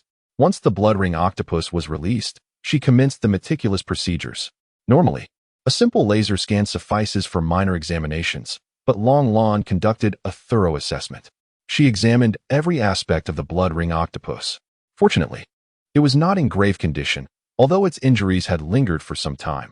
If left unattended, complications could arise. You arrived just in time. After this treatment, it will be fine, Long Lan remarked while assessing the situation and administering medication to the blood ring octopus. Zang Feng felt immense relief upon hearing this. Thankfully, he had come for the checkup. Had he not, the blood ring octopus would have undoubtedly suffered from lingering ailments, potentially affecting its combat prowess in the future. But now, all was well. After Longlan's treatment, the blood ring octopus was in good shape. Thank you, Sister Lan, he expressed gratefully. No need for formality. It was a trivial matter, she replied. However, your blood ring octopus is quite unique. The withering variant of this aberration is rarer than others. Oh, from what you say? Sister Lan, it seems you have some knowledge about my blood ring octopus's withering variant? Zang Feng inquired with keen interest. Long Lan smiled and nodded. Indeed, to some extent. As far as I know, demons of the withering variant do not kill surrounding life forms mindlessly. Rather, they absorb life force. For instance, if a withering demon has severed limbs and there are flowers and trees nearby, those plants will wither.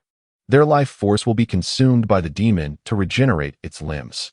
This ability is somewhat concealed and enhances with the progression of aberration. Your progress in the blood-ringed octopus's mutation remains quite low, and the regeneration of limbs is presently unfeasible. However, achieving this is merely a matter of time. After Long Lan spoke, Zang Feng was unusually excited. Gui, is it true that such an ability exists? This was not mentioned in the compendium. Moreover, is this ability not instinctive? Does this imply that the previous investigators were unsuccessful because the decaying species were unwilling to cooperate? Or perhaps, it could be that other beast masters wished to keep this secret concealed. This is quite understandable. After all, who desires to reveal their own powers? Concealment and stealth are truly the way to thrive. However, if that is the case, could the flower spider synergize with the blood-ringed octopus's ability? The flower spider can summon spider minions. If the blood-ringed octopus were to sustain injuries, it might absorb the life force of the smaller spiders to regenerate. If this indeed proves effective, that would be remarkable. Zang Feng began to feel a surge of anticipation. Soon, the blood-ringed octopus completed its healing. After Zang Feng recalled it, he lingered at the company for a while before departing. The competition was about to commence, and he needed to prepare further to secure first place. A few days later, at Batesu No. 1 High School, classmates, the competition is about to begin. Everyone must have confidence. Strive for higher rankings, Mulan encouraged from the podium. Zang Feng had made ample preparations. However, was Zhenlong absent? Goodness, Does he not value the rewards of the competition? Truly, he is a privileged heir. Never mind. I shall focus on performing well. The growth spirit stone is already within my grasp. Chapter 51. A bit disgusting. The Beastmaster competition has commenced. The format involves formal battles, where only the two opposing beasts enter the arena to engage in combat, while the Beastmasters command from outside. A beast is deemed defeated if it loses its combat capability. Multiple beasts may be substituted mid-battle. The more Zang Feng listened to these rules, the more familiar they felt. This was because the regulations closely resembled those of a certain pocket monster game he played in Blue Star. Not identical, but rather a direct imitation, which spared him the trouble of reviewing the rules. What number did you draw? A voice came from behind. Me? I'm in Area A, number 106. Zang Feng replied while glancing at Mulan. Not bad. With so many students entering the competition, it might be challenging to encounter formidable opponents from other classes. Upon hearing Zang Feng's response, Mulan nodded. This round consisted of 4 concurrent matches, designated as Areas A, B, C, and D, with opponents selected via a lottery based on student numbers. However, in the semifinals, the venue would shift to a dedicated arena. Simultaneously, the competition was relatively freeform, allowing students to traverse various arenas to observe others' matches and familiarize themselves with their opponents' combat styles in advance. Zang Feng certainly did not overestimate himself. He was attentively observing the battles that mattered. To know oneself and one's adversary is the key to achieving victory in every encounter. It is wise to remain vigilant to avoid unforeseen misfortunes. By the way, are you acquainted with Tao Yin from Class A? While engrossed in the competition, Mulan suddenly inquired. Zang Feng nodded. Of course, I am familiar with her. She is also a traveler and possesses considerable talent, making it difficult not to recognize her. Why do you suddenly bring her up? Nothing much, but she has shown significant improvement recently. In this competition, she might very well emerge as a dark horse. If you happen to cross paths with her, exercise caution. I understand, Zang Feng replied. In truth, he would have been cautious regardless of Mulan's warning. After all, Tao Yin had the backing of the Demon Control Agency. If this young lady were to reach the elite level, it was likely that the agency would assist her in subduing formidable demons to ensure her brighter future. Perhaps they might even be of rare caliber. Furthermore, she harbored a certain animosity towards him. If they were to confront each other, she would most likely hold nothing back. Contemplating this, Zang Feng narrowed his eyes. Should we truly meet, we shall see whose prowess prevails. By the way, I need to step out for a moment. Perhaps a sudden thought struck him. Zang Feng hurriedly dashed outside the school. Mulan, puzzled, asked, Where are you going? Your match is about to commence. I know. I just need to buy a mask, and I will return shortly. A mask? Mulan was left in a haze of questions. Zang Feng did not elaborate further. He swiftly arrived at the nearest pharmacy, specifically purchasing the finest mask available. Just as he anxiously returned to the school, the announcement called for him to proceed to Arena A for his match. Phew, I made it. This is manageable.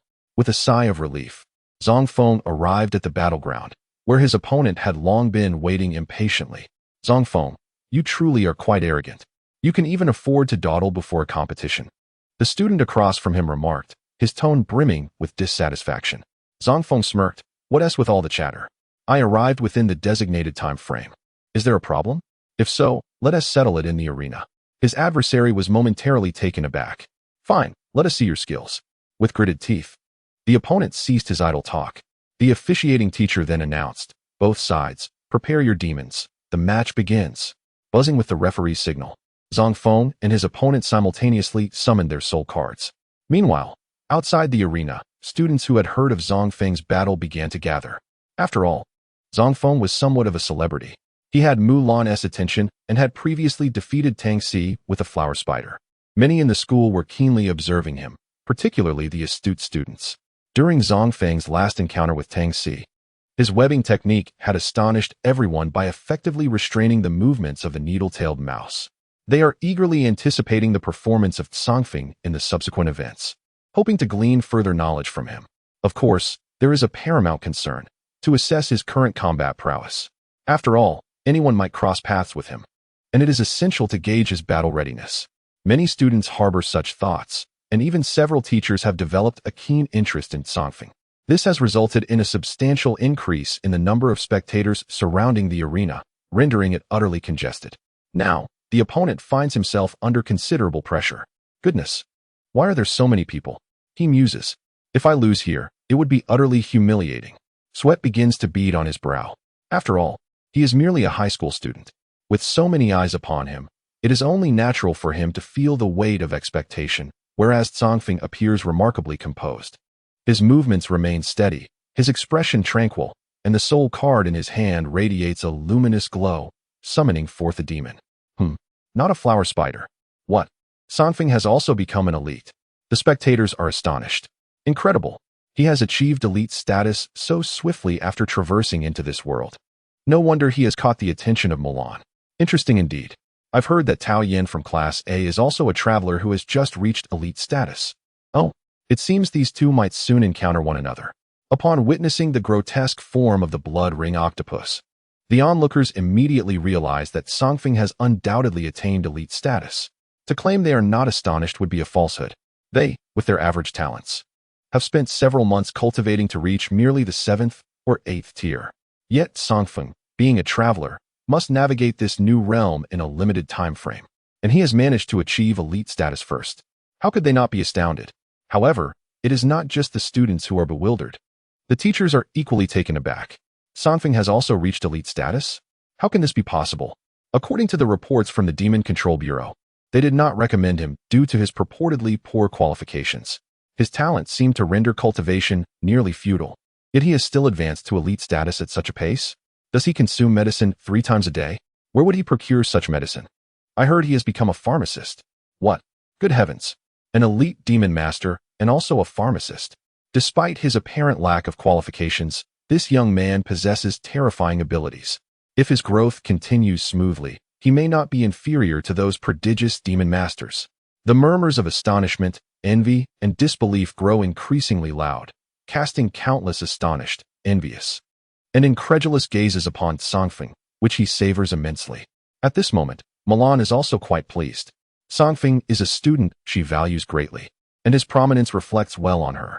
However, this situation only intensifies the pressure on Zang Feng's opponent, whose complexion pales as trepidation begins to creep into his heart. This is absurd. Why did I have to run into him? At this moment, the opponent feels quite helpless. The battle has commenced under the command of Zang Feng, the Black Mist Octopus Fist.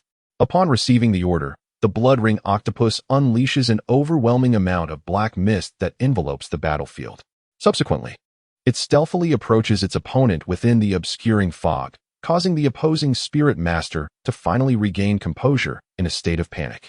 The two-tailed cat, hindered by the dense mist, hesitates in delivering commands, seemingly pondering how to respond. Yet, this brief moment of indecision grants the Blood Ring Octopus ample opportunity to strike. With a resounding thud, the two-tailed cat, nearly undetectable within the black mist, falls victim to a surprise assault from the Blood Ring Octopus. The octopus fist collides with it, sending the two-tailed cat flying out of the arena. Given that the two-tailed cat is a diminutive demon, its size and limited defensive capabilities render it vulnerable to the formidable power of the Blood Ring Octopus, which is capable of instantaneously defeating it. However, as this is merely a competition among students, the Blood Ring Octopus, under Zang Feng's direction, refrains from unleashing its full might. The two-tailed cat is only rendered unconscious, sustaining minor injuries, and upon observing that the opponent's demon is not gravely harmed, the spectators breathe a sigh of relief. At this moment, the referee announces, the two-tailed cat has lost its combat ability. The Blood Ring Octopus is victorious. Such simplicity. The opponent is merely a novice spirit master, possessing only the two-tailed cat as their demon. Thus, Zang Feng's victory is secured by defeating the two-tailed cat. He promptly recalls the Blood Ring Octopus, while the onlookers display a range of expressions. The extensive reach of the black mist interferes with visibility, and demons lacking the ability to dispel it are at a significant disadvantage. Oh dear, his flower spider was already troublesome enough, and now another demon adept at interference. The Blood Ring Octopus has emerged. Why must he employ such underhanded tactics? Can't he face his opponents with honor? Are you foolish? After all, this is a competition. In the wild, would you expect your enemies to confront you head-on? I'm merely stating the obvious. As the competition concludes, discussions among the spectators persist. It is apparent that they are acutely aware of the challenges posed by Zang Feng, contemplating strategies to counter him, which leaves them in a state of frustration. Nevertheless, this concern is of little consequence to Zang Feng, who is already preparing for his next match. Chapter 52. Smooth sailing. The intense competition continues unabated, with an increasing number of defeated participants. Those who achieve victory are undeniably formidable. This escalation intensifies the subsequent matches, as the students exert themselves to secure favorable rankings while vying for better rewards. Zang Feng has observed several matches, particularly focusing on the standout performers from other classes. These individuals are indeed no novices. Their attacks are almost instantaneous when there is no interference. Their intent is clear: to conceal their skills as much as possible, which will prove advantageous in the forthcoming battles. The first round of matches is nearing its conclusion, and the likelihood of the top performers encountering one another is significantly heightened. Exercise caution. During the midday recess, Mulan offered a reminder. Zang Feng nodded, assuring her, "I shall not be careless." He could sense that Mulan was quite invested in whether he could achieve a higher rank in this competition, having reminded him several times.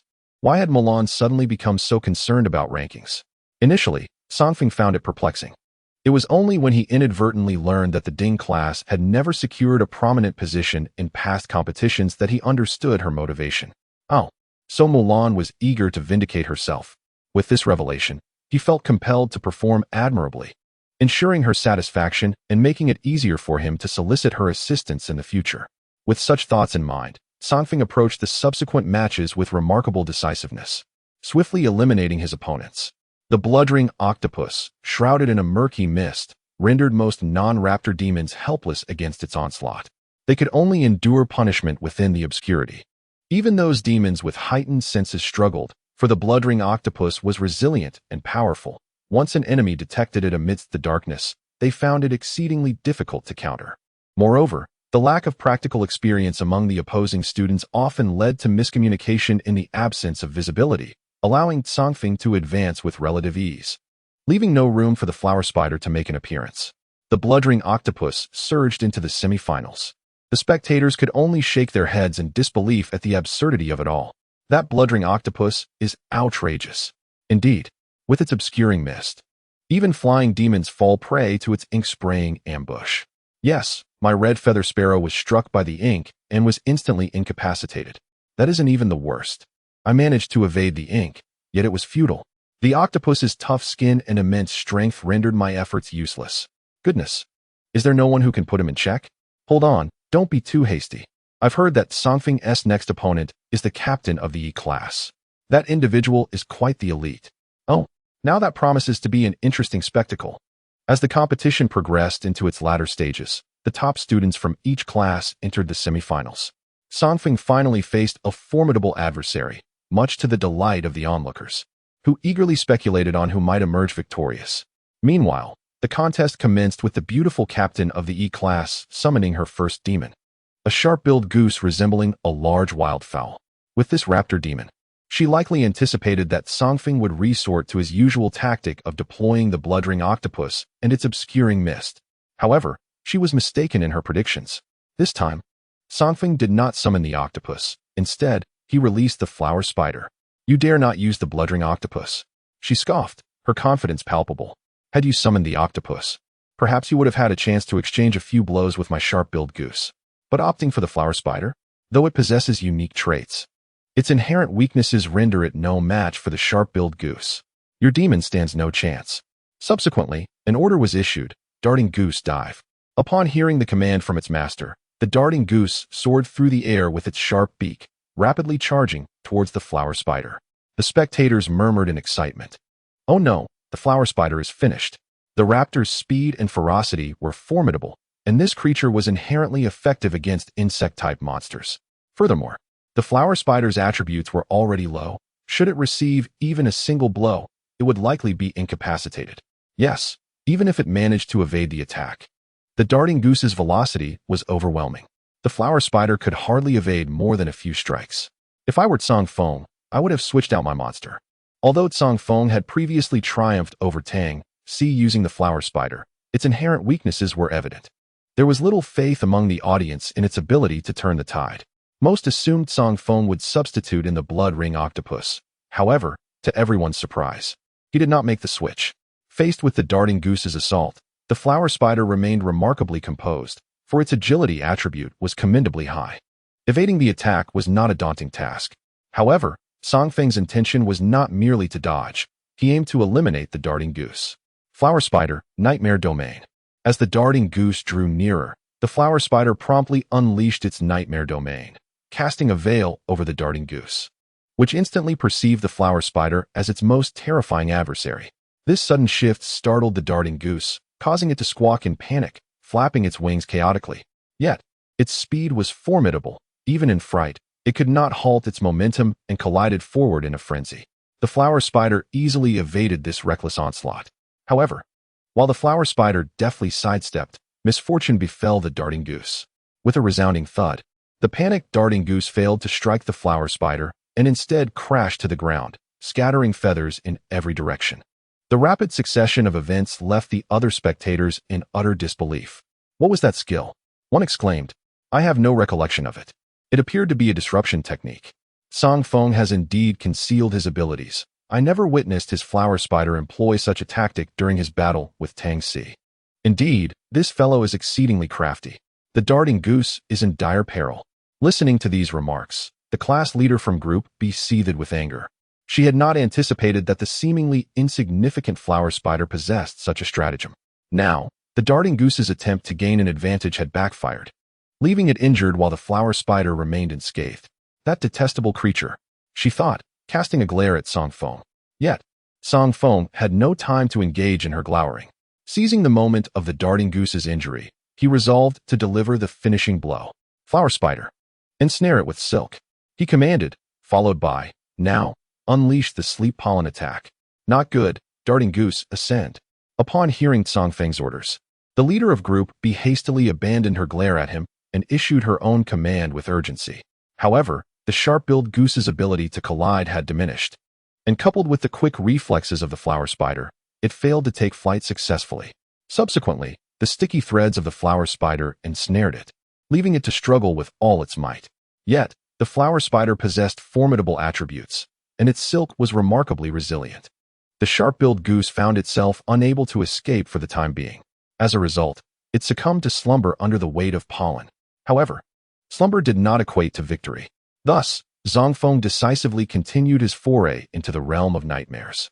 This unfortunate sharp-billed goose was tormented in its dreams by the nightmare domain until it ultimately lost its fighting capability. The class leader from Class B, both vexed and helpless, could only hastily summon a second demon to take the stage. However, her ascent to elite status had been recent, and the second demon was subdued in a brief span of time, possessing even less combat prowess than the sharp-billed goose. Upon recalling the flower spider and replacing it with the blood-ringed octopus, Zang Feng easily triumphed over the class leader from Class B. "Is that all? I expected more formidable opponents," he mused, shaking his head at the class leader. Indeed, he had somewhat overestimated their abilities. Their combat strength was inferior even to Lier's. However, they were students after all, lacking practical experience and unfamiliar with their own demons. Defeat was an inevitable outcome. Nevertheless, this was advantageous for him. The weaker they were, the easier it would be for him to secure first place. The first prize is a growth spirit stone. He wondered how much the flower spider's evolution progress would enhance its strength once consumed. Leaving the arena, Zang Feng felt elated, realizing he was drawing ever closer to first place. Just a few more matches, and he would successfully claim victory. It was time to draw for his next opponent. He chuckled to himself, curious about which fortunate soul would be pitted against him next. Humming a tune, Zang Feng approached the teacher responsible for drawing opponents and utilized the computer to select his new rival. However, as the computer filtered through names, the appearance of one particular name took him by surprise. "Tao Yan. What a coincidence. I thought I would only encounter you in the finals. But this is even better. The sooner I resolve this, the sooner I can relax. I just hope you, a traverser, are slightly stronger than the rest. Otherwise, it would be rather dull." Zang Feng smiled at the screen. Meanwhile, upon learning that her next opponent was Zang Feng, Tao Yin was far more exhilarated than he was. "Excellent. I finally have the chance to face him. Zang Feng, this is the moment for me to redeem myself. Just wait, you will serve as my stepping stone, and I will make you aware of the disparity between us." Her face flushed with excitement as she envisioned the moment she would defeat Zang Feng and bask in the accolades from students and faculty alike. Chapter 53. Opponent Tao Yin. Tao Yin had long awaited the competition, eagerly yearning to vanquish Zang Feng. And thus, she sought to prove her superiority, which would grant her greater resources and restore her dignity. In the past, she had been repeatedly overshadowed by Zang Feng, inflicting deep wounds upon the proud and gifted young lady, Tao Yin, leaving her feeling both humiliated and offended. Before her transmigration, she was the center of attention. After her arrival in this new world, her worth remained undeniably high. How could she be surpassed by him? She silently vowed to demonstrate her prowess. The competition was soon to commence. Students participating in the match, please enter the arena. The competition is nearing its final phase. From this point onward, the rules have changed. You are no longer limited to summoning a single demon at a time. All other rules remain unchanged. Prepare your demons, and let the match begin, announced the referee from the edge of the arena. Zang Feng and Tao Yin summoned their respective soul cards, while the faculty and students of the school gathered in throngs to witness the spectacle. After all, both Zang Feng and Tao Yin were traversers, each with unique circumstances. Zang Feng possessed low aptitude but remarkable strength, while Tao Yin, endowed with high potential, struggled with her abilities. Their realms and strengths were comparable, and to the spectators, this contest promised to be an exhilarating clash of titans. Discussions about the two competitors flourished, with students and teachers alike fervently analyzing who might emerge victorious. In my estimation, Tao Yin held the upper hand. The demons at her disposal were formidable. In addition to the rare white scorpion, she had the assistance of the rare scaled bat captured with the help of the Demon Control Agency. Indeed, these two demons boasted exceptional combat capabilities, providing her a significant advantage over Zang Feng's two demons. However, it was conceivable that Zang Feng had a hidden card up his sleeve, as he was valued by Milan. As the murmurs gradually subsided, all eyes were fixed on the arena. At that moment, Zang Feng and Tao Yin unleashed their demons onto the battlefield. Zang Feng observed as Tao Yin's demons, a white scorpion and a scaled bat, made their entrance. Both the white scorpion and the flower spider belonged to the insect category of demons.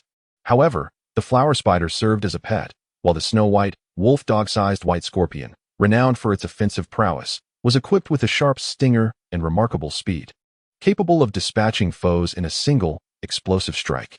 The scaled bat, on the other hand, was a versatile fighter. It boasted aerial superiority, solid defense, and could utilize ultrasound to detect enemy positions, rendering stealth tactics ineffective. The synergy between the scaled bat's support and the white scorpion's ferocity formed a combination that, while not invincible, was indeed formidable. Nevertheless, it was not insurmountable. With the scaled bat in play, the black mist would be rendered useless, and even the camouflage ability would be ineffective, as it relied on ultrasonic targeting. Thus, the element of surprise had to be abandoned. Zang Feng's gaze swept over the two demons accompanying Tao Yin, his mind racing to devise new strategies to counter her. In contrast, Tao Yin appeared relaxed, even exuding a hint of smugness. Feeling challenged, "Are you Zang Feng?" "That is precisely the point," she silently mused. In fact, even before ascending to the ranks of elites, she had already contemplated her second demon. The Demon Control Bureau had recommended several options, yet she ultimately settled on the scaled bat. The rationale behind this choice was initially to counter Zang Feng's flower spider. After all, the flower spider possessed the ability to create clones and deploy sleep-inducing pollen, skills that the white scorpion could not effectively counter. However, the scaled bat was equipped to handle these challenges. It not only possessed echolocation abilities, but also executed area sound wave attacks, capable of dispelling the clones of the flower spider. With its wings, it could also blow away the pollen. Furthermore, with its scaled armor, the scaled bat boasted superior defense compared to other avian demons, allowing it to withstand damage and remain in the fight even if struck. This was why Tao Yin had chosen it. It was truly a versatile demon. Nevertheless, she had not anticipated that Zang Feng had also reached elite status and had tamed the rare blood ring octopus. This octopus could emit dark mist, and fortuitously, her scaled bat could blow away the mist and counter the blood ring octopus. This was indeed an unexpected stroke of luck. Tao Yin felt fortunate about her decision. My judgment is impeccable. If you find this challenging, that is to be expected. However, while you may perceive me as a difficult opponent, for me, you are easily dealt with. Henceforth, I shall ruthlessly defeat you." A broader smile spread across Tao Yan's face. She swiftly issued her command. White Scorpion, concentrate your energy.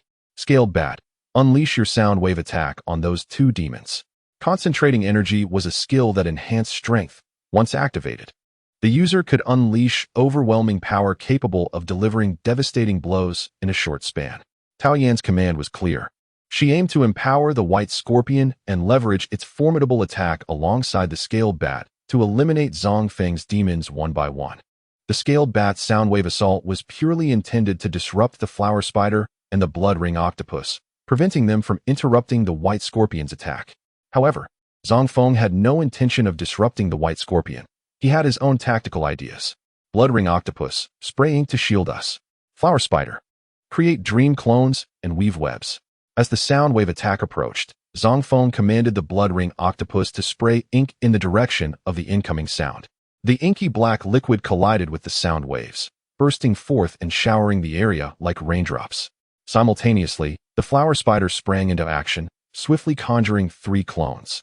These 3 clones, along with the original, moved with remarkable speed, weaving webs throughout the entire arena.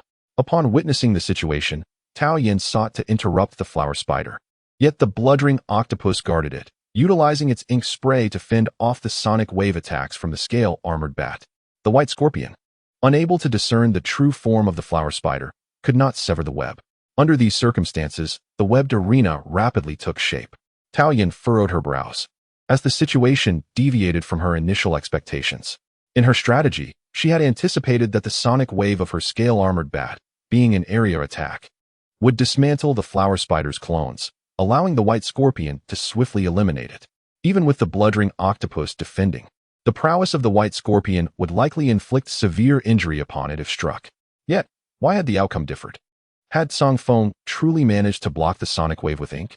While this seemed plausible, after all, sonic attacks do indeed explode upon colliding with objects. The ink emitted could obstruct the attack, but at the cost of not being able to suppress the Flower Spider. This was untenable. The White Scorpion could not ascertain its true form, and the Scale-Armored Bat was ineffective against the Blood Ring Octopus. Continuing down this path could lead to disaster. A change of opponents was necessary, leveraging the explosive power and speed of the White Scorpion against the Blood Ring Octopus. While the Scale-Armored Bat would confront the Flower Spider, Tao Yan was no fool. She quickly analyzed the situation and promptly issued new commands. The White Scorpion charged forth to assault the Blood Ring Octopus, while the Scale-Armored Bat continued its sonic barrage against the Flower Spider.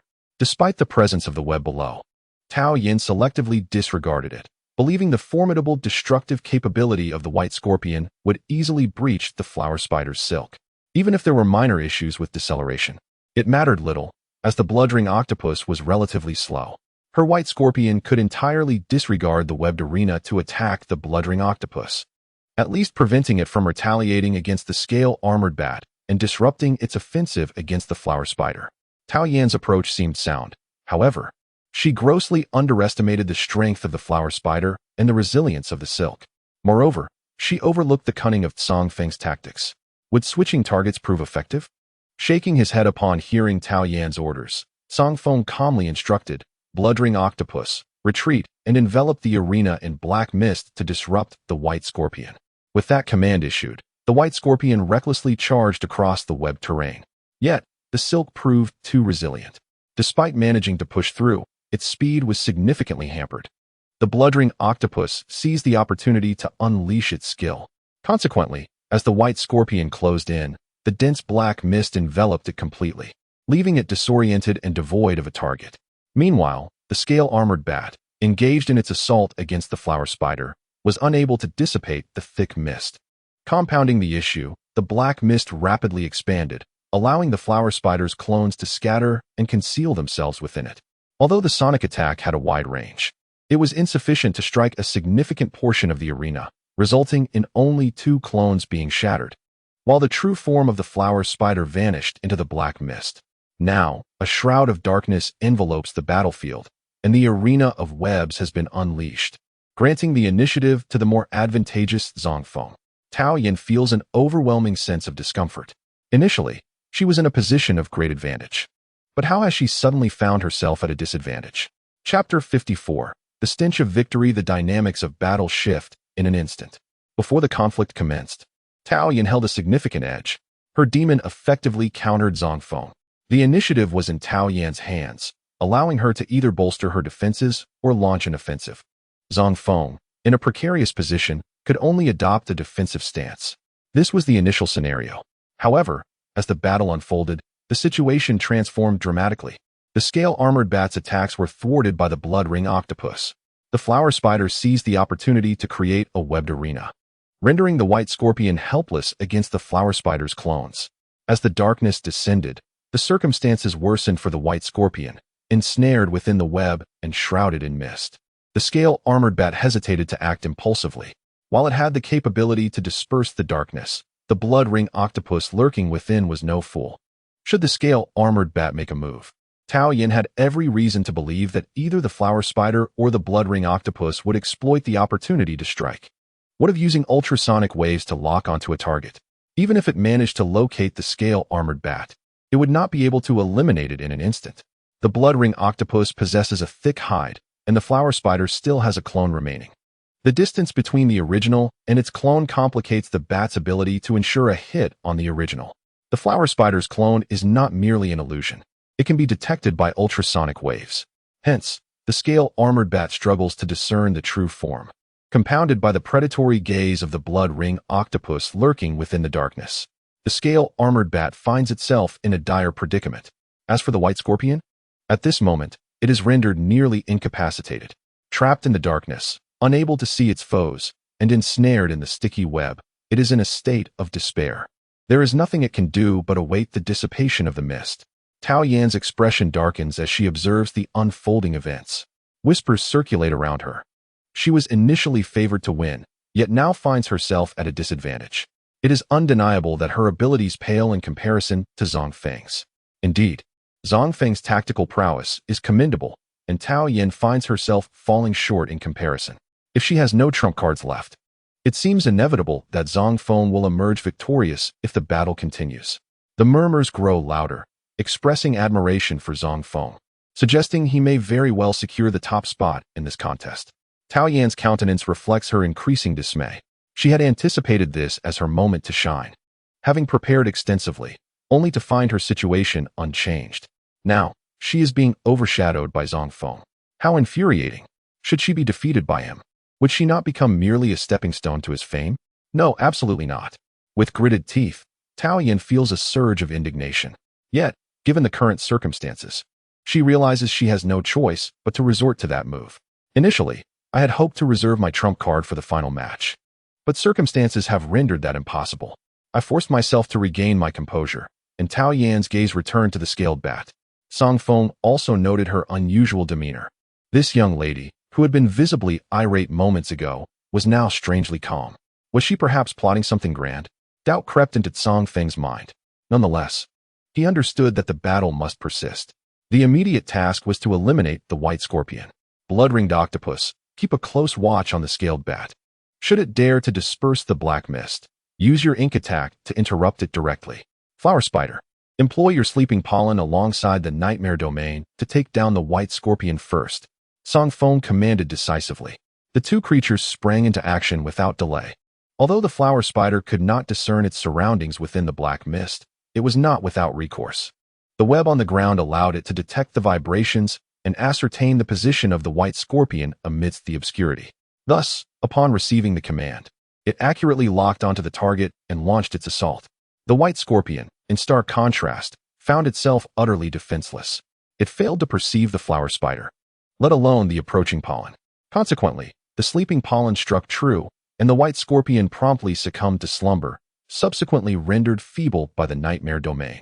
Meanwhile, the blood-ringed octopus, while keeping a vigilant eye on the scaled bat, approached the white scorpion and unceremoniously hurled it from the arena. With that, the white scorpion was eliminated from the fray, having contributed nothing to this encounter. This was an unavoidable outcome. The entirety of the white scorpion's abilities, such as its tail's sting or severing attacks, were all melee-oriented. Given the current circumstances, it was utterly incapable of making an impact, compounded by Tao Yan's apparent lack of strategic acumen. It would have been remarkable if it had managed to exert any combat prowess at all. However, the battle was far from over. As the scaled bat still loomed in the air, This creature had remained relatively subdued, showing no inclination to assist the white scorpion, yet something felt amiss. Zang Feng furrowed his brow as he discerned a faint red glow emanating from the scaled bat. Was it merely an illusion? No, it seemed unlikely. It could very well be an indication of the creature's skill. Perhaps it was preparing something that had prevented it from aiding the white scorpion earlier. Yet, it had not awaited Tao Yan's command. Instinctively, Zang Feng glanced towards her, only to discover that she had indeed given an order. However, it appeared that the scaled bat had outsmarted her. She seemed to have communicated with it in advance using some clandestine signal. Zang Feng observed her gesticulating in a manner that seemed quite peculiar. So, she wishes to play this game with me? Very well, I am eager to witness your ruse. Confident in the favorable condition of his two creatures, Zang Feng remained unperturbed, while the scaled bat seemed to prepare its skill. Suddenly, the scaled bat in the air was engulfed in a brilliant red glow, transforming into a mist of blood that surged into the black fog. Concealed within this sanguine haze, Zang Feng could faintly discern countless tiny bats. This ability appeared remarkably familiar. Was it not akin to the powers of a vampire? In films, those vampires could morph into swarms of bats and vanish into a cloud of blood mist. To his astonishment, the scaled bat possessed such a skill as well. Meanwhile, the shadow was gradually dispersed by the multitude of small bats unleashed by the scaled bat's ability. Compounding the issue was the fact that in this state, the skills of the blood-ringed octopus and the flower spider could not touch it. Attempting to strike, it would be akin to punching the surface of water. It would have no effect, and the surface would swiftly return to calm. Observing this, Zang Feng fell into deep contemplation while the crowd erupted into a frenzy. This skill must be Blood Veil, a natural ability of bat-like demons, said to be possessed by only one in thousands of such creatures. To think that Tao Yan's scaled bat had such a capability. In this state, it seemed nearly impervious to harm. Indeed, the only option was to stall for time. Yes, this state would not last long, true enough, but during that interval, it could easily defeat Zang Feng's two demons. It was indeed unexpected that the tide of battle had been so dramatically reversed by Blood Veil. Students buzzed with discussion, and teachers joined in. The head teacher of Class A glanced at Mulan with a smile, saying, "This student in your class is quite formidable, but ultimately still falls short. It appears Tao Yan will emerge victorious." "Is that so?" Mulan responded calmly. The Class A teacher was momentarily taken aback. Why was Mulan so composed? Could it be that Zang Feng still had a chance to turn the tables? It seemed improbable, in the Blood Veil state. Zang Feng's two demons possessed no skills to launch an attack. Unless, of course, his demons had telekinesis. However, that was unlikely, as such skills were not within the grasp of the flower spider or the blood-ringed octopus. Yet, Mulan's serene demeanor surely hinted at a reason for her tranquility. This thought made the head teacher of Class A uneasy. Meanwhile, Tao Yan remained oblivious to the underlying tension. She looked at Zang Feng, who seemed at a loss, and smugly declared, "You never expected my demons would possess such a skill, did you?" "Humph, Zang Feng, you have lost." Hearing her triumphant words and observing the victorious smile on her face, Zang Feng merely scoffed, returning his gaze to the arena. At that moment, the flower spider's last clone shattered, and its true form was nearly eliminated, saved only by the blood-ringed octopus protecting it. Zang Feng, seeing this, promptly withdrew the flower spider. Tao Yan, witnessing his action, felt even more triumphant. "Are you conceding defeat, realizing you cannot win? You should have done so earlier. You wasted my time." Who said I was conceding?" Zang Feng shot her a look of disbelief. Tao Yan's face flushed with embarrassment. "You? Not admitting defeat? Very well, the blood-ring octopus cannot endure for much longer," she remarked, falling silent thereafter. Following her cue, Zang Feng issued an order, Black Mist. Without a moment's hesitation, the blood-ring octopus unleashed the black mist that enveloped the arena once more. Although the scale bat in its blood concealment state could disperse the black mist, it could not do so swiftly. However, Zang Feng's intention in deploying the black mist was not to confound the scale bat, but rather to obstruct the vision of others. Simultaneously, as the black mist ascended, Zang Feng donned the mask he had procured, a gesture mirrored by Mulan outside the arena. The onlookers were left bewildered. Why were he and Teacher Mu wearing masks?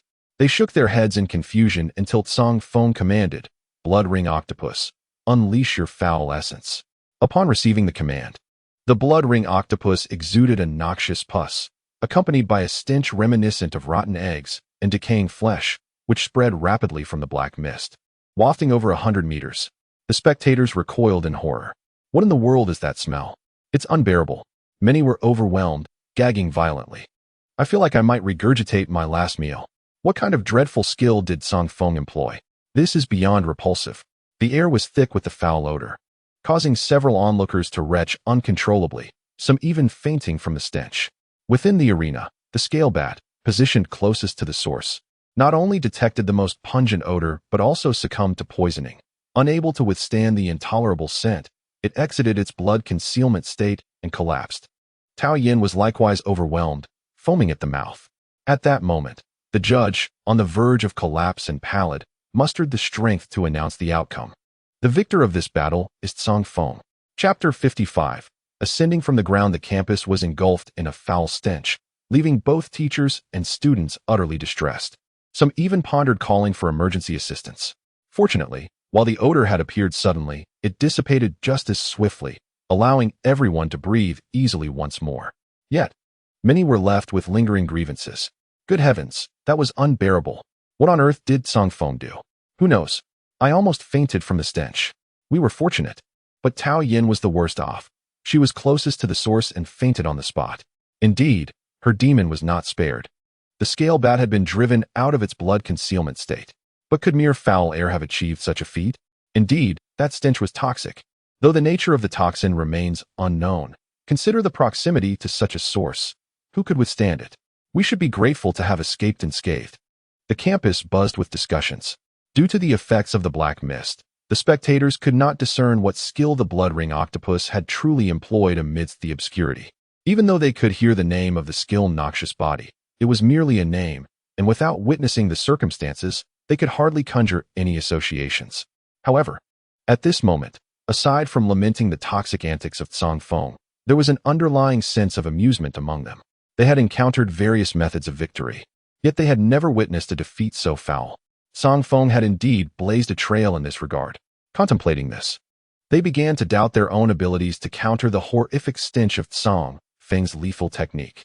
The odor was unbearable, rendering proximity impossible. Even the demons, upon inhaling such a scent, would undoubtedly find themselves in a dreadful state. This skill truly played with the psyche of its opponents. They could not fathom Zang Feng's penchant for such repulsive tactics. Yet, one could not deny his prowess. After all, regardless of the means, he emerged victorious. This undeniable truth elicited reluctant nods of acknowledgement from the crowd. Although Zang Feng's skills, such as sleep, clone, nightmare influence, and the noxious ability, were thoroughly detestable, they proved undeniably effective. In a world rife with peril, once they graduated, who would concern themselves with the unpleasantness of one's skills? Utility and strength reigned supreme. Thus, despite their disdain, a tinge of envy lingered within them. Zang Feng's demons possessed formidable abilities. How they wished for such prowess in their own ranks. While they continued to discuss and ponder these matters, Zang Feng had already collected the blood ring octopus and exited the arena, elated beyond measure. I knew the noxious body would be effective. He chuckled. If he found the putrid odor intolerable, how could they withstand it? Moreover, the foulness was not merely a stench. He recalled the skill's description. Upon activation, noxious body enveloped the surface of the user with pus, shielding against close-range attacks from enemies. The effects of this pus were distinct from ordinary toxins that merely sap physical strength. This revelation came to him later on. As these thoughts crossed his mind, he could not resist retrieving his phone to revisit the information he had discovered days earlier regarding pus. Pus, a synthetic toxin comprising multiple poisons. It was highly destructive, swiftly dismantling the target's health system and inflicting progressively debilitating toxic damage over time, accompanied by intense nausea, vomiting, weakness, and dizziness. Pus was a conglomerate of toxins, far more potent than ordinary poisons. Most importantly, the toxicity intensified with the passage of time. Though the scale bat had robust surface defenses, its resistance to toxins was alarmingly low, and it would succumb in mere moments. As for Tao Yin, being an ordinary person, her close proximity to the toxin would likely leave her foaming at the mouth and unconscious. If the noxious gas persisted, this delicate young lady might very well be overwhelmed to her demise. Nevertheless, Zang Feng dismissed any concern for her. Subsequently, he observed a few more matches, and as evening approached, The competition came to a close. The finals were scheduled for the following morning. With no classes in the afternoon, the school granted the freshly exhausted participants a respite to return home and recuperate. The following day, upon arriving at school, Zang Feng effortlessly secured the top position in the examination, receiving not only the coveted growth spirit stone, but also 3 vials of high-quality oral elixir. Oh, the rewards for first place are indeed abundant. After the awards ceremony concluded, Zang Feng, filled with a sense of accomplishment, joyfully gathered his prizes to take home. After all, the environment at home would provide an advantageous boost to his enhancements. As Zang Feng was leaving the school, he coincidentally encountered Mulan, who was also returning to her residence after a faculty meeting. While walking together and engaging in conversation, Mulan mentioned the evening activities in the city. "You don't have any plans for this afternoon, do you?" "Well, I intend to utilize these items," Zang Feng replied, nodding while holding his prizes. Noticing his response, Mulan continued, "In that case, you might want to visit Xianzhu Square this evening." "Xianzhu Square?" Zang Feng paused, momentarily puzzled. He was aware of Xianzhu Square, situated at the very heart of the 4 cardinal directions of Shumen. However, he wondered what could possibly be there. Wasn't it merely an enormous plaza? What could Mulan want there? His mind was filled with questions. Mulan explained, "Today marks the Qinggu Festival in the Shu region, where local ethnic minorities gather to partake in traditional festivities. There will be singing and dancing, and many wandering beast tamers will set up stalls to sell their wares. These tamers often travel to remote mountains and forests, so the goods they offer can be quite rare and exceptional. You have some free time, so why not go take a look? It would be a nice opportunity to relax, and if you happen to find something valuable, that would be even better." Upon hearing this, Zang Feng understood. "All right, I'll check it out." Without much hesitation, he nodded in agreement. Zang Feng actually enjoyed browsing through stalls. After all, he had discovered his guide talisman at a street market, and he was now quite eager for the festivities of the Qinggu Festival that evening. "Hey, I have a hunch. Perhaps I might actually find something good there," he mused happily to himself. Of course, he decided to use the growth spirit stone first. Upon returning home, he began his preparations. Zang Feng had no intention of using the spirit stone on the blood-ringed octopus, as it had only recently undergone its transformation. He preferred to wait a while before enhancing its progress. For now, he focused on advancing the flower spider, aiming to elevate its capabilities swiftly. After all, it was his first demon, and he held it in high regard due to its diverse abilities. With these thoughts in mind, he released the flower spider. As soon as it emerged, it fixated on the spirit stone, which was approximately the size of a sugar orange. Its crystalline blue form, resembling a decorative gem, emanated an unusual aura, signaling to those who touched it that it was far more than mere eye candy. "Go ahead, let's see how much you can grow." Zang Feng cast a glance at the eagerly waiting flower spider. Subsequently, he tossed it a growth spirit stone, which elicited sheer joy from the creature as it bounced around in excitement. "Stop bouncing and quickly take a bite for me to see," Zang Feng urged.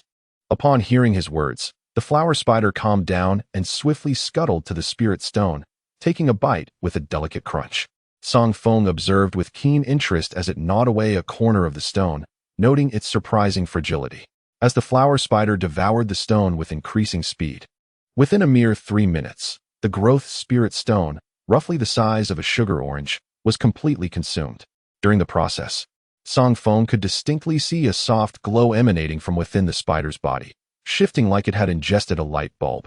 However, as time passed, the hue of the glow deepened, illuminating the surface of the flower spider's skin, which began to transform.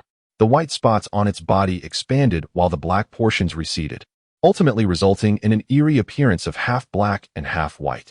Simultaneously, a series of notifications appeared.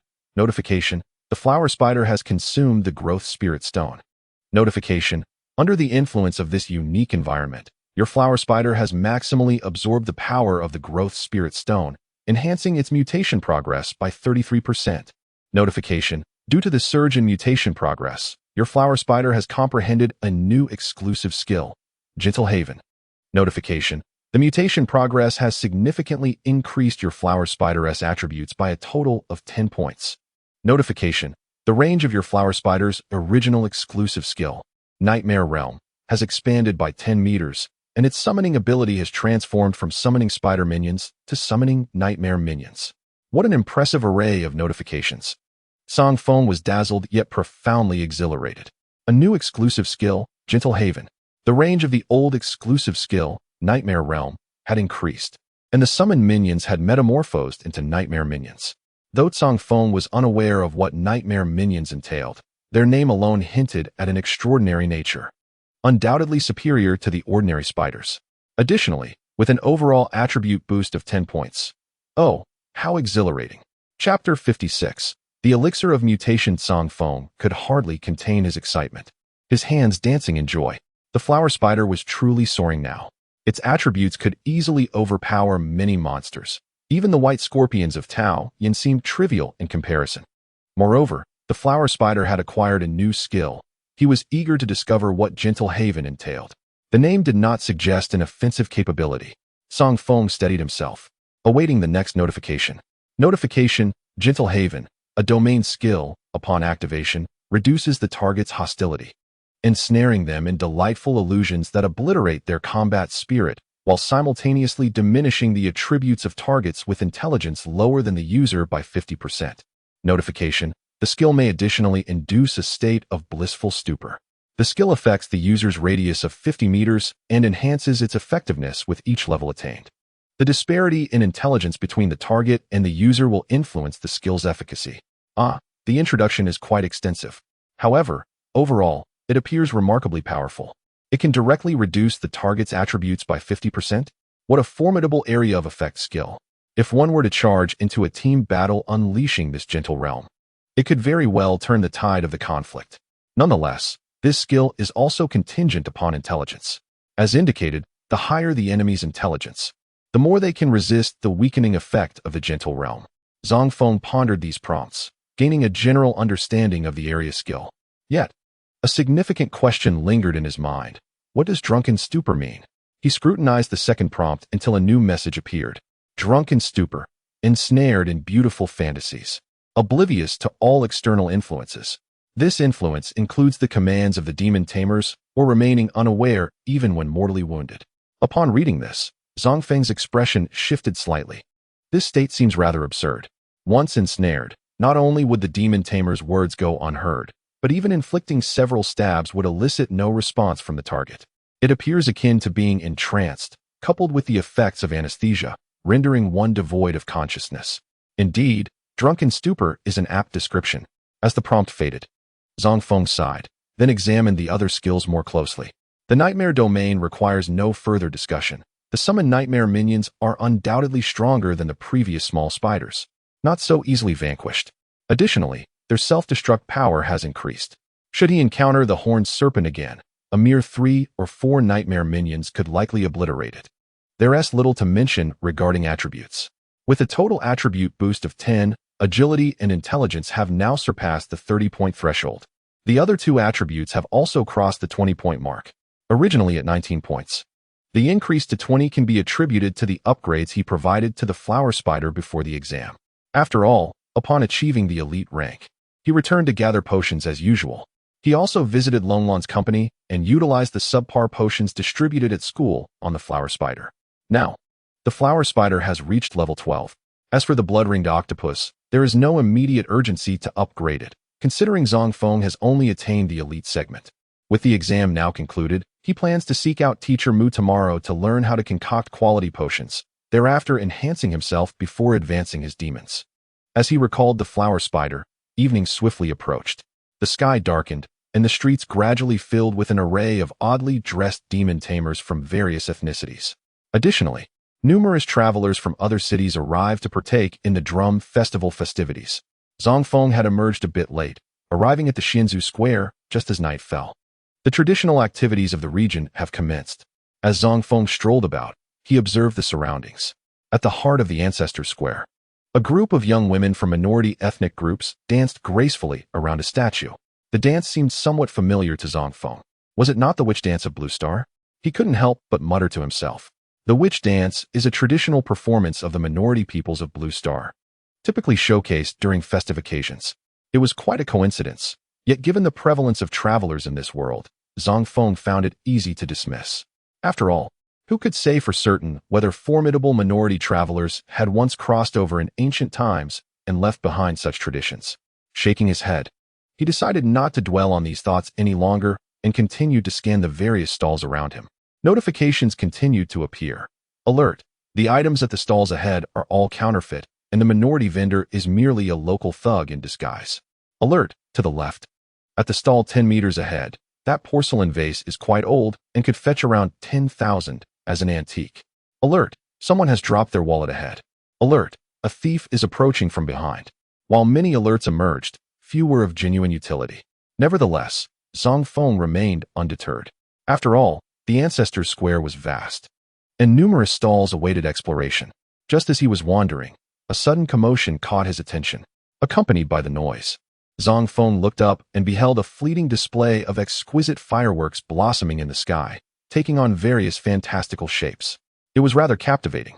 As he walked and observed, his gaze inadvertently drifted from the sky to the distant stalls, prepared to check for further notifications, when he suddenly spotted a familiar face among the dancing young women. Was that Zhenlang? Zang Feng was taken aback. Could it be that he was not mistaken? Rubbing his eyes, he looked again.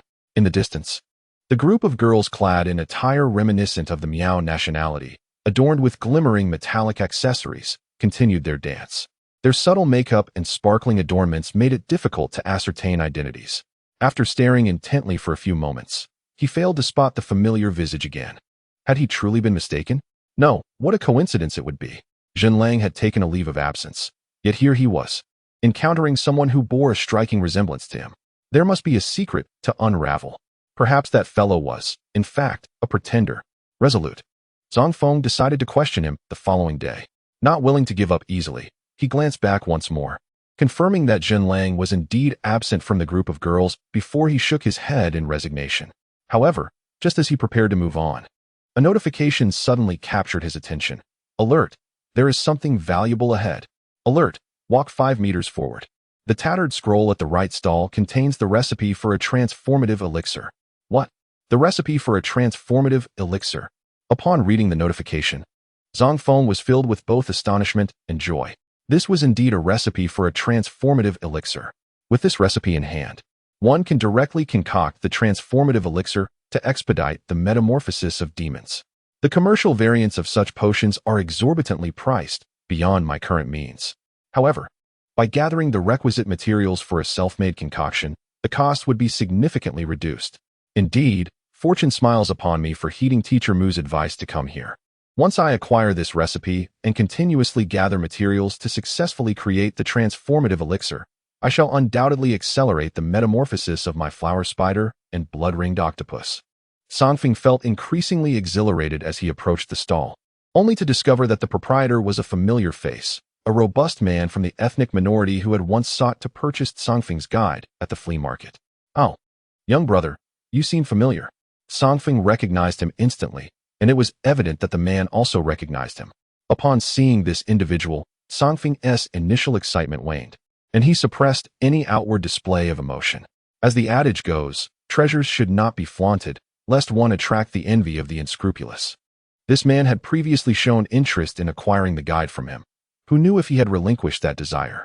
Even if he had, the fact remained that Zang Feng had declined to sell him the guide, yet now here he was seeking to purchase a recipe. Should he perceive Zang Feng's eagerness for the recipe, who could say whether he would attempt to extort him? Thus, Zang Feng resolved to maintain his composure, adopting an air of indifference, ensuring that he did not reveal his keen interest in the item. His mind raced with thoughts. Meanwhile, the robust man harbored his own schemes, pondering whether the guide that Zang Feng had purchased previously was authentic or counterfeit. No matter, he needed to test the waters.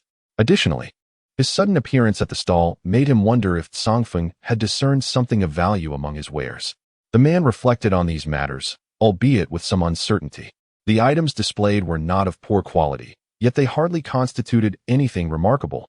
He had merely ventured out with a mindset of experimentation, hoping to see if anything would sell. To his surprise, Zang Feng had been drawn to him. Given that Zang Feng had previously bought the guide, it was plausible that he possessed genuine talent, perhaps even surpassing the man in discerning the worth of his goods. Thus, he too resolved to probe further. As their gazes met, both sensed the cunning glint in each other's eyes. Trouble. This young man would not be easily deceived. Trouble. This fellow would not be easily swayed.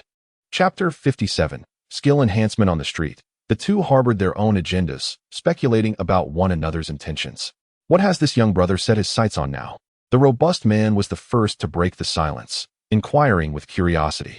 Zang Feng, glancing over the assortment on the makeshift stall, replied calmly, "I'm just browsing." Yet to make a decision, as he picked up an iron box.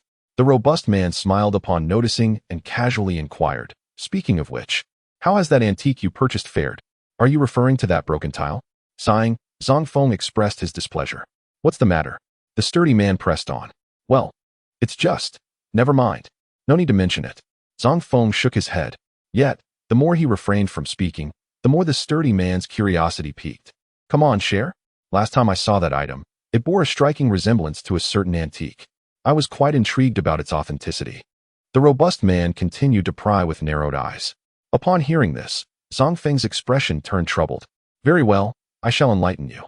In truth, I too found that item familiar. It closely resembled something referred to as a road guide in literature. I initially thought I had stumbled upon a treasure, but after consulting a professional, I discovered it was merely a worthless counterfeit. Alas, I truly feel deceived," he lamented, his face betraying deep regret. The sturdy man was taken aback by his demeanor. Could this fellow be telling the truth?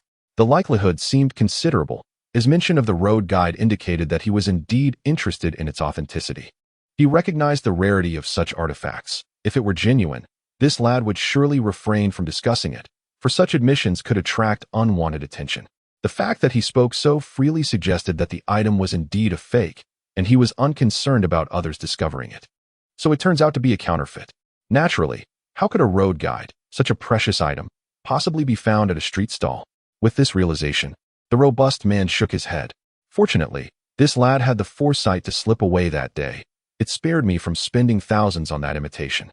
However, I had previously contacted that fellow Wang Yi online, and he mentioned possessing something resembling a road guide. Yet, that rascal ended up in custody.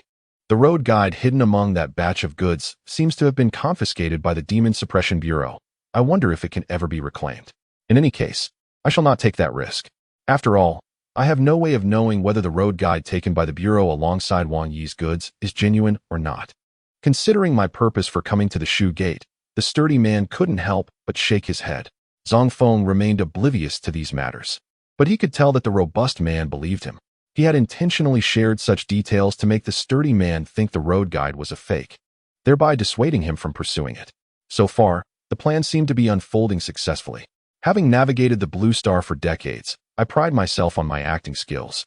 Far beyond those of an ordinary high school student, Zang Feng thought with a sense of satisfaction. His gaze continued to scan the stall, and he subsequently picked up a dull stone to inquire about its price. Noticing this, the sturdy man rubbed his hands together. "Heh, not expensive, just 50,000. I see you as worth 50,000. Zang Feng shot back, glaring at the robust man. Embarrassed, the latter chuckled awkwardly. "Let's negotiate, shall we?" "Negotiate? Forget it. Oh, come on. How about 5,000? Just 5,000. 50, whether you wish to sell or not. Let's add these two items." Zang Feng picked up a small piece of wood and a tattered scroll, causing the burly man to twitch at the corner of his eye. "Are you stocking up?" he scoffed. $50 for 3 items? No way, the lowest is 1,500. How about 100? Zang Feng countered. 1,000, it cannot be lower. The man huffed. What a miser. Deal. Transfer the money. Once Zang Feng secured the items, he departed. The burly man chuckled as he watched him leave. This lad is rather naive. Choosing the cheapest 3 items from my collection. I still made a 500 profit from this 1,000. He tucked away his phone, his amusement deepening. I can't believe I even doubted if this foolish boy truly acquired the genuine route guide. After pondering for so long, he muttered, shaking his head in disbelief. Meanwhile, Zang Feng was laughing heartily. That fool thinks I lost out. Huh, I'm laughing all the way to the bank. Amidst his laughter, he examined the items. The tattered scroll contained the formula for the transmutation elixir, albeit written in a blurry ancient script. The characters were so convoluted that even scholars well-versed in classical literature would struggle to decipher them. The burly man certainly could not make sense of it. And neither could Zang Feng at this moment. However, he remained unfazed, for a prompt had provided him with new insight. Prompt. The ancient scroll contains the formula for the transmutation elixir. Although you cannot comprehend it, your teacher, Mu, can. You can always trust Mulan. I'll have Mu translate it for me. After all, She can also concoct potions and assist in analyzing how to create the final product. Zang Feng stored the ancient scroll, deep in thought. The transmutation elixir is indeed a unique potion, and given his scarce experience in potion making, he could easily run into complications. With the assistance of Mulan, a seasoned alchemist, crafting the final product would undoubtedly be much simpler. And what of these two items?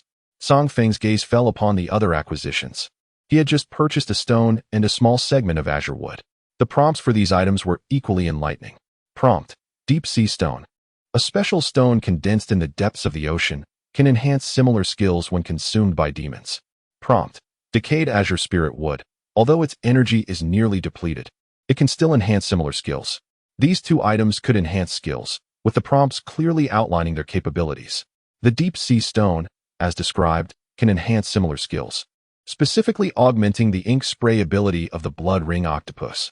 Its aquatic nature aligns perfectly with the ink spray skill.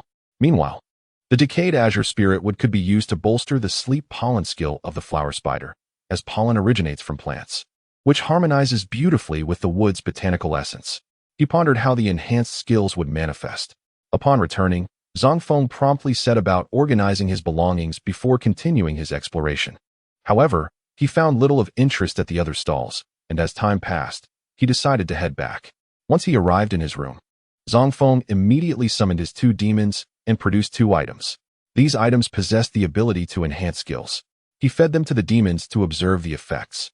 Without hesitation, the two demons consumed the items within moments of Zang Feng's command. Simultaneously, new notifications appeared. Notification: Blood Ring Octopus has consumed the Deep Sea Stone. Notification: Ink Spray has been enhanced. The skill has evolved into Black Ink Ray with increased damage and range, allowing for continuous firing. Notification: Flower Spider has consumed the Azure Spirit Wood.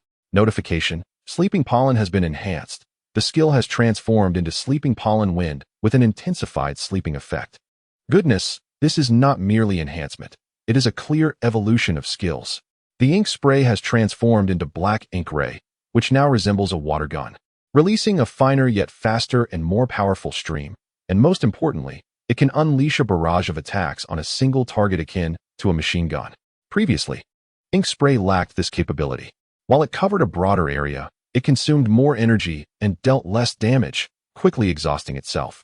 Initially, this skill was primarily for distraction, but now, with its enhancement, it can serve as both a disruptive and a formidable offensive tool. The transformation of Sleeping Pollen is even more remarkable. It has evolved into Sleeping Pollen Wind. When the flower spider activates it, the small blossoms atop its head spin like a miniature fan, generating a small whirlwind infused with copious amounts of pollen. As the pollen disperses with the wind, its spread and flight speed have increased, making it easier to hit targets. Most importantly, since it is propelled by wind, even avian demons may find it challenging to negate its effects, as wind can vary in strength. If the opponent's avian prowess is insufficient, they will undoubtedly succumb to slumber. These two items are truly extraordinary, significantly augmenting the combat abilities of the demons. Today has indeed been a fruitful endeavor. With a clear understanding of the changes in his demon skills, Zang Feng felt a surge of satisfaction as he retracted them. His heart buoyed with joy. Tomorrow, he would seek out Teacher Mu to discuss the matter of the aberrant secret potion, but for now, it was prudent to retire early. Yes, and there was also the matter of Zhen Lang. Was that dancing girl truly him? If not, could he possibly have a sister? No one had ever mentioned such a thing before. After completing his evening routine and lying down, Zang Feng found himself reminiscing about the fleeting glimpse he had caught at the Xianzhou Square that day. No, he must inquire about it tomorrow. Chapter 58. Re-entering the secret realm in the early morning, the sun shone brightly. Zang Feng arrived at school with great eagerness. At this moment, the campus buzzed with excitement. The fervor of the recent examinations still palpable. Students continued to engage in discussions, particularly regarding Zang Feng's previous competitions. Yet, there were also murmurs concerning the unfortunate student. Tao Yan, the young lady, has suffered greatly at the hands of Zang Feng.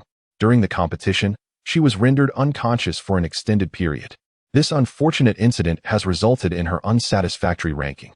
It is rumored that she did not attend class today. It remains unknown whether she has secluded herself somewhere to weep or if there is another reason. Zang Feng only finds amusement in this situation, bearing no burden regarding Tao Yan's poor performance. for she has persistently sought trouble.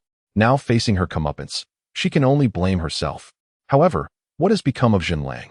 Could it be that he has taken a leave of absence today? As class time approaches, Zhenlang has yet to appear in the classroom, prompting Zang Feng to harbor doubts. Yet, he was evidently mistaken this time. Just seconds before class commenced, Zhenlang rushed in, appearing haggard and sporting dark circles under his eyes.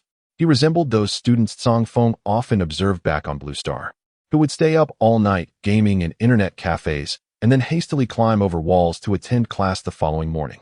This individual is a scion of wealth. Surely he wouldn't indulge in all-night gaming. He possesses ample resources. His family lacks for nothing. Zang Feng's curiosity thus piqued. After class, he could not restrain himself from inquiring about Zhenlang's activities the previous night that had led to his current state. With an air of mystery, Zhenlang replied, "Tomb raiding." "What? You went tomb raiding? Shoo, can you keep your voice down?" "No, wait, what do you mean by tomb raiding? Were you in a secret realm?" Zang Feng initially intended to ask about the purpose behind this tomb raiding, but he suddenly recalled the information Dragon Lan had revealed during their conversation.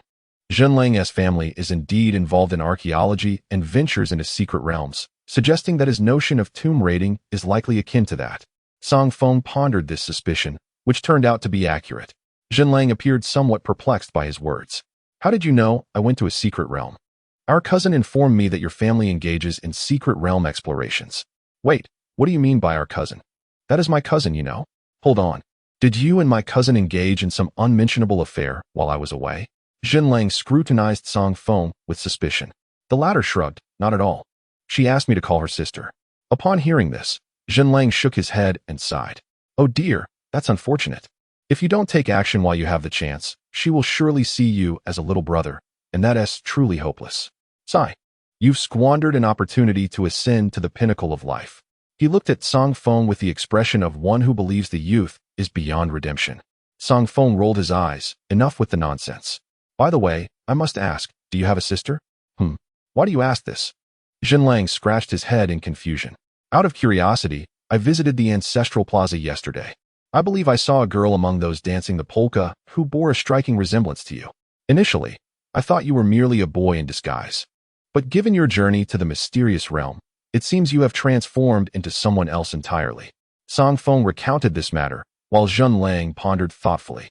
Eventually, she responded to Zang Feng, "I have no idea." "No idea?" He echoed. "Well, I have many sisters. How am I to know which one you mean?" "Are you saying you don't know your own sisters?" "I don't. There are too many to keep track of. The noble circle is indeed quite chaotic." Zang Feng could only express his admiration. However, he did not entirely trust Zhenlang. During their afternoon break, he sought out Mulan to verify Zhenlang's claims. Yet, Mulan stated that Zhenlang did not mention the reason for her absence and confirmed that her ID indicated she was male. Could it be that I am overthinking this? Zang Feng mused. He had considered using hints to investigate further. However, most hints typically revealed the opponent's realm rather than their gender, which seemed less significant. Just as Zang Feng was about to abandon the inquiry, Mulan interjected. "Zhenlang comes from a unique background. I wouldn't rule out the possibility that her ID is false." Are you suggesting? "I'm merely stating that it's a possibility. If your relationship is strong, she will naturally confide in you. There's no need to overly concern yourself with others' affairs." Zang Feng nodded in agreement. Mulan then inquired, "Well then, your purpose for visiting today cannot solely be to ask about Zhenlang?" Certainly not. In fact, I have a favor to ask of you, teacher." "Speak, what is it?" Mulan had grown accustomed to such requests. Zang Feng then unceremoniously produced an ancient scroll he had procured from a minority vendor the previous day. "Teacher Mu, this appears to be a prescription. I found it and would like you to examine its contents." "A prescription?" Mulan's interest was piqued. She unfurled the scroll and began to scan its contents, while Zang Feng refrained from interrupting her. After she finished perusing it, he asked, "What do you think?" "Your luck remains remarkably strong," Mulan remarked. Though she did not elaborate, Zang Feng's countenance brightened at her words. Her implication was clear. Upon comprehending the scroll's content, she recognized it as a prescription for an extraordinary medicinal concoction, thus expressing her admiration for his fortunate acquisition of such a rare treasure. "Indeed," Mulan continued, "this prescription pertains to an extraordinary secret medicine. It differs from the common variations available commercially, yet its efficacy is unparalleled.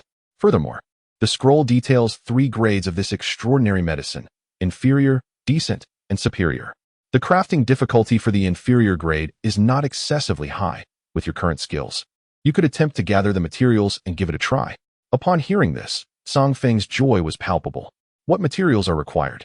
Is the gathering process particularly challenging? He inquired eagerly. Mulan shook her head. The difficulty for the inferior grade is manageable.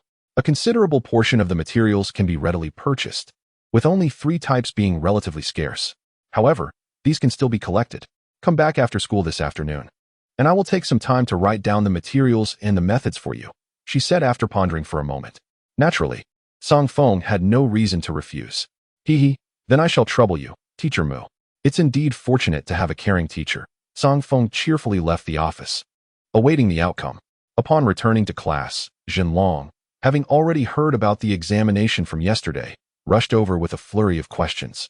Alas, I regret not attending yesterday. I missed the chance to witness your clever tricks firsthand, he lamented, his expression betraying a sense of loss.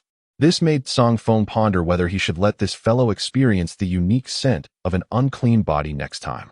It would surely be an unforgettable experience for him. The afternoon classes soon concluded, and Zang Feng went to the office as agreed. Mulan had already listed the materials for the transformation elixir and meticulously documented the preparation methods described in the ancient scrolls. As she had mentioned, most of the materials could be easily procured from the market. However, 3 materials were elusive: blood spirit leaves, ghost fungus, and heaven grass. These 3 were relatively rare and could only be found at flea markets or guilds through sheer luck. Speaking of which, your special realm should also contain these relatively rare materials. You might want to explore further, Mulan reminded him before he left the office. Zang Feng nodded. His special realm was vast, but entering it required purchasing 40,000 spirit liquid. It was too expensive. After his last visit with Mulan, he hadn't returned for a few days. Now, it was time to venture in again. With hints in mind, he should be able to yield some results. At the very least, he could acquire other materials to continue crafting the inferior spirit essence oral solution to enhance his own strength. It was a worthwhile endeavor. First, he needed to purchase the spirit liquid. Having made up his mind, Zang Feng left school and hurried to a nearby mall to buy 4 vials of spirit liquid, then rushed back home. As he skillfully charged the guiding talisman, the familiar entrance to the special realm materialized before him once more. He swiftly entered the realm. This time, Zang Feng was different from before. His strength had significantly increased, allowing him to explore a much larger area within the realm. His gains would undoubtedly be substantial. I hope to find the materials I need most. Upon entering the realm, Zang Feng gazed at the Emerald Mountains and spoke, while simultaneously a prompt appeared before his eyes. Chapter 59. Double Blessings. Having visited the special realm for the 3rd time, Zang Feng was quite familiar with the place. He knew the locations of the monsters lurking in the areas he had previously traversed without needing to consult the prompts. Thus, this time he intended to change his route. As he entered the secret realm, a thought struck him to change direction, only to be met with a series of prompts. Notice: unusual activity detected to the west. Notice: today is the day of the hornet's honey production. Perhaps you could seize the opportunity to procure some hornet honey. Notice: hornet honey is a rare supplement that can enhance the effects of potions when added. Hornet honey indeed? Upon reading the prompts, Zang Feng was taken aback. He had encountered references to hornet honey in literature. This substance inherently contains spiritual energy, and its regular consumption could augment one's strength. Furthermore, it served as a versatile ingredient, capable of being infused into nearly any potion to amplify its effects. For instance, a subpar potion crafted by Zang Feng might possess effects merely 20 to 30% superior to those of commercially available potions. This was nearly its limit. However, should this honey be incorporated, the potency would undoubtedly increase by another 20 to 30%. Such an enhancement was indeed formidable. Moreover, it was not limited to oral elixirs. If Zang Feng were to concoct a specialized potion and include this honey, the effects would similarly be magnified. To discover such honey was truly a delightful surprise. The prompts gradually faded, yet Zang Feng remained exhilarated. The effects of hornet honey were extraordinary. Textbooks had noted that many had attempted to capture and domesticate these creatures, only to find that the honey produced in captivity lacked the same efficacy. The precise reasons for this phenomenon remained elusive.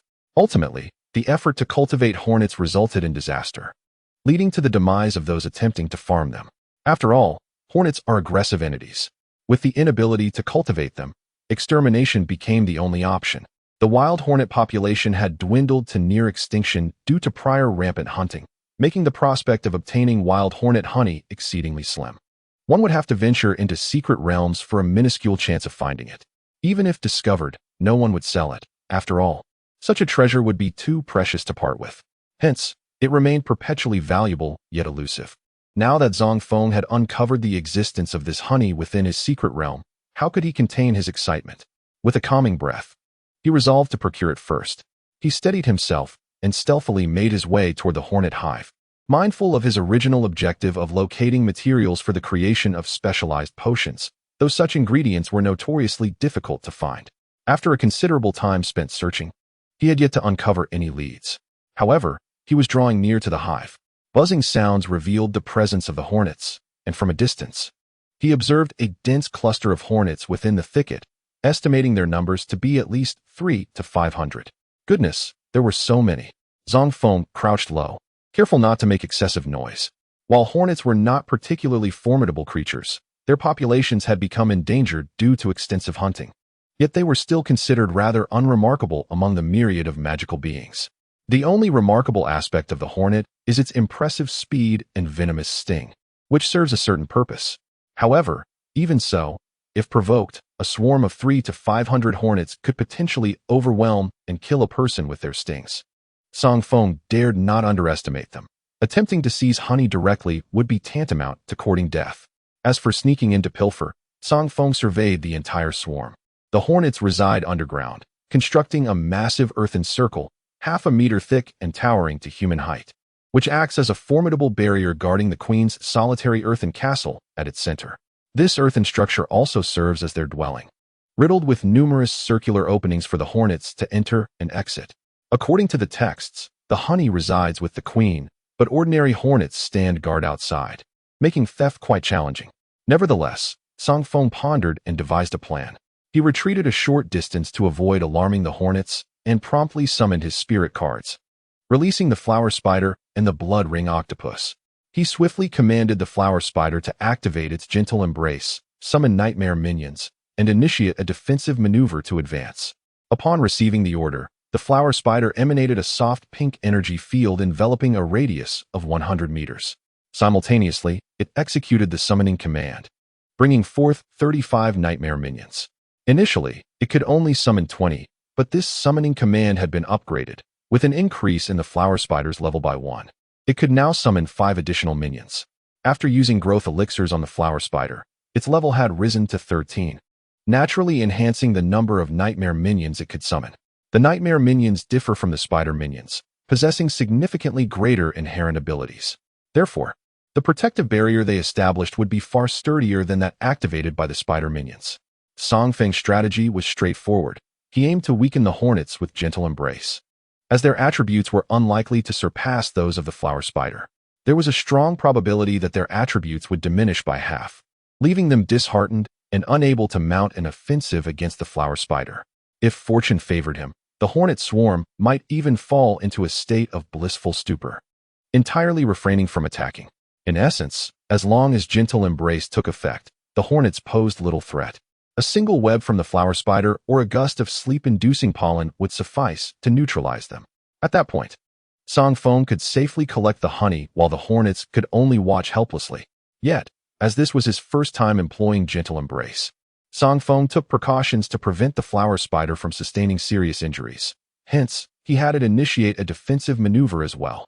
With the protective barrier from the defensive command in place, as long as the nightmare minions remained intact, the flower spider would be safe. Naturally, Zang Feng exercised utmost caution, adding further layers of security with the blood ring octopus as an additional safeguard. Its dark mist can disrupt the hornets, rendering them temporarily incapable of concentrating their attacks on the enemy. Zang Feng undertook such extensive preparations out of necessity, for the sheer number of 300 to 500 hornets was overwhelming.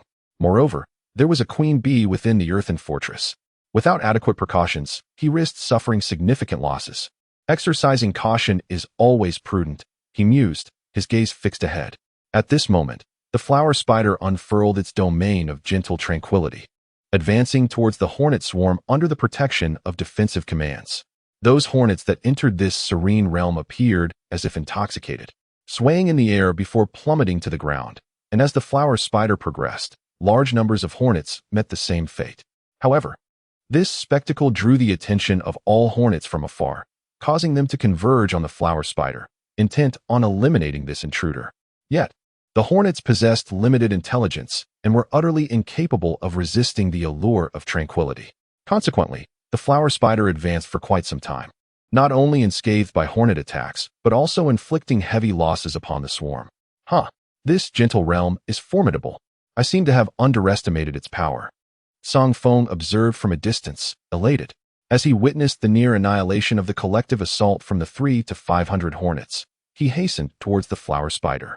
However, just as he reached the flower spider's side, a deep buzzing sound erupted from the hornet's nest.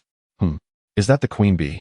Zang Feng was momentarily taken aback before swiftly regaining his composure. Indeed, as the buzzing intensified, a hornet the size of a basketball emerged from the center of the earthen circle.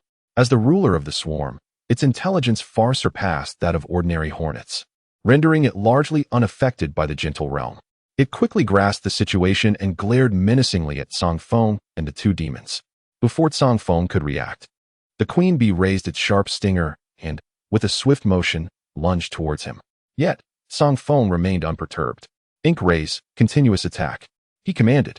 With a whoosh of sound, the blood-ringed octopus, which had been ever watchful by his side, sprang into action. Countless small, yet powerful ink rays accurately struck the approaching queen, thwarting its offensive. Simultaneously, the ink drenched its body, increasing its weight and slightly diminishing its speed. Seizing the opportunity, Zang Feng issued a new command, Flower Spider. Unleash your silk to ensnare it and prevent any further movement.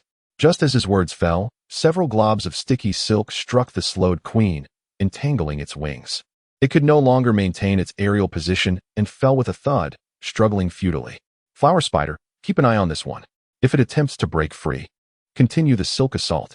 Upon hearing Zang Feng's directive, the flower spider waved its tiny claws in acknowledgement.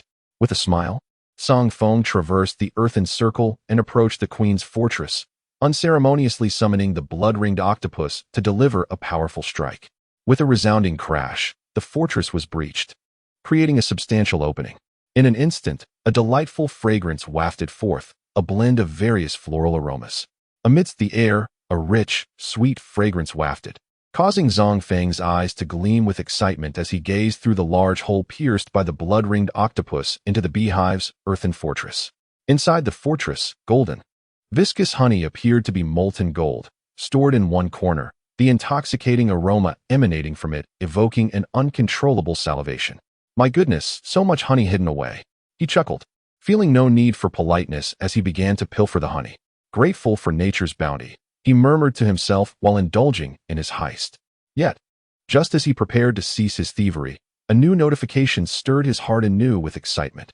Notification: within the beehive's fortress, there exists nectar secreted by the blood spirit flower, which has not yet transformed into honey, indicating the proximity of blood spirit flowers from which you may also collect the mutated medicinal material, blood spirit leaves. Oh ho, good fortune comes in pairs. Blood spirit leaves have been located. Chapter 60, Ephemeral Shadows. He now possessed a lead on the blood spirit leaves, and it was imperative to find them quickly. Zang Feng secured the honey and surveyed his surroundings as more notifications appeared before him. Notification: 80 meters ahead lies a deadly vine. Should you recklessly tread, it will be an unforgettable experience for a lifetime. Notification: 40 meters ahead on the left, there exists a spirit-rooted grass, unguarded by any demons, which can be safely harvested. Notification: to the right, treasures remain undiscovered. Notification: a floral scent emanates from the left. Advancing 270 meters will lead you to a vast expanse of wildflowers, likely a pathway frequented by the ghost-headed bees, surely yielding more clues about the blood spirit leaves. To the left? Very well, the location is set. Zang Feng shouldered his backpack and immediately set forth. He paid no heed to the ghost-headed bee swarm. He had no intention of exterminating these demons. He hoped to continue his honey thievery. As long as the swarm remained alive, he could persist in his endeavors. However, the queen bee was no fool. After several thefts, she would likely sense something amiss and, turning into a worker bee, would lead her swarm to relocate. But that was a concern for another time. Zang Feng was untroubled at present. Besides, he had notifications guiding him, leaving him unafraid of how far the ghost-headed bees could flee. They were destined to become worker bees. May the swarm flourish, for then I shall be able to pilfer more. No, I shall be able to borrow more honey. Zang Feng glanced back at the ghost-headed bees, which were gradually recovering from their daze, and quickened his pace forward. Soon, a sea of flowers unfolded before him, and new notifications emerged again. Notification, beware. Within this seemingly beautiful meadow of wildflowers lurks a variety of venomous insects and demons. Notification, in the center of the flower sea, there exists a pit. Marked by signs of ghost-headed bee activity, you are bound to find something of value, but be cautious, for it is filled with an eerie aura that may pose a danger. A pit in the center of the flower sea? Zang Feng raised his head to gaze at the expanse of flowers, noting that the terrain in the center appeared to dip, resembling a pit. In the past, he would have been unconcerned about venomous creatures, yet the strange aura surrounding this place puzzled him. Determined to investigate further, he commanded, Flower Spider, summon the defensive order to protect our advance. Upon receiving the command, the Flower Spider re-summoned the previously stored nightmarish minions to form a protective barrier, encasing itself, Zang Feng, and the blood-ring octopus within as they moved forward. With such a formidable shield, the small venomous creatures in the flower sea posed no threat. They could not even breach the protective barrier. The effectiveness of this defensive command was indeed remarkable. Zang Feng surveyed the surroundings, bemused by the helpless venomous creatures, feeling a sense of satisfaction within. As they approached the pit, he remained vigilant, anticipating new notifications to appear. The external assistance proved reliable. Notification: the blood energy is spreading within this pit. There is likely a mature blood spirit flower available for harvesting. Notification: the petals of the blood spirit flower can be consumed to strengthen the body and enhance vitality. The leaves, known as blood spirit leaves, can be collected as one of the materials for a transformative potion. It seems the flowers possess value after all, specifically for human consumption. This revelation pleasantly surprised Zang Feng. As a beast tamer, he often engaged in battles against demons and had to contend with wild beasts and foes in the wilderness. Coupled with the frequent need to gather resources and traverse various terrains, possessing a robust physique was indeed essential, though this was primarily applicable to those below the master level. After all, master-level beings have demonic attributes that render such supplements inconsequential. Nevertheless, who would decline a benefit? He could simply harvest and consume them later. However, something felt amiss. Why was there no mention of the strange aura in the notifications? Zang Feng gestured for the flower spider to halt, as they had now reached the edge of the pit. Upon arrival, he was astonished to discover that the pit was far larger than he had anticipated, with a diameter nearing 100 meters and a depth of 20 to 30 zhang. Descending would not pose much difficulty, given that one side of the pit was piled high with soil, likely the result of a landslide. Zang Feng could easily step onto the mound and climb down. Yet, he refrained from rushing into the pit, uncertain about the nature of the strange aura mentioned in the notifications. Additionally, with no new alerts, he was even less inclined to descend hastily. Nevertheless, Zang Feng devised a method to probe for danger, relying once again on the flower spider. He commanded a nightmarish minion to descend and investigate. Upon receiving the order, the flower spider deftly gestured with its tiny claws, and one of the nightmarish minions swiftly began its descent. The pit was rather deep, and as one descended, the darkness intensified. Only the slope of the earthen mound still caught a hint of sunlight, which led to the nightmare minion straying too far and, lost in the encroaching gloom, Zang Feng could not discern what lay below. Oh dear, what now? He pondered, unable to see clearly. Before he could finish his thought, a low, rumbling growl reverberated from the depths of the pit, accompanied by a dull thud. Subsequently, the flower spider gestured animatedly, indicating to Zang Feng that its nightmare minion had lost contact and had been eliminated. I knew it. Danger was imminent, he thought, relieved that he had refrained from descending recklessly. Simultaneously, perhaps due to Zang Feng's probing, the auxiliary system began to capture more information. Thus, new notifications finally materialized. Notification: the depths of this pit are heavily infused with miasma, containing numerous corpses of deceased entities. Notification: hidden within the abyss are several level 23 skeletal lizard demons. venturing down is ill-advised. But the good news is that these skeletal lizards are injured and their sensory perception is significantly diminished. Notification: should you insist on acquiring the blood spirit flower, there remains a chance of successfully obtaining it despite the risks.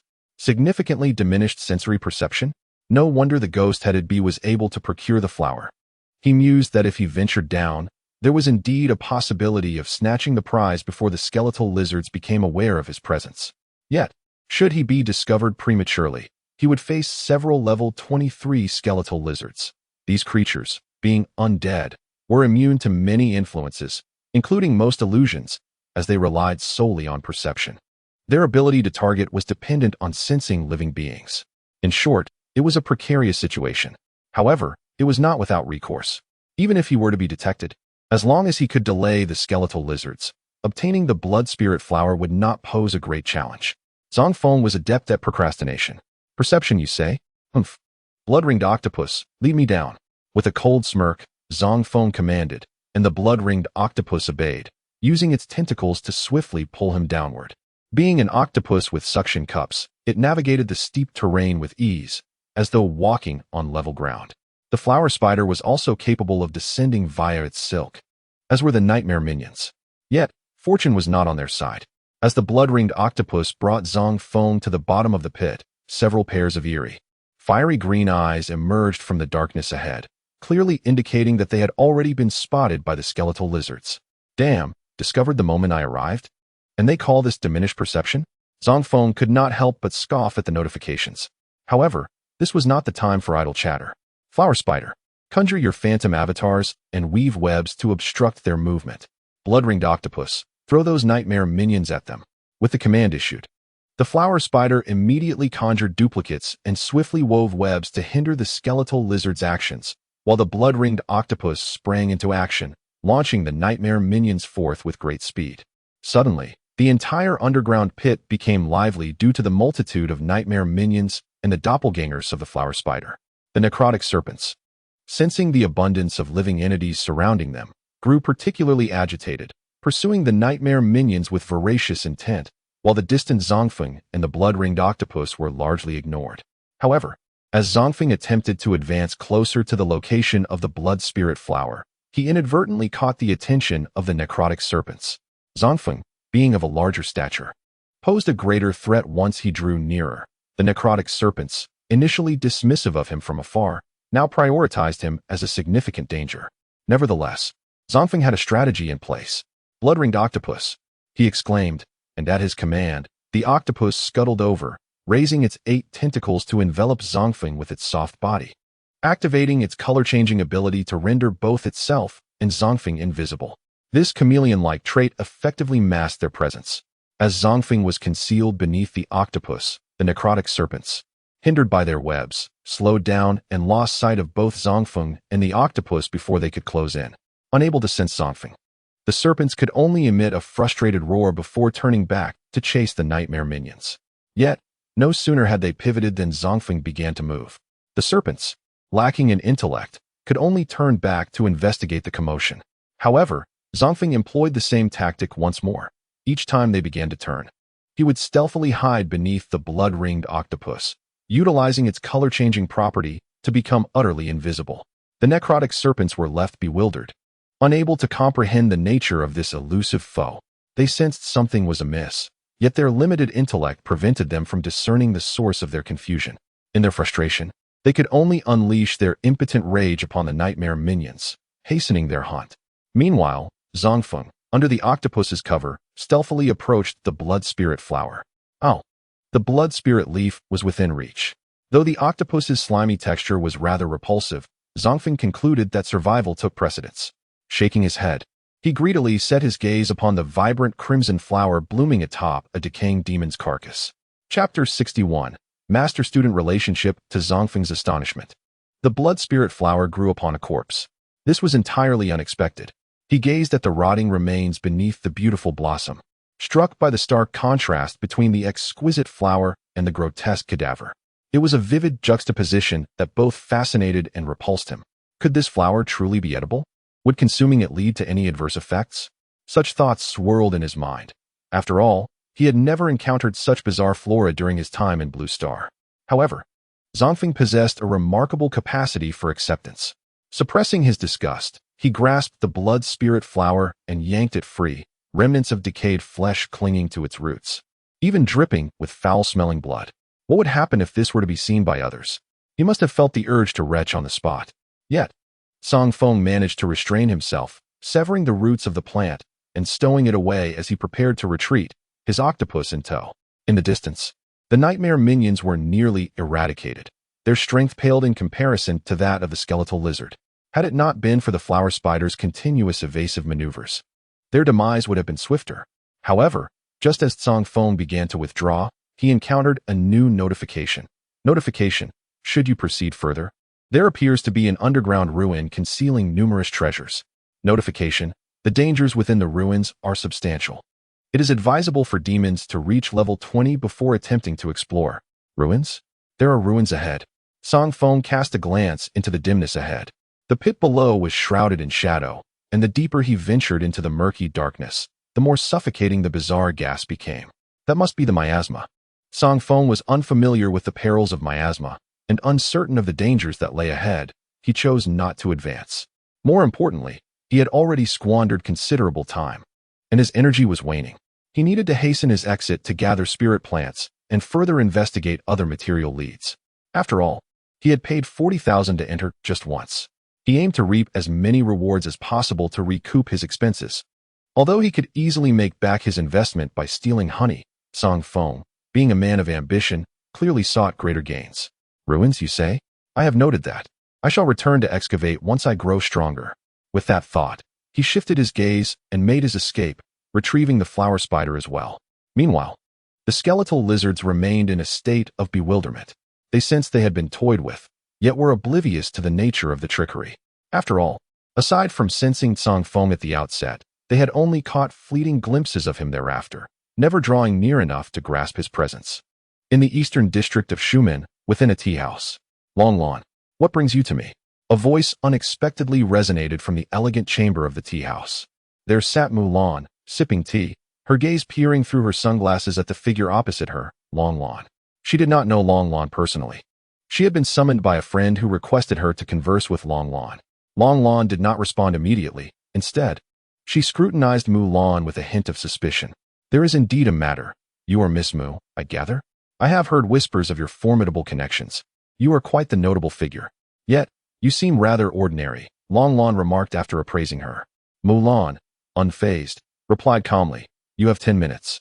You have 8 minutes remaining to discuss the matter at hand. Long Lan's eyes narrowed.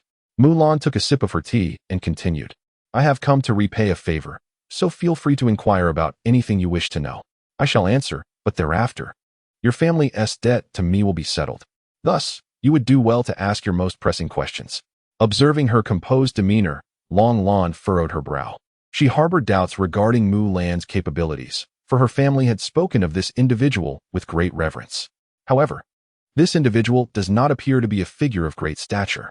If one were to identify any distinction, it might be her formidable prowess as a master-level demon tamer. It is indeed perplexing how her family holds such admiration for this seemingly ordinary woman. Furthermore, I have never heard of any notable talent by the name of Mulan. Nevertheless, since I am already here, I might as well inquire about the matter at hand. She exhibits such composure. Perhaps there is genuine substance to her abilities. It would be a considerable loss of time if that were the case.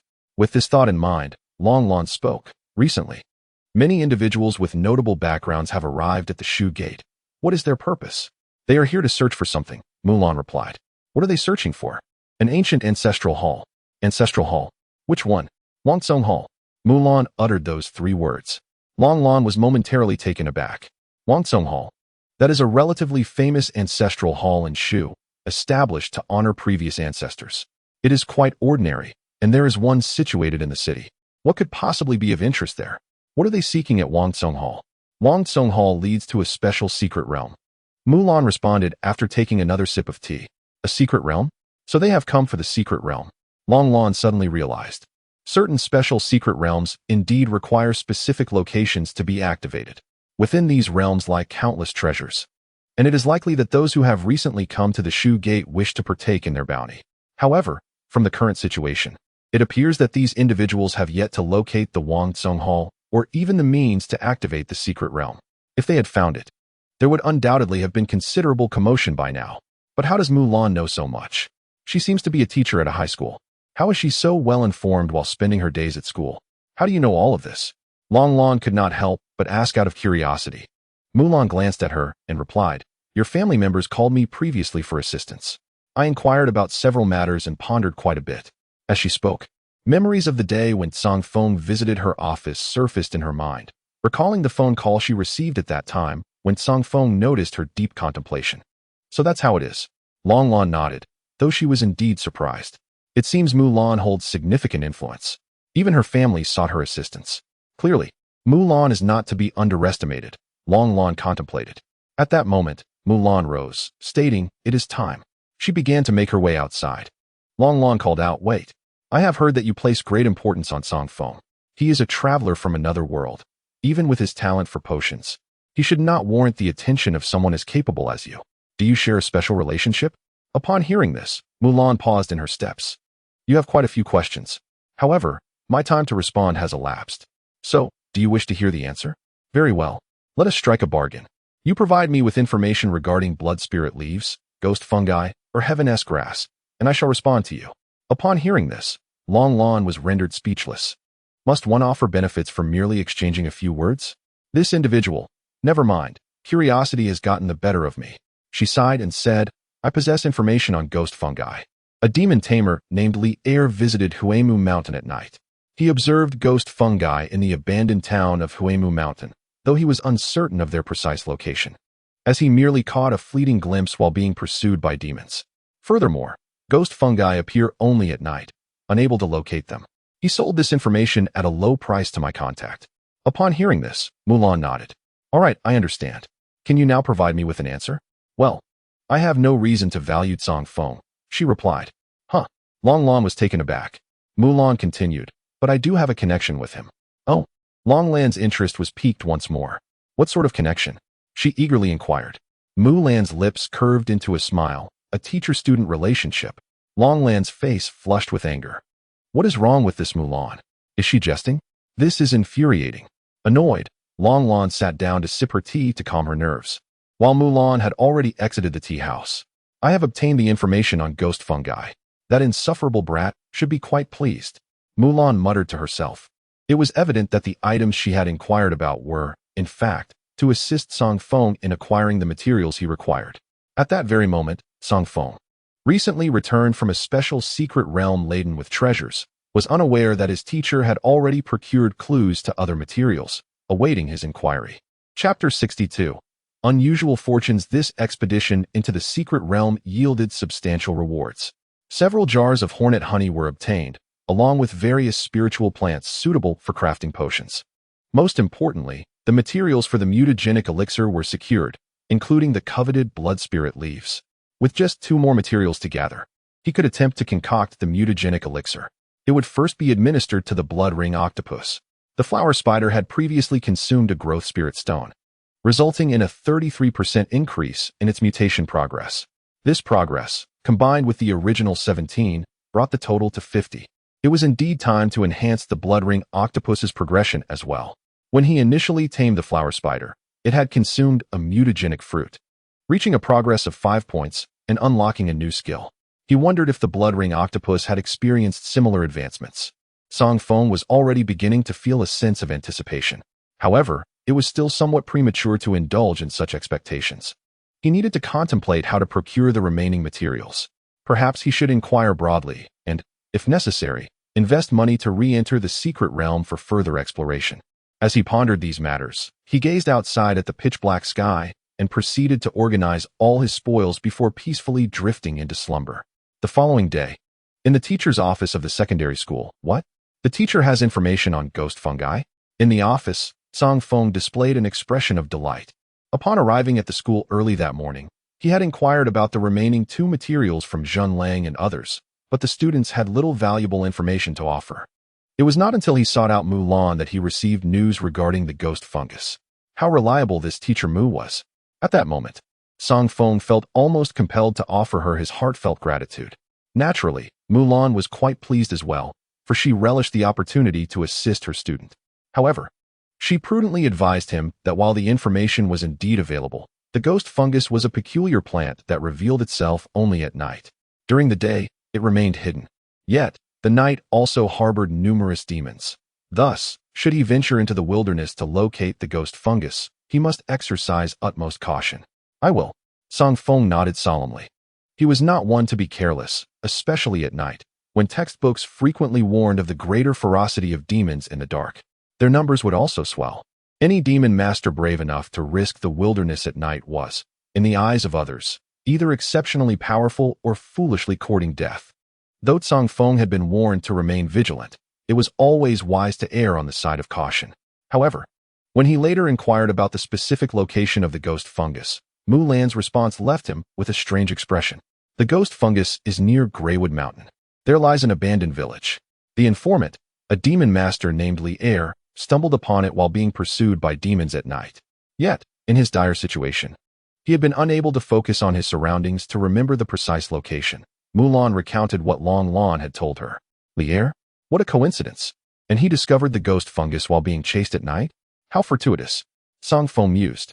After all, Li'er had once attempted to abduct Jin Lang, only to be thwarted by both him and Jin Lang, and subsequently left tied up beside an ancient well in the abandoned village of Greywood Mountain. Later, Li'er had been ambushed by a blood-ring octopus. Although he managed to fend it off, he inadvertently attracted more demons. As darkness fell, he had to flee, and unexpectedly, he stumbled upon the ghost fungus. What a serendipitous twist of fate. Zang Feng couldn't suppress a chuckle. That fellow truly had remarkable luck, being chased by demons at night, yet managing to escape while discovering the ghost fungus. Furthermore, the demons had learned to transform into serpents. If that fellow were not a fool, he could easily be cast as a secondary character in a web novel. It was worth noting that Zang Feng's own pursuits of fortune were largely reliant on hints. Without them, his luck could only be described as mediocre. Yet Li'er was genuinely fortunate. Nevertheless, even the most favorable fortune could not shield one from self-destructive behavior. Troubling me? That should be over now. But then again, if that fellow truly possessed extraordinary luck, he might have emerged unscathed during their previous encounter in the wilderness. A sudden flash of insight illuminated Zang Feng's mind. Indeed, if Li'er possesses such remarkable fortune, even when grievously wounded and burdened by ailments in the wilderness, he will undoubtedly manage to survive. That fellow is certainly resilient enough to return. Perhaps along the way, new opportunities may arise, which adds a touch of intrigue. A glimmer of light flickered in Zang Feng's eyes. He began to hope for Li'er's safety, for if that were the case, it would confirm that he truly harbors a destiny akin to that of a significant supporting character. Consequently, he could exploit this revelation to seize opportunities for himself, thus reaping the rewards of Li'er's fortune. In that eventuality, all of Li'er's opportunities would be his. This approach would prove far more reliable and swift than aimlessly seeking chances on his own. Li'er, may you remain safe. Otherwise, how shall I benefit? Zang Feng silently prayed. Meanwhile, in an abandoned factory of the Shu sect, Achio, cough, cough, what is happening? Why am I suddenly sneezing? Li'er furrowed his brows, wrapped in bandages. Then, as if recalling something, he gritted his teeth. Could it be that scoundrel Zang Feng has been thinking of me again? Humph, you dog. How dare you slay my unicorn snake? Just wait. Once I recover, I shall return with a vengeance and render you a fool. A smirk crept onto his face, which now bore a hint of madness, as he contemplated his revenge against Zang Feng. However, Li'er remained blissfully ignorant that Zang Feng had already taken note of his rather outrageous luck and was scheming to exploit it. Poor Li'er, so oblivious. Destined to become Zang Feng's instrument of fortune. Time passed swiftly throughout the day. After school, Zang Feng did not rush to leave. Instead, he visited the teacher's office to consult with Mulan regarding the crafting of quality potions. Of course, his true intention was to wait until nightfall to venture to the abandoned town of Gui Mushan in search of materials, specifically, ghost fungi. Mulan was well aware of this. As darkness approached, she offered yet another reminder, clearly growing increasingly fond of Zang Feng. He sensed her concern. After attentively absorbing her advice and watching the moon rise, Zang Feng bid her farewell and made his way toward the outskirts. As night fell and danger loomed, Zang Feng slowed his pace after exiting the city, remaining vigilant to the warnings provided. He was determined not to fall victim to carelessness. The alerts, as anticipated, began to flood in, displaying numerous threats. Alert! Halt! 53 meters ahead, a highly venomous two-headed black snake is hunting for prey. Alert! Move quickly. 110 meters to the left, a saber-toothed lynx has caught your scent and is approaching. A warning sign indicated that turning right ahead was relatively safe. Observing the incessant alerts, Zang Feng became increasingly cautious. The night indeed posed great dangers. When he previously visited Huemu Mountain during the day, he had not encountered such a multitude of perilous warnings. Moreover, the demons depicted in these alerts were predominantly rare and aggressive, presenting formidable challenges. Fortunately, he possessed these warnings. Had it been anyone else, they would likely have perished within moments. However, one exception came to mind: Li'er.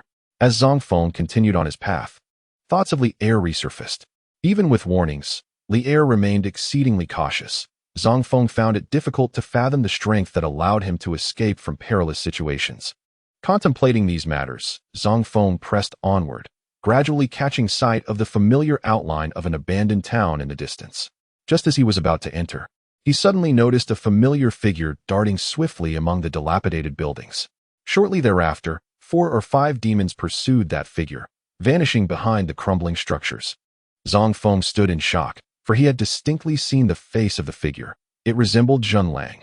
The figure was clad in a tight-fitting outfit suitable for night travel. However, the physique was anything but flat. "You fool, don't try to deceive me. Androgynous, are we? How can one discern your gender?" Zang Feng smirked, feeling triumphant at having caught this individual. "Oh, being chased by demons, are we? Wait a moment. Could it be that this person has stumbled upon something valuable, prompting the relentless pursuit?" With a gleam of avarice in his eyes, Zang Feng rubbed his hands together and approached with a greedy smile. Chapter 63. The arrival of the spectral bacteria. The evening clouds obscured the moon, stealing away the last remnants of light from the world. It seemed as though the entire realm had succumbed to darkness, a prime time for demons to thrive. The shadows provided them with ample cover, emboldening their ferocity. During such times, the dangers of the wilderness amplified significantly. Typically, even seasoned demon tamers refrained from venturing out. Yet, there would always be exceptions. For instance, a young girl clad in night attire was currently being pursued by several ferocious demons through the abandoned town, with Zang Feng close behind her. However, Zang Feng wore a look of exasperation. The girl was running far too quickly, and despite his efforts, he had yet to catch up. How can she run so fast? Is she a rabbit? He muttered in frustration. Just as he finished speaking, calamity struck ahead. With a resounding crash, Zang Feng witnessed a flash of red light, likely the result of a demon's explosive skill.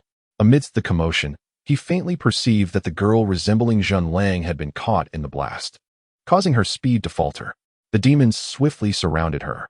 "Oh no, this could end badly," Zang Feng observed, hesitating to rush in without a plan. The number of demons before them was overwhelming, and they were all offensive in nature. With only 2 demons at their disposal, they would likely be swiftly annihilated or gravely wounded in no time. After concealing their prowess, they still needed to search for the ghost spores. Who could say what other dangers awaited them in that pursuit?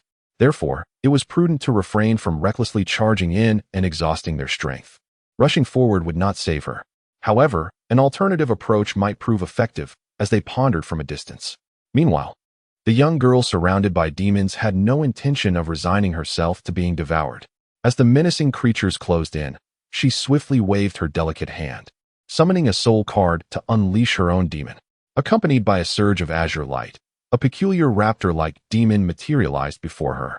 They happened to catch a glimpse of this spectacle, and a look of surprise crossed their face. Was that a serpent heron? Fixated on the released demon, a notification appeared. Notification: Xian Serpent Heron, level 22, a rare raptor demon adept in land, sea, and air, possessing formidable attack and defense capabilities.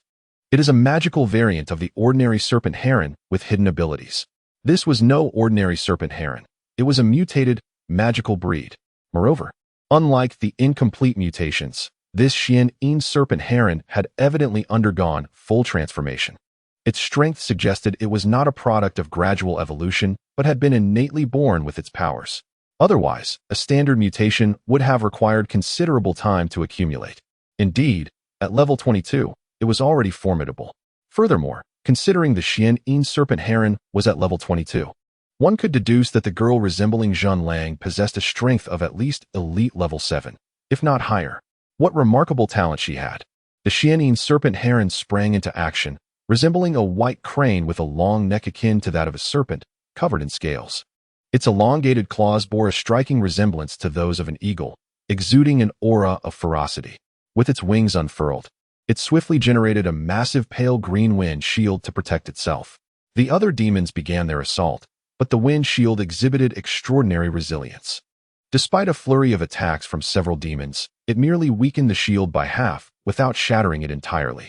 In fact, under the girl's command, the Xian serpent heron seized the opportunity to extend its neck and retaliate with a peck, injuring some of the demons in the process. Truly, it was a rare breed capable of both offense and defense, and as a mutated variant, its combat prowess was formidable. Even against multiple foes, it stood its ground with unyielding strength. Yet, the other demons were not to be underestimated, given their numbers. The young girl seemed to rely solely on the Xian serpent heron, which, after a time, began to show signs of fatigue. With a sharp sound, the Xian snake emitted a pained cry, evidently suffering grievously from the wounds inflicted by the demons. It was indeed quite perplexing. Was there not a second demon in sight? Despite being of high elite status, from a distance, Zang Feng could not help but shake his head. However, seeing the young girl struggling to hold on, he refrained from wasting further time and began to stealthily approach. Meanwhile, the battle ahead grew increasingly intense. The Xian snake, fiercely protective of its master, endured the agony and fought valiantly against the other demons. Behind it, the young girl clutched her injured arm, her brow furrowed in distress. If this continued, the situation would become dire. She needed to devise a means of escape quickly. Her gaze swept the surroundings, noting that among the demons attacking her, some possessed the ability to fly, rendering escape through flight impossible. In that case, she could only. Her eyes flickered, as though an idea had sparked within her. Yet, just as she prepared to act, four oddly shaped flower spiders suddenly charged toward her. This, however, was not the main point.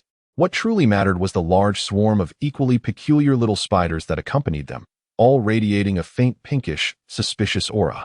As they drew near, the pink energy enveloped the demons, and she could see clearly that the demons appeared to enter a state of intoxication, their speed and strength significantly diminished.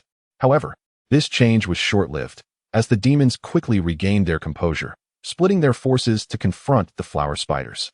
Instantly, the pressure on the Xian snake lessened. Where had these flower spiders come from? The young girl felt a surge of surprise along with her confusion.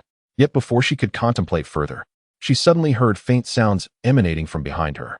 Simultaneously, the Xian snake seemed to sense something, turning sharply to fix its keen gaze on the area behind the girl. But there was nothing there, and with the need to deal with their enemies, it could not afford to remain vigilant in that direction. Thus, the girl remained on high alert. At that moment, Zang Feng's voice rang out. Black mist. With that exclamation, a thick, dark fog spread out, engulfing the area around them. Before the girl could react, a powerful hand grasped her firmly. Retrieve your demon. We must flee. Huh. All right. The girl, taken aback, realized that she was being rescued despite not fully understanding the situation. Without hesitation, she summoned back the injured Xian snake from the dense fog as Zang Feng pulled her away. Meanwhile, the flower spiders, using their doppelgangers as cover, scurried back to Zang Feng's side, where he collected them as well. The other demons were left bewildered. Although they possessed night vision, the black mist was no mere obstruction of light. The fog acted as a barrier, and suddenly ensnared within it, compounded by the debilitating effects of the pink mist. The demons found themselves momentarily disoriented and lost. They spun about in the darkness, unable to locate their target. Only when the mist was dispersed by a flying demon did they realize that their quarry had long vanished. Enraged, the demons seethed with fury. The creatures roared incessantly, having pursued their delicate prey for the better part of the day, only to find it had suddenly vanished. Their frustration was palpable. After a furious outburst, they strained their senses, desperately attempting to locate the missing quarry. Yet, it was an endeavor destined for futility, for the young girl had long since fled. Can you let me go now? A cool voice resonated from a vacant corner of the dimly lit, abandoned structure. Accompanying this voice, the figure of a blood-ringed octopus emerged. As it slithered away, the shadow of Zang Feng and the young girl became visible. However, the octopus's ability to conceal was limited, making it difficult for the two to remain hidden. Thus, they had managed to slip away to this secluded spot, with Zang Feng cradling the girl in his arms. Fortuitously, her petite stature made concealment feasible. Had she been even slightly taller, they would have surely been exposed. The girl, however, did not protest, recognizing that Zang Feng's actions stemmed from a desperate desire to protect her. Zang Feng, in turn, did not take undue advantage of the situation and gently set the girl down. He then spoke, "It is fortunate that you encountered me. Had it been someone else, your rescue might not have been guaranteed. By the way, are you Jinlang's sister or his younger sibling?" From the moment the girl summoned the Xianyin snake, Zang Feng had realized he had mistaken her identity. She was not Jinlang. Yet, she was undoubtedly connected to him, as Jinlang had mentioned having many sisters. It was likely that she was one of them. Upon hearing Zang Feng's inquiry, the girl frowned and shook her head. "Jinlang? I do not know anyone by that name. It seems you rescued me out of friendship, but regardless, I thank you for your assistance." Zang Feng waved off her gratitude, though a sense of confusion lingered within him. The girl was strikingly beautiful and petite, a near mirror image of Jinlang after makeup. Yet, her unfamiliarity with Jinlang was perplexing. Never mind, he thought. I will inquire further with Jinlang later. Now was the time to reap the benefits. Oh, no need for thanks. You were pursued by so many demons. You must have acquired something valuable, right? Share a portion with me, won't you? Zang Feng grinned at the girl, initially believing her to be Jinlang and thinking his act of saving her was motivated by friendship, while also hoping for a share of her spoils. However, even upon realizing his error, he was unwilling to relinquish the prospect of profit. Zang Feng was aware that his direct request might diminish the girl's fondness for him, yet he was indifferent to such matters. After all, their meeting was serendipitous, and the likelihood of crossing paths again was uncertain. He did not concern himself with her impression of him. Contrary to his expectations, the girl's demeanor remained unperturbed by his request. She simply nodded calmly. "That is only fair, but my encounter with the demons was purely incidental. I intended to go elsewhere, but stumbled upon this situation and became their target. Though this item appears quite valuable, it holds little utility for me, so I shall gift it to you as a gesture of goodwill." As she spoke, she produced a glowing mushroom, and upon seeing it, Zang Feng was both astonished and delighted. This is a ghost fungus. Chapter 64. A transaction.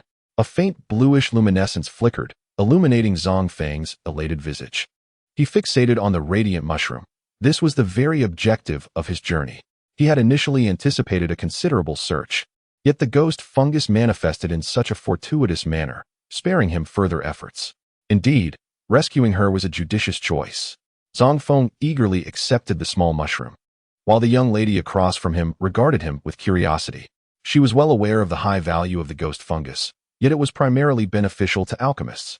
For an ordinary demon tamer, it bore little advantage. After all, the ghost fungus was not akin to other spiritual plants. It did not provide substantial enhancements on its own. Only by being utilized as a material in conjunction with other spiritual flora could it yield its true worth in potion making. This led her to ponder. Could the one who assisted her be an alchemist in need of the ghost fungus for concocting potions? Meanwhile, Zang Feng was preparing to depart, having secured the ghost fungus. The surroundings were perilous at night, and there was no reason for him to linger in danger. Just as he was about to leave, however, the young lady called out to him. "Wait, I need your assistance with another matter." "Assistance?" Zang Feng turned back, intrigued. The young lady nodded. "You seem to possess considerable strength, and your demon abilities are formidable. I would like you to accompany me to a location where we can deal with a troublesome demon." Upon hearing her words, Zang Feng furrowed his brow. The young lady was already quite powerful. Engaging in direct confrontation with a demon she could not handle would undoubtedly entail significant risk. It was unwise to accept the invitation of someone he hardly knew into such peril. Yet, if there were considerable benefits at stake, he could contemplate the matter further. "Assist you in confronting a troublesome demon? Your strength is already impressive. My own abilities would render me quite vulnerable in such a scenario. Surely, you understand my position?" Zang Feng squinted, a smile playing on his lips. After a moment of contemplation, the young lady responded, "If you help me, it is only fair that I compensate you. So name your price. How about a straightforward agreement of 20,000? Zang Feng suggested tentatively. 20,000 was no trifling sum. Many guild tasks barely offered a fraction of that. He felt emboldened to ask for such an amount. Given that the young lady was both young and possessed of a rare-grade demon, alongside her evident high standing. Even if she were not related to Zhenlang, she likely had substantial backing. It stood to reason that she, like Zhenlang, was not lacking in resources. Certainly, if I were to make an incorrect guess, I would merely reduce the price slightly, considering her potential connection to Zhenlang. However, it must not fall below 10,000. Anything lower would not warrant the risk. Such were the thoughts of Zang Feng. To his surprise, the young girl agreed to his tentative offer without so much as a blink. Very well, 20,000 it is. Zang Feng exclaimed, taken aback by her swift acceptance. If I had known, I would have asked for more, he muttered to himself, though he decided that 20,000 was still a substantial amount. So, when shall we commence our task? He inquired further. The girl shook her head. Not today. My demon has sustained injuries that require my attention. You may return here tomorrow evening, and I shall accompany you then. Tomorrow? Very well, Zang Feng replied with a nod. He considered the arrangement acceptable. After all, he had been forewarned to proceed with caution. By the way, there is something else I wish to inquire about. Do you possess any leads regarding heaven grass? I am still in need of that particular medicinal ingredient. As he recalled the name of the elusive material, Zang Feng casually posed the question, aware of its rarity and the importance of gathering information. Yet, he held little hope. As heaven grass was akin to ghost fungus, appearing only at noon and scarce in the market, with wild varieties being even rarer. To his astonishment, the girl nodded in affirmation. Yes, if you desire, I can procure some for you. What? You have heaven grass? Zang Feng's face lit up with surprise, quickly followed by excitement. He had not anticipated that she possessed such a valuable resource. This development meant he could finally gather all the necessary materials. Indeed, tonight has proven to be quite lucrative. With the ghost fungus in hand and heaven grass on the way, he mused, his enthusiasm growing. However, he couldn't suppress his concern. But heaven grass is costly. You won't expect me to pay extra on top of the agreed amount, will you? Such a question was not unwarranted, as the market prices for plants like ghost fungus or heaven grass often commenced in the thousands, with scarcity driving prices to soar. Yet, the girl demonstrated her acumen. No need for that. You shall receive your payment as promised. However, I have given some thought to the individual you mentioned, Zhenlang, and I find myself intrigued. Share with me what you know about him, and I shall bring you heaven grass as compensation for the information. How does that sound? She countered. Zang Feng, without hesitation, nodded in agreement. He possessed limited knowledge regarding Zhenlang. Moreover, that fellow spent his days wandering aimlessly. Individuals with connections sought to uncover more about him. And with a thorough investigation, they would likely know more than he did. This young lady appeared to be quite affluent, and her genuine curiosity prompted her to engage in such a trifling transaction. However, this was of no detriment to Zang Feng, who promptly divulged all that he knew. Naturally, prior to speaking, he adhered to his customary practice of reviewing hints to ensure that the young lady posed no threat to Zhenlang. Ultimately, he was reassured by the hints. Hint: the enigmatic young girl speculates that Zhenlang might be a lost sibling seeking to connect. Hint: she yearns for siblings. Should she indeed reunite with Zhenlang, it would undoubtedly be a grand emotional spectacle, highly recommended for on-site viewing, especially since entry is free. A remarkable deal. These hints were somewhat playful, but at least the information proved valuable. The girl harbored no ill intentions. Shaking his head, Zang Feng concluded what he knew. Intending to depart, before leaving, he remembered to inquire about her name. She replied with 2 characters, Yulang. This name, claiming no connection to Zhenlang? Zang Feng was resolutely unconvinced. Thus, the following day at school, Zang Feng confronted Zhenlang, recounting the events of the previous evening. That young lady bears a striking resemblance to you, and her name is at least somewhat related. Can you honestly claim you have no ties? He asked in the classroom. Zhenlang, bewildered, scratched the back of his head. To be honest, I have never heard of her. What? Are you interested in her? Zang Feng teased. All right, as your good brother, I shall accompany you to find this Yulang and recognize her as your sister. I assure you, I will help you forge familial bonds. And soon you shall be calling me big brother-in-law. Zhenlang declared with utmost conviction. Zang Feng was left astounded. Goodness, you really speak without a filter. Your imagination is quite vivid. I must say. Fine, you may join me tonight to meet her, but if trouble arises, I shall not be held responsible. Zang Feng shot him a sidelong glance. Zhenlang, brimming with confidence, responded, You underestimate me, my brother. Allow me to regale you with tales of my glorious past. Why are you turning your back?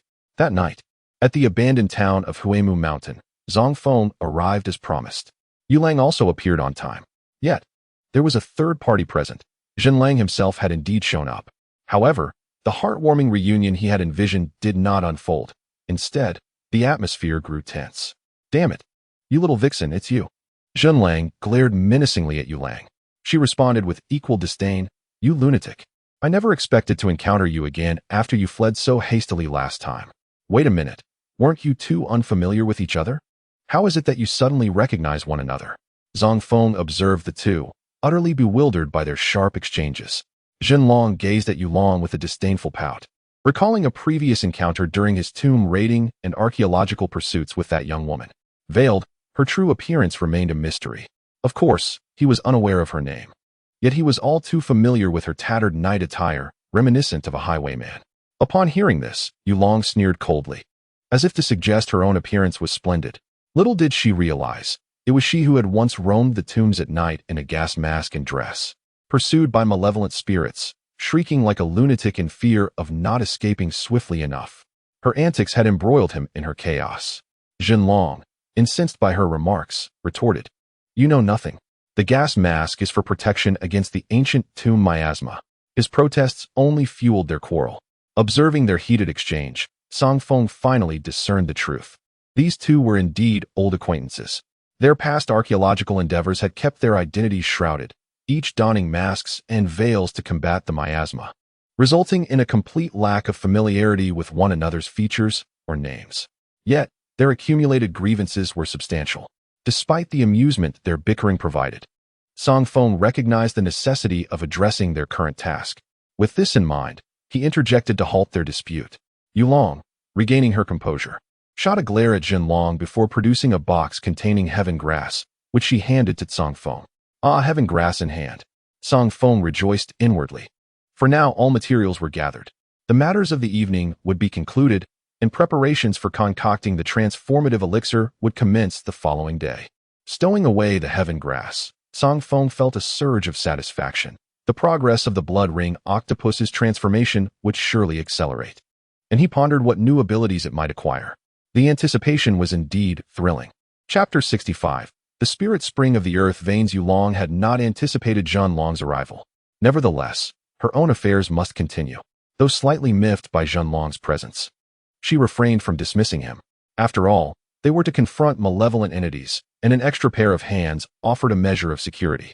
Moreover, Zhenlang had come of his own volition. Yulang had no intention of compensating him in any way. In essence, she sought to exploit his labor without recompense. However, Zhenlang was not motivated by monetary gain. His initial interest lay in discovering the true nature of Yulang, potentially even a familial connection. Yet, his motives had shifted. This young woman was also a peer in their field. Had she encountered troublesome spirits? With my keen intellect, it is not difficult to surmise that she must have stumbled upon something valuable she wished to seize. Yet, the treasure was likely guarded by formidable demons, rendering her unable to obtain it without fearing the employment of overly powerful allies who might turn against her. Thus, she resorted to enlisting Zang Feng, whose abilities leaned toward support. In the event of a genuine conflict, she could easily retreat. As for her apparent indifference to his involvement, it was likely rooted in their past encounters. She understood his capabilities and felt assured in her ability to manage the situation without alarm. Zhenlang's eyes darted about, engaging in a moment of contemplation. Soon after, a cunning smile graced his lips. My dear little maiden, it seems that fortune has favored me lately with significant advancements, which may indeed surprise you. Just wait and see what you truly desire. If it captures my interest, it shall belong to me. A mischievous thought crossed Zhenlang's mind as he and Yulang both schemed against one another, leaving the hapless Zang Feng caught in the middle. Not one to be easily fooled, Zang Feng could surmise the little calculations brewing in the minds of Zhenlang and Yulang.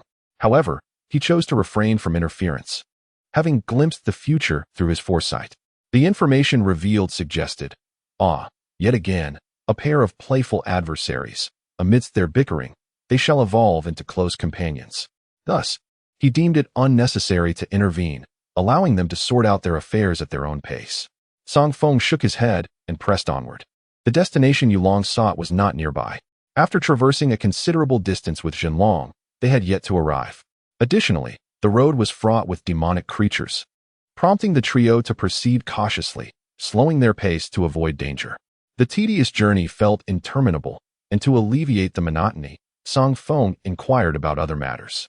Did you attend the recent drum festival? I spotted a girl resembling you too at Ancestor Square. I wondered if it was you in disguise. As he posed his question, he glanced at Yulong, who appeared momentarily taken aback. The drum festival? Indeed, I did attend. It is quite possible that you saw me, she replied, regaining her composure and nodding. Zang Feng mused to himself, just as I suspected. By the way, your attire was rather lovely, he remarked. Thank you, Yulong responded, a hint of bashfulness coloring her cheeks. Meanwhile, Zhenlong interjected sarcastically, TSK, you flit about like a bandit and yet feign the innocence of a delicate dancer. Yulong bristled at his words, her anger simmering just beneath the surface. Had it not been for the concern of attracting demons with their commotion, she might have delivered a couple of sharp slaps to Zhenlong right then and there. Nevertheless, she restrained herself from physical retaliation but was determined to verbally spar. Humph. Some individuals prance about in skirts, hoping to portray dancers, yet lack the requisite grace, she retorted. You could only aspire to be a mere clown. Zhenlong's expression darkened at her words. Are you insulting my interests? No, I am insulting you as a person. Yulong shot back, her gaze fierce. Zang Feng watched with keen interest, unable to suppress a murmur. Ah, how delightful it is to witness free entertainment. Alas, I wish I had brought some snacks. Just as he finished his remark, a ferocious roar from a nearby demon echoed through the air, as if sensing their presence. The three exchanged glances, and without a moment to spare for further banter, they hastily quickened their pace, eager to escape the scene before engaging in a confrontation that could attract even more demons.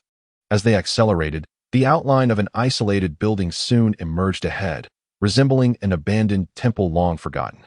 At last, we have arrived. The malevolent creature I seek lies within that abandoned temple. Its combat prowess is formidable, employing both close and ranged attacks. We must exercise caution. At this moment, Yulong interjected with a warning. Zang Feng nodded, examining the notification. Notice, abandoned hazardous temple.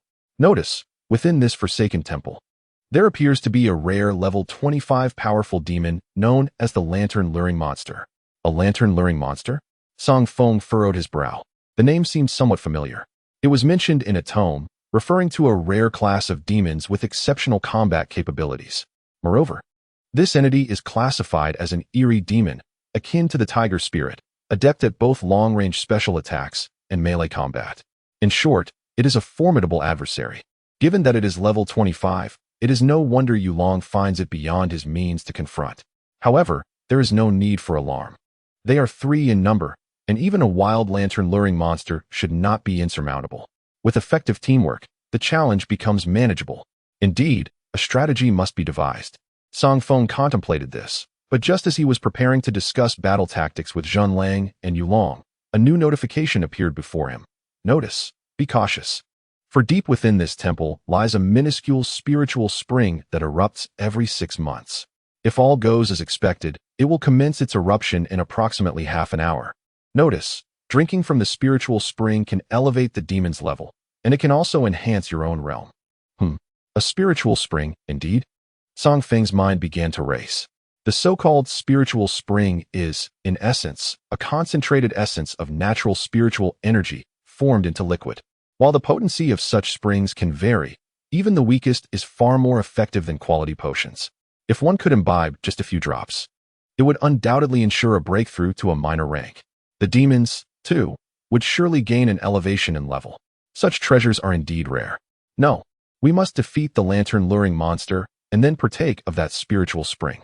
Resolute, Zang Feng snapped back to the present and promptly conferred with Yulong about their strategy against the demon within. Zang Feng's demon leaned towards support.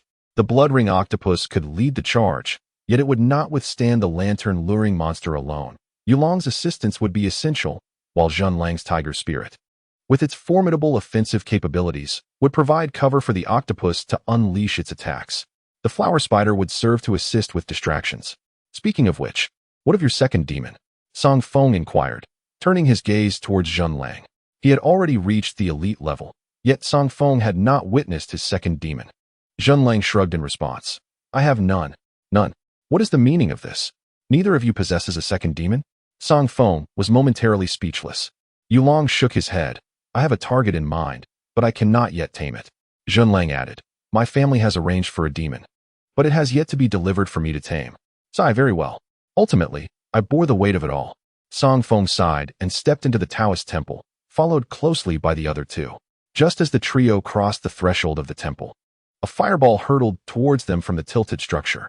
Observing the ferocity of the incoming fireball, they disregarded their dignity and promptly dove to evade it, rolling aside as the searing projectile crashed onto the stone ground, scattering sparks and creating a resounding noise. Fortunately, there were not many demons lurking near the temple, perhaps due to the intimidating presence of the lantern monster. Consequently, the commotion did not attract any danger. As the three regained their footing and turned to face the source of the fireball, they finally beheld the visage of the lantern monster. Chapter 66. Not quite fair. The lantern monster stood upon a fractured stone platform, a bizarre amalgamation of the uncanny and the botanical, which was evident in its appearance. The creature bore a resemblance to a lion, its body fashioned from an indeterminate gray wood. Its tail was a tendril, the tip of which flickered with flames. Atop its form rested its head, which resembled a lantern adorned with rudimentary eyes. When it attacked, it utilized its sharp claws and tail, also unleashing fireballs from the circular aperture at the top of its lantern-like head, as it had just done in ambushing Zang Feng and his companions from afar. This creature exhibited a fear of water-based attacks. My blood ring octopus could somewhat suppress it, but the outcome largely depended on your abilities, as my demon output was still somewhat lacking. As the lantern monster leapt down from the stone platform, Zang Feng spoke, simultaneously summoning his soul cards along with Zhenlong and Yulong to unleash their demons.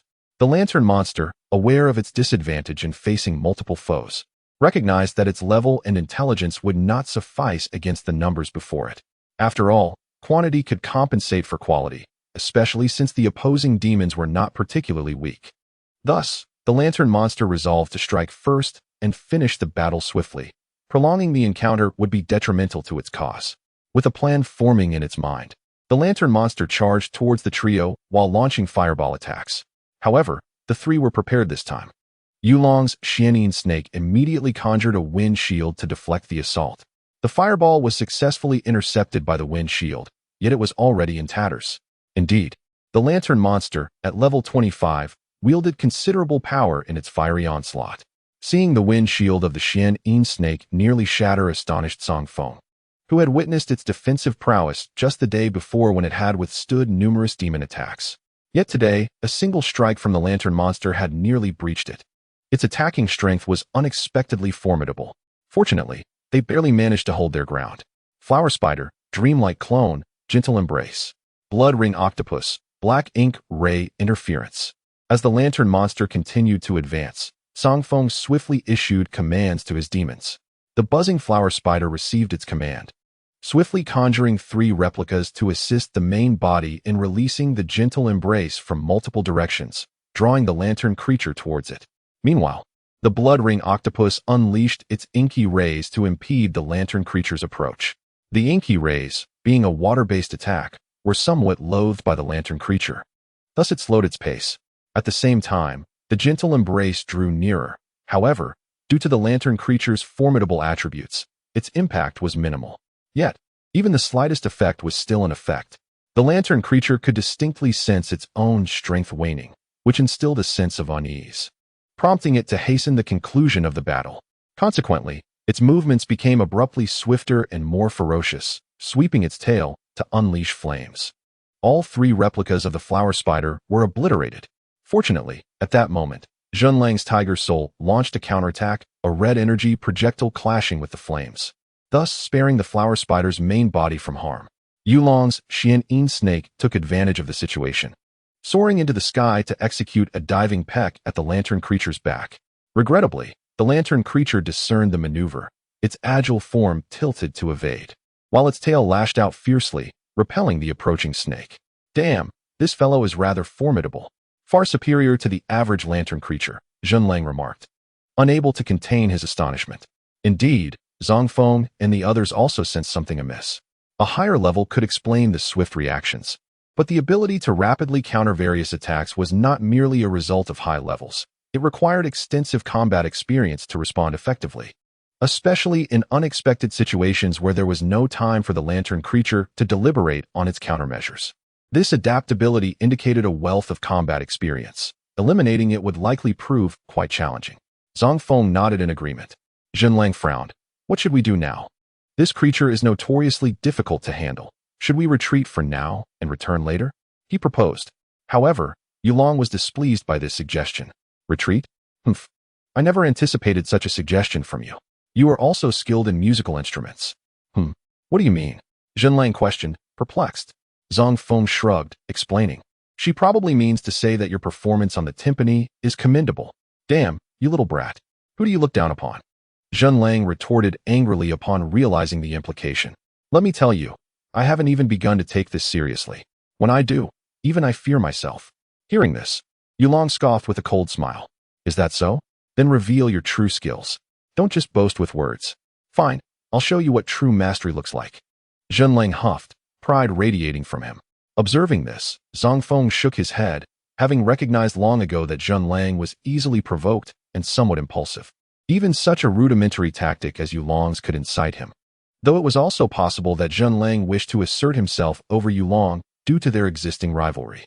Regardless, the outcome was favorable.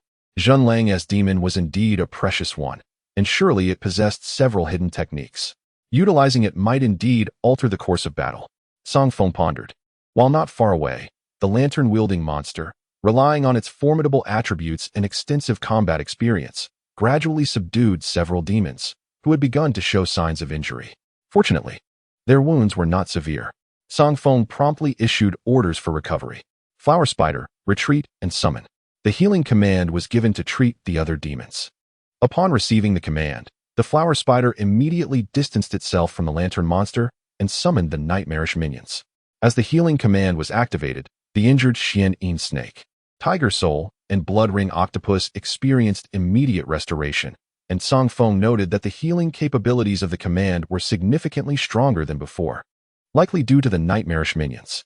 With their increased numbers, and the inherent superiority of the nightmarish minions compared to the spider minions, the healing potency was naturally enhanced. Zang Feng processed this information in his mind. Meanwhile, the lantern monster, realizing that its hard-fought injuries on the enemy were being healed, erupted in fury. Would this endless cycle never cease?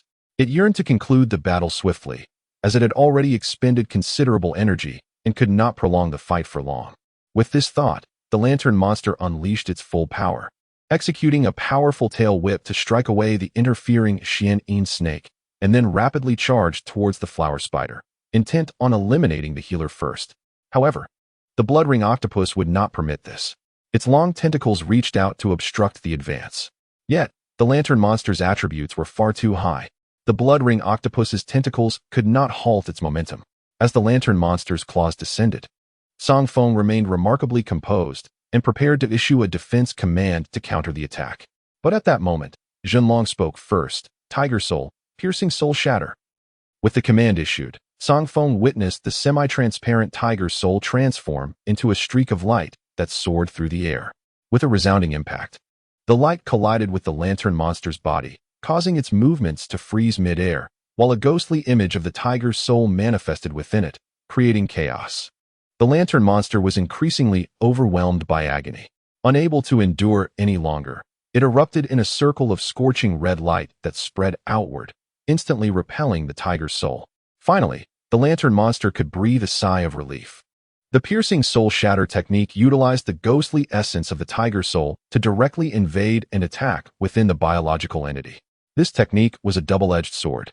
The tiger soul itself would suffer significant backlash from the forced invasion. This was the reason Zhenlang refrained from using it lightly. Nevertheless, the power of this technique was indeed formidable and difficult to counter. Although the lantern monster possessed the ability to repel the tiger soul, it still sustained considerable injuries, granting Zang Feng and Yulong an opportunity to counterattack. Seizing the moment, Zang Feng's Blood Ring Octopus and Flower Spider interfered with the attack, further diminishing the already weakened state of the lantern monster. Yulong, in turn, unleashed a powerful skill, Xian-Yin Snake, heart-piercing stab. With a swift and resounding strike, the Xianyin snake swiftly unleashed its full force, using its sharp beak to pierce the lantern-headed monster's skull with astonishing speed. The monster's lantern head was immediately penetrated by its formidable power. Subsequently, the creature's body began to tremble, and with a resounding explosion, it was torn asunder due to the fiery destruction at its head. Did you see that? It's all thanks to me. Without my tiger soul, would you have had the chance to deal the final blow? With the enemy vanquished, Zhenlong exhaled in relief, his expression shifting to one of pride. Yulong cast a sidelong glance at him. Without the flower spider's healing, how could your half-damaged tiger soul execute such a self-destructive move? You certainly know how to take credit. Zhenlong dismissed the comment nonchalantly. What do you know? My good brother and I are of one mind. His achievements are naturally mine as well. My contributions remain mine, and your success in taking it down with my assistance is also my credit. Goodness, you really can talk. Yulong retorted, exasperated. Why not just claim that you single-handedly defeated it? That is not entirely inaccurate, Zhenlong replied without hesitation. Then turned to the direction of Zang Feng.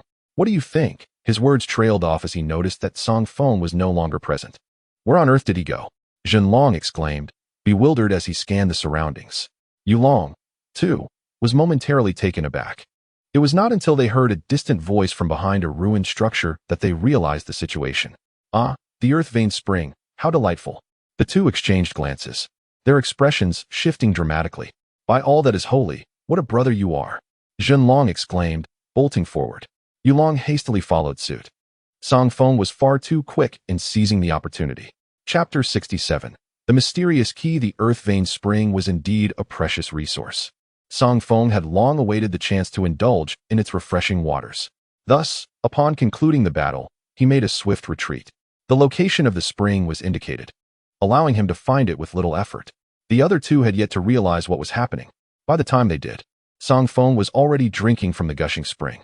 The earth vein spring erupted in considerable volume, surging up from the depths beneath the abandoned Taoist temple, ultimately pooling in what resembled a lotus pond in the desolate courtyard. In just a few minutes, the spring had accumulated nearly half a pool. In addition to quenching his own thirst, Zang Feng ensured that the monsters partook in the waters as well. The three creatures eagerly drank at the pool's edge, and Zang Feng could distinctly feel the surge of his spiritual power.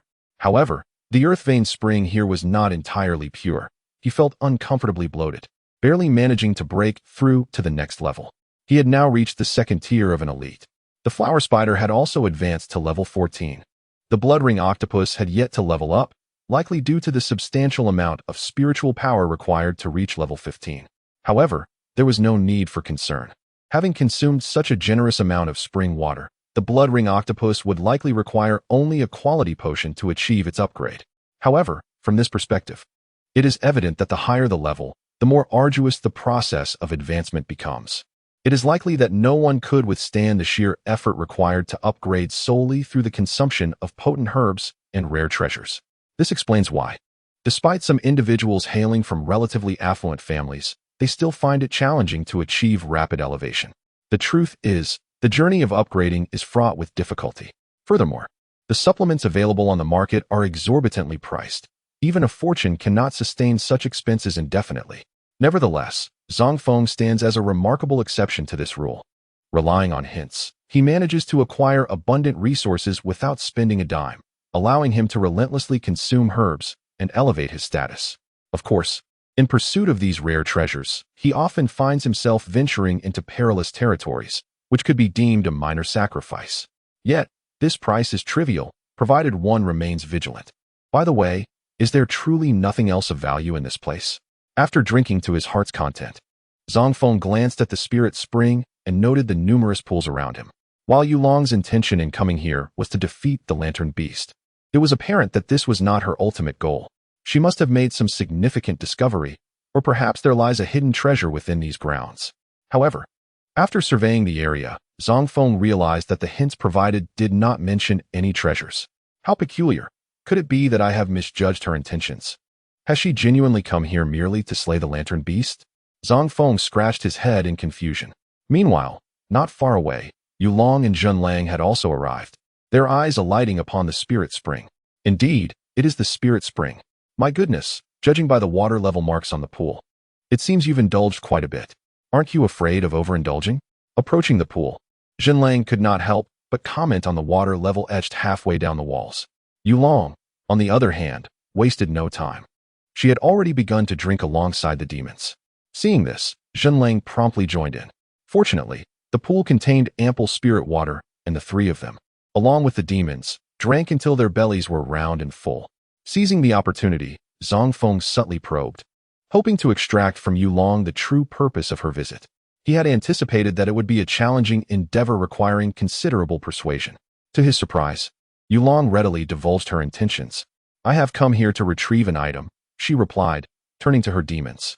Jinlang perked up his ears to eavesdrop. Yulong continued, it is a key. Well, a sort of key. I have heard that this abandoned Taoist temple was once the predecessor of the Wang Tsong shrine in the city. The temple housed ancestral statues used for worship, but most of the items were relocated to Shumin City. However, remnants still remain here. Those items may be of little use to ordinary people, but they hold some significance for me. Upon hearing this, Zang Feng's understanding deepened. No wonder the hints he observed earlier primarily concerned trivial matters. It turns out Yulong was specifically seeking those seemingly inconsequential items. He had not anticipated this revelation, and the misjudgment was indeed unexpected. However, what purpose does that key serve? Yulong appeared quite concerned about it. Zang Feng stroked his chin, his mind swirling with conjectures. Meanwhile, Jinlong had already begun to sneer. Wang Kongsai, you little vixen. So, you are after that place. TSK, it seems we have crossed paths. I'm afraid the key is mine for the taking. Not even Jesus could snatch it from me, I assure you. With that, Jinlong commenced rummaging through the debris, stirring up a cloud of dust. Yulong, upon hearing his words, maintained a calm demeanor. Her beautiful, starry eyes betrayed a hint of mockery. Clearly, she was unfazed by Jinlong having discerned her true intentions. Or perhaps she was confident that Jinlong could not lay his hands on the key. Zang Feng, meanwhile, was already calculating his own plans. Wang Kongsai, that place. Although he was unaware of the specifics Jinlong referred to, it was evident that it was no ordinary site. It might be a hidden realm or some other locale rich with treasures, which would explain Yulong's desire to venture there.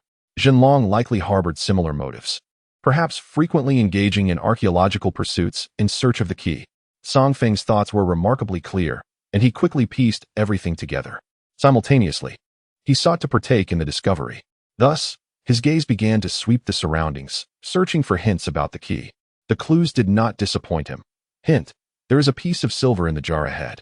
Hint, 20 meters to the left, there is a cellar containing unknown exquisite wines hidden by some fellow. Hint, in the dilapidated room to the right, pressing the demon statue carved into the wall will unlock a secret compartment, within which lies a unique stone half of a yin-yang fish, likely the so-called key.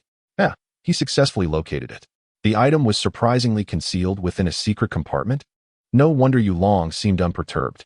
She had likely deduced that the key's south hiding place was safeguarded by mechanisms, not something Jinlong could uncover through mere random searching. Therefore, she was indifferent to Jinlong's awareness, for he could hardly fathom the complexities involved. Yet, while Jinlong remained oblivious, Zang Feng had acquired the knowledge. Should he seize the key for himself? His eyes glimmered with ambition. Although he was not well acquainted with the key's significance, he had a well-informed ally, Mulan. If he took the key to her, she would surely possess the knowledge he sought. Perhaps then, he could venture to the location Jinlong spoke of and obtain the treasures hidden there. With this thought in mind, Zang Feng hesitated no longer. He too began to search the vicinity. Observing his actions, Yulong inquired, "What are you looking for?" "The key, of course. Aren't you in search of it as well?" "This place is vast. Let me lend a hand," Zang Feng replied with a shrug. Yulong cast a doubtful glance in his direction, but eventually nodded in agreement. In truth, she was uncertain of the key's exact hiding place. She merely knew there was a mechanism for concealing items here. According to her understanding, once the mechanism was discovered, it would inevitably reveal the desired key. However, both Zang Feng and Jinlong were oblivious to the existence of the mechanism and would likely abandon their search soon. After they departed, she would stealthily explore the mechanism to retrieve the key. Yulong contemplated this strategy in her mind, while Zang Feng pretended to search everywhere, covertly inching toward the mechanism. Once he was sufficiently distanced from the two, he swiftly approached the indicated spot and discovered the engraved mechanism on the wall. With a decisive click, he pressed the mechanism. Instantly, A faint sound emanated from the nearby floor, and upon inspection, he found a remarkably thick stone slab shifting on its own. Given its substantial thickness, it was evident that even a gentle tap would fail to reveal its hollow nature. Beneath it lay a half-yin-yang fish key, quietly resting. He picked up the key. Its surface cool to the touch, reminiscent of jade, yet entirely black. This object appeared to be an ordinary piece of jade, devoid of any detectable energy that would alert the demons. Finding it required either diligent searching or the fortunate insights of someone like Zang Feng. With a triumphant grin, Zang Feng thought, "The key is in my possession. Time to make my exit." He stowed the key away, ready to slip away. Today had proven fruitful. His strength had increased. He had acquired the mysterious key, and he had gathered all the materials for the transformative elixir. The mere thought of these accomplishments brought him joy. Chapter 68. The secret of the key. With the mysterious key successfully in his grasp, Zang Feng fabricated an excuse to depart. Initially, Yulong harbored no suspicions towards him, as she believed Zang Feng was utterly clueless and would not yield any results. All she wished was for Zhenlong to vacate the vicinity swiftly, allowing her to search for the mechanism without concern. However, upon arriving at the spot where Zang Feng had just been and gradually uncovering the mechanism on the wall, she pressed the lever with a click. As the stone slab opened once more, revealing an empty compartment, Yulong's face flushed with indignation. That insufferable scoundrel. He had outsmarted her. Yulong glared at the vacant compartment, furious. She never anticipated that after arguing with Zhenlong, the key would be filched by the half-witted Zang Feng. How devious he was. Having acquired the key, he fled, feigning ignorance. She had been duped into believing his innocence. How foolish of her to have trusted him, offering him a reward of 20,000 coins along with the valuable paradise grass. Was this his way of repaying her? Truly despicable. Did he intend to hoard all the benefits for himself? Humph, his schemes would come to naught. Yulong seethed, pulling from her pocket a half of the white yin-yang fish key. Did you not expect this? There are 2 keys, and without my half. I wonder how you plan to access that place and claim your rewards. With the keys safely in her possession, Yulong regained her composure. Subsequently, she cast a glance in the direction where Zang Feng had departed, letting out a cold snort before swiftly vanishing into the night. The following day, at Beitsu one high school, the peculiar materials had nearly been gathered. The other easily obtainable materials were within reach, and Zang Feng intended to procure some after school. However, he found himself intrigued by the key he had surreptitiously acquired the previous evening in the abandoned temple. To uncover its mysteries, he decided to bring the key and seek out Mulan during the midday break. Upon seeing the key, Mulan was taken aback. "Where did you get this?" she inquired, curiosity evident in her tone as she took the key from him. Zang Feng pondered for a moment before recalling the events of the previous night. As he recounted the story, Mulan couldn't help but chuckle. "You rascal, quite adept at acquiring things. If Yulong discovers that you've taken the key, he would likely be furious enough to give you a good thrashing." Zang Feng offered a sheepish smile, then pressed on with his inquiry. "If this key is so significant to her, what secrets does it conceal?" "Secrets? It's not quite a secret," Mulan replied, regaining her composure and shaking her head. Returning the key to Zang Feng, she continued, "Many demon tamers have heard of the Wang Tsung Shrine. This has been circulating recently. Although it remains unclear who disseminated this information, it has attracted numerous unfamiliar demon tamers to Shumen, both openly and covertly. They are all treasure seekers, albeit with limited knowledge. According to the legends, the Wang Tsung Shrine supposedly leads to a complete ancient civilization's secret realm filled with treasures. It's a special kind of secret realm." Upon hearing this, Zang Feng silently acknowledged his suspicions regarding its connection to the secret realm. It seemed he was indeed correct. He nodded discreetly, but Mulan's tone shifted. "However, in reality, it is not so," she stated. "Huh? What do you mean?" Zang Feng asked, momentarily taken aback. Mulan did not respond immediately. She appeared to be lost in thought, recalling something. After a brief pause, she replied, "As you know, so-called secret realms are merely alternate spaces outside of this world. These spaces are inherently limited, and the complete ancient civilization is vast beyond measure. A secret realm cannot possibly contain it.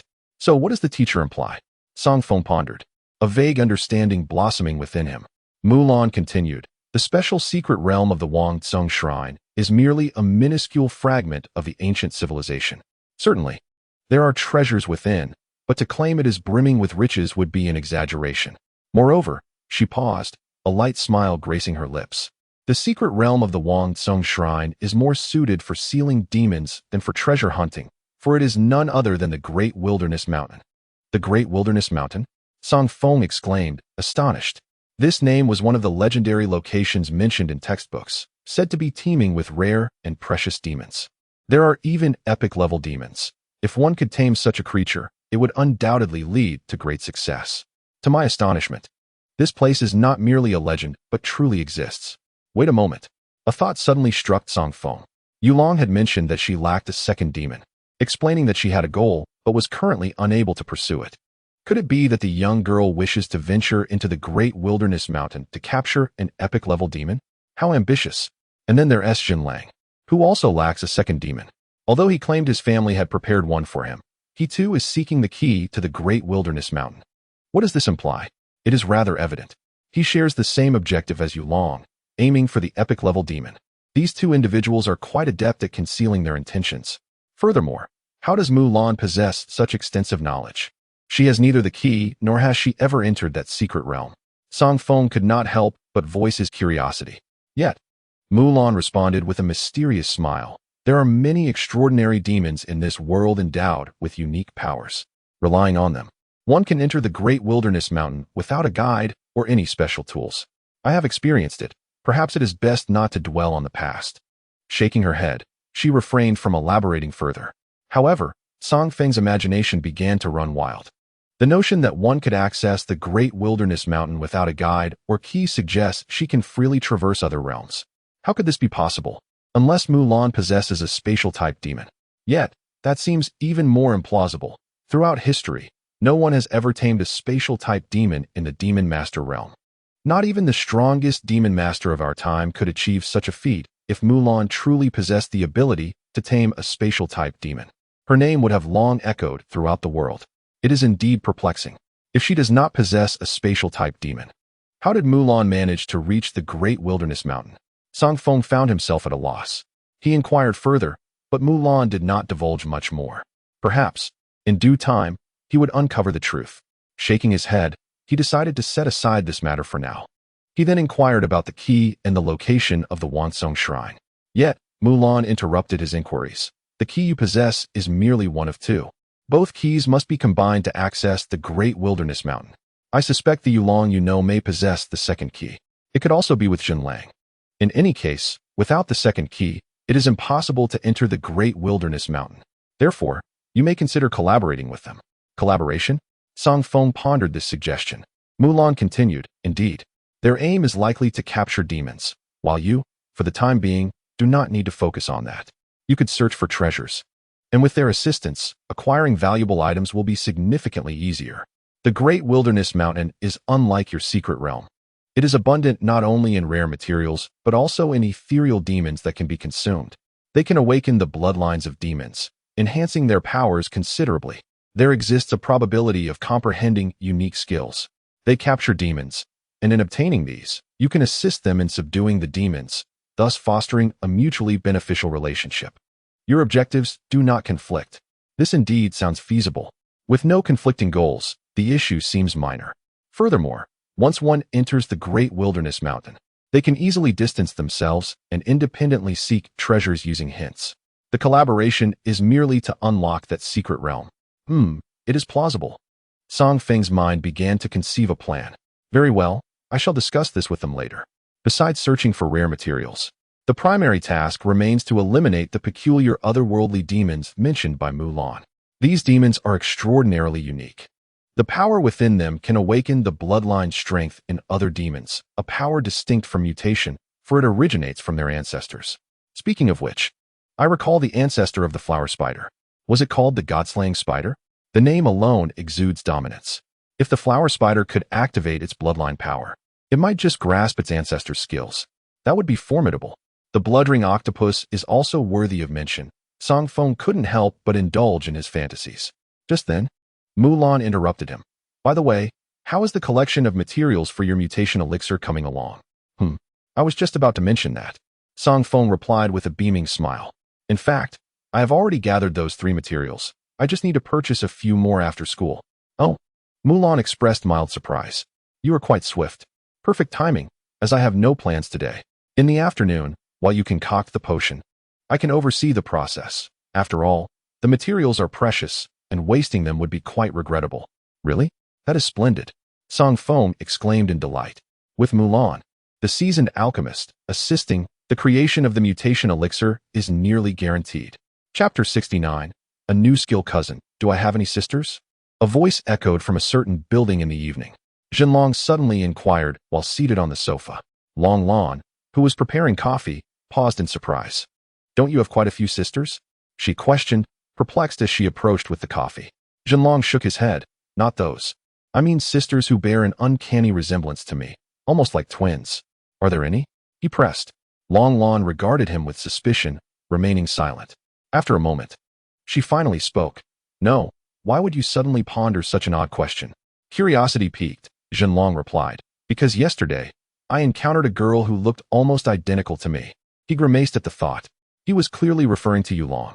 Despite their constant bickering and mutual disdain, Zhenlong couldn't help but ponder whether there was a familial connection, given their striking similarity. Zhenlong had no reason to refrain from suspicion. However, upon hearing this, Long Lan frowned, then regained her composure and shook her head, suggesting it was merely a coincidence. With so many people in the world, it was natural for some to resemble each other. She had not heard of any twin sisters in Zhenlong's life. Really? Zhenlong questioned, skeptical. Long Lan paused momentarily before affirming, Indeed, why would I deceive you? All right, Zhenlong shrugged, subsequently rising to leave the hall.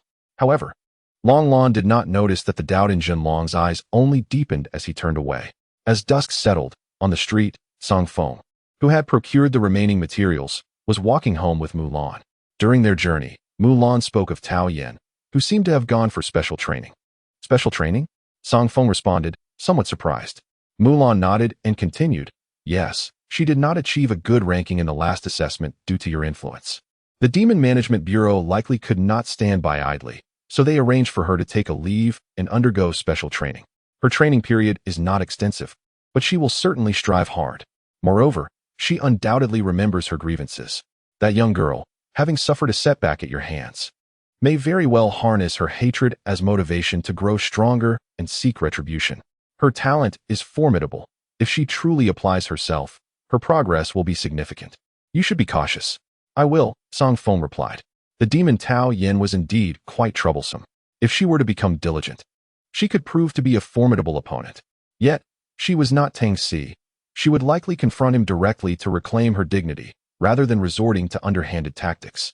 Thus, he must accelerate his own advancement to avoid being bested upon her return. Once I finish crafting the mutation elixir, I shall quickly reach out to that girl Yulong regarding the key. If either she or Zhenlong possesses another key, we will journey to the Wang Tsong Shrine and then to the Great Wilderness. At that point, we can utilize the clues to locate the otherworldly spirit and eliminate it, thus significantly enhancing our combat prowess. Even when Tao Yen returns stronger, she will still find herself at a disadvantage against us. Do you think you are the only one capable of growing stronger? Just keep chasing. Zang Feng mused, an amused glint in his eyes. However, should you wish to challenge me, be prepared to offer spoils. I am not one to engage in battles for free. As Zang Feng pondered his strategies, he and Mulan approached their residence. Upon returning home, Zang Feng retrieved the materials. He was ready to prepare the mutation elixir. Mulan followed closely to assist him. Be cautious. The mutation elixir is quite different from your previous inferior concoctions. Its potency will be more challenging to control. Therefore, it is all right to take your time. We must prioritize stability, for a moment's inattention could ruin its properties, Mulan reminded him earnestly before they commenced the preparation. Upon hearing the words, Zang Feng nodded and took a deep breath. He commenced the process of concocting the potion, a series of steps meticulously outlined by Mulan, which he had memorized thoroughly. As he processed the ordinary herbs and placed them into the beaker, adding various other liquids, the concoction began to bubble vigorously, resembling boiling water. Observing this, Zang Feng remained calm and unhurried. He proceeded to introduce the prepared blood spirit leaf powder, gently adjusting the potion with his spiritual energy. The moment the powder was added, the originally pale green liquid transformed into a deep crimson hue, settling into tranquility. Quite impressive, very stable, Mulan exclaimed beside him. Zang Feng smiled in response. Sensing that the situation was well in hand, he continued to follow the procedure, introducing additional materials in measured intervals while cautiously regulating his spiritual energy. However, as it was his first attempt at crafting such a potent and unique potion, Zang Feng encountered a complication. There was a slight deviation in his energy modulation, and the potion began to surge restlessly, prompting a frown from Mulan. Without hesitation, she reached out to stabilize the beaker Zang Feng held, channeling her own energy to restore balance. Under her intervention, the potion gradually calmed and began to coalesce into its final form. Seizing the moment, Zang Feng produced a jar of hornet honey. "What's this?" Mulan gasped in surprise. It was astonishing that Zang Feng possessed such a rare treasure. She marveled at his collection, while Zang Feng swiftly infused the potion with the hornet honey to enhance its potency. As the honey mingled with the mixture, the pale red liquid transformed into a vibrant golden hue, solidifying completely. Concurrently, a notification appeared. Notification: inferior version of the mutated secret potion. Significantly increases the mutation progress of various monsters. Zang Feng felt a surge of exhilaration upon seeing the alert. Success! I did it! Although this achievement was aided by Mulan, it was nonetheless a success. Most importantly, Zang Feng had gained invaluable experience. Should he attempt to create the mutated secret potion again, he would possess the confidence to succeed even in Mulan's absence. Mulan congratulated him. "Congratulations on your success. Quickly, test its effects on your monster." Nodding in agreement, Zang Feng released the blood-ringed octopus. This creature, akin to the flower spider, exhibited an intense craving for anything that could enhance its mutation progress. Without hesitation, Zang Feng presented the crafted inferior mutated secret potion to the eagerly awaiting octopus. The latter seized the beaker and consumed it in one gulp. Almost immediately, another notification appeared. Notification: due to the environmental influence, your blood-ringed octopus has consumed your enhanced inferior mutated potion, resulting in a 7-point increase in mutation progress, an overall 2-point enhancement, and the acquisition of a unique skill, poisonous assassination. 7 points? Goodness, that's remarkable. Zang Feng distinctly recalls that the mutated fruit consumed by the flower spider merely augmented his mutation progress by 3 points. Yet, this particular potion of mutation astonishingly enhances it by 7 points, over double that of the mutated fruit. Most significantly, he has grasped a new skill, Poison Spike Kill, which sounds like an offensive ability. This is precisely what he requires. Zang Feng secretly rejoices, for his demon, inclined towards support, desperately needed a potent attacking skill. And here it is. He must examine the skill's effects. Tip: Poison Spike Kill enables the blood-ring octopus's tentacle tips to secrete venom, harden, and extend, executing a remarkably swift long-range assassination. The current maximum attack range of this skill is 30 meters. Tip: as the proficiency with the blood-ring octopus increases, the number of tentacles that can simultaneously execute the assassination also rises. Goodness, it is indeed a long-range attack. Moreover, it is evidently usable at close range as well. After all, the octopus's tentacles can extend for attack. As long as the blood-ring octopus is willing, it can strike from any distance. Additionally, what surprises Zang Feng the most is that once mastered, all 8 tentacles can unleash simultaneous attacks. 8 poison spike kill strikes at once. With the might of the blood-ring octopus, who could withstand that? Truly, it is a remarkable exclusive skill. It seems that he must train diligently to master this skill and strive for the ability to execute multiple poison spike kills. He chuckled maliciously, contemplating how, when Tao Yin returns, she will be in for a taste of the prowess of the blood-ring octopus's new skill. Chapter 70.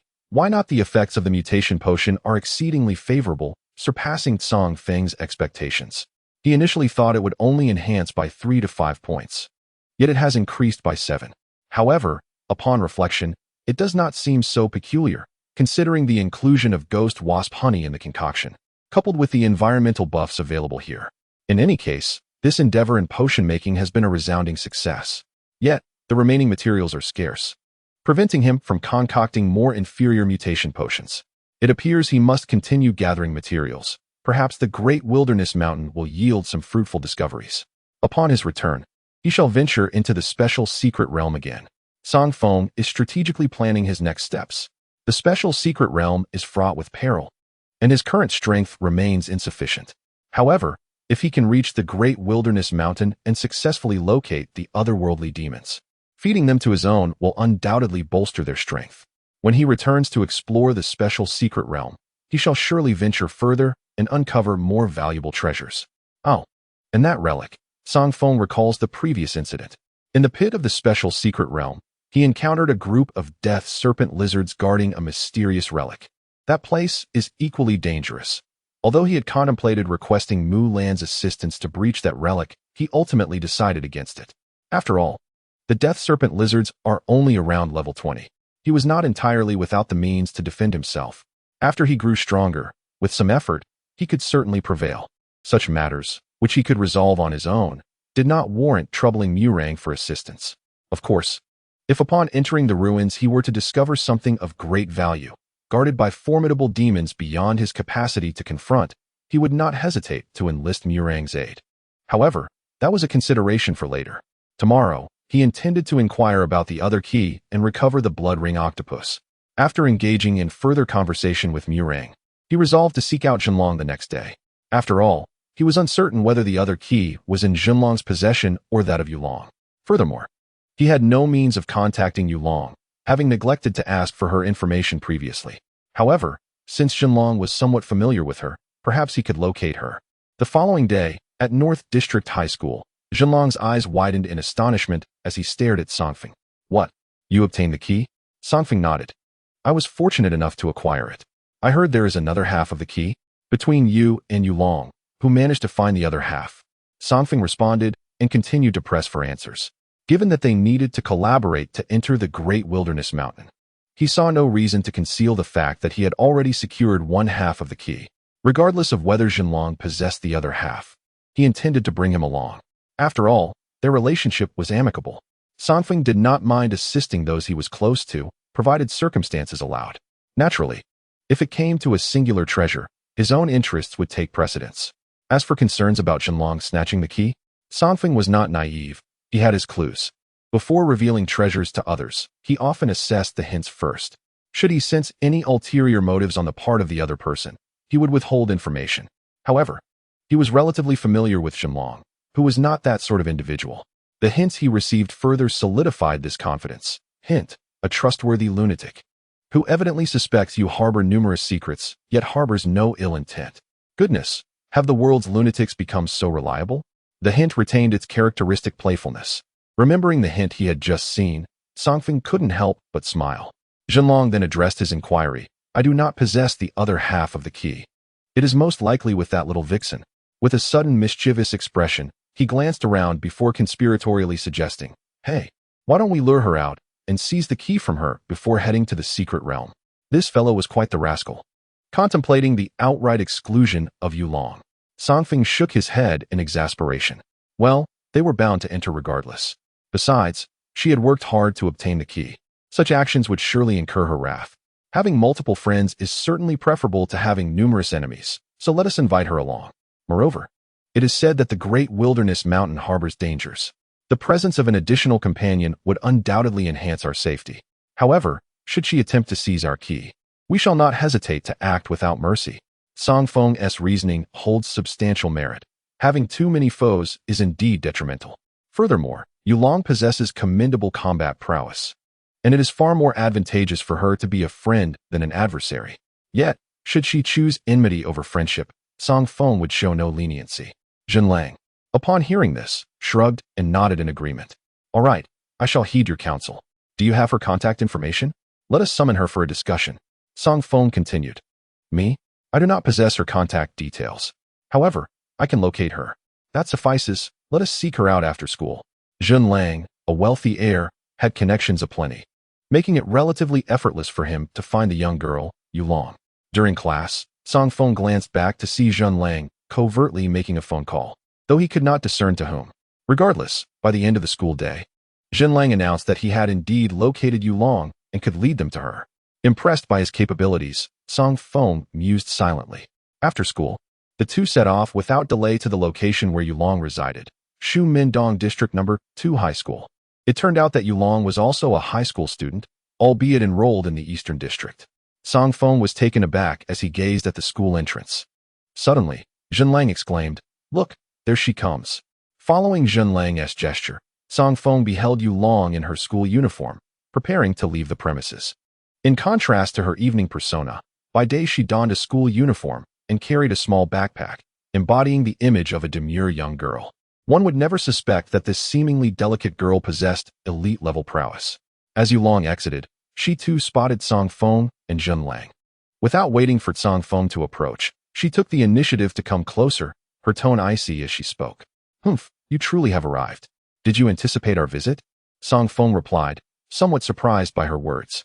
Yulong narrowed her beautiful eyes, her tone laced with intrigue. "I not only anticipated your search for me, but also comprehended your intentions. You wish to collaborate with me, correct?" Upon hearing this, Zang Feng remained composed. It appeared that after his departure from the Taoist temple, this girl had discovered the mechanism and even activated it. She likely deduced that the items had vanished and assumed he would seek her out for collaboration. After all, without her key, entry into the Great Wilderness Mountain was utterly impossible. Since you have deduced this, it simplifies matters. So what do you say? Shall we collaborate? Zang Feng inquired directly, no longer concealing his intentions. Yulong nodded in affirmation. Of course, why wouldn't I? There is no disadvantage in collaborating. Once we enter the Great Wilderness Mountain, we can either explore as a team or venture alone. The expanse of the Great Wilderness Mountain is indeed vast, and Yulong's formidable demons possess the ability to fly, rendering her unconcerned about any ulterior motives from Zang Feng and his companions. Naturally, it would be ideal if Zang Feng and the others were to engage in sincere cooperation for mutual benefit. This was Yulong's sentiment. The three of them reached a preliminary agreement to collaborate. With still some time left before dusk, they promptly set off towards the Wang Tsong Shrine, preparing to enter the Great Wilderness Mountain. However, this Wang Tsong Shrine was not the same as the one in the city that has become a tourist attraction. It was only upon arriving at the true Wang Tsong Shrine that Zang Feng understood this. The authentic shrine is indeed located within the city, but it lies deep within the old district. According to Yulong's explanation, the shrine that has become a tourist site was only recently rebuilt. The reason for constructing a new one was simply that the old shrine had fallen into disrepair, with numerous elements damaged beyond feasible restoration. Furthermore, its inconvenient location led to its abandonment by the public. Yet, this was perhaps for the best. The place sees little foot traffic, alleviating concerns of others discovering the hidden realm. "What's on your mind? Bring out the key." Yulong's voice echoed ahead. Zang Feng responded while retrieving the key, following Yulong's guidance to unlock the hidden realm within the shrine. Chapter 71. Mutual Entanglement. The environment of the Great Wilderness Mountain is harsh, with weather that shifts unpredictably. One moment it could be warm and sunny, and the next, a cold snow could descend. As soon as Zang Feng and his companions set foot in this area, they were met with extreme weather changes. Gazing at the icy snowflakes falling from the sky, they shivered in their thin clothing, regretting not having brought more layers. Goodness! Snow in the middle of summer? This cursed place is far inferior to my unique hidden realm, Zang Feng inwardly grumbled. Were it not for the promise of valuable treasures and extraordinary spirits, he likely would have turned back long ago. Never mind, let's endure for now, he concluded. For it was a rare opportunity to venture into the Great Wilderness Mountain. Moreover, the two keys had shattered immediately after opening the hidden realm, making an exit now a significant loss. However, he couldn't shake the feeling that something was amiss. Logically, if the key needed to be used at the Wang Tsong Shrine, shouldn't it have been utilized at the abandoned Taoist temple instead?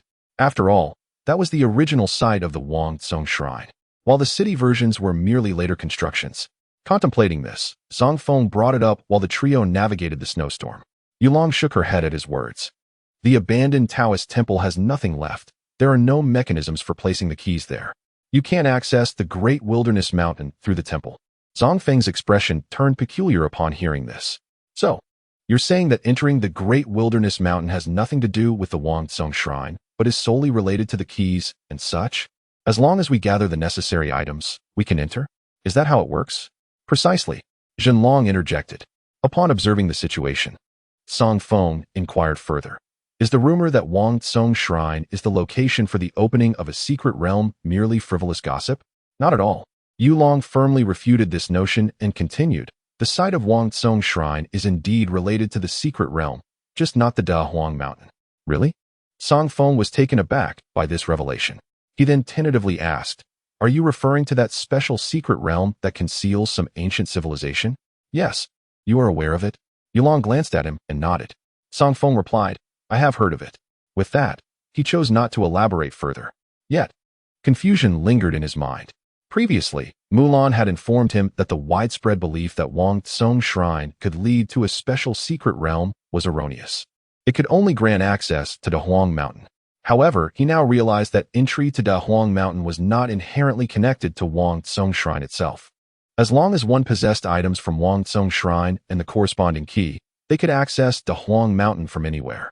In other words, the only reason the city was named after Wang Tsung Shrine was due to the presence of its artifacts. Without those statues and such, it would merely be an ordinary courtyard. Wait, does that imply that there is no actual Wang Tsung Shrine in the city? Zang Feng's thoughts became entangled. He sensed that something was amiss, but his limited knowledge prevented him from pinpointing the discrepancy. Nevertheless, he was certain that a grand secret lay concealed within this matter. No, I must inquire further with Mulan after exiting.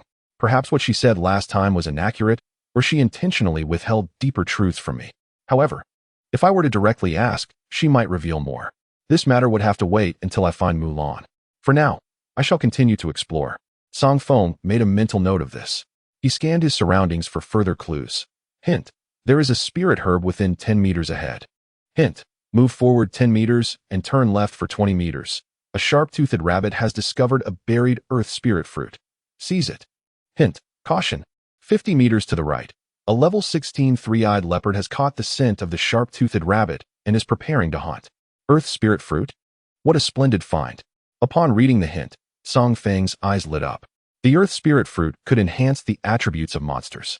Though the increase may not be substantial, Zang Feng, eager to bolster his strength, was determined not to overlook anything that could aid in his enhancement.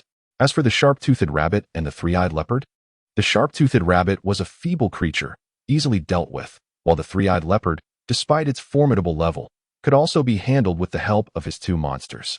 With no reservations, Zang Feng strode forth, barely glancing at his surroundings as he swiftly advanced to collect the spirit herb mentioned in the hints. He then approached the location of the sharp-toothed rabbit and unleashed his two monsters to confront it.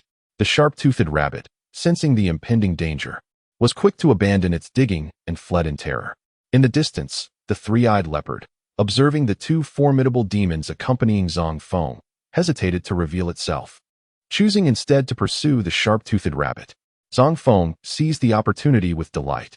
The rabbit had dug a small pit, which he directed the blood-ringed octopus to excavate further, successfully uncovering the earth spirit fruit.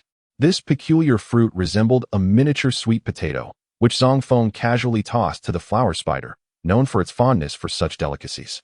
Soon after, a notification appeared. Notification: the flower spider consumes the earth spirit fruit. Notification: the flower spider gains 1 point of strength. Ah, splendid. A boost in strength. The higher the flower spider's strength, the tougher its silk will become, expanding its potential applications in the future. With satisfaction, Zang Feng retracted the blood-ringed octopus but chose to keep the flower spider nestled in his pocket. Meanwhile, Yulong, who had been trailing behind, wore an expression of astonishment and bewilderment as she regarded Zang Feng. How did you know there was an earth spirit fruit? And you were just pulling spirit herbs all the way here? She could not help but inquire. Before Zang Feng could respond, Zhenlang interjected proudly. What a rarity to witness such wonders. Humph, my brother possesses remarkable skills. All the treasures within a 100-mile radius cannot escape his discerning eye. Having witnessed Zang Feng's treasure-hunting prowess on Greywood Mountain, Zhenlang assumed Yulong was not particularly surprised. However, Yulong's expression was tinged with skepticism. Is he really that impressive? No, don't listen to his exaggerations. Zang Feng shook his head. Then, adopting a serious demeanor, he explained. I simply have a natural sensitivity to treasures and demons, allowing me to discover valuable items. This notion piqued Yulong's interest. There are indeed exceptional individuals in this world, such as those born with immense strength or those endowed with keen intellect. Zang Feng might be akin to such individuals, yet his abilities appeared to be far more advantageous. The capacity to sense treasures and demons? If that were the case, perhaps he could assist her in locating the demon she sought. The expanse of the great wilderness mountain was vast. Although she was aware of the demon's favored habitat, it remained a daunting task to locate it. However, if Zang Feng's ability were genuine, the search would become significantly easier. With this thought in mind, she spoke up. If your ability is indeed authentic, could you assist me in locating a demon? Certainly, but it won't be for free. Zang Feng replied with a grin, nodding in agreement. He refrained from divulging the details of the notifications, but considered framing it as a natural talent, which would be more palatable to others. Moreover, it allowed him to leverage his extraordinary abilities for additional benefits in a straightforward manner. Aha, yet another lucrative opportunity. Zang Feng mused with delight. Yulong showed no signs of discontent. Zang Feng would exert effort while she compensated him. An equitable transaction. All right, if you truly find it, I shall reward you with 10,000. After she finished speaking, Zhenlang interjected. Wait, I want you to help me find the demon I wish to seal as well. I assure you, my brother, I will not shortchange you. I will offer you 15,000. First, help me find it, and then you can deal with her. Upon hearing this, Yulong shot him a glare. Step aside, I spoke first. And what of it? My offer is higher. You lunatic, I'll bid 20,000. 25,000. I have the funds. I'm generous. 30,000. Don't push your luck. As the two began to squabble, Zang Feng couldn't help but chuckle to himself. Zhenlang proved to be quite useful. At the very least, he could stir up some competition for Yulong, allowing him to secure a greater reward. How delightful it was to have such a financial boon. But he knew they should keep it within reasonable bounds to avoid souring their relations. With this thought in mind, Zang Feng interrupted. All right, enough of the bickering. Let us settle on 25,000. I will help you find the demon. We can take turns. If we cooperate, we can find them smoothly, and it will be easier for you to subdue them without engaging in this pointless argument. Upon hearing this, the two fell silent, though their mutual dissatisfaction lingered. At least they had ceased their quarrel. This pleased Zang Feng immensely. If they collaborated, he could pocket 50,000. How swiftly wealth was accumulating. With this, he could earn enough to purchase the spiritual liquid needed to replenish energy for the special secret realm, and still have some left over. Zang Feng was elated. Chapter 72.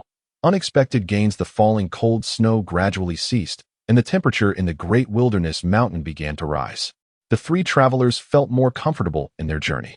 The previous period had indeed been chilly, and they had to keep moving to generate warmth to fend off the cold of the snowy days.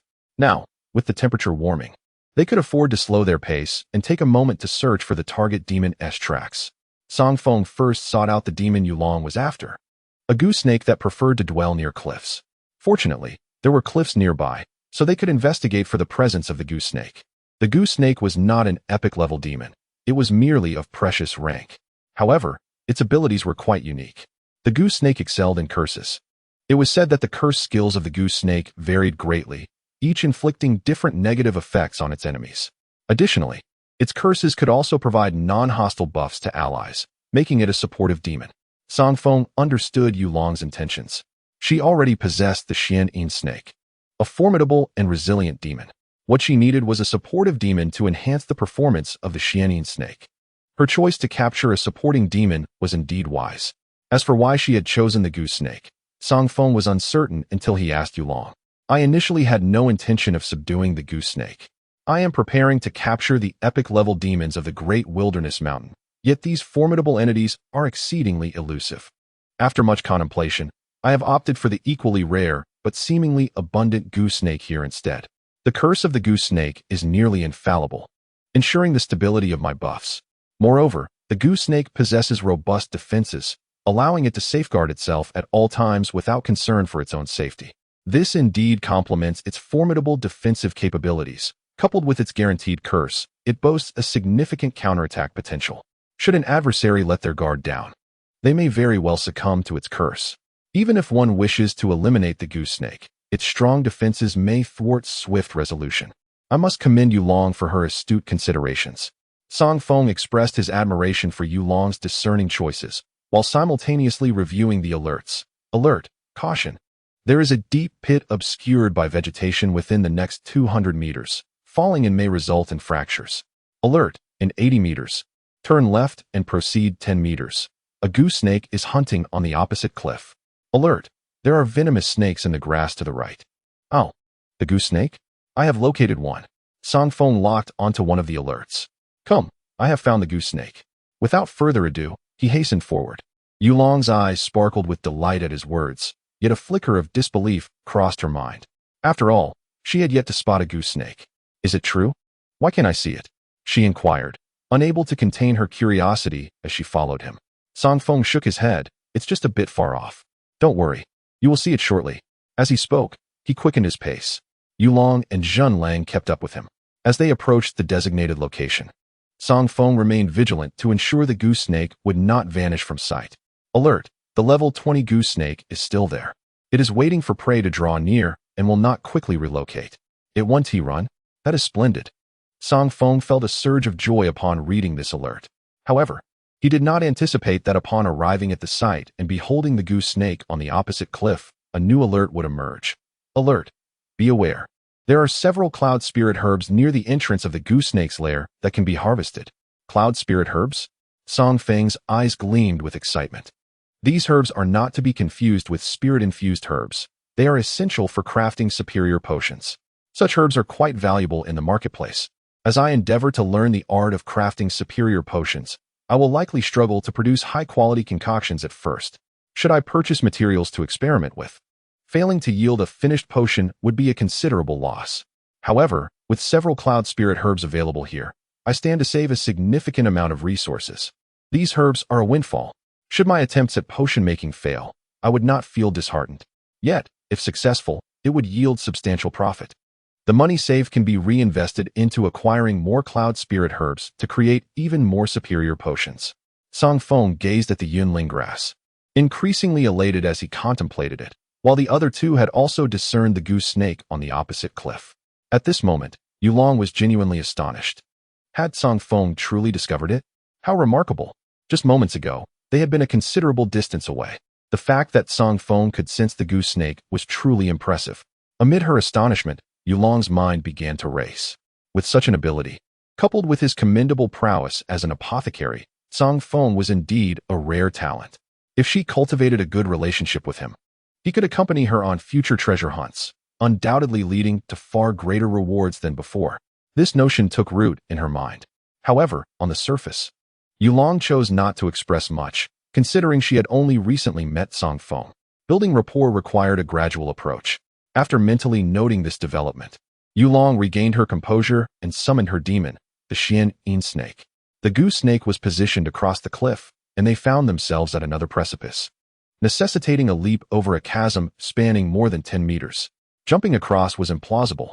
Hence Yulong's strategy was straightforward. She intended for the Xian-Yin snake to seize the goose snake for combat. While the goose snake possessed formidable defenses and cursing abilities, its direct offensive capabilities were rather limited. The Xian-Yin snake was swift, and taking advantage of the goose snake's momentary lapse, it surged forward, confident it could either defeat the creature or at least capture it. Yulong's plan proved sound. With a swift command, the Xian-Yin snake darted toward the goose snake on the opposite cliff. Before the latter could respond, it was seized by the Xian-Yin snake's claws and flung towards Zang Feng and the others. The goose snake was only at level 20, decent but not excessively high. Defeating it would not pose a significant challenge.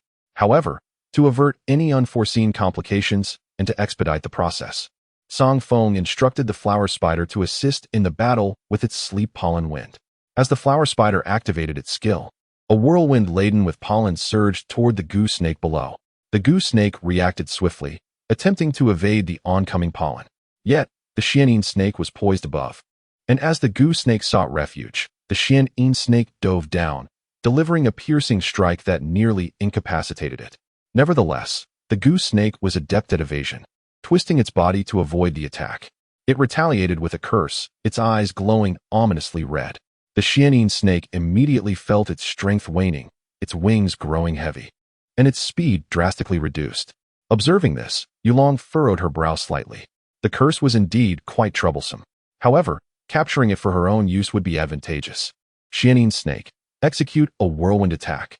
Upon receiving her command, the Xian-Yin snake, burdened by the curse, twisted its body and unleashed a powerful, drill-like whirlwind attack. This time, the goose snake could not evade and was struck, sustaining injuries and being blown away. Nevertheless, its formidable defense remained intact. The injuries it sustained were, in fact, not severe.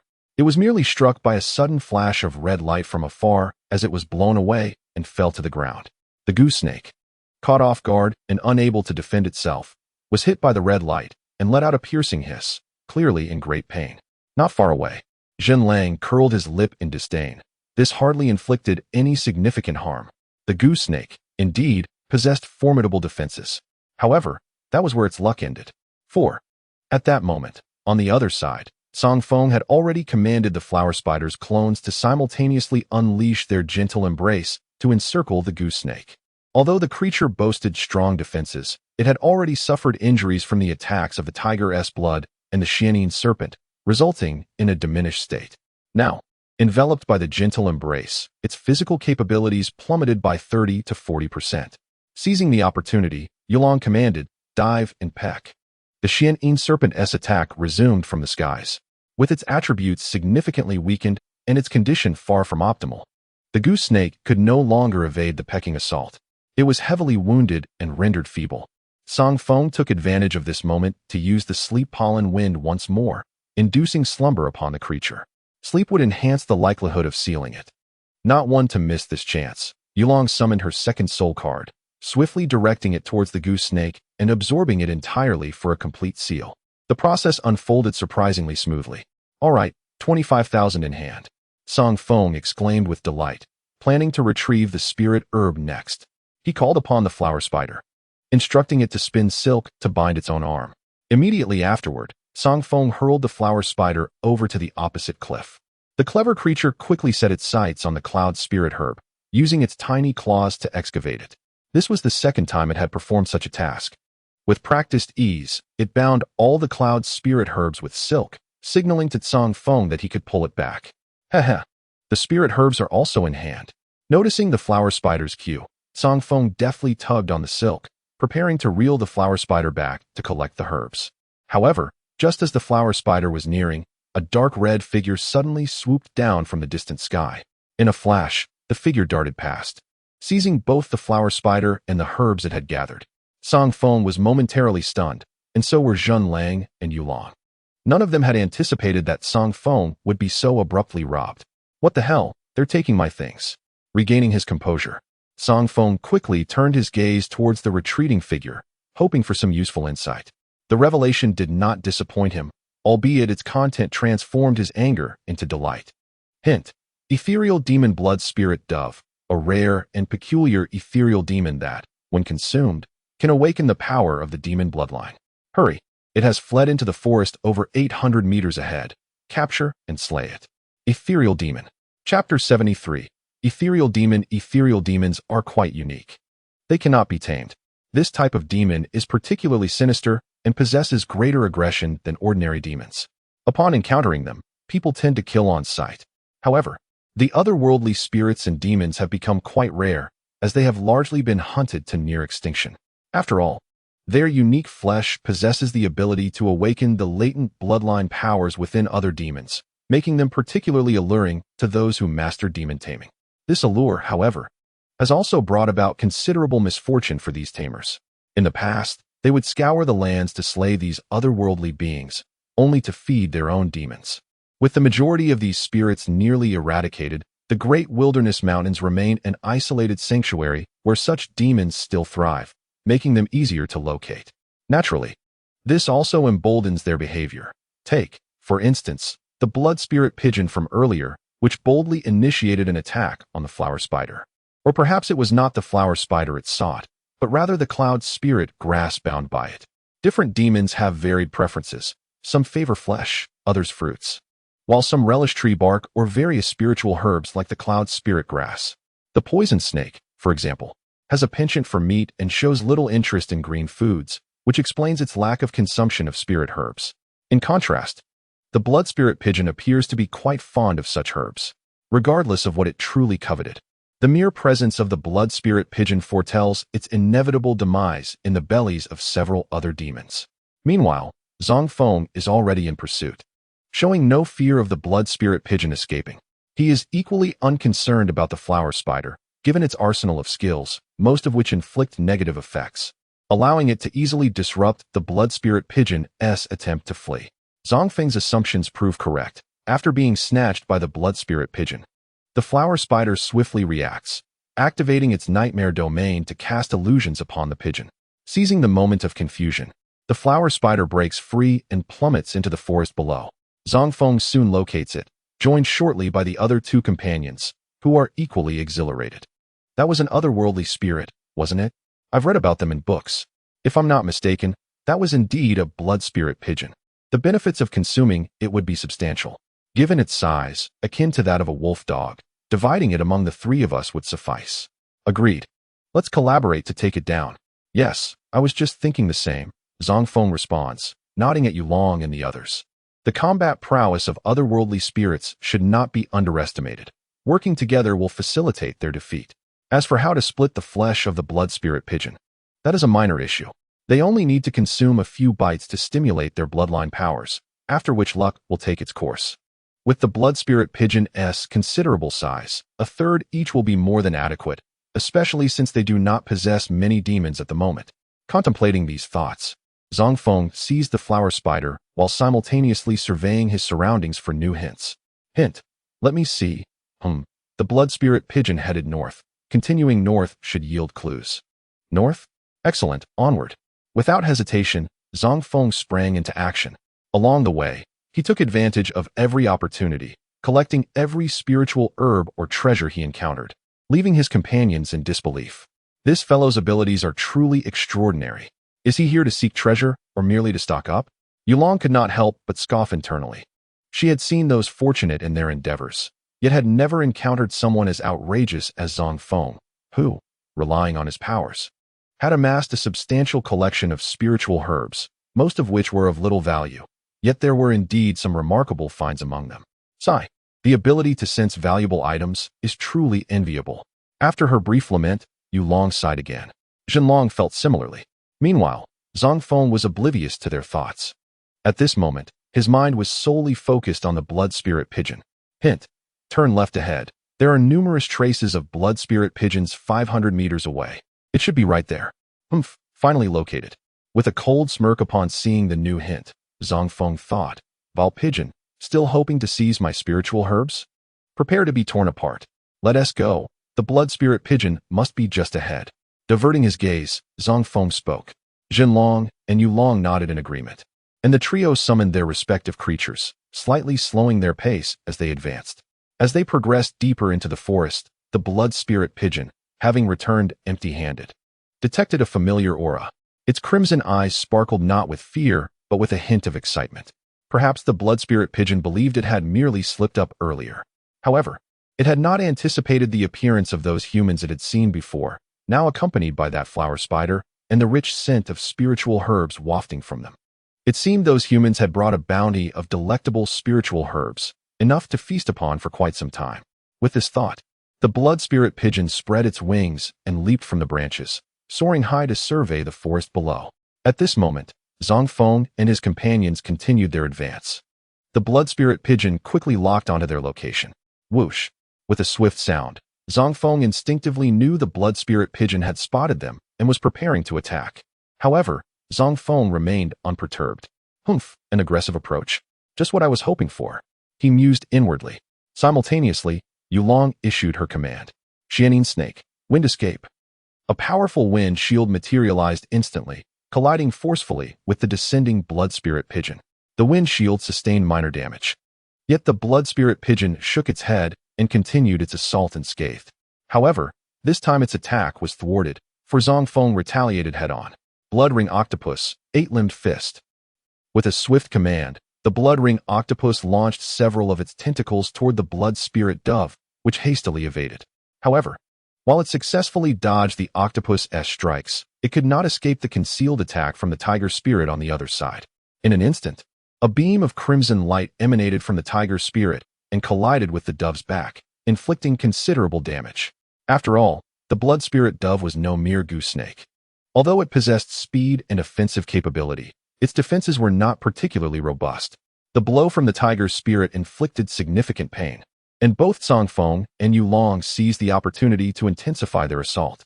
One commanded the flower spider to create disturbances, while the other utilized the Xian snake to transition from defense to offense, forcing the blood spirit dove into a retreat, exacerbating its injuries.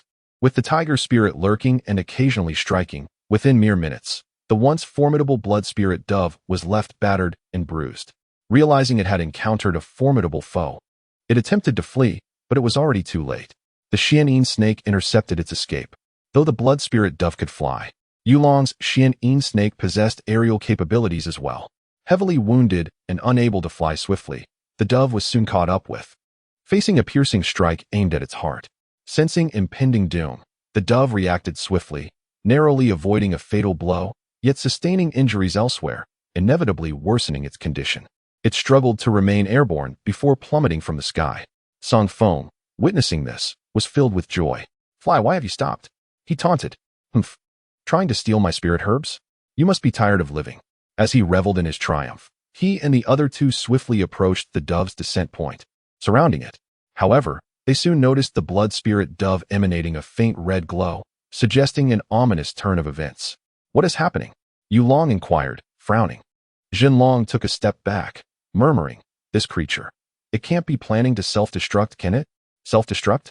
Zang Feng's heart raced at the thought. No wonder it was deemed a malevolent creature. It was capable of self-destruction. "We must eliminate it quickly." Zang Feng resolved to strike. Meanwhile, a notification appeared. Notification: the gravely injured blood spirit dove, sensing its imminent demise, has resolved to self-destruct in retaliation. Notification: this state of the blood spirit dove cannot be directly attacked, or it will hasten its self-destruct mechanism. Only supportive skills may be employed to induce an abnormal state, thereby halting the self-destruction. Cannot attack directly? How fortunate, Zang Feng thought, feeling a sense of relief. However, supportive skills? That's right. Flower Spider, invoke the gentle winds of the sleeping pollen. Upon receiving the command, the flower spider, sensing the urgency, executed its skill with even greater speed than usual. The soft pink hues of the gentle haven weakened the blood spirit dove's state, causing it to perceive illusions and gradually relax. Simultaneously, the sleeping pollen accelerated this process, lulling it into a deep slumber. The self-detonation was thus interrupted. Upon witnessing this, Zang Feng hesitated not a moment longer. "Bloodring octopus, eliminate it," he commanded urgently, in order to prevent the awakening and subsequent explosion. With a decisive snap, the bloodring octopus's tentacles ensnared the slumbering blood spirit dove, swiftly snapping its neck before it could awaken. Excellent. Now we can finally rest assured. Next comes the exhilarating moment of dividing the spoils. Let us see if my demon can awaken the power of its bloodline after consuming the flesh. All three gazed intently at the lifeless blood spirit dove, their eyes gleaming with anticipation.